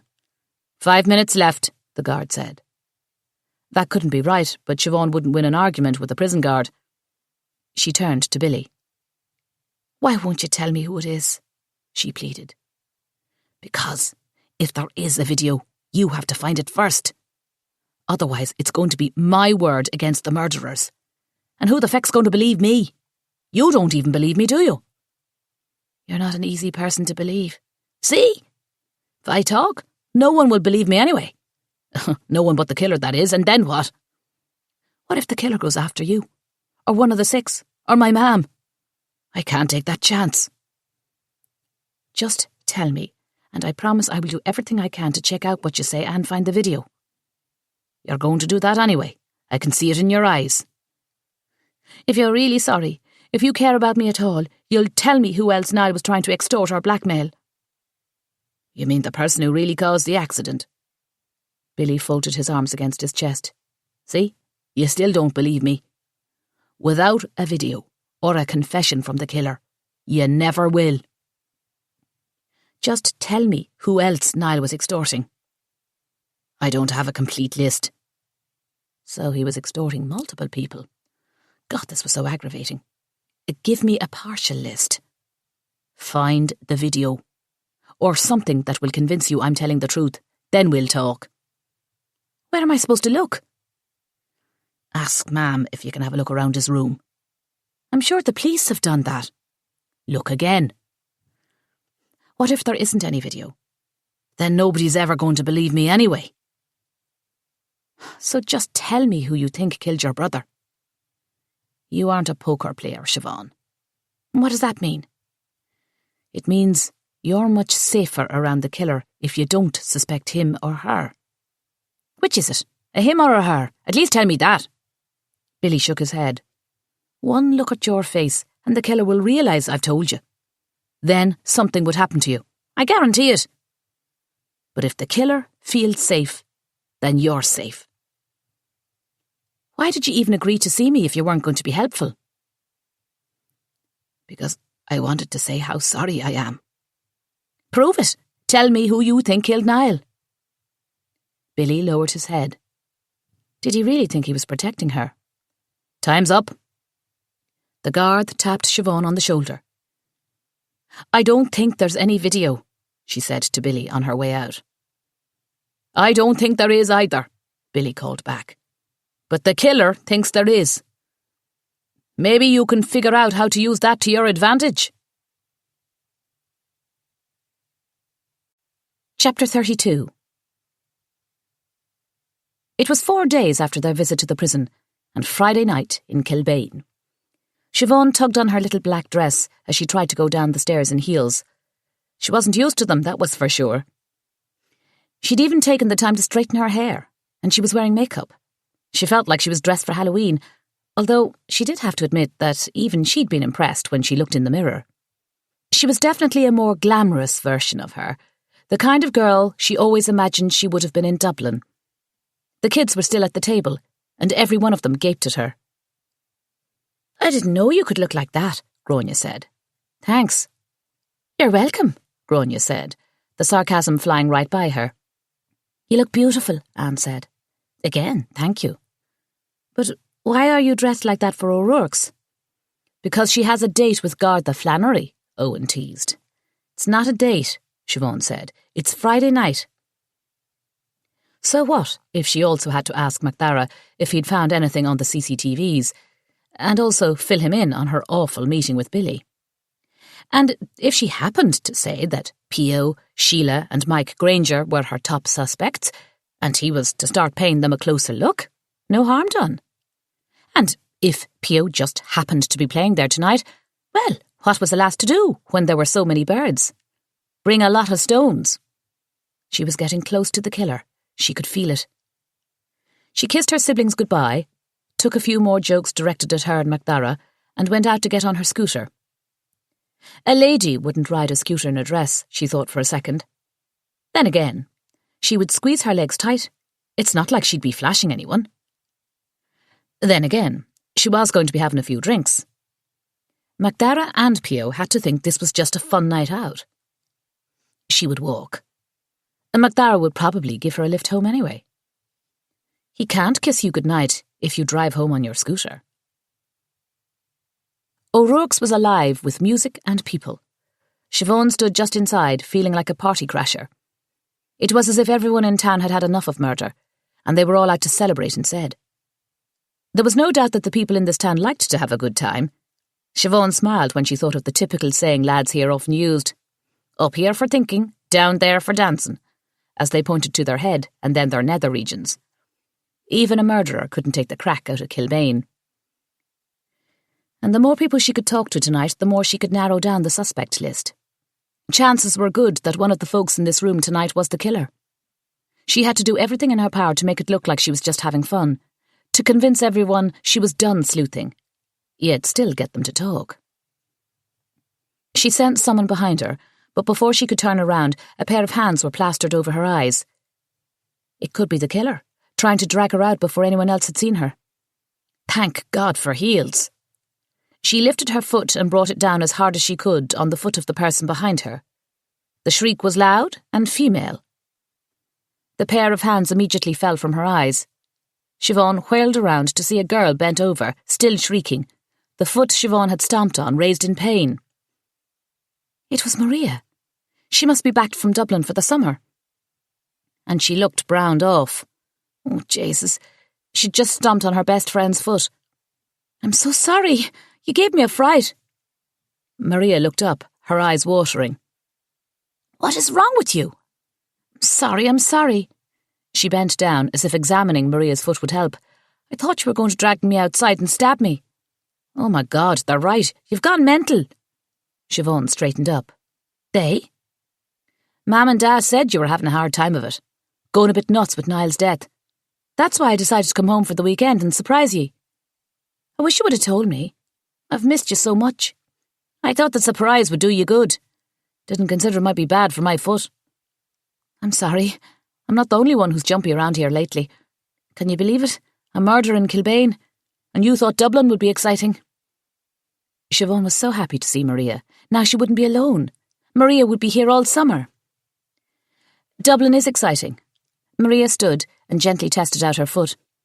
"In fact, I'm only back for the weekend, to check on you." "Just for the weekend?" Siobhan had a million questions stuck in her throat. "You mean you have to pack everything up before you come home for the summer?" "Let's get a pint into us and start over," Maria said. "Is Aisling with you?" Maria shook her finger. "I told ye. Drinks first, news second." Siobhan nodded and looked around. If she'd known Maria was here, she wouldn't have made a date with MacDara. And he was late, on top of it. Should she text him and let him know Maria was here? Or just wait and see what time he bothered to show for their date? Who are you looking for? Garda Flannery. No investigating, we're on the drink tonight and that's that. It's not work-related. MacDara asked me here tonight. Like a date, like? Think so. You're joking me. Siobhan didn't like her tone. She'd been dying to see Maria all year, and this was nothing like she imagined their reunion would be. You don't think he's cute? He's going to stay in Kilbane the rest of his life, and all he's looking for is a woman to pop out his babies. You, on the other hand, are coming to Dublin. Why put him through all that? I can't come to Dublin. I have 5 siblings and a bistro. Don't start. The only way you're stuck here for the rest of your life, Siobhan O'Sullivan, is if you think you are. I do. I think I am. You're too young to throw away your entire future. But enough of that. Look at you, your little black dress. You look like a city girl. We're going to have some crack tonight. Maria took her hand and pulled her to the bar. Declan was over in a jiffy, smiling, setting up coasters. Trouble is back in town, I see, he said to Maria with a wink. Where's your third wheel? Right, Siobhan said. That's what I want to know. Maria smiled at Declan, but didn't make eye contact with Siobhan. She's in Dublin. In fact, I'm only here for a wee visit myself. We rented a flat near Grafton Street for the summer. Maria's words were like 1,000 paper cuts to Siobhan's heart. Of course they did. They couldn't even bother coming home for the summer for her. And why should they? They were young and free. This was the time of their lives. It came around once, and they knew better than to waste it. Maria was still prattling on to a smiling Declan. Aisling's got a new beau. He's Scottish. Can you believe it? I told her he was going to be tight in the pockets, and she said that was just what she was looking for in a man. Maria threw her head back and cackled. Then she got it under control, but was still smiling like the cat that swallowed the canary. She sends her love. But I told her we'd get you to Dublin soon anyway. Siobhan would have to bite back her jealousy.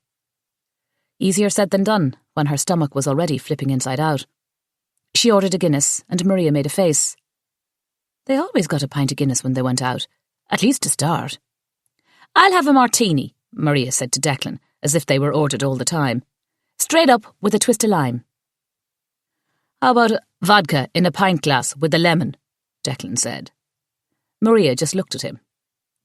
Tell you what, I'll throw a wee umbrella in there. A tourist left it here last summer. Been waiting to use it ever since.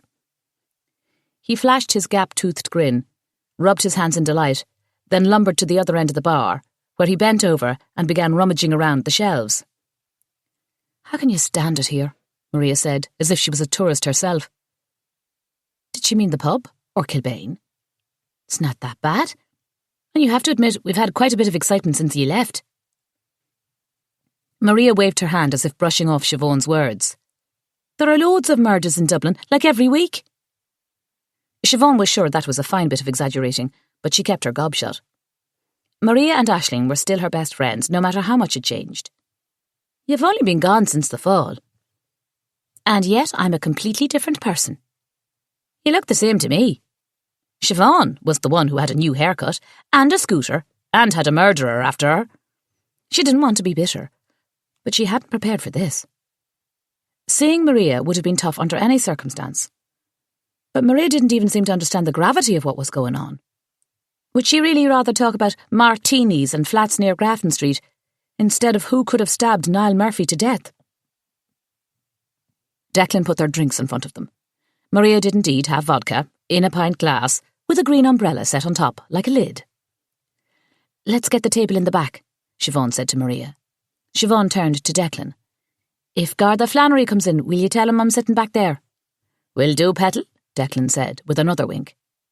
Siobhan wondered if he ever got eyelid fatigue. Siobhan steered them to a table right by the band. Pia was only a few feet away.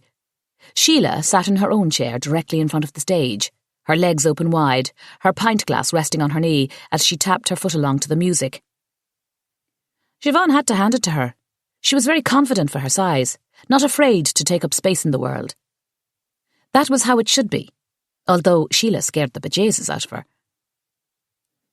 Did you ever meet up with Niall in Dublin? Siobhan asked Maria, trying to sound casual. Of course not, Maria said. I was never friends with Niall. I know. I just wondered if you ever saw him about town, or knew where he lived, who he hung out with, if he had a girlfriend." "Oh my God, you sound like Huron, all CSI. "My brother is sitting in jail for his murder. What do you expect?" "I'm sorry." "I am," Maria said. She placed her hand over Siobhan's. "I heard he confessed." Siobhan pulled her hand away. "He did not confess." "I thought he blacked out. Did it in a drunken rage." "It's not true." "Well, the guards think it's him, don't they?" "They made a mistake. That's why I'm investigating." "First your parents, now James. I'd be a right nutter too. It's too much." Siobhan leaned across the table and scrutinised her friend. Maria did look the same. Very typical pale Irish face with pretty dark hair and brown eyes. Petite, except for the lungs in her. She had a boisterous voice and an endless thirst for good crack. But she was also her friend, and she'd known James her whole life. If she didn't believe James was innocent, that meant no one else did either. Even if James was released, they would all titter about him as if he'd done it but had just gotten away with it. The only way their lives were ever going to go back to normal was if Siobhan exposed the true killer. She was wasting her time trying to convince Maria of anything. "Tell me all about Trinity," Siobhan said, and hoped it wasn't obvious, as her friend began to rattle on, that Maria may have had her ear, but she was keeping her eye on the rest of the room. Siobhan was just getting the hang of pretending to listen when the band took a break and Pio practically flew over to their table. He stared down at Siobhan, eyes flashing. "We need to talk," Pio said. Siobhan glanced at Maria. "Not her, you." Pio grabbed Siobhan's elbow and hoisted her up. "Let's go for a smoke." Chapter 33. "I don't smoke," Siobhan said, as he began to drag her to the back patio. "I'll smoke for ye," Pio said. The patio was no bigger than a few 100 square feet, with broken-up bricks and old Guinness signs discarded on the floor. A picnic table that had seen better days housed coffee cans for cigarette butts, but the ground still took most of them. Siobhan coughed and tried to move out of the path of the smoke from the others out to indulge their nicotine habit, which was virtually impossible. Pio lit a cigarette without taking his eyes off her. "You sound great," Siobhan said. She tried to smile. "I heard you were asking around again about that broken vase," Pio said. "How did you hear?" Siobhan said. "You can't keep secrets in Kilbane." Pio blew smoke directly at her. "Some people seem to be getting away with it," Siobhan said. Pio glared at her. "What's your theory?" "I saw Sheila the morning of the murder, coming into the house with a black rubbish bag." "Broken vase, end of story." "Sheila is allergic to flowers." "Sounds like to be continued to me." He was trying to bully her, and she wasn't going to let him. "Is that all you've got?" "Sheila was a right mess the next time I saw her. Yet the salon smelled like bleach. She also had a bruise. That was especially disturbing." Siobhan met Pio's gaze head on. "Your theory?" Pio repeated. "Maybe Niall broke into your house that night, smashed a window. Maybe he attacked Sheila. Maybe she grabbed the nearest pair of scissors. Or you did. That would have been self-defence. But then you got scared, so you dragged his body across to our place. Cleaned up. Maybe Sheila threw away something she regretted, then went back to the trash can." "We dragged his body across the street. How did we get into your bistro?" And that was where her theory didn't quite float, because in order to bring Niall in through the back garden, they would have had to carry his body all the way down the street, then around back to the road behind their place. "I hadn't completely worked it out," Siobhan admitted. "I liked your parents," Pio said. "They minded their own business." "Sheila was hiding something. She was acting very strange." "Ah, for feck's sakes," a female voice from behind them said. Sheila entered the patio and came up to Siobhan. "You just won't let it go, will ye?" "It's not a matter of won't," Siobhan said. "I can't." "You're right," Sheila said. "I was hiding something." "It's none of her business," Pio said. "I'm going to tell her," Sheila said. Finally. A confession?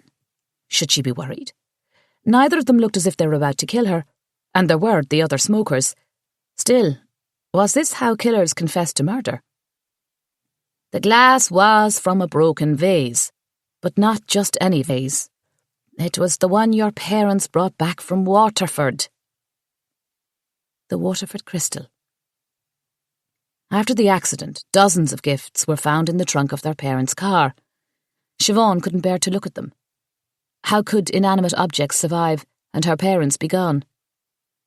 She'd given them all away, hadn't paid a lick of attention to who took what. Why would you take the vase when you hate flowers? It wasn't for me. You were giving away all those gifts during such a tough time. I didn't want you regretting it one day, wishing you'd kept something. So I was going to save it for you. A lump grew in Siobhan's throat. That was actually very thoughtful. Maybe she'd been too quick to judge Sheila. Well, why didn't you just tell me that earlier? I didn't want to upset you. The fact is that I accidentally broke it. I felt real bad about it. That's why I wanted to try and put it back together. I see. And I know what else you're thinking. P.O. doesn't hit me. P.O. stared at Siobhan as if waiting for an apology. Sheila held up her beer. So I like to have a few. Sometimes I stumble home, sometimes I fall. Sometimes she pukes, P.O. said. Sheila glared at him. He shrugged. I'm just explaining the bleach. It's also why P.O. had the lights blaring. Said I had to stop trying to stumble in the dark, or folks would start spreading rumours that he was abusing me. Sheila barked out a laugh and smacked P.O. across the chest with the back of her hand. Little did ye know we'd get accused of being cold-blooded murderers instead, she said. She roared with laughter. P.O. nodded seriously, then pointed at Siobhan. Can you please eliminate us from your list? Who cares about her list? Sheila said, leaning left as if she were about to topple over. John Butler is off it, and I want off it too, P.O. said. Sheila's eyes went wide. John Butler? Drumming up business, was he? She roared with laughter again. Oh, God. Siobhan remembered what she hated about small towns. Everyone knew everything. And yet, the murderer had managed to keep out of the limelight. I'm just trying to do what's right, Siobhan said, for all of us. Sure, P.O. said. He dropped his cigarette to the patio floor, crushed it with his foot. Well, now you know, he said. He headed back inside. Sheila stared at Siobhan. I'm sorry, Siobhan said. She wasn't really, but she was still afraid of Sheila. There is something I've just discovered, Sheila said. I put in a call to Garda Flannery, but I haven't heard back. She glanced around the patio as if worried someone would overhear. And since Garda Flannery is sweet on you, maybe you can give him the news. Garda Flannery and I are just friends. Siobhan's voice cracked. Sheila rolled her eyes. Since you and Garda Flannery are so friendly-like, I was wondering if you would tell him for me. Just in case he's a bit browned off that I didn't notice it earlier. Because I should have mentioned it. I don't know why I didn't. And the longer I waited, the harder it was to confess. Confess what? Sheila took Siobhan by the elbow and manoeuvred her into a back corner of the patio. Then she leaned in. Siobhan wanted to recoil from the smell of beer and cigarette smoke, but there was nowhere to go. I'd ordered 2 different types of scissors, she said in a harsh whisper. Okay, Siobhan said. She'd no idea why Sheila was so intense. One was just for promotions, like the box you refused to take. Sheila glared again, as if waiting for another apology. Siobhan remained silent. The other was actual scissors for the salon. For the salon? For cutting hair, like. They still had the same pink handles, but they were sharper. Much sharper. I only ordered 3 of them. I was keeping them for work, like. After Niall was stabbed, I should have realised the promotional scissors weren't sharp enough to do the job. But I wasn't thinking. I was in shock, like. And the drink has a way of knocking all the sense out of me head. It wasn't until just this morning when I had an appointment that I finally noticed one of the salon scissors was missing. I'm betting 'twas the pair found in Niall. Oh my God. Why didn't you tell Garda Flannery straight away? I did leave him a message to call me straight away. He hasn't called me back, like. Sheila edged closer. Do you really think it's important? Important? Only 3 pairs. It's everything. Who had access to those scissors? That's just the thing. What? I think I know who took those scissors. And she'd waited this long. Siobhan curled her fist and warned herself to keep her temper in check. Who? Niall Murphy. Siobhan exhaled and thought of the colourful saying her dad used to use. Well, feck me pink with a whitewash brush. Are you sure? You know how he liked to lift things. He was the last client I had that day. When I heard he was killed with pink scissors, I knew those promies weren't sharp enough to do the deed. So I checked on the other scissors. Sure enough, one was missing. But you didn't see Niall take them. I just told you I didn't even know they were gone until this morning. So why do you think Niall took them? Who else? He loved thieving. Courtney said she'd already thrown him out of her shop for nicking a few bobs. Siobhan thought of the necklace he'd been caught stealing from Courtney. Had Siobhan been thinking along the wrong lines all this time? Could Niall's killing simply be revenge for being robbed? How many shopkeepers had he pissed off? Wasn't it likely he was also stealing from the cycle shop? There was that bicycle propped near the porch at Mary Murphy's house. Siobhan didn't know much about racing bikes, but she bet the ones at the top of the line might be worth quite a bit. Did Seamus or Bridie catch him stealing? Is that what she walked in on that morning? And if that was the case, why had Bridie defended him?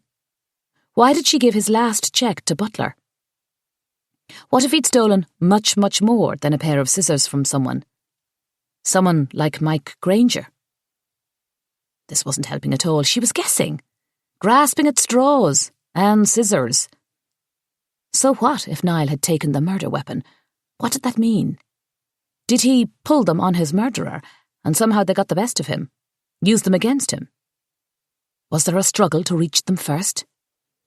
If Niall hadn't nicked the scissors, would he still be alive? Siobhan, MacDara called out. He stood in the doorway. He and Siobhan locked eyes. He took in her dress, leaned against the door frame, and gave her a lazy smile. It was the sexiest he'd ever looked. Speak of the devil, Sheila said. MacDara raised his eyebrow. We have news about the murder weapon, Siobhan said. MacDara closed his eyes as if she'd just wounded him. When he opened them, the sexy look was long gone. Chapter 34. MacDara turned to Sheila. Do you mind giving us a minute?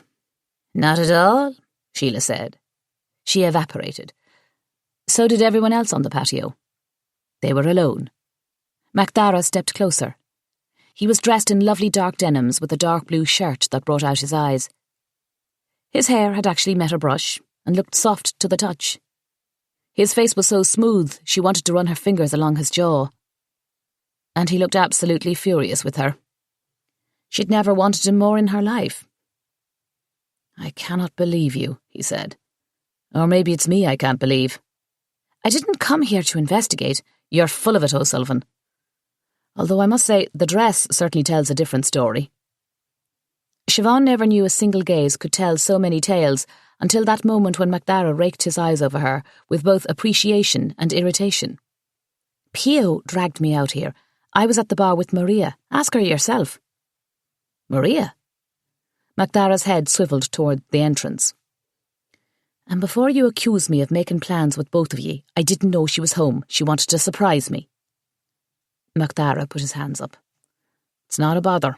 I want you to have a good evening. He stepped even closer. Do you even know how?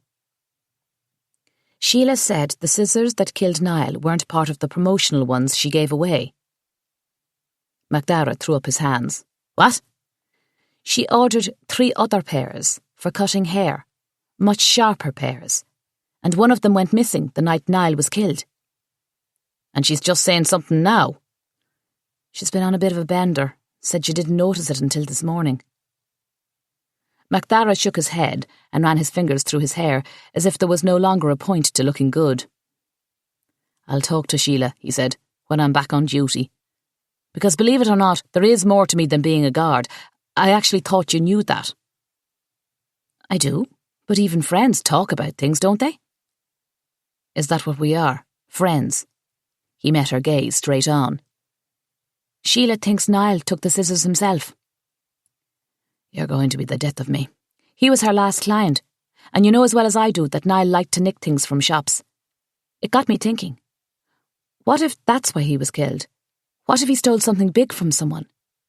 Am I supposed to be worked up about the scissors or the motive here? Can't you be worked up about both at the same time? A few minutes ago when I saw you in that little black dress, I was worked up about something else entirely, MacDara said. An unexpected confidence seized Siobhan like a sudden gust of wind. She stepped up to MacDara, put her hands on his chest, and looked up at him. I was looking forward to this too. A Friday night, a proper date. Yet here we are, talking shop, he said, in a near whisper. Because the killer has just been narrowed down to whoever had access to the murder weapon the day before. And if Niall had the weapon on him, it might mean the murder wasn't premeditated. Maybe he meant to kill someone, but whoever it was got to the scissors first. Maybe someone he was fighting with that evening. Siobhan dropped her hands and stepped back. It's not James. I'll let you get back to Maria. I don't want to, Siobhan said. I'd rather get some air. With you. MacDara contemplated her for a long, lazy second. You sure? Just let me say goodbye. She had to get out of here, and MacDara seemed to be in the same frame of mind. Maria, to Siobhan's slight disappointment, didn't put up a fuss when Siobhan said she was leaving. Before they were even out the door, Maria was on her mobile, chattering and laughing, with someone from Dublin, no doubt. Siobhan and MacDara walked without even discussing it, and soon found they were headed to the Abbey. Were they subconsciously going there to kiss like teenagers? The thought made her laugh. What's so funny? Nothing. It was true. Nothing was really funny. They stopped along the bridge over the creek. A few street lamps shone, offering the night a bit of warmth. The priory framed the background, a solid reminder of the past. MacDara stopped here. Maybe he wasn't going to make out with her after all. Why were you late? Siobhan asked. For our date, she said, without looking at him. James wanted to see me, MacDara said. What? This was the last thing she expected him to say. Why? I wasn't going to talk shop tonight, Siobhan. And even if I was, that thought would have been zapped out of my mind the minute I saw you in your little black dress. But now you've started it. Don't forget that. Why did James want to see you? MacDara turned to her, and to her surprise he grabbed her hands and held onto them. Did someone leave you a threatening note? Shite, James in his big mouth. Didn't he see she was trying to help him? Siobhan pulled away, dug the note out of her handbag, and handed it to him. He read it, then moved closer to the street lamp and read it again. A shadow fell across his face. When he looked up at her, concern was stamped across his face. This is evidence. You, of all people, are hiding evidence. I was going to tell you tonight. Was she? You aren't trained. You're going to get yourself killed. Siobhan pointed to the note. This means I'm getting close. Too close. Listen to me, will ye? Even if Niall had the scissors on him, I still think the killing was planned. MacDara sighed. If he had the scissors on him, then it's more likely it was a tussle. The scissors dropped. Niall reached for them first. If he hadn't, we might have a different victim.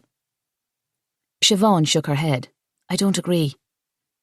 The body was staged. And a single jab to the heart. That takes precision, not necessarily passion. I've forgotten everything you said except for passion, Magdara said. I think the killer had been following Niall around town. If Niall had the scissors on him, that meant that either the killer didn't bring a weapon, or the minute the killer realised Niall had a sharp pair of scissors on him, he used it instead of his weapon. Can't be both. I think the killer was forced into carrying it out early because he saw the perfect opportunity to frame my brother for the murder. Because he witnessed Niall and James fighting. Yes, but not necessarily that evening. Practically the entire town was in the bistro when the argument with Niall broke out. And that wasn't just your brother. Most of us were arguing with Niall, Magdara said. On the evening of the murder, I think the killer was following Niall. He chased him along the road behind our bistro. Perhaps they were the ones running around the back of Mike's store as well. If they hadn't been spotted, maybe Niall would have been killed there. So, the killer was trying to frame James, or he wasn't. I think the location was opportune. Maybe even the timing of the killing. But the deed itself, it was in the works. Magdara shook his head. I know he's your brother. But what if he did it, Siobhan? I have to consider it a likely possibility. James was too drunk. Whoever killed Niall had a lot more motor control. And they were coherent enough to wipe away fingerprints and move the body. Maybe he had help. Help? She didn't like the way Magdara was looking at her. What are you saying? I have to look at all angles. His words rang out like a confession. His meaning clicked into place. You mean me, she said. You think I helped James kill Niall? I don't want to think it, but I'm supposed to, because that's my job. And there are 6 of you. And don't tell me you don't look out for each other. I can't believe this. I'm truly alone. This is why I have to keep digging. Magdara threw his hands up in the air. Enough! Enough flying about town on your little scooter, riling everyone up. That's my job. Stick to yours. Stay in the kitchen, is that what you mean? Like the note says? Are you saying I wrote that note? Magdara said. Who's to say you didn't write the note? He was yelling. She'd never even heard him raise his voice before. Why would I write the note? Siobhan demanded. To deflect suspicion off of James. Maybe I could say the same thing about you, Siobhan said. Because you're a guard, no one suspects you. That's the perfect way to hide in plain sight. Magdara's jaw dropped open. Why would I kill Niall? Because he was hurting me, Siobhan blurted out.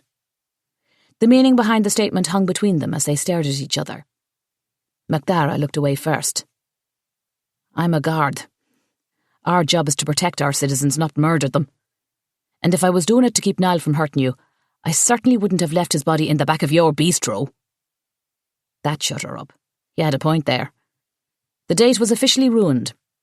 Accusing each other of murder was a definite romance killer. She might as well destroy the rest of it. Did James tell you anything else? Magdara's eyebrows shot up. Like what? I didn't visit just James that day. I saw Billy Murphy as well. Magdara cursed. I knew there was something when I picked you up. I could tell. He reached out and took Siobhan's hand. What did he say? He stuck to Niall's story. Said someone else caused the accident. But he doesn't know if there really is a video, and he wouldn't tell me who. Because he's lying. I guess. You guess? I'm not Billy's biggest fan either, but he sounded sincere. Magdara shook his head. I'm telling you, he and Niall made the story up. He's sticking to it because it's scripted. If there was another car involved in that accident, there would have been evidence. And I don't mean a video or a witness. I mean physical evidence on the ground. Tyre marks, paint chips, something, anything. But he even admitted he was drunk. You're saying that helps his case? It proves what I'm saying. I'm telling you, I believed that he believed someone else caused the accident. So who was it? If someone else caused the accident, why wouldn't he just tell us who? He said, without proof, we wouldn't believe him. Damn right. See, you're proving his theory. Magdara touched Siobhan's arm. When I arrived at the scene, Billy wasn't knocked out. He was talking. Kept saying, "I'm sorry, I'm sorry, I'm sorry." Siobhan shook her head. "I don't want to hear this. I don't want to tell you, but I hate the fact that he's pulling this shite. You cannot believe him." Siobhan chose her words carefully. She didn't want to upset MacDara more than he already was. "Even if he's lying, he knows something." "What?" "The murderer has to be the other person Niall was trying to extort for €20,000, whatever the reason. I think Billy knows who that person is." "Maybe I can use that," MacDara said. "How?" "Pay him a visit. Threaten to charge him with interfering with an investigation. Then offer to drop it if he tells me." "It's worth a try." MacDara smiled. "Imagine, it's almost like I'm a trained guard." "When can you see him?" "I would go right now if I could. Believe it or not, I want to solve this case just as much as you do." "I believe you. And I never thought you killed Niall. I'm sorry." She wanted to reach out and touch him again, but her confidence was gone. MacDara looked out toward the Abbey. "I'll go tomorrow." "You carefully checked Niall's room at his mam's, right?" "Yes," MacDara said. "Why?" "Did you ever find a smartphone associated with Niall or Billy?" "No. And before you ask, yes. We're aware that Niall probably had one on him, and the killer probably took it." "And why would the killer do that?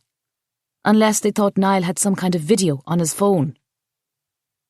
"Maybe it was someone he had business dealings with, and they wanted to erase the texts or phone calls." "So why is my brother still sitting in jail?" "Because without the phone, we don't have anything but wild theories." "We have to find it. We have to know once and for all whether or not there's a video." "We're on it," MacDara said. "We've been on it." "You'll be busy with Billy. I could check around." "No." MacDara stepped closer. "You have to stop. Promise me." "But promise." "Fine." She could tell he was serious. She needed him on her side. MacDara exhaled. "I'll see what I can get out of him, and I'll look for the phone. You have my word." "Thank you." "Are we done talking business?" "For tonight." He was looking at her face, her lips. Was he thinking about what it would be like for them to kiss? She was. She'd been thinking about it for a long, long time. Ever since that day a year ago when he'd crushed her to his chest. She nodded. He stepped closer. She closed her eyes. A few seconds later, she felt his lips on hers, softly. They kissed without any other parts of their bodies touching. A wise move, considering that the feel of his lips alone was enough to set every part of her alive with electricity. He ended the kiss, and she opened her eyes. They stared at each other for a while. "You have no idea how long I've waited to do that," MacDara said. A little bit of her confidence crept back. "So why did you stop?" "Because I don't just want you. I want you." He meant the whole package. Marriage, the family. Did she want that too? She clasped her hands almost in prayer and brought them up to her mouth. "I know," MacDara said. "This isn't the right time. You're going through too much. You're young, you're in pain. There are a million reasons I should stay away from you, Siobhan O'Sullivan, but I don't want to. You've no idea how much I want you. You don't even know how amazing you are. I've literally watched you grow into this unbelievable human being this past year. I know you're a smart and independent woman, but at the same time, I want to take care of you, and the young ones, and everything that entails. I'm going to solve this case, and then I'm going to ask you out again. But don't say yes if you aren't going to be sticking around. Because I am. And I know what I want.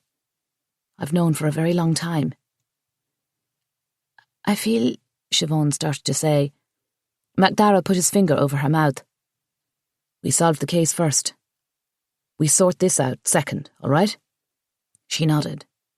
Anything else, even a single utterance, would likely break her open.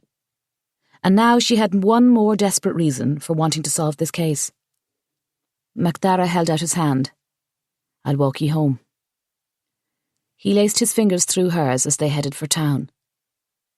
"Thank you," she said softly. "For what?" "For trying to protect me." "I'm not trying to protect you," MacDara said, squeezing her hand as his voice lifted into a jovial register. "I'm doing my best to protect everyone else in town from the likes of you." Chapter 35. Siobhan spent the next day focusing on the bistro with some much-needed help from Maria. Siobhan insisted the young ones take the day off. Normally, they'd only be helping out part-time, but the murder had taken up too much of Siobhan's focus. Giving them a break was long overdue. Kieran and Owen were off to a hurling match, while Grania and Anne were going to hit the shops in Charleville. Siobhan felt bad about leaving Maria last night, especially in light of how helpful she was being today. When the lunch break came, Maria stayed to clean up so Siobhan could head for the bank. She was thankful for the scooter and its little basket. She'd just returned and said goodbye to Maria. They were going to go out for drinks that evening to make up for the night before. She'd almost finished putting groceries away when she heard her mobile ringing across the room. She hurried to the register where she'd left it, but by the time she reached it, her voicemail had already picked up. Courtney Kirby's name flashed across the screen. There was no such thing as a short conversation with Courtney, and Siobhan had a few more things to do before she could put her feet up. She'd hurry through the rest of her to-do list and call Courtney back when she had a spot of time. It turned out to be an hour later. Aching feet propped up, cup of tea in hand, Siobhan listened to Courtney's voicemail before calling her back. She sounded frantic. Siobhan immediately put her teacup on the table and her feet on the floor as she listened. "I've found out something that's going to crack the case wide open," Courtney cried. "Hurry over." The message cut off. Oh, why had Siobhan waited to listen to Courtney's message? Typical. This was just typical. Was Courtney still there? What was it? Had she called the guards? Siobhan tried to call her back as she hurried out to her scooter. The call went directly to Courtney's voicemail. She called MacDara and was told he was out of the office. "Did Courtney Kirby call in for him?" Siobhan asked. "Several times," the girl said. "I left him a message to call her back. Is something wrong?" "I don't know," Siobhan said. "I'm going to check." "Call us back if you need us," the girl said. Siobhan headed for Courtney's shop. When she pulled up, she immediately saw that the curtains were shut and the closed sign had been turned around. Siobhan knocked. No answer. The shop, like many in town, had a back garden. The buildings were too close together for her to be able to manoeuvre herself between them. She would have to ride down the street, make a left as soon as she could, and come up behind Courtney's shop. She was prepared to do that when she saw Bridie coming down the street. "Do you have a key?" Siobhan asked as she approached. "I do, love," Bridie said, "but it's my day off." "We need to get in." Bridie stopped and looked at the window. "Courtney isn't there." "I knocked," Siobhan said. "She must have run out. I'm sorry, I can't let you in. She left me an urgent message. I need to make sure she's okay." "What kind of an urgent message?" Siobhan hesitated. Courtney had called her, not Bridie. But this was no time to keep secrets. She said she'd learned something that was going to crack the case wide open and to hurry over. And she's not answering. I pounded on the door. "Should we call Garda Flannery?" "I tried, he's out." "Maybe I should call Seamus?" "Why?" "Well, you're not the only one afraid of a killer. If you think she's in trouble, he could still be in there." "Or she," Siobhan said. "How long would it take Seamus to get here?" "Well, it depends what he's in the middle of." Bridie fumbled in her purse for her mobile. "Would you just open the door? I'll go in myself." Bridie sighed. "You're stubborn, aren't you?" "I'm worried about Courtney. You have to let me check on her." Bridie shook her head but handed Siobhan the key. "I'm still calling himself." "Suit yourself." Siobhan opened the door and pushed it open. It was dark. She listened for any sounds. "She always keeps lights on," Bridie said, "even when she leaves." Siobhan felt around the wall for a switch and, upon finding it, flicked on the light. It took a second for her to blink, and another second to take in the room, after which she wished she hadn't. Courtney Kirby was lying on her back, on top of the middle display table, eyes open and staring at the ceiling, her arms and legs hanging over the sides. Her expression was frozen, as if she were a porcelain doll. "Courtney!" Siobhan cried. "Are you hurt?" "What is it?" Bridie entered behind Siobhan, then cried out when she saw Courtney. She lunged forward, but Siobhan held her back. "It's too late," Siobhan said. "Don't touch anything." It was indeed too late. It took a minute to notice that there was a pair of hot pink scissors protruding from Courtney's chest. Bridie crumpled to the ground. "No, no, no, no," she cried. Siobhan wanted to crumple to the ground beside her. Instead, she dialed for the guards. Even as she told them to hurry, she couldn't believe that this had happened again. And once more, she was the one to have discovered the body. Why, when she defied the odds, was it always for the worst? Not that this was any time to be feeling sorry for herself. Poor Courtney. What had she discovered? If Siobhan had only answered her mobile, Courtney might still be alive. Or maybe Siobhan too would be dead. "Hurry, I've got something that's going to crack the case wide open." Siobhan shuddered. Apparently, she'd been dead right. Siobhan didn't want to be seen at another crime scene, so as soon as MacDara arrived, she gave him her mobile and let him listen to the frantic message from Courtney. Then she jumped on her scooter and was about to head back to the bistro when she spotted Bridie pacing on the footpath. Siobhan stopped to watch her. It took a few seconds to realise that Bridie was talking on her mobile. Of course, she was probably just giving Seamus a ring. But something about the look of panic in Bridie's eyes made Siobhan keep watching. It was more than just shock at finding Courtney. At least it appeared that way. Bridie looked guilty. Siobhan couldn't put her finger on it, but every time she looked at Bridie, or talked to her, she had that same nagging feeling that Bridie was hiding something. And so, when Bridie slipped away and hurried down the footpath, Siobhan jumped off her scooter, parked it on the footpath and followed her on foot. She kept a decent distance, although it was hardly necessary. Bridie didn't look back once. All those spinning classes had apparently paid off for her, as Siobhan had to jog to keep up. She expected Bridie to either take a turn for the cycle shop or their home. So she was surprised when Bridie disappeared into Mike's market. All this fuss and she's doing our messages. What an odd time to pick up your bits and bobs. Maybe Bridie wanted to comfort herself with chocolates or biscuits. Or maybe she was there for an entirely different reason. Siobhan hesitated and then hurried into the shop. If Bridie saw her, she could always claim to be in search of chocolates herself. She entered in time to see Bridie being ushered into Mike's office and the door shutting behind them. Siobhan stood, wondering what to make of that. Siobhan meandered around the store, hanging as close to Mike's door as possible, but it was of no use. She couldn't hear a word they were saying. Should she just knock on the door? Just then it swung open. Siobhan reacted instinctively and dove for the floor. "Siobhan?" Mike Granger stood over her. "Sorry," she said. "I must have slipped." Is there a wet patch on the floor?" He looked stricken. "No, just my clumsy feet." He held his hand out and helped her up. Bridie was standing next to him. Her face so pale she looked ghostly. "I'll tell Seamus to have a word with you," she said to Mike, then hurried on with a nod to Siobhan. "Excuse me," Siobhan said. She was done playing games. She caught up with Bridie and looped her arm into hers. Bridie jumped. "Jeez, you put me hard in crossways." "Come to the bistro and have a cup of tea," Siobhan said. "We've both had a shock." "I can't," Bridie said. "I have to get home." "You can come in for a cuppa," Siobhan said. "I insist." "Not today," Bridie said, extracting her arm. They were outside now, in front of the shop. "Do you have any idea how Courtney was involved in all this?" Bridie stopped.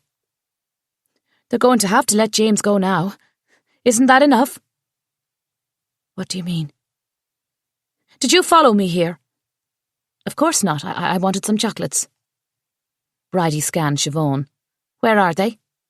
I fell, and then you and Mike came out, and I forgot all about them. Now Bridie glanced around the footpath. Where's your scooter? I decided to walk. You were following me. Who do you think you are? A detective superintendent? No, I'm just trying to catch a killer. To free James, is that it? Of course. Then you're finished. Excuse me? He obviously isn't the killer, so they'll have to let him go. Do you think so? He couldn't have stabbed Courtney from jail, could he? Of course not. So, James will be free. You can stop now. I'm begging you. Stop. I can't. Not with the killer on the loose. I care about Courtney. Cared. Siobhan just couldn't bring herself to talk about Courtney in the past tense. We all cared about Courtney. I worked closer with her than anyone. Which is why I thought you might know something. I don't, I told ye. Bridie started to walk away. Siobhan cut her off. I think you're hiding something, Bridie Sheedy. No, I know you're hiding something. Bridie put her hands on her hips. You know. The day I walked into the cycle shop and saw you there with Niall. The look on your face, it was as if I had caught you. We've been through this. I showed you the gear. You showed me a large envelope. I didn't open it. You're not going to stop, are you? No, Siobhan said, I'm not. Bridie was right. This was no longer just about James. It was about stopping a killer. Bridie slumped, as if defeated. I'll have that cup of tea, all right, she said. This time the bistro was Jammers, and nobody hesitated to speculate about the murder. Voices were raised outright, instead of hushed. Her siblings were running around like mad, and once again, Siobhan hadn't been there for them. She set Bridie up with tea, but had to delay their talk. A neighbour down the street, one of the ladies Siobhan had overheard talking about James during the fundraiser, whisked up to Siobhan and squeezed the life out of her hands. I knew James couldn't have done such a thing, she said. Mark my words, I told everyone he is not the murderer. Thank you, Siobhan said, withdrawing her hands as soon as she could. She threw on an apron and dove right into the kitchen to help serve. They shooed her to the register, where she had to engage in talk of the murder while taking care of people's bills. Suddenly everyone was trying to assure her that they never for 1 minute thought the murderer was James. By the time the lunch shift was over, and her siblings had scattered for a well-deserved break, Siobhan fully expected Bridie to be gone. She was shocked to find Bridie still at her table. She sank down in the seat across from her. Bridie's eyes were red from crying. Siobhan reached out and touched her hand. It was ice cold. Are you all right, pet? Siobhan asked. It's my fault, Bridie said. I don't know how, but maybe if I had told the truth from the beginning, Courtney would still be alive. Tell me, Siobhan said. I did buy a gear, but I didn't need Niall's help to do that. I didn't think so, Siobhan said. I'm sure you know more about bicycle parts than he did. Bridie swallowed and then tilted her chin up and looked Siobhan in the eye. I was showing Niall our financial records, so he could see.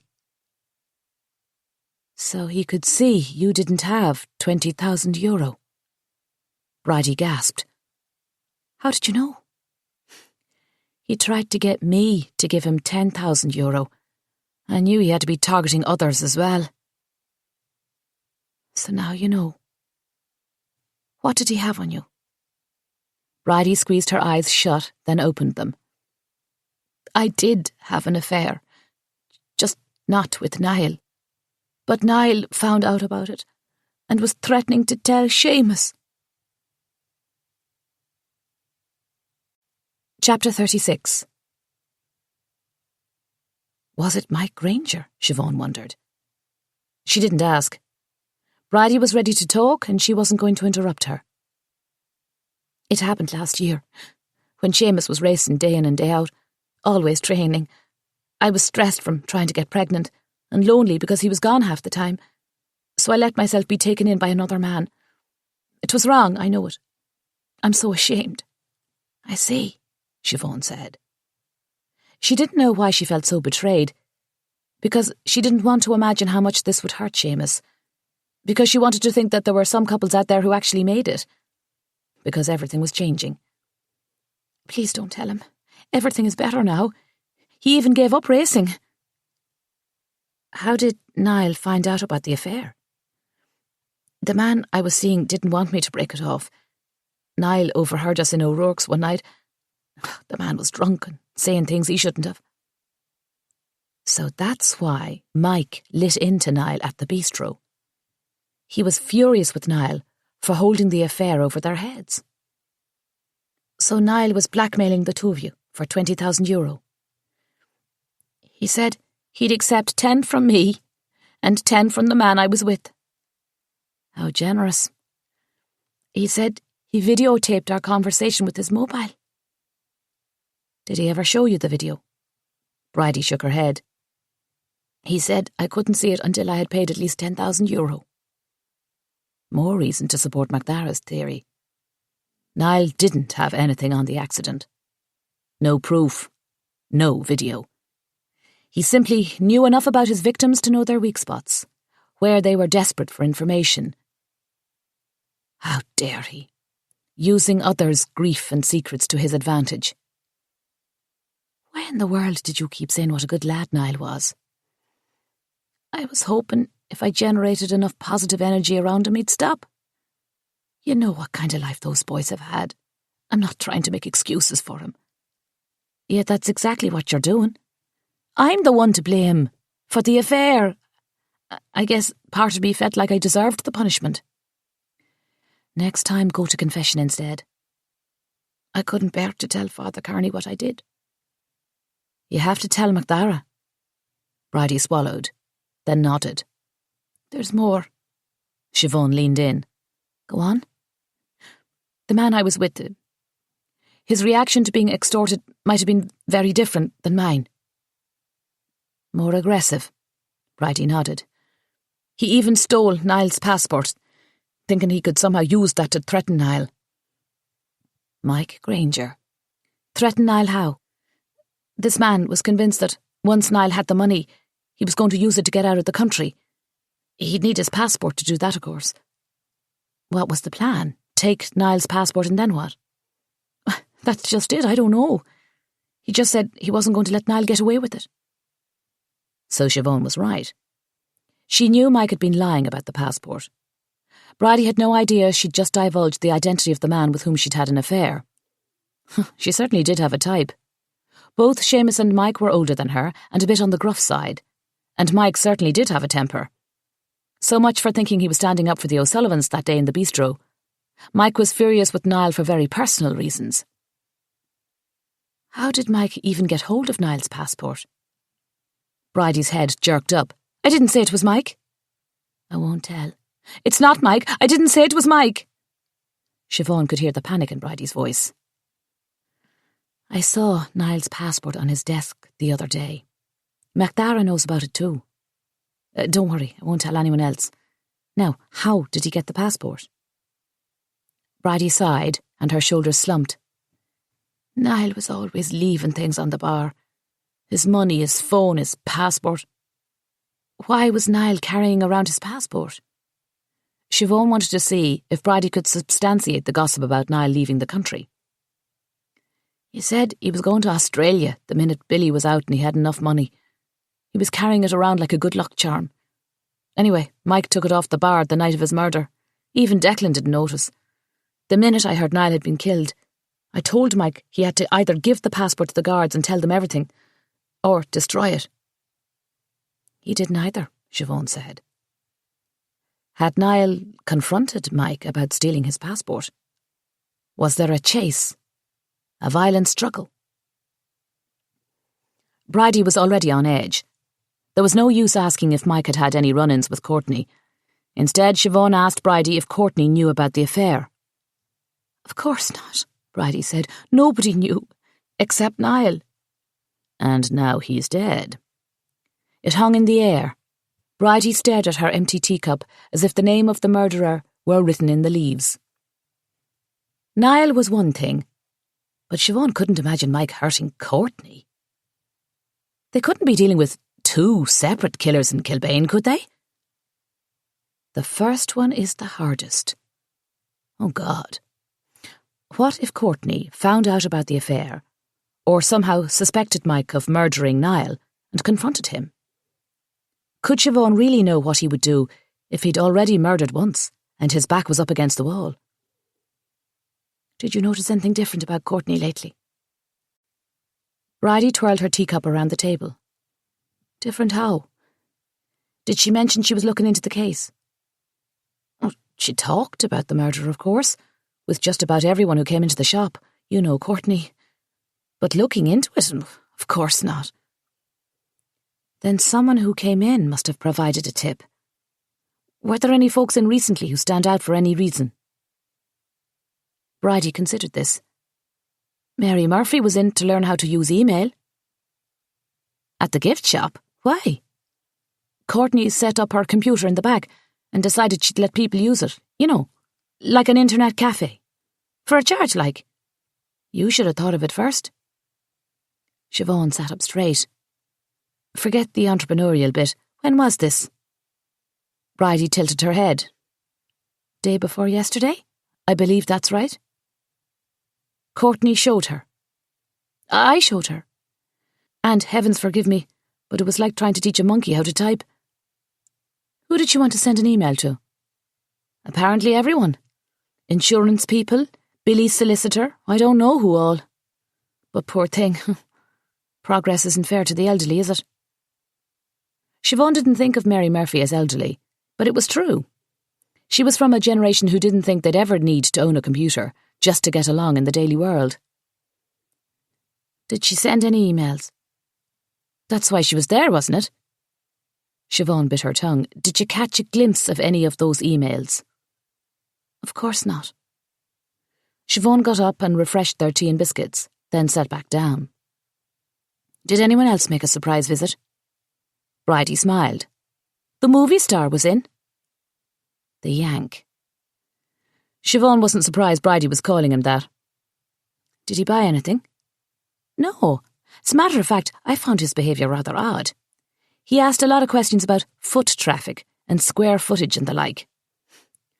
He's interested in buying one of our buildings, starting up some kind of mystery business.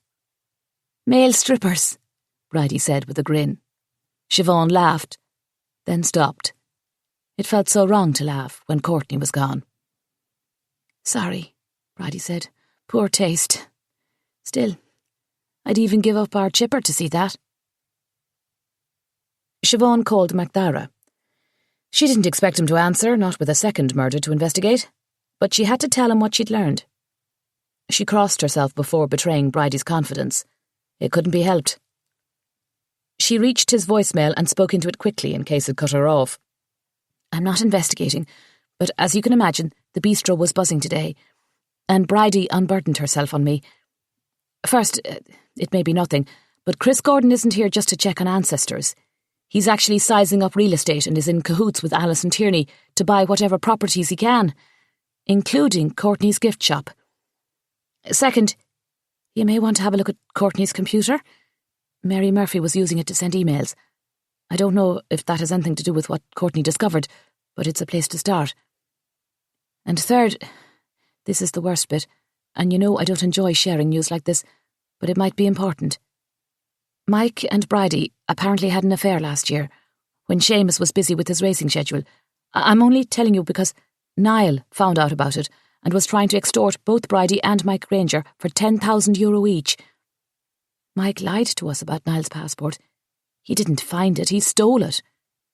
He thought Niall was going to try to leave the country as soon as he got someone, apparently anyone, to give him €20,000. I don't know if any of that helps, or why anyone would kill poor Courtney. MacDara's voicemail cut her off with a loud beep. Great. Even his mobile was reprimanding her now. Siobhan hadn't meant to rattle on. She hated people who left rambling voice messages. But she had to give him everything. Who knows which tidbit might just be enough to crack the case. Crack the case wide open. Those were the exact words Courtney used. as if she had no doubt as to the killer's identity. What had she learned? Who else had she called? MacDara would find her mobile and check it out, wouldn't he? How Siobhan wished there were a camera on him so she could see what he was doing and learning about the case. Had Courtney actually been right about the killer? Or had she accidentally alerted her killer? And if she was in his or her warpath, didn't that mean Siobhan could be next? MacDara was right. She should stay out of it. She couldn't put her siblings through any more trauma. But how could she drop it now? It was unfathomable that someone could do this and get away with it. Siobhan sighed and snuck into the kitchen for a slice of brown bread with her tea. Some days, 'twas the little things that got her through. Chapter 37. Maria came to the bistro the evening of Courtney's murder to say goodbye. She was lugging a huge suitcase. "I can't believe how much stuff I brought," she said. "Just a weekender, and I filled an entire suitcase." Siobhan laughed and sat down with Maria for a few minutes, dreading the moment when she left again. She kept waiting for Maria to mention the murder. It was all anyone else was talking about, but Maria was behaving as if nothing else in the world existed other than Dublin and Trinity College. Would Siobhan have been just as obnoxious if she had gone? "I'm sure you heard about Courtney," Siobhan said. "It was the biggest shock of me life." "The whole town's talking about you. You're like a divining stick for dead bodies." "I'm like a what?" "You know those sticks that bend when you get them near water?" Siobhan just looked at her. Maria shrugged. "Anyway, I didn't want to mention it in case it upset you even more." So much for not hanging around the crime scene. Everyone knew she was the first to find Courtney anyway. "It's horrible," Siobhan said. "But I suppose James will be getting out now." "That means you can come to Dublin." "I don't know about that," Siobhan said. After all that had happened, Dublin seemed so remote now. "I'll tell Aisling you say hello, and that ye hardly miss us because you're too busy tripping over dead bodies." Maria hugged Siobhan before she could respond. "My Joe Maxey's here," Maria said. Sure enough, a taxi idled at the curb. Siobhan helped her throw the suitcase into the boot, and then they hugged again. Siobhan waved as the taxi pulled away. God, that suitcase was heavy. Just a weekender, and I filled an entire suitcase. Siobhan had a sudden thought. Niall had been dressed up because supposedly he was going to Dublin to see a solicitor. So where was his overnight bag? He must have had one, even a small one. Grania hadn't said whether or not they'd planned on spending the night, but surely he would have had a bag in case things went long or they missed their train, or even to change out of his suit once the appointment was over. If he did have a bag, where was it? Had the killer removed it from the scene along with Niall's phone? Had he disposed of it somewhere? Hung on to it? Would Mary Murphy know anything about his trip, or what kind of bag he might have used? She was hoping she'd be in the bistro after the news of Courtney. Siobhan hated going all the way out to her house. It was not terribly far in the scope of things, but definitely separate from the rest of the town. It wouldn't be so bad with her scooter. She'd been smart to make that investment. She still hadn't heard back from MacDara. He wasn't avoiding her because of the kiss, was he? She was glad she had distractions on her mind. Otherwise she'd be thinking about that moment even more than she already was. She wouldn't bother MacDara with another phone call about missing luggage until she paid a visit to Mary Murphy to see if she could find out exactly what kind of bag they should be looking for. There was a stillness to Mary Murphy's house. The curtains were drawn tight against the windows, even in the midday heat. The steps creaked as Siobhan made her way up to the dilapidated front door. The only sound was an occasional clink of wind chimes, which hung askew from a rusted hook dangling over the door. A mouldy smell permeated the air. The house had the feel of a child's toy left to rust in the rain. There was no use peeking in the windows. They were all completely covered. Siobhan tried the door. It was locked. Should she check around back? What did she hope to learn by getting inside the house? Siobhan practiced her excuses as she hurried around to the back. I heard what sounded like a call for help inside.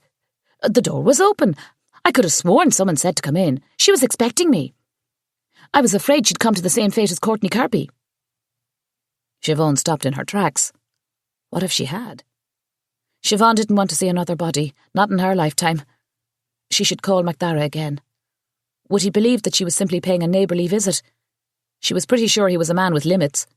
He might have feelings for her, think her the most beautiful woman in Kilbane, but if she continued to defy his order to stop investigating, he could very well never pursue her again. And if he wanted her so badly, why wouldn't he come with her to Dublin? She could bring the entire brood as well. No, that wasn't how life worked. She was the one who was supposed to leave the nest. How many people ever took the nest with them? Siobhan looked up to find Mary Murphy bursting out the back door clutching a suitcase.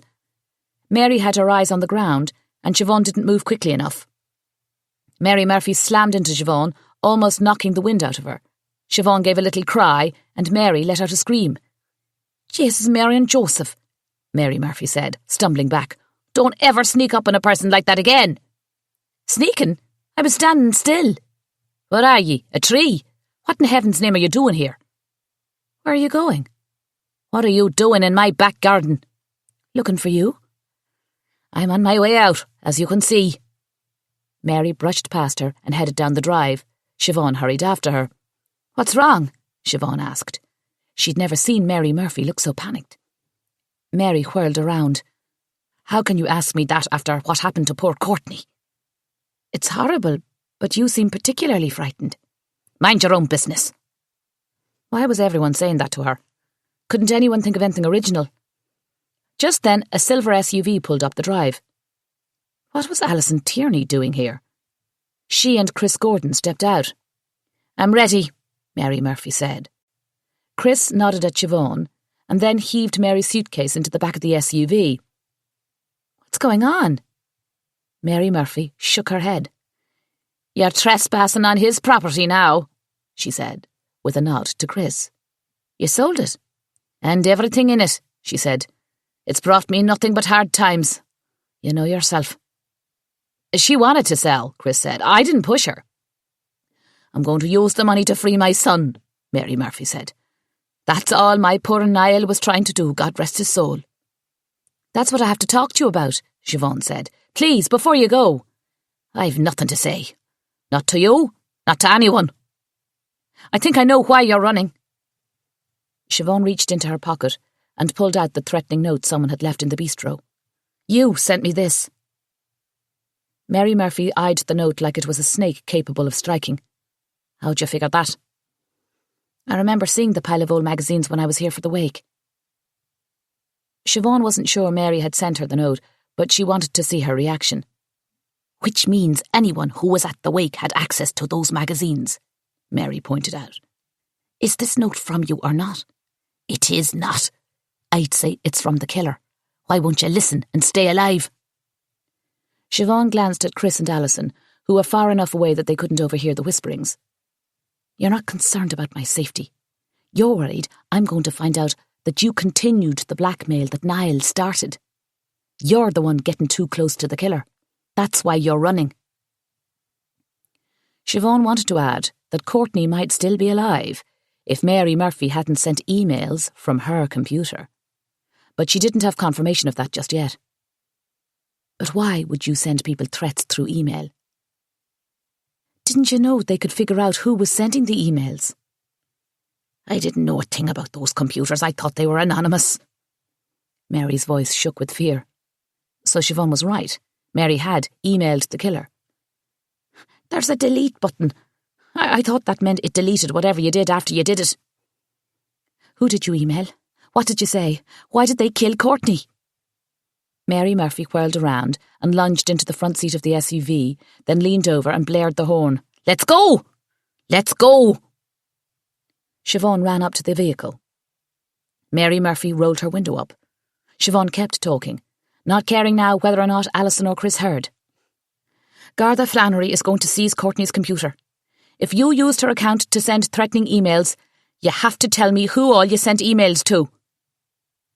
Mary Murphy rolled her window down a smidge. I'm doing the smart thing and getting out of this town alive. I suggest you do the same. Who did you email? Help me narrow down the list of suspects, please. Chris looked at Siobhan, then at Alison. I say we don't give her a ride until she tells us, he said. No answers, no ride, Alison said. Although she was glad Chris stepped in, she couldn't believe how Alison Tierney obeyed him. Movie star looks certainly served him well. Mike Granger, Bridie and Declan, Mary Murphy said. Your killer is one of those three, and if I'd known they were going to think Courtney was threatening them, or if I had known they could figure out where the email was coming from, I wouldn't have done it. Are you satisfied? I'm sorry. Email is the devil's work. Now get me out of here. Declan, Siobhan said. What did Niall have on Declan? Those are the three I emailed. Alison, let's go. Billy's car, the furniture, your things, you're leaving everything. I had some things shipped. The rest I never want to see again. Alison started up the car. Wait, Siobhan said. Is one of Niall's overnight bags missing? Mary's eyes widened. Yes, his black bag. I've looked everywhere for it. Why'd you ask? He was going to Dublin, Siobhan said. It's a long day trip. I bet he was planning on spending the night, which meant he would have needed to pack a bag, and he didn't have one when he was found. I bet the killer has it, Mary said. Where can I reach you if we find it? Siobhan asked. She wanted to know where Mary was going. You can't, Mary Murphy said. I don't think Garda Flannery will be happy that you left. People will talk. I've heard worse. Can I look inside your house? I told you, it's not mine anymore. The car peeled out, leaving Siobhan and Chris standing in the drive. She turned to look at the house. Home sweet home. You're welcome to come in, he said, if you think it will help. They just left you here, Siobhan said. No motor car. She couldn't help it. She glanced at Billy's car. I'm not touching that, he said. Don't worry. He pointed to the bike, leaned up against the porch. Mary said I could use that to get around. The bike that Siobhan wondered if Niall had stolen. Or maybe Bridie gave it to him. She certainly was going out of her way to placate him. Did Seamus know Niall had the bike? Why did she care so much about that? Because she hated the thought of anyone stealing something that didn't belong to them. Maybe she'd mention it to Seamus. Then again, Chris thought it was his bike now. Was she ever going to learn to stay out of everyone's business? What's wrong? Chris said. Niall might have stolen that bike from Sheedy's, Siobhan said. Let him handle it. If he did, I'll go in and pay for it. Thank you, Siobhan said. If he was a killer, he certainly was a polite one. She texted McDara in case he wanted to follow Alison and stop Mary from leaving. Mike Granger, Bridie, and Declan. What on earth did she have on Declan? A few minutes later, Chris and Siobhan stood back on the porch. The search of the house had turned up absolutely nothing. Now what? Chris Gordon asked. Are you going to break into everyone's home and see who has Niall's bag? Siobhan shook her head. It could be in the trash or in the creek by now. The only things she found in the house were cut-up magazines, as she suspected. If Mary Murphy was telling the truth, the suspects were down to 3. Be careful, Chris said. I will. You weren't afraid of me. What do you mean? You walked right into the house with me, alone, unarmed. What if I was the killer? Are you the killer? Chris laughed. No, but you didn't know that. Mary Murphy wasn't afraid to talk in front of you. And you think she knows who the killer is? I think she believes it's one of those 3. Besides, if I turned up dead, Mary Murphy and Alison Tierney would have known it was you. Plus, I texted Garda Flannery and told him exactly where I was. Not that he'd be able to reach her in time. Siobhan left that bit out. Chris was right. Only an idiot would follow a potential killer into his home all alone. Had she been assuming he wasn't the killer because she didn't want him to be? Too gorgeous to be a killer he was. But shouldn't the ones she didn't suspect at all be the ones to look out for? Wasn't it always the one you least suspected? What a sick game. She suspected everyone and no one equally. She wasn't cut out for this. And she was still standing here chatting away, not a bit afraid for her life. Then again, she'd survived this far, she might as well get a bit more out of him. She'd make sure she never put herself in such a vulnerable position again. "Why did you buy this house?" Siobhan said. "I thought you were looking for a place in town." "For my business," Chris said. "This will be my home." "What is your business?" Chris smiled. "You'll just have to wait for my grand opening." "I suppose Courtney Kirby's place will be up for sale," Siobhan said. She wanted to weep. Poor Courtney. They had to catch the killer. "I was thinking I could do with a pint," Chris said. "Would you like to join me?" He gave her a long look. He knew she wanted to talk to Declan. It couldn't be him. She loved Declan. Everyone loved Declan. The town might survive 2 murders, but she didn't see how anyone would get over it if the oldest living publican in Kilbane did it. Siobhan would have to be careful what she said to him as well. Accusing Declan was right up there with accusing Father Kearney. She sighed and hopped on her scooter. Chris pointed to the seat. "Mind if I hop on?" "I've only had it a short while. I'm a bit wobbly." "I like to live dangerously." Siobhan gave a nod.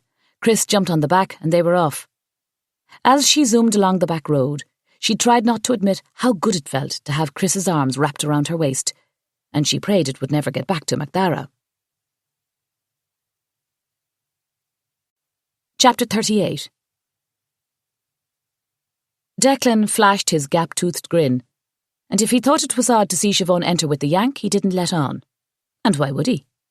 He probably knew more about every person in town than anyone realised. Bartenders didn't talk out of school, and Declan O'Rourke was a large man who didn't suffer fools. What if Mary Murphy had lied about who she had emailed? It was definitely a possibility with Declan, but had she lied about all 3? Mike Granger was sitting at the bar, and so was a haggard-looking bridie. Would ye look at that? All 3 of her suspects in one place. Just as Siobhan was trying to figure out what to do, her mobile rang. It was Macdara. Declan set a pint of Guinness in front of her. "Excuse me," she said. "I have to take this call." She hurried out to the back patio and quickly filled Macdara in on her visit with Mary Murphy. Then, to her surprise, Macdara filled her in on what the guards were doing. "We're seizing Courtney's computer, and Sheila has given us a list of her most recent customers," he said. "And I'll be able to track Mary Murphy down if I need her. She's moving into an apartment in Cork, near the prison." "Don't we have enough for the authorities to let James go?" Siobhan said. "I've petitioned for his release," Macdara said, "but the sergeant hasn't ruled out the possibility of 2 killers." "The chances of that are nil," Siobhan said. "But we do have 1 blackmailer and 1 killer." "How so?" Mary Murphy all but admitted she was trying to get the money from those Niall was already blackmailing. Through email. She thought the delete button deleted everything. What? Honestly, I've no idea what she was thinking. Guess it was getting time-consuming cutting letters out of magazines. "Are you saying she sent you the threatening note?" "No, she said it was the killer. And she thinks the killer is one of the 3 she emailed. Declan, Bridie, or Mike." Siobhan whispered the names, even though she was alone on the patio. "The sooner you check Courtney's computer, the better." "One of those 3, Macdara said. "I'm just telling you what Mary said to me." "She could have been lying." "Don't I know?" Siobhan filled Macdara in on the search for Niall's bag and her interaction with Mary. She didn't mention Chris Gordon. Macdara promised to get access to the computer right away. Siobhan let out a sigh of relief. Something in those emails led to Courtney's death. "If you're right, this will all be over soon. Promise me you'll stay out of it until then." Macdara's voice was soft but strong. "I promise." Siobhan meant it.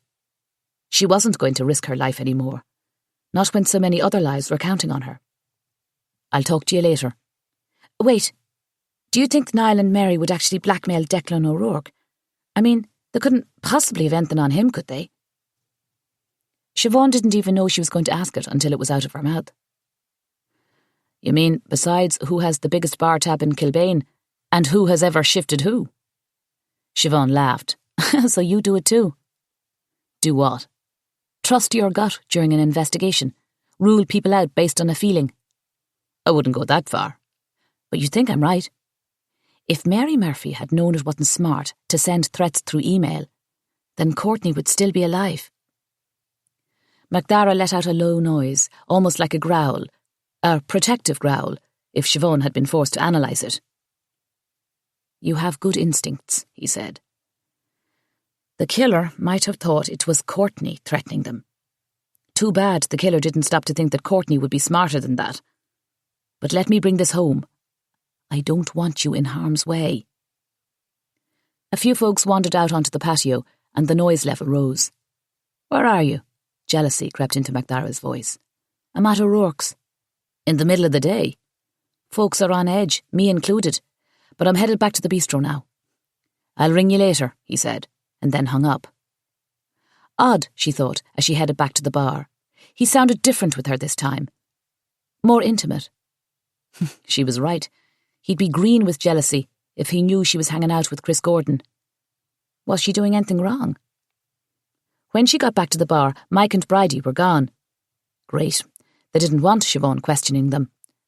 Nobody wanted to answer her questions anymore. Wait a minute. She'd just told MacDara the chances were slim that Kilbane had 2 killers. But what if she'd been wrong? What if Bridie and Mike were in on it together? Kilbane's own Bonnie and Clyde. Suddenly it seemed not only possible but likely. Bridie would have known about Mary Murphy using Courtney's email, so she wouldn't have mistaken Courtney for the blackmailer and killed her. Unless... What if Courtney wasn't killed because she was mistaken for the blackmailer? What if Courtney was killed because she read Mary Murphy's email to the killer? I learned something that's going to crack the case wide open. If Bridie and Courtney were so close, why did Courtney call Siobhan instead of Bridie? Because Bridie was the killer. My God, could that be it? Could Bridie and Mike be the killers? The more she turned it around in her mind, the more convinced she became. What did she do now? Just wait for MacDara to find the proof?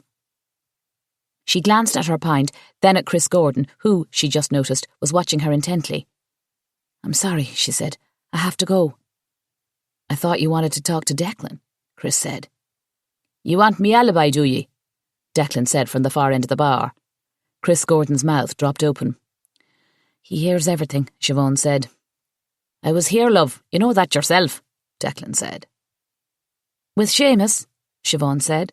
She wanted to check on Bridie's statement. You've asked me this before. Seamus left at 1:30 to run home to the missus. So Bridie had lied, said she was at her sister's. There was no doubt Bridie was a killer. It hardly seemed possible, yet the evidence was mounting. Maybe Mike had kept Niall's passport because they were planning a quick getaway of their own. Poor Seamus. Siobhan thought of the visit to the museum. If Seamus hadn't been there, would Bridie have killed her too? Bridie and Mike had motive. They had means. Mike said he saw 2 lads outside his shop. But Mike could have been one of the lads. He could have chased Niall right down the street, to the back of their bistro. He hadn't gotten up early that morning. He was still up from the evening before. Bridie and Mike were still in love. That's why they were in the pub together. Were they on their way to the train station or airport this very moment? Did Bridie or Mike Granger say where they were going? Siobhan asked Declan. Declan raised his eyebrow. You're making it sound like they were going somewhere together. They just happened in at the same time is all. Right, did either of them say where they were going? Declan shook his head and moved away. Siobhan started to leave. Chris put his hand on her arm. I heard, Bridie, is that her name? He said. Siobhan nodded, too worried to speak. I heard her tell the man from the store, Mike Granger. She said, I swear. Then something about tonight. They were leaving. Tonight. She had to stop them. They couldn't get away with this. Thank you. Chris smiled. You might be Nancy Drew, but I'm both Hardy boys rolled into one. Who are they? Never mind. What's going on? I have to go, Siobhan said. She hurried out the front door and called MacDara. It went to voicemail. She hung up. What was she going to do? Wait? or confront Mike and Bridie. She exited the pub and ran to her scooter. It looked lower to the ground than usual. She looked closer. Her tyres had been slashed.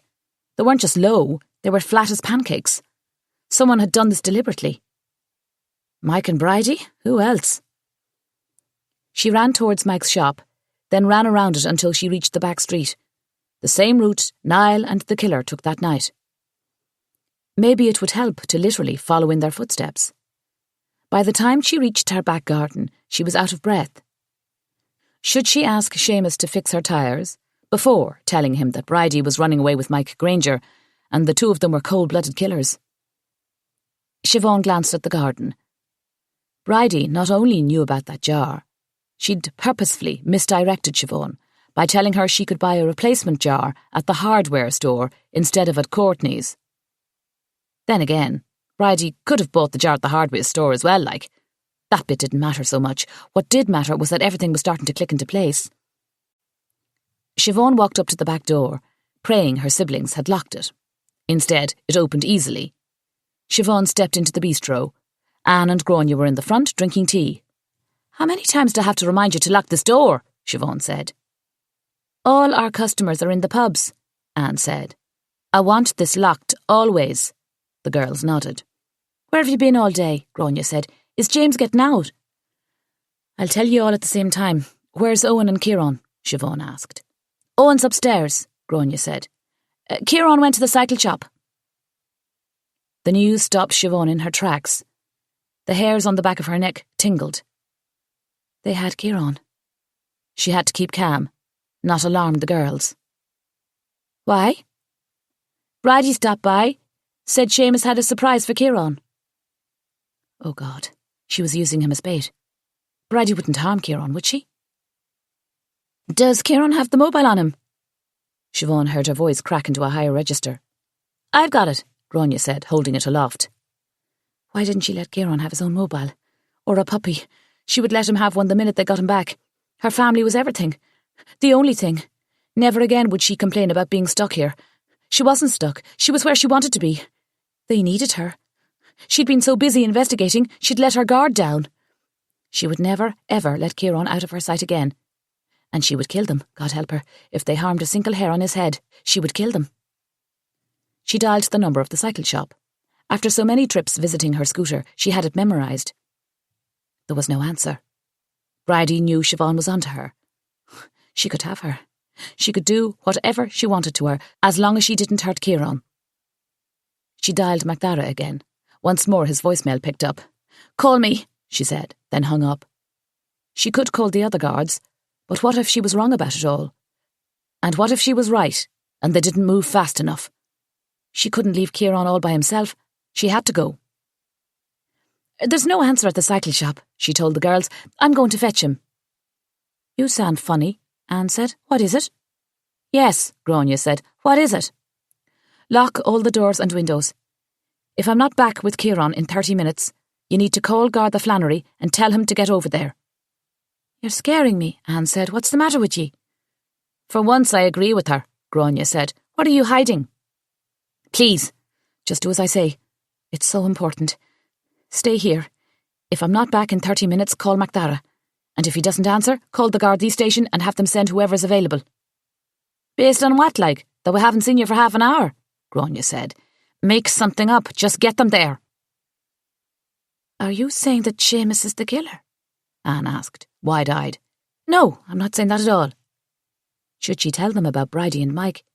She didn't want to alarm them further, and she didn't want to falsely accuse anyone. It was better they be wary of everyone. "I don't care if Father Kearney comes knocking on the doors. Do not open them for anyone." "Not even for Father Kearney?" Anne asked, wide-eyed. "Just pretend you're not home," Siobhan said, "until I'm back with Kieran." "Should we get Owen?" Grania said, looking towards the stairs. Owen would insist on coming with Siobhan. She'd rather he be here to protect the girls.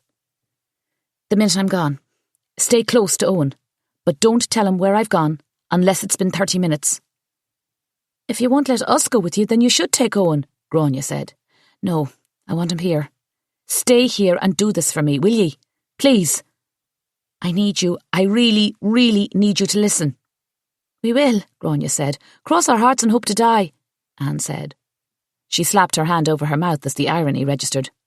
30 minutes, Siobhan said.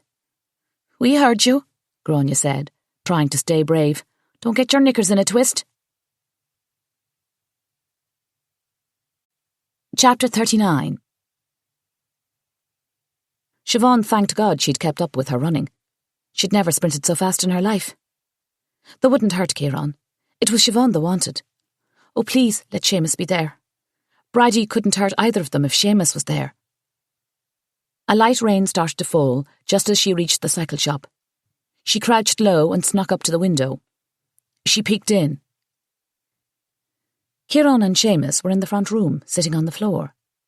Siobhan's first thought was that Bridie was standing behind them with a gun. Then she saw that they were working on a bicycle. Ciarán was laughing. Thank God. Should she go in with a nod and a smile and just pretend she needed Ciarán back at the bistro? Where were Bridie and Mike? What if they were hiding, just waiting for her? Siobhan continued to crouch down and began to move alongside the building. Maybe she'd sneak into the backyard, see if there was any sign of Bridie and Mike. She scrambled alongside the building and soon reached the back field. About 10 feet away was Seamus's private shed. There was no sign of Bridie and Mike. She was about to go back around to the front when something shiny and gold caught her eye.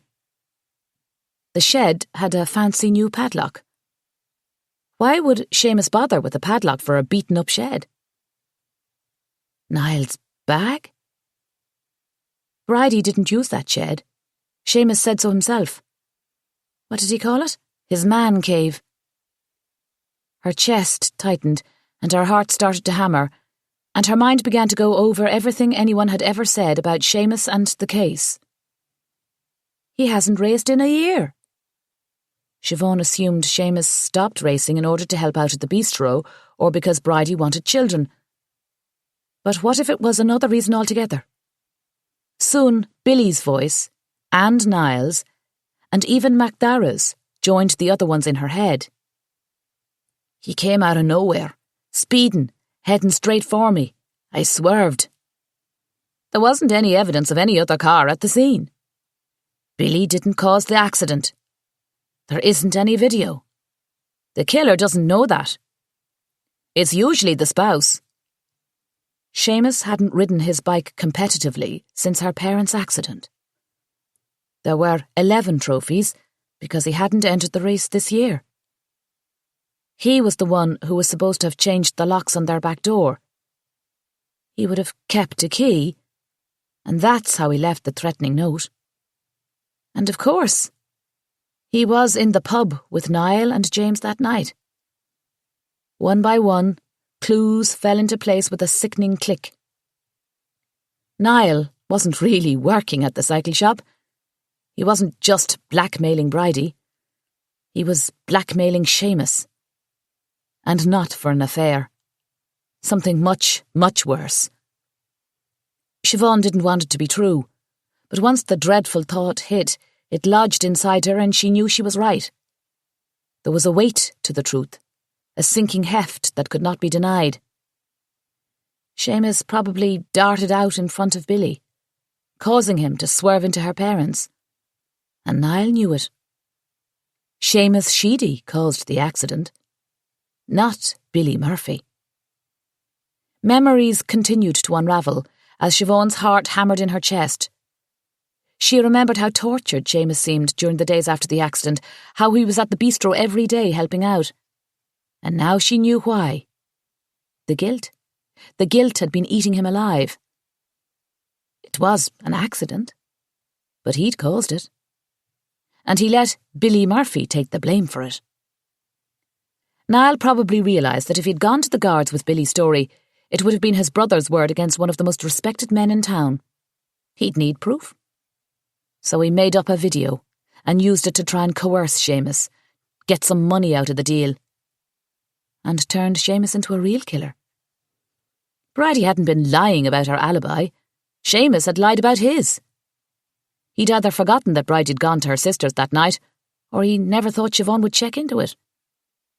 And it was no accident that he had Kieran with him right now. Kieran was the bait to lure her in. And now Kieran was in danger. She had to play it safe. If she could get into the shed, maybe she could find a weapon. Something. Anything. She crept around to the back of the shed. There were no gaps in the wood, no window, nothing. He'd made sure the shed was a fortress. No doubt Niall's overnight bag was inside. She crouched again, and this time hurried back to the shop. She was soaking wet. She had to get inside and get Kieran. She would play dumb, act as if she was happy to see them both, laugh about how she'd got caught in the rain with no umbrella, tell Seamus that Macdara was convinced Mike Granger was the murderer. She'd say anything she had to get Kieran out safe. She was about to hurry around to the front when she spied the back door. A brick was propping it open. Should she come in the back? Sneak up on Seamus? Why had he propped the back door open? Should she take the brick out? She hesitated, not wanting to make the wrong move. Easy, Siobhan. Go around front. You don't want to alert him. She crept around the side, reached the front, and opened the door. A smile was plastered on her face even before the bell jingled. "Hello," she called, praying she sounded normal. "How are ya?" Kieran and Seamus were still on the floor and appeared to be working on a bicycle frame. "There she is," Seamus said, as if he'd been expecting her. He stood and hauled Kieran up with him. He stood in front of Kieran, as if keeping them apart. "I need Kieran at home," Siobhan said. Her voice was shaking. Pretending that Seamus wasn't a killer, wasn't the man who caused her parents' death, was harder than she thought it would be. He stared at her. And in that moment, she knew that he knew. Would ye look at that? Billy Murphy had been right. She was only safe if the killer thought she didn't suspect him, and she hadn't been able to pull it off. Feck, feck, feck, feck. "Why don't you go on home now?" Siobhan told Kieran. Kieran peeked around Seamus to look up at Siobhan. He frowned when he saw her face. It had been too long since she'd played poker. "It's okay," Siobhan said. "I'll be home soon." "Why can't I wait?" Kieran said. "We have grown-up talking to do," Siobhan said. "About what?" Kieran asked. "Go on now," Siobhan said. "Let him wait," Seamus said. He put his hand on Kieran's shoulder. Such a big hand, such a small shoulder. "Grania made apple pie," Siobhan said. "Kieran should get there before it's gone." "I said he stays," Seamus said. "You don't need him," Siobhan said. "You have me." "I don't trust you," Seamus said. "Not anymore." "You could leave now. Hop on one of your bikes and go." "Go where?" "Anywhere." "At my age? After all I've worked for? After all I've built?" "Everyone knows we're here. My siblings, Garda Flannery, everyone." "Garda Flannery is off to Cork to pick up your brother," Seamus said. "As far as everyone else goes, oh, yes, they were here. Siobhan came and picked up Kieran, said she was taking him home for some apple pie. They never arrived. That's horrible. I'll join the search team." Fright crept into Kieran's eyes, making them appear wider. His head snapped towards Seamus.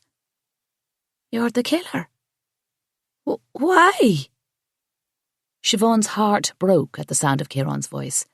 Seamus had been like a second father to him, to them all. "Why don't you tell him, Siobhan?" Seamus said, taking a step toward her. "Let's see what you've figured out." Siobhan went to grab Kieran's hand and Seamus blocked her. Had it been close to 30 minutes, she had to keep him talking. "You were always darting around town on your racing bike. You caused the accident," Siobhan said. "You probably pulled up alongside my parents' car to tease them about how you were faster than them. But by the time you pulled in front, Billy Murphy was barrelling through the curve. He swerved to miss you and slammed into my parents instead." "What?" Kieran cried out. "What?" Seamus shook his head. "It was an accident. A terrible accident." Siobhan let her emotions get the best of her, and all thoughts of remaining neutral just to get him talking evaporated. More than anything, she wanted to know why. You just left them there. How could you just leave them there? Tears stung her eyes. Seamus looked at her, and for a second she forgot he was a killer. She saw true pain reflected back at her. They were gone. I checked. I would have stayed with them if they were alive. I would have called the medics, I swear to ye. It was too late, they were gone. Billy wasn't gone, Siobhan said. But you had no problem leaving him there, did ye? He didn't deserve my help. 'Twas his fault. Just because he happened to swerve around me first doesn't mean he wouldn't have hit them anyway. He was drunk. I smelled it on him. He's still the one to blame. I was just at the wrong place at the wrong time. And Courtney, Siobhan said. You can't say the same thing about her, can you? Seamus's eyes seemed to turn into little black holes. He took another step toward Siobhan. Where's the video? He held out his hand. Who was the witness? Who got me on video? What exactly did they see? Or is it just audio? Did they get me teasing Billy? Words fell from Seamus's mouth like he was a madman. Give it to me, and I won't hurt either of ye. You have my word. Oh, God. Seamus doesn't think she figured it out. He thinks she has the proof. It's not on me, Siobhan said. It's in a safe place. If no harm comes to me or Kieran, or any of us, I'll let you have it. You should have brought it, Seamus said. I can't trust you now. Seamus turned, grabbed a bike, and threw it across the room. It clattered into a row of them, and they fell in a heap. Kieran turned to run, but Seamus was too fast. He whirled around and snatched Kieran up by the waist. Kieran kicked and screamed to no avail. It's okay, Siobhan said, doing her best to calm Kieran and the cold-blooded killer who was holding him. Seamus, we'll make this right. I'll make this right. I'll do anything. You know I would do anything to protect my family. Just like you were trying to protect yours, right? That's why you had to kill Niall. I understand. I do. Seamus put Kieran down, but kept his hand on his shoulder. Kieran was shaking from head to toe. It took every ounce of strength for Siobhan not to crumple to the ground. 20,000 euro, Seamus said, and I would have paid it. I wasn't going to hurt anyone else. I was going to pay the bastard. Then he had the nerve to go hinting to you that Billy didn't cause the accident. I knew. As soon as I saw him cornering you in here, I knew I had to do something about him. And you framed James for it. You knew he was passed out in the alley behind O'Rourke's. You beat him up. You left drops of Niall's blood on his clothing. I'm sorry about that. I really am. But he was the perfect culprit. Blind drunk, fighting with Niall, right across the street from the salon. So it was easy enough for you to get the murder weapon. He stopped, shook his head. It was so perfect. Siobhan glanced at Seamus's knuckles again. He grinned. I wore gloves when I hit him, he said. I must admit, you made me nervous that day. You wanted to look at my hand, checking for bruises. Smart. But I wore gloves. But don't worry, he was already passed out. He didn't feel a thing. He did the next day, you evil man. She prayed the Gardaí were on their way. Lucky for her, he seemed to want to talk, unburden himself. You followed Niall that night through town. Mike Granger saw you. Niall ran to our place. You struggled, and the scissors fell out. Would you have killed him otherwise? Seamus nodded. I had my own knife. Hadn't quite planned on doing it that night, but the stars aligned. Niall and James both languored, shouting in public. And when those scissors fell out, 'twas like it was meant to be. Don't you see? I was meant to do it. What better weapon than one everyone in town has? Except they weren't the promotional scissors. They were the professional ones from the salon. And there were only 3 of them. I heard. Which is why I had to do a bit of handiwork for Sheila, so I could nick another pair. Switched them out with one of the freebies. She didn't even notice. Did you kill him in our yard, or in the bistro? Snuck up behind him in the yard. He was headed straight for your back door. For all I knew, he was going to break in and hurt one of yous. How kind of you to intervene. Hurting us won't help you now. MacDara will know it's you. You've made mistakes. Like what? Seamus seemed genuinely curious. Siobhan just wanted to stall for time. If Grania had listened for once in her life, MacDara should be on his way here. She had to keep him talking. After you stabbed him in the back garden, you broke our buried jar to get the key and brought Niall inside. On your way out, you cleaned up the glass and returned with a replacement jar of Bridie's. It wasn't quite a match. I didn't count on you having such a good eye, Seamus said. But how does that prove I'm the killer? Maybe Bridie will testify that one of her jars is missing. You're reaching. No, you idiot, I'm stalling.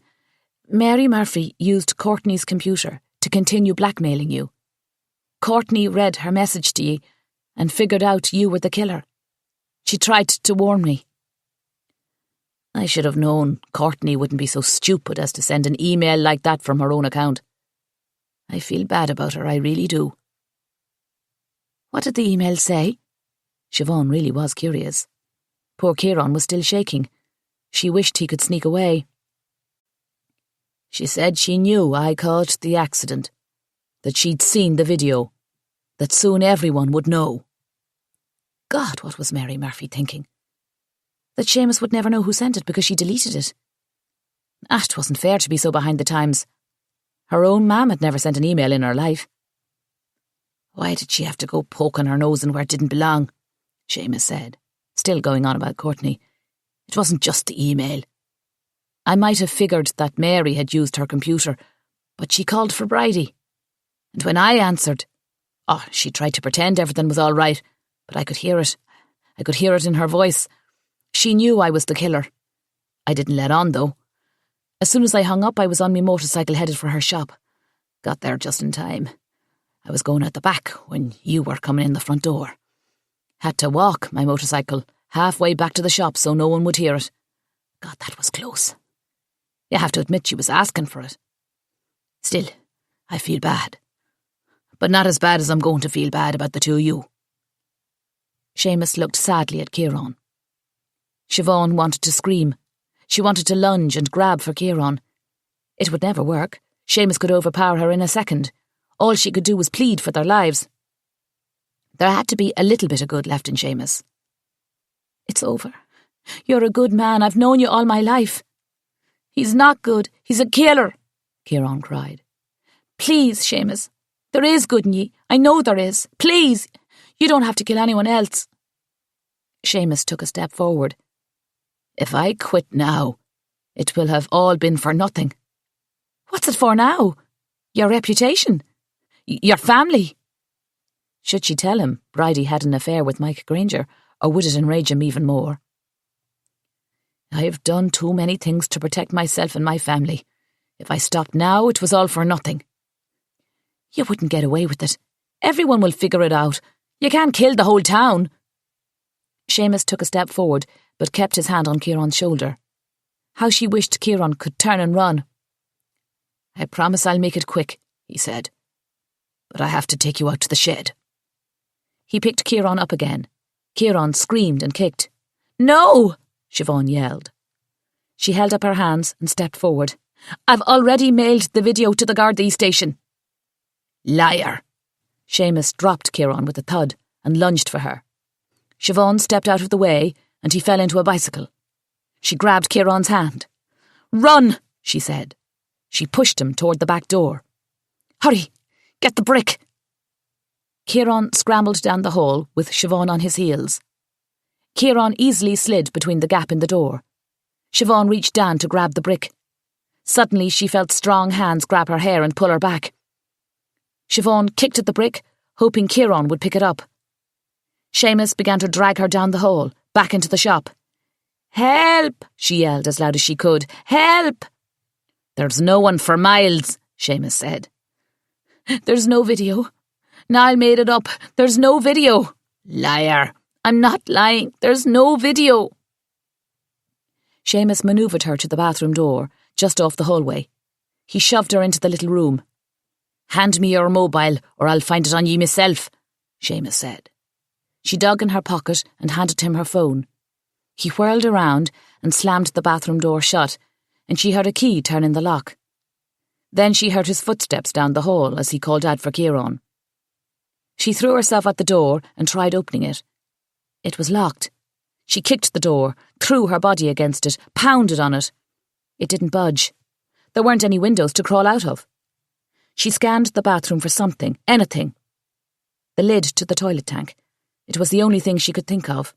She removed it, held it in front of her, and backed up as far as she could. Here goes nothing. She held out the lid and charged the door using it like a battering ram. The door didn't break all the way open, but she heard a screech and the splintering of wood. She backed up and rammed it again. This time, a small crack split through the door. A small crack, but a crack. She rammed a third time, and a fourth, and a fifth, and then the crack widened enough to reach her hand through. She dropped the lid, then reached around and unlocked the knob. Splinters bit into her arm, but her adrenaline was pumping so hard she could barely feel them. She threw open the door and ran out the front entrance. There was no sign of Seamus or Ciarán. Which way would Ciarán have gone? She picked the left side of the shop because it hugged a row of trees, and Ciarán would have been attracted to the smallest space. Sure enough, he was huddled against the wall, gripping the brick in his hands and shivering something fierce. She threw her finger up to her mouth when he saw her, to stop him from crying out. She grabbed him and sank to the ground, holding him. "Where is he?" she whispered. And then they heard him. Chapter 40. "Ciarán," Seamus called out, "I've got your sister. Come out if you don't want her hurt." From the sounds of it, Seamus was on the other side of the shop. It wouldn't take long for him to cross to this side. What was she going to do? "What's he talking about?" Ciarán said. "You're right here." "Shh!" She had to think quickly. So much for anyone coming to their rescue. Either her sisters couldn't tell time, or something was keeping them from getting here. The row of scooters flashed in her mind, followed by an image of the shiny gold keys hanging behind the register. She had to get to them. She looked at Ciarán. "I have a plan," she said, "but I need your help." He nodded, and she whispered the plan into his ears. Ciarán took off running out the front. A few seconds later, Seamus darted out after him. "MacDara is here!" Ciarán yelled, just like she'd told him to do. "MacDara is here!"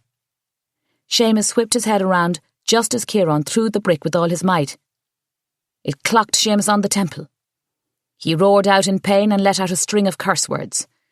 "Good on ye." Siobhan wanted to cheer, but this was no time to celebrate. Ciarán ran towards the trees on the left side of the property. Siobhan raced inside the shop, propped open the front door with a wooden board Seamus must have used for that purpose, and grabbed a key. She fumbled with it, and it fell to the floor. She grabbed another, and hopped onto the first scooter in the line. It was one of the pink ones. She inserted the key and turned it, but it didn't start. She raced back and grabbed every single key. Her hands had never shaken so much in her life. She prayed Seamus hadn't called Ciarán yet. He was quick, and she told him to go into the woods. On the fifth key, the scooter roared to life. She revved the engine and backed it up, sending bicycles clattering to the floor. She veered left, then straight, and drove the scooter right out the front door, praying it wouldn't flip as she drove it off the landing and down the little hill. It bounced a good one, but she'd had enough practice and managed to keep it steady. Praying and concentrating with all her might, she headed for the line of trees where Ciarán was hiding, and Seamus was pacing like a wildcat. At the sound of the scooter, he whirled around. Siobhan aimed straight for him. It took more resolve than she'd thought, aiming to mow down a grown man. But she kept coming at him until he dove out of the way with a yell. "Ciarán!" she screamed, pulling up alongside the trees. "Now!" Ciarán darted out from behind a birch and hopped on. She'd forgotten helmets, but there wasn't any time. She silently prayed to her mam and dad to keep them safe. "Hold tight," she screamed. "Don't let go." Seamus was running back toward the shop. Siobhan shot forward, as fast as she could without tipping them over. She hesitated at the road. Behind them, a motorcycle roared to life. He was going to catch up with them. Siobhan hit the gas, taking the scooter as fast as she could once again, and this time she made a beeline for the field. She knew the terrain. If she concentrated hard enough, she could avoid the holes that marred the ground. She knew them like she knew the back of her hand. Maybe Seamus wouldn't be that lucky. "He's following us," Ciarán shouted. Sure enough, the throaty roar of the motorcycle gave no doubt that he was upon them. "Hold on," Siobhan yelled. They were well into the field now, just along the wall. The scooter bounced along the rocks, and soon the front tyre hit a patch of mud and slid to the left. Siobhan tilted her body to the right, concentrating with all her might to keep the scooter from crashing. In the distance, police sirens blared. It had to be for them. But it was too late for anyone to rescue them. The abbey was just ahead. She veered left just before she reached it, following the outlines of the monastery walls, but leaving enough space in between for a motorcycle. This particular patch was covered in the most holes. Seamus took the bait, filling in the gap between her scooter and the walls, and was soon right alongside them. "Hold on!" she screamed again. She gunned the scooter, and Seamus hit the gas. He pulled up without a second thought. Seconds later, a terrifying screech rang out as the front wheel of Seamus's motorcycle dipped into a hole, tilting the beast until it was straight up in the air, where it remained suspended for a second, as though Seamus were a stuntman performing a death-defying trick. And then it began to flip, back wheel over front. Ciarán screamed, along with Seamus, and for all she knew, she did too. But Siobhan kept going, even when she heard the terrifying crash. "He's trapped under his motorcycle," Ciarán yelled. "Don't look!" Siobhan flew past the little bridge, feeling every vibration as the wheels of the scooter stuttered over the wood. 10 feet more, and they would finally reach the road leading to the back of their bistro. Just ahead, she saw a group huddled in the street, as if watching for her. There stood Anne, and Grania, and Owen, along with Mike and Declan. Worry was stamped across each and every face. She screeched to a halt, and they hurried over. "Macdara is headed for the cycle shop," Owen said. "He's a bit late," Siobhan said, "but I'll deny I said it if you ever repeat it. Call the Gardaí and the paramedics. Seamus needs help." Mike and Declan looked toward the field. Siobhan still couldn't bring herself to look back. "But tell them to be careful," she added, "because Seamus is the killer." "Why help him?" Grania said. "Why not just leave him?" "Because he's still a neighbour," Siobhan said, "and that's what neighbours do." Chapter 41. Siobhan was thrilled when James took a second helping of her bacon and cabbage, potatoes and brown bread. He'd lost weight, and she couldn't wait until he looked like himself again. "I can't believe you cooked when we have all that," James said, with a nod to the kitchen, where several platters were lined up, all brought by neighbours and friends. "It's your first night home, and nothing beats a home-cooked meal," Siobhan said. She smiled and glanced at the shuttered windows. They'd seen enough of their neighbours for now. The bistro would be jammers the next few days, possibly the next year, as people gathered to rehash the details. Seamus was in the hospital with a broken leg and a broken jaw, but he would recover. He'd admitted to the murders, so he'd go straight from the hospital to a jail cell. Macdara was convinced Bridie didn't have a clue as to what Seamus had done, and Siobhan agreed. Mary Murphy was cooperating, in lieu of being arrested herself. She said she didn't report what was going on to the police because there was no video, no proof. She repeated that she was desperately sorry about Courtney, and that if she'd had a clue that the email could be traced back to her, she wouldn't have sent it. Billy was still in prison, for he had been driving drunk, and they would have to wait as an official investigation into the accident was reopened. But Siobhan assumed he would eventually get out. She prayed he'd learned a lesson about drinking and driving.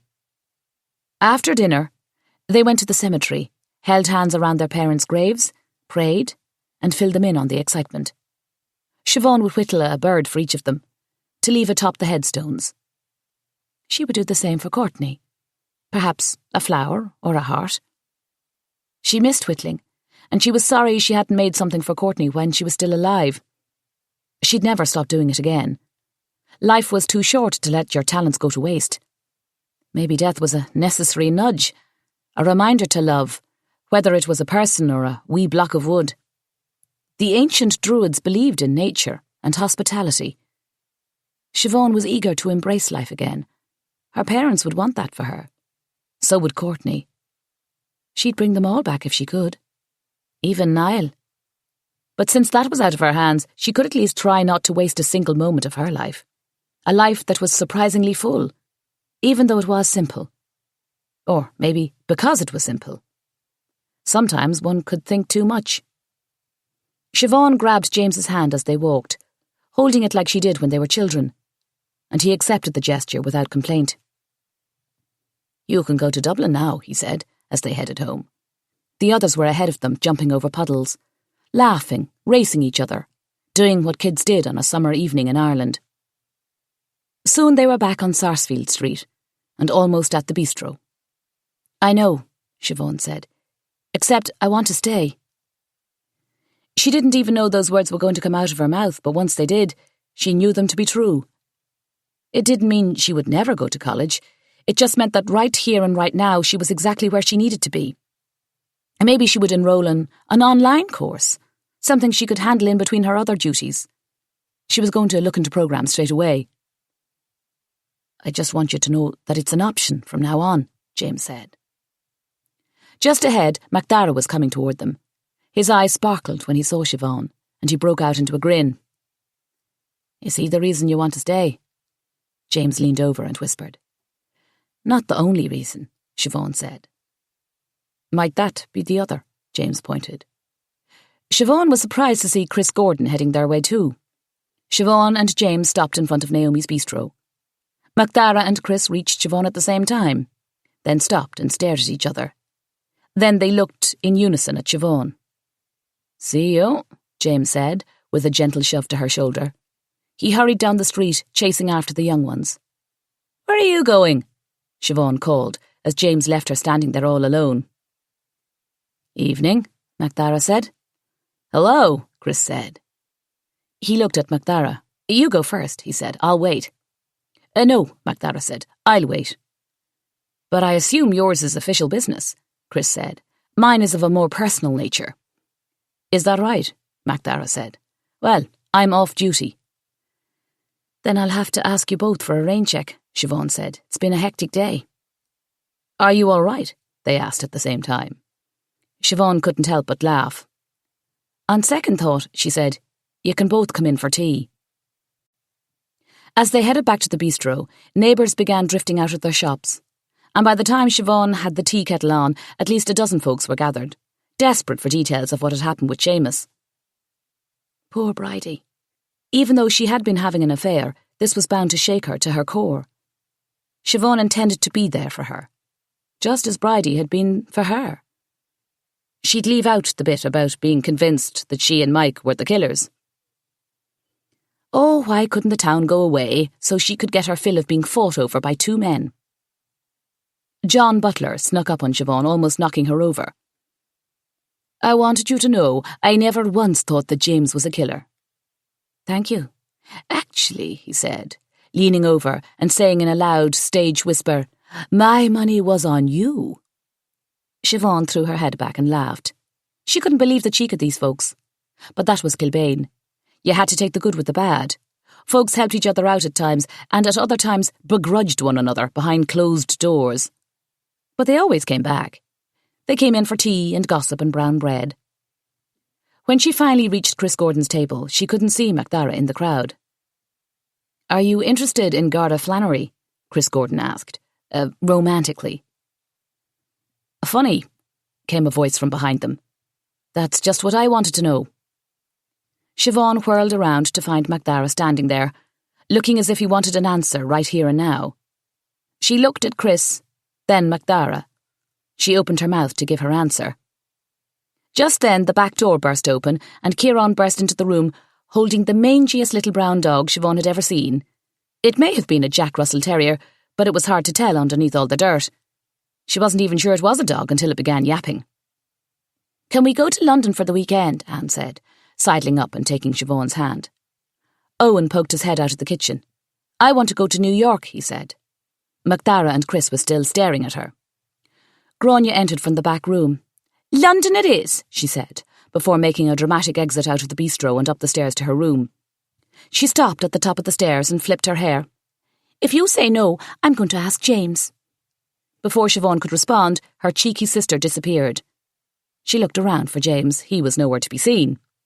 "Siobhan," Macdara said. Siobhan held up her finger, turned around and made a beeline for her cappuccino machine. She relished the noise as it churned the beans, drowning out everyone around her. Outside the window, a light rain began to fall. She grabbed her mam's apron off the wall and put it on. She frothed the milk and poured the cappuccino and turned to her brood, starting with Kieran. "Take the dog outside." Next, she turned to Anne. "We'll talk about London later." "Nobody is going to New York," she yelled toward the kitchen. "James is a big boy," she said to the ceiling, in case Grania could hear from her room. "But I'm the one making those kinds of decisions around here." She finally turned to the gorgeous American. "And Chris, you're a lovely man, but my heart is already taken." She smiled, faced Macdara, who looked as if he'd just been struck by a stupid stick, and handed him the cappuccino. He met her eyes and smiled. "Are you sure?" he said. She held his gaze, and then smiled back. "Drink it before I change me mind," she answered.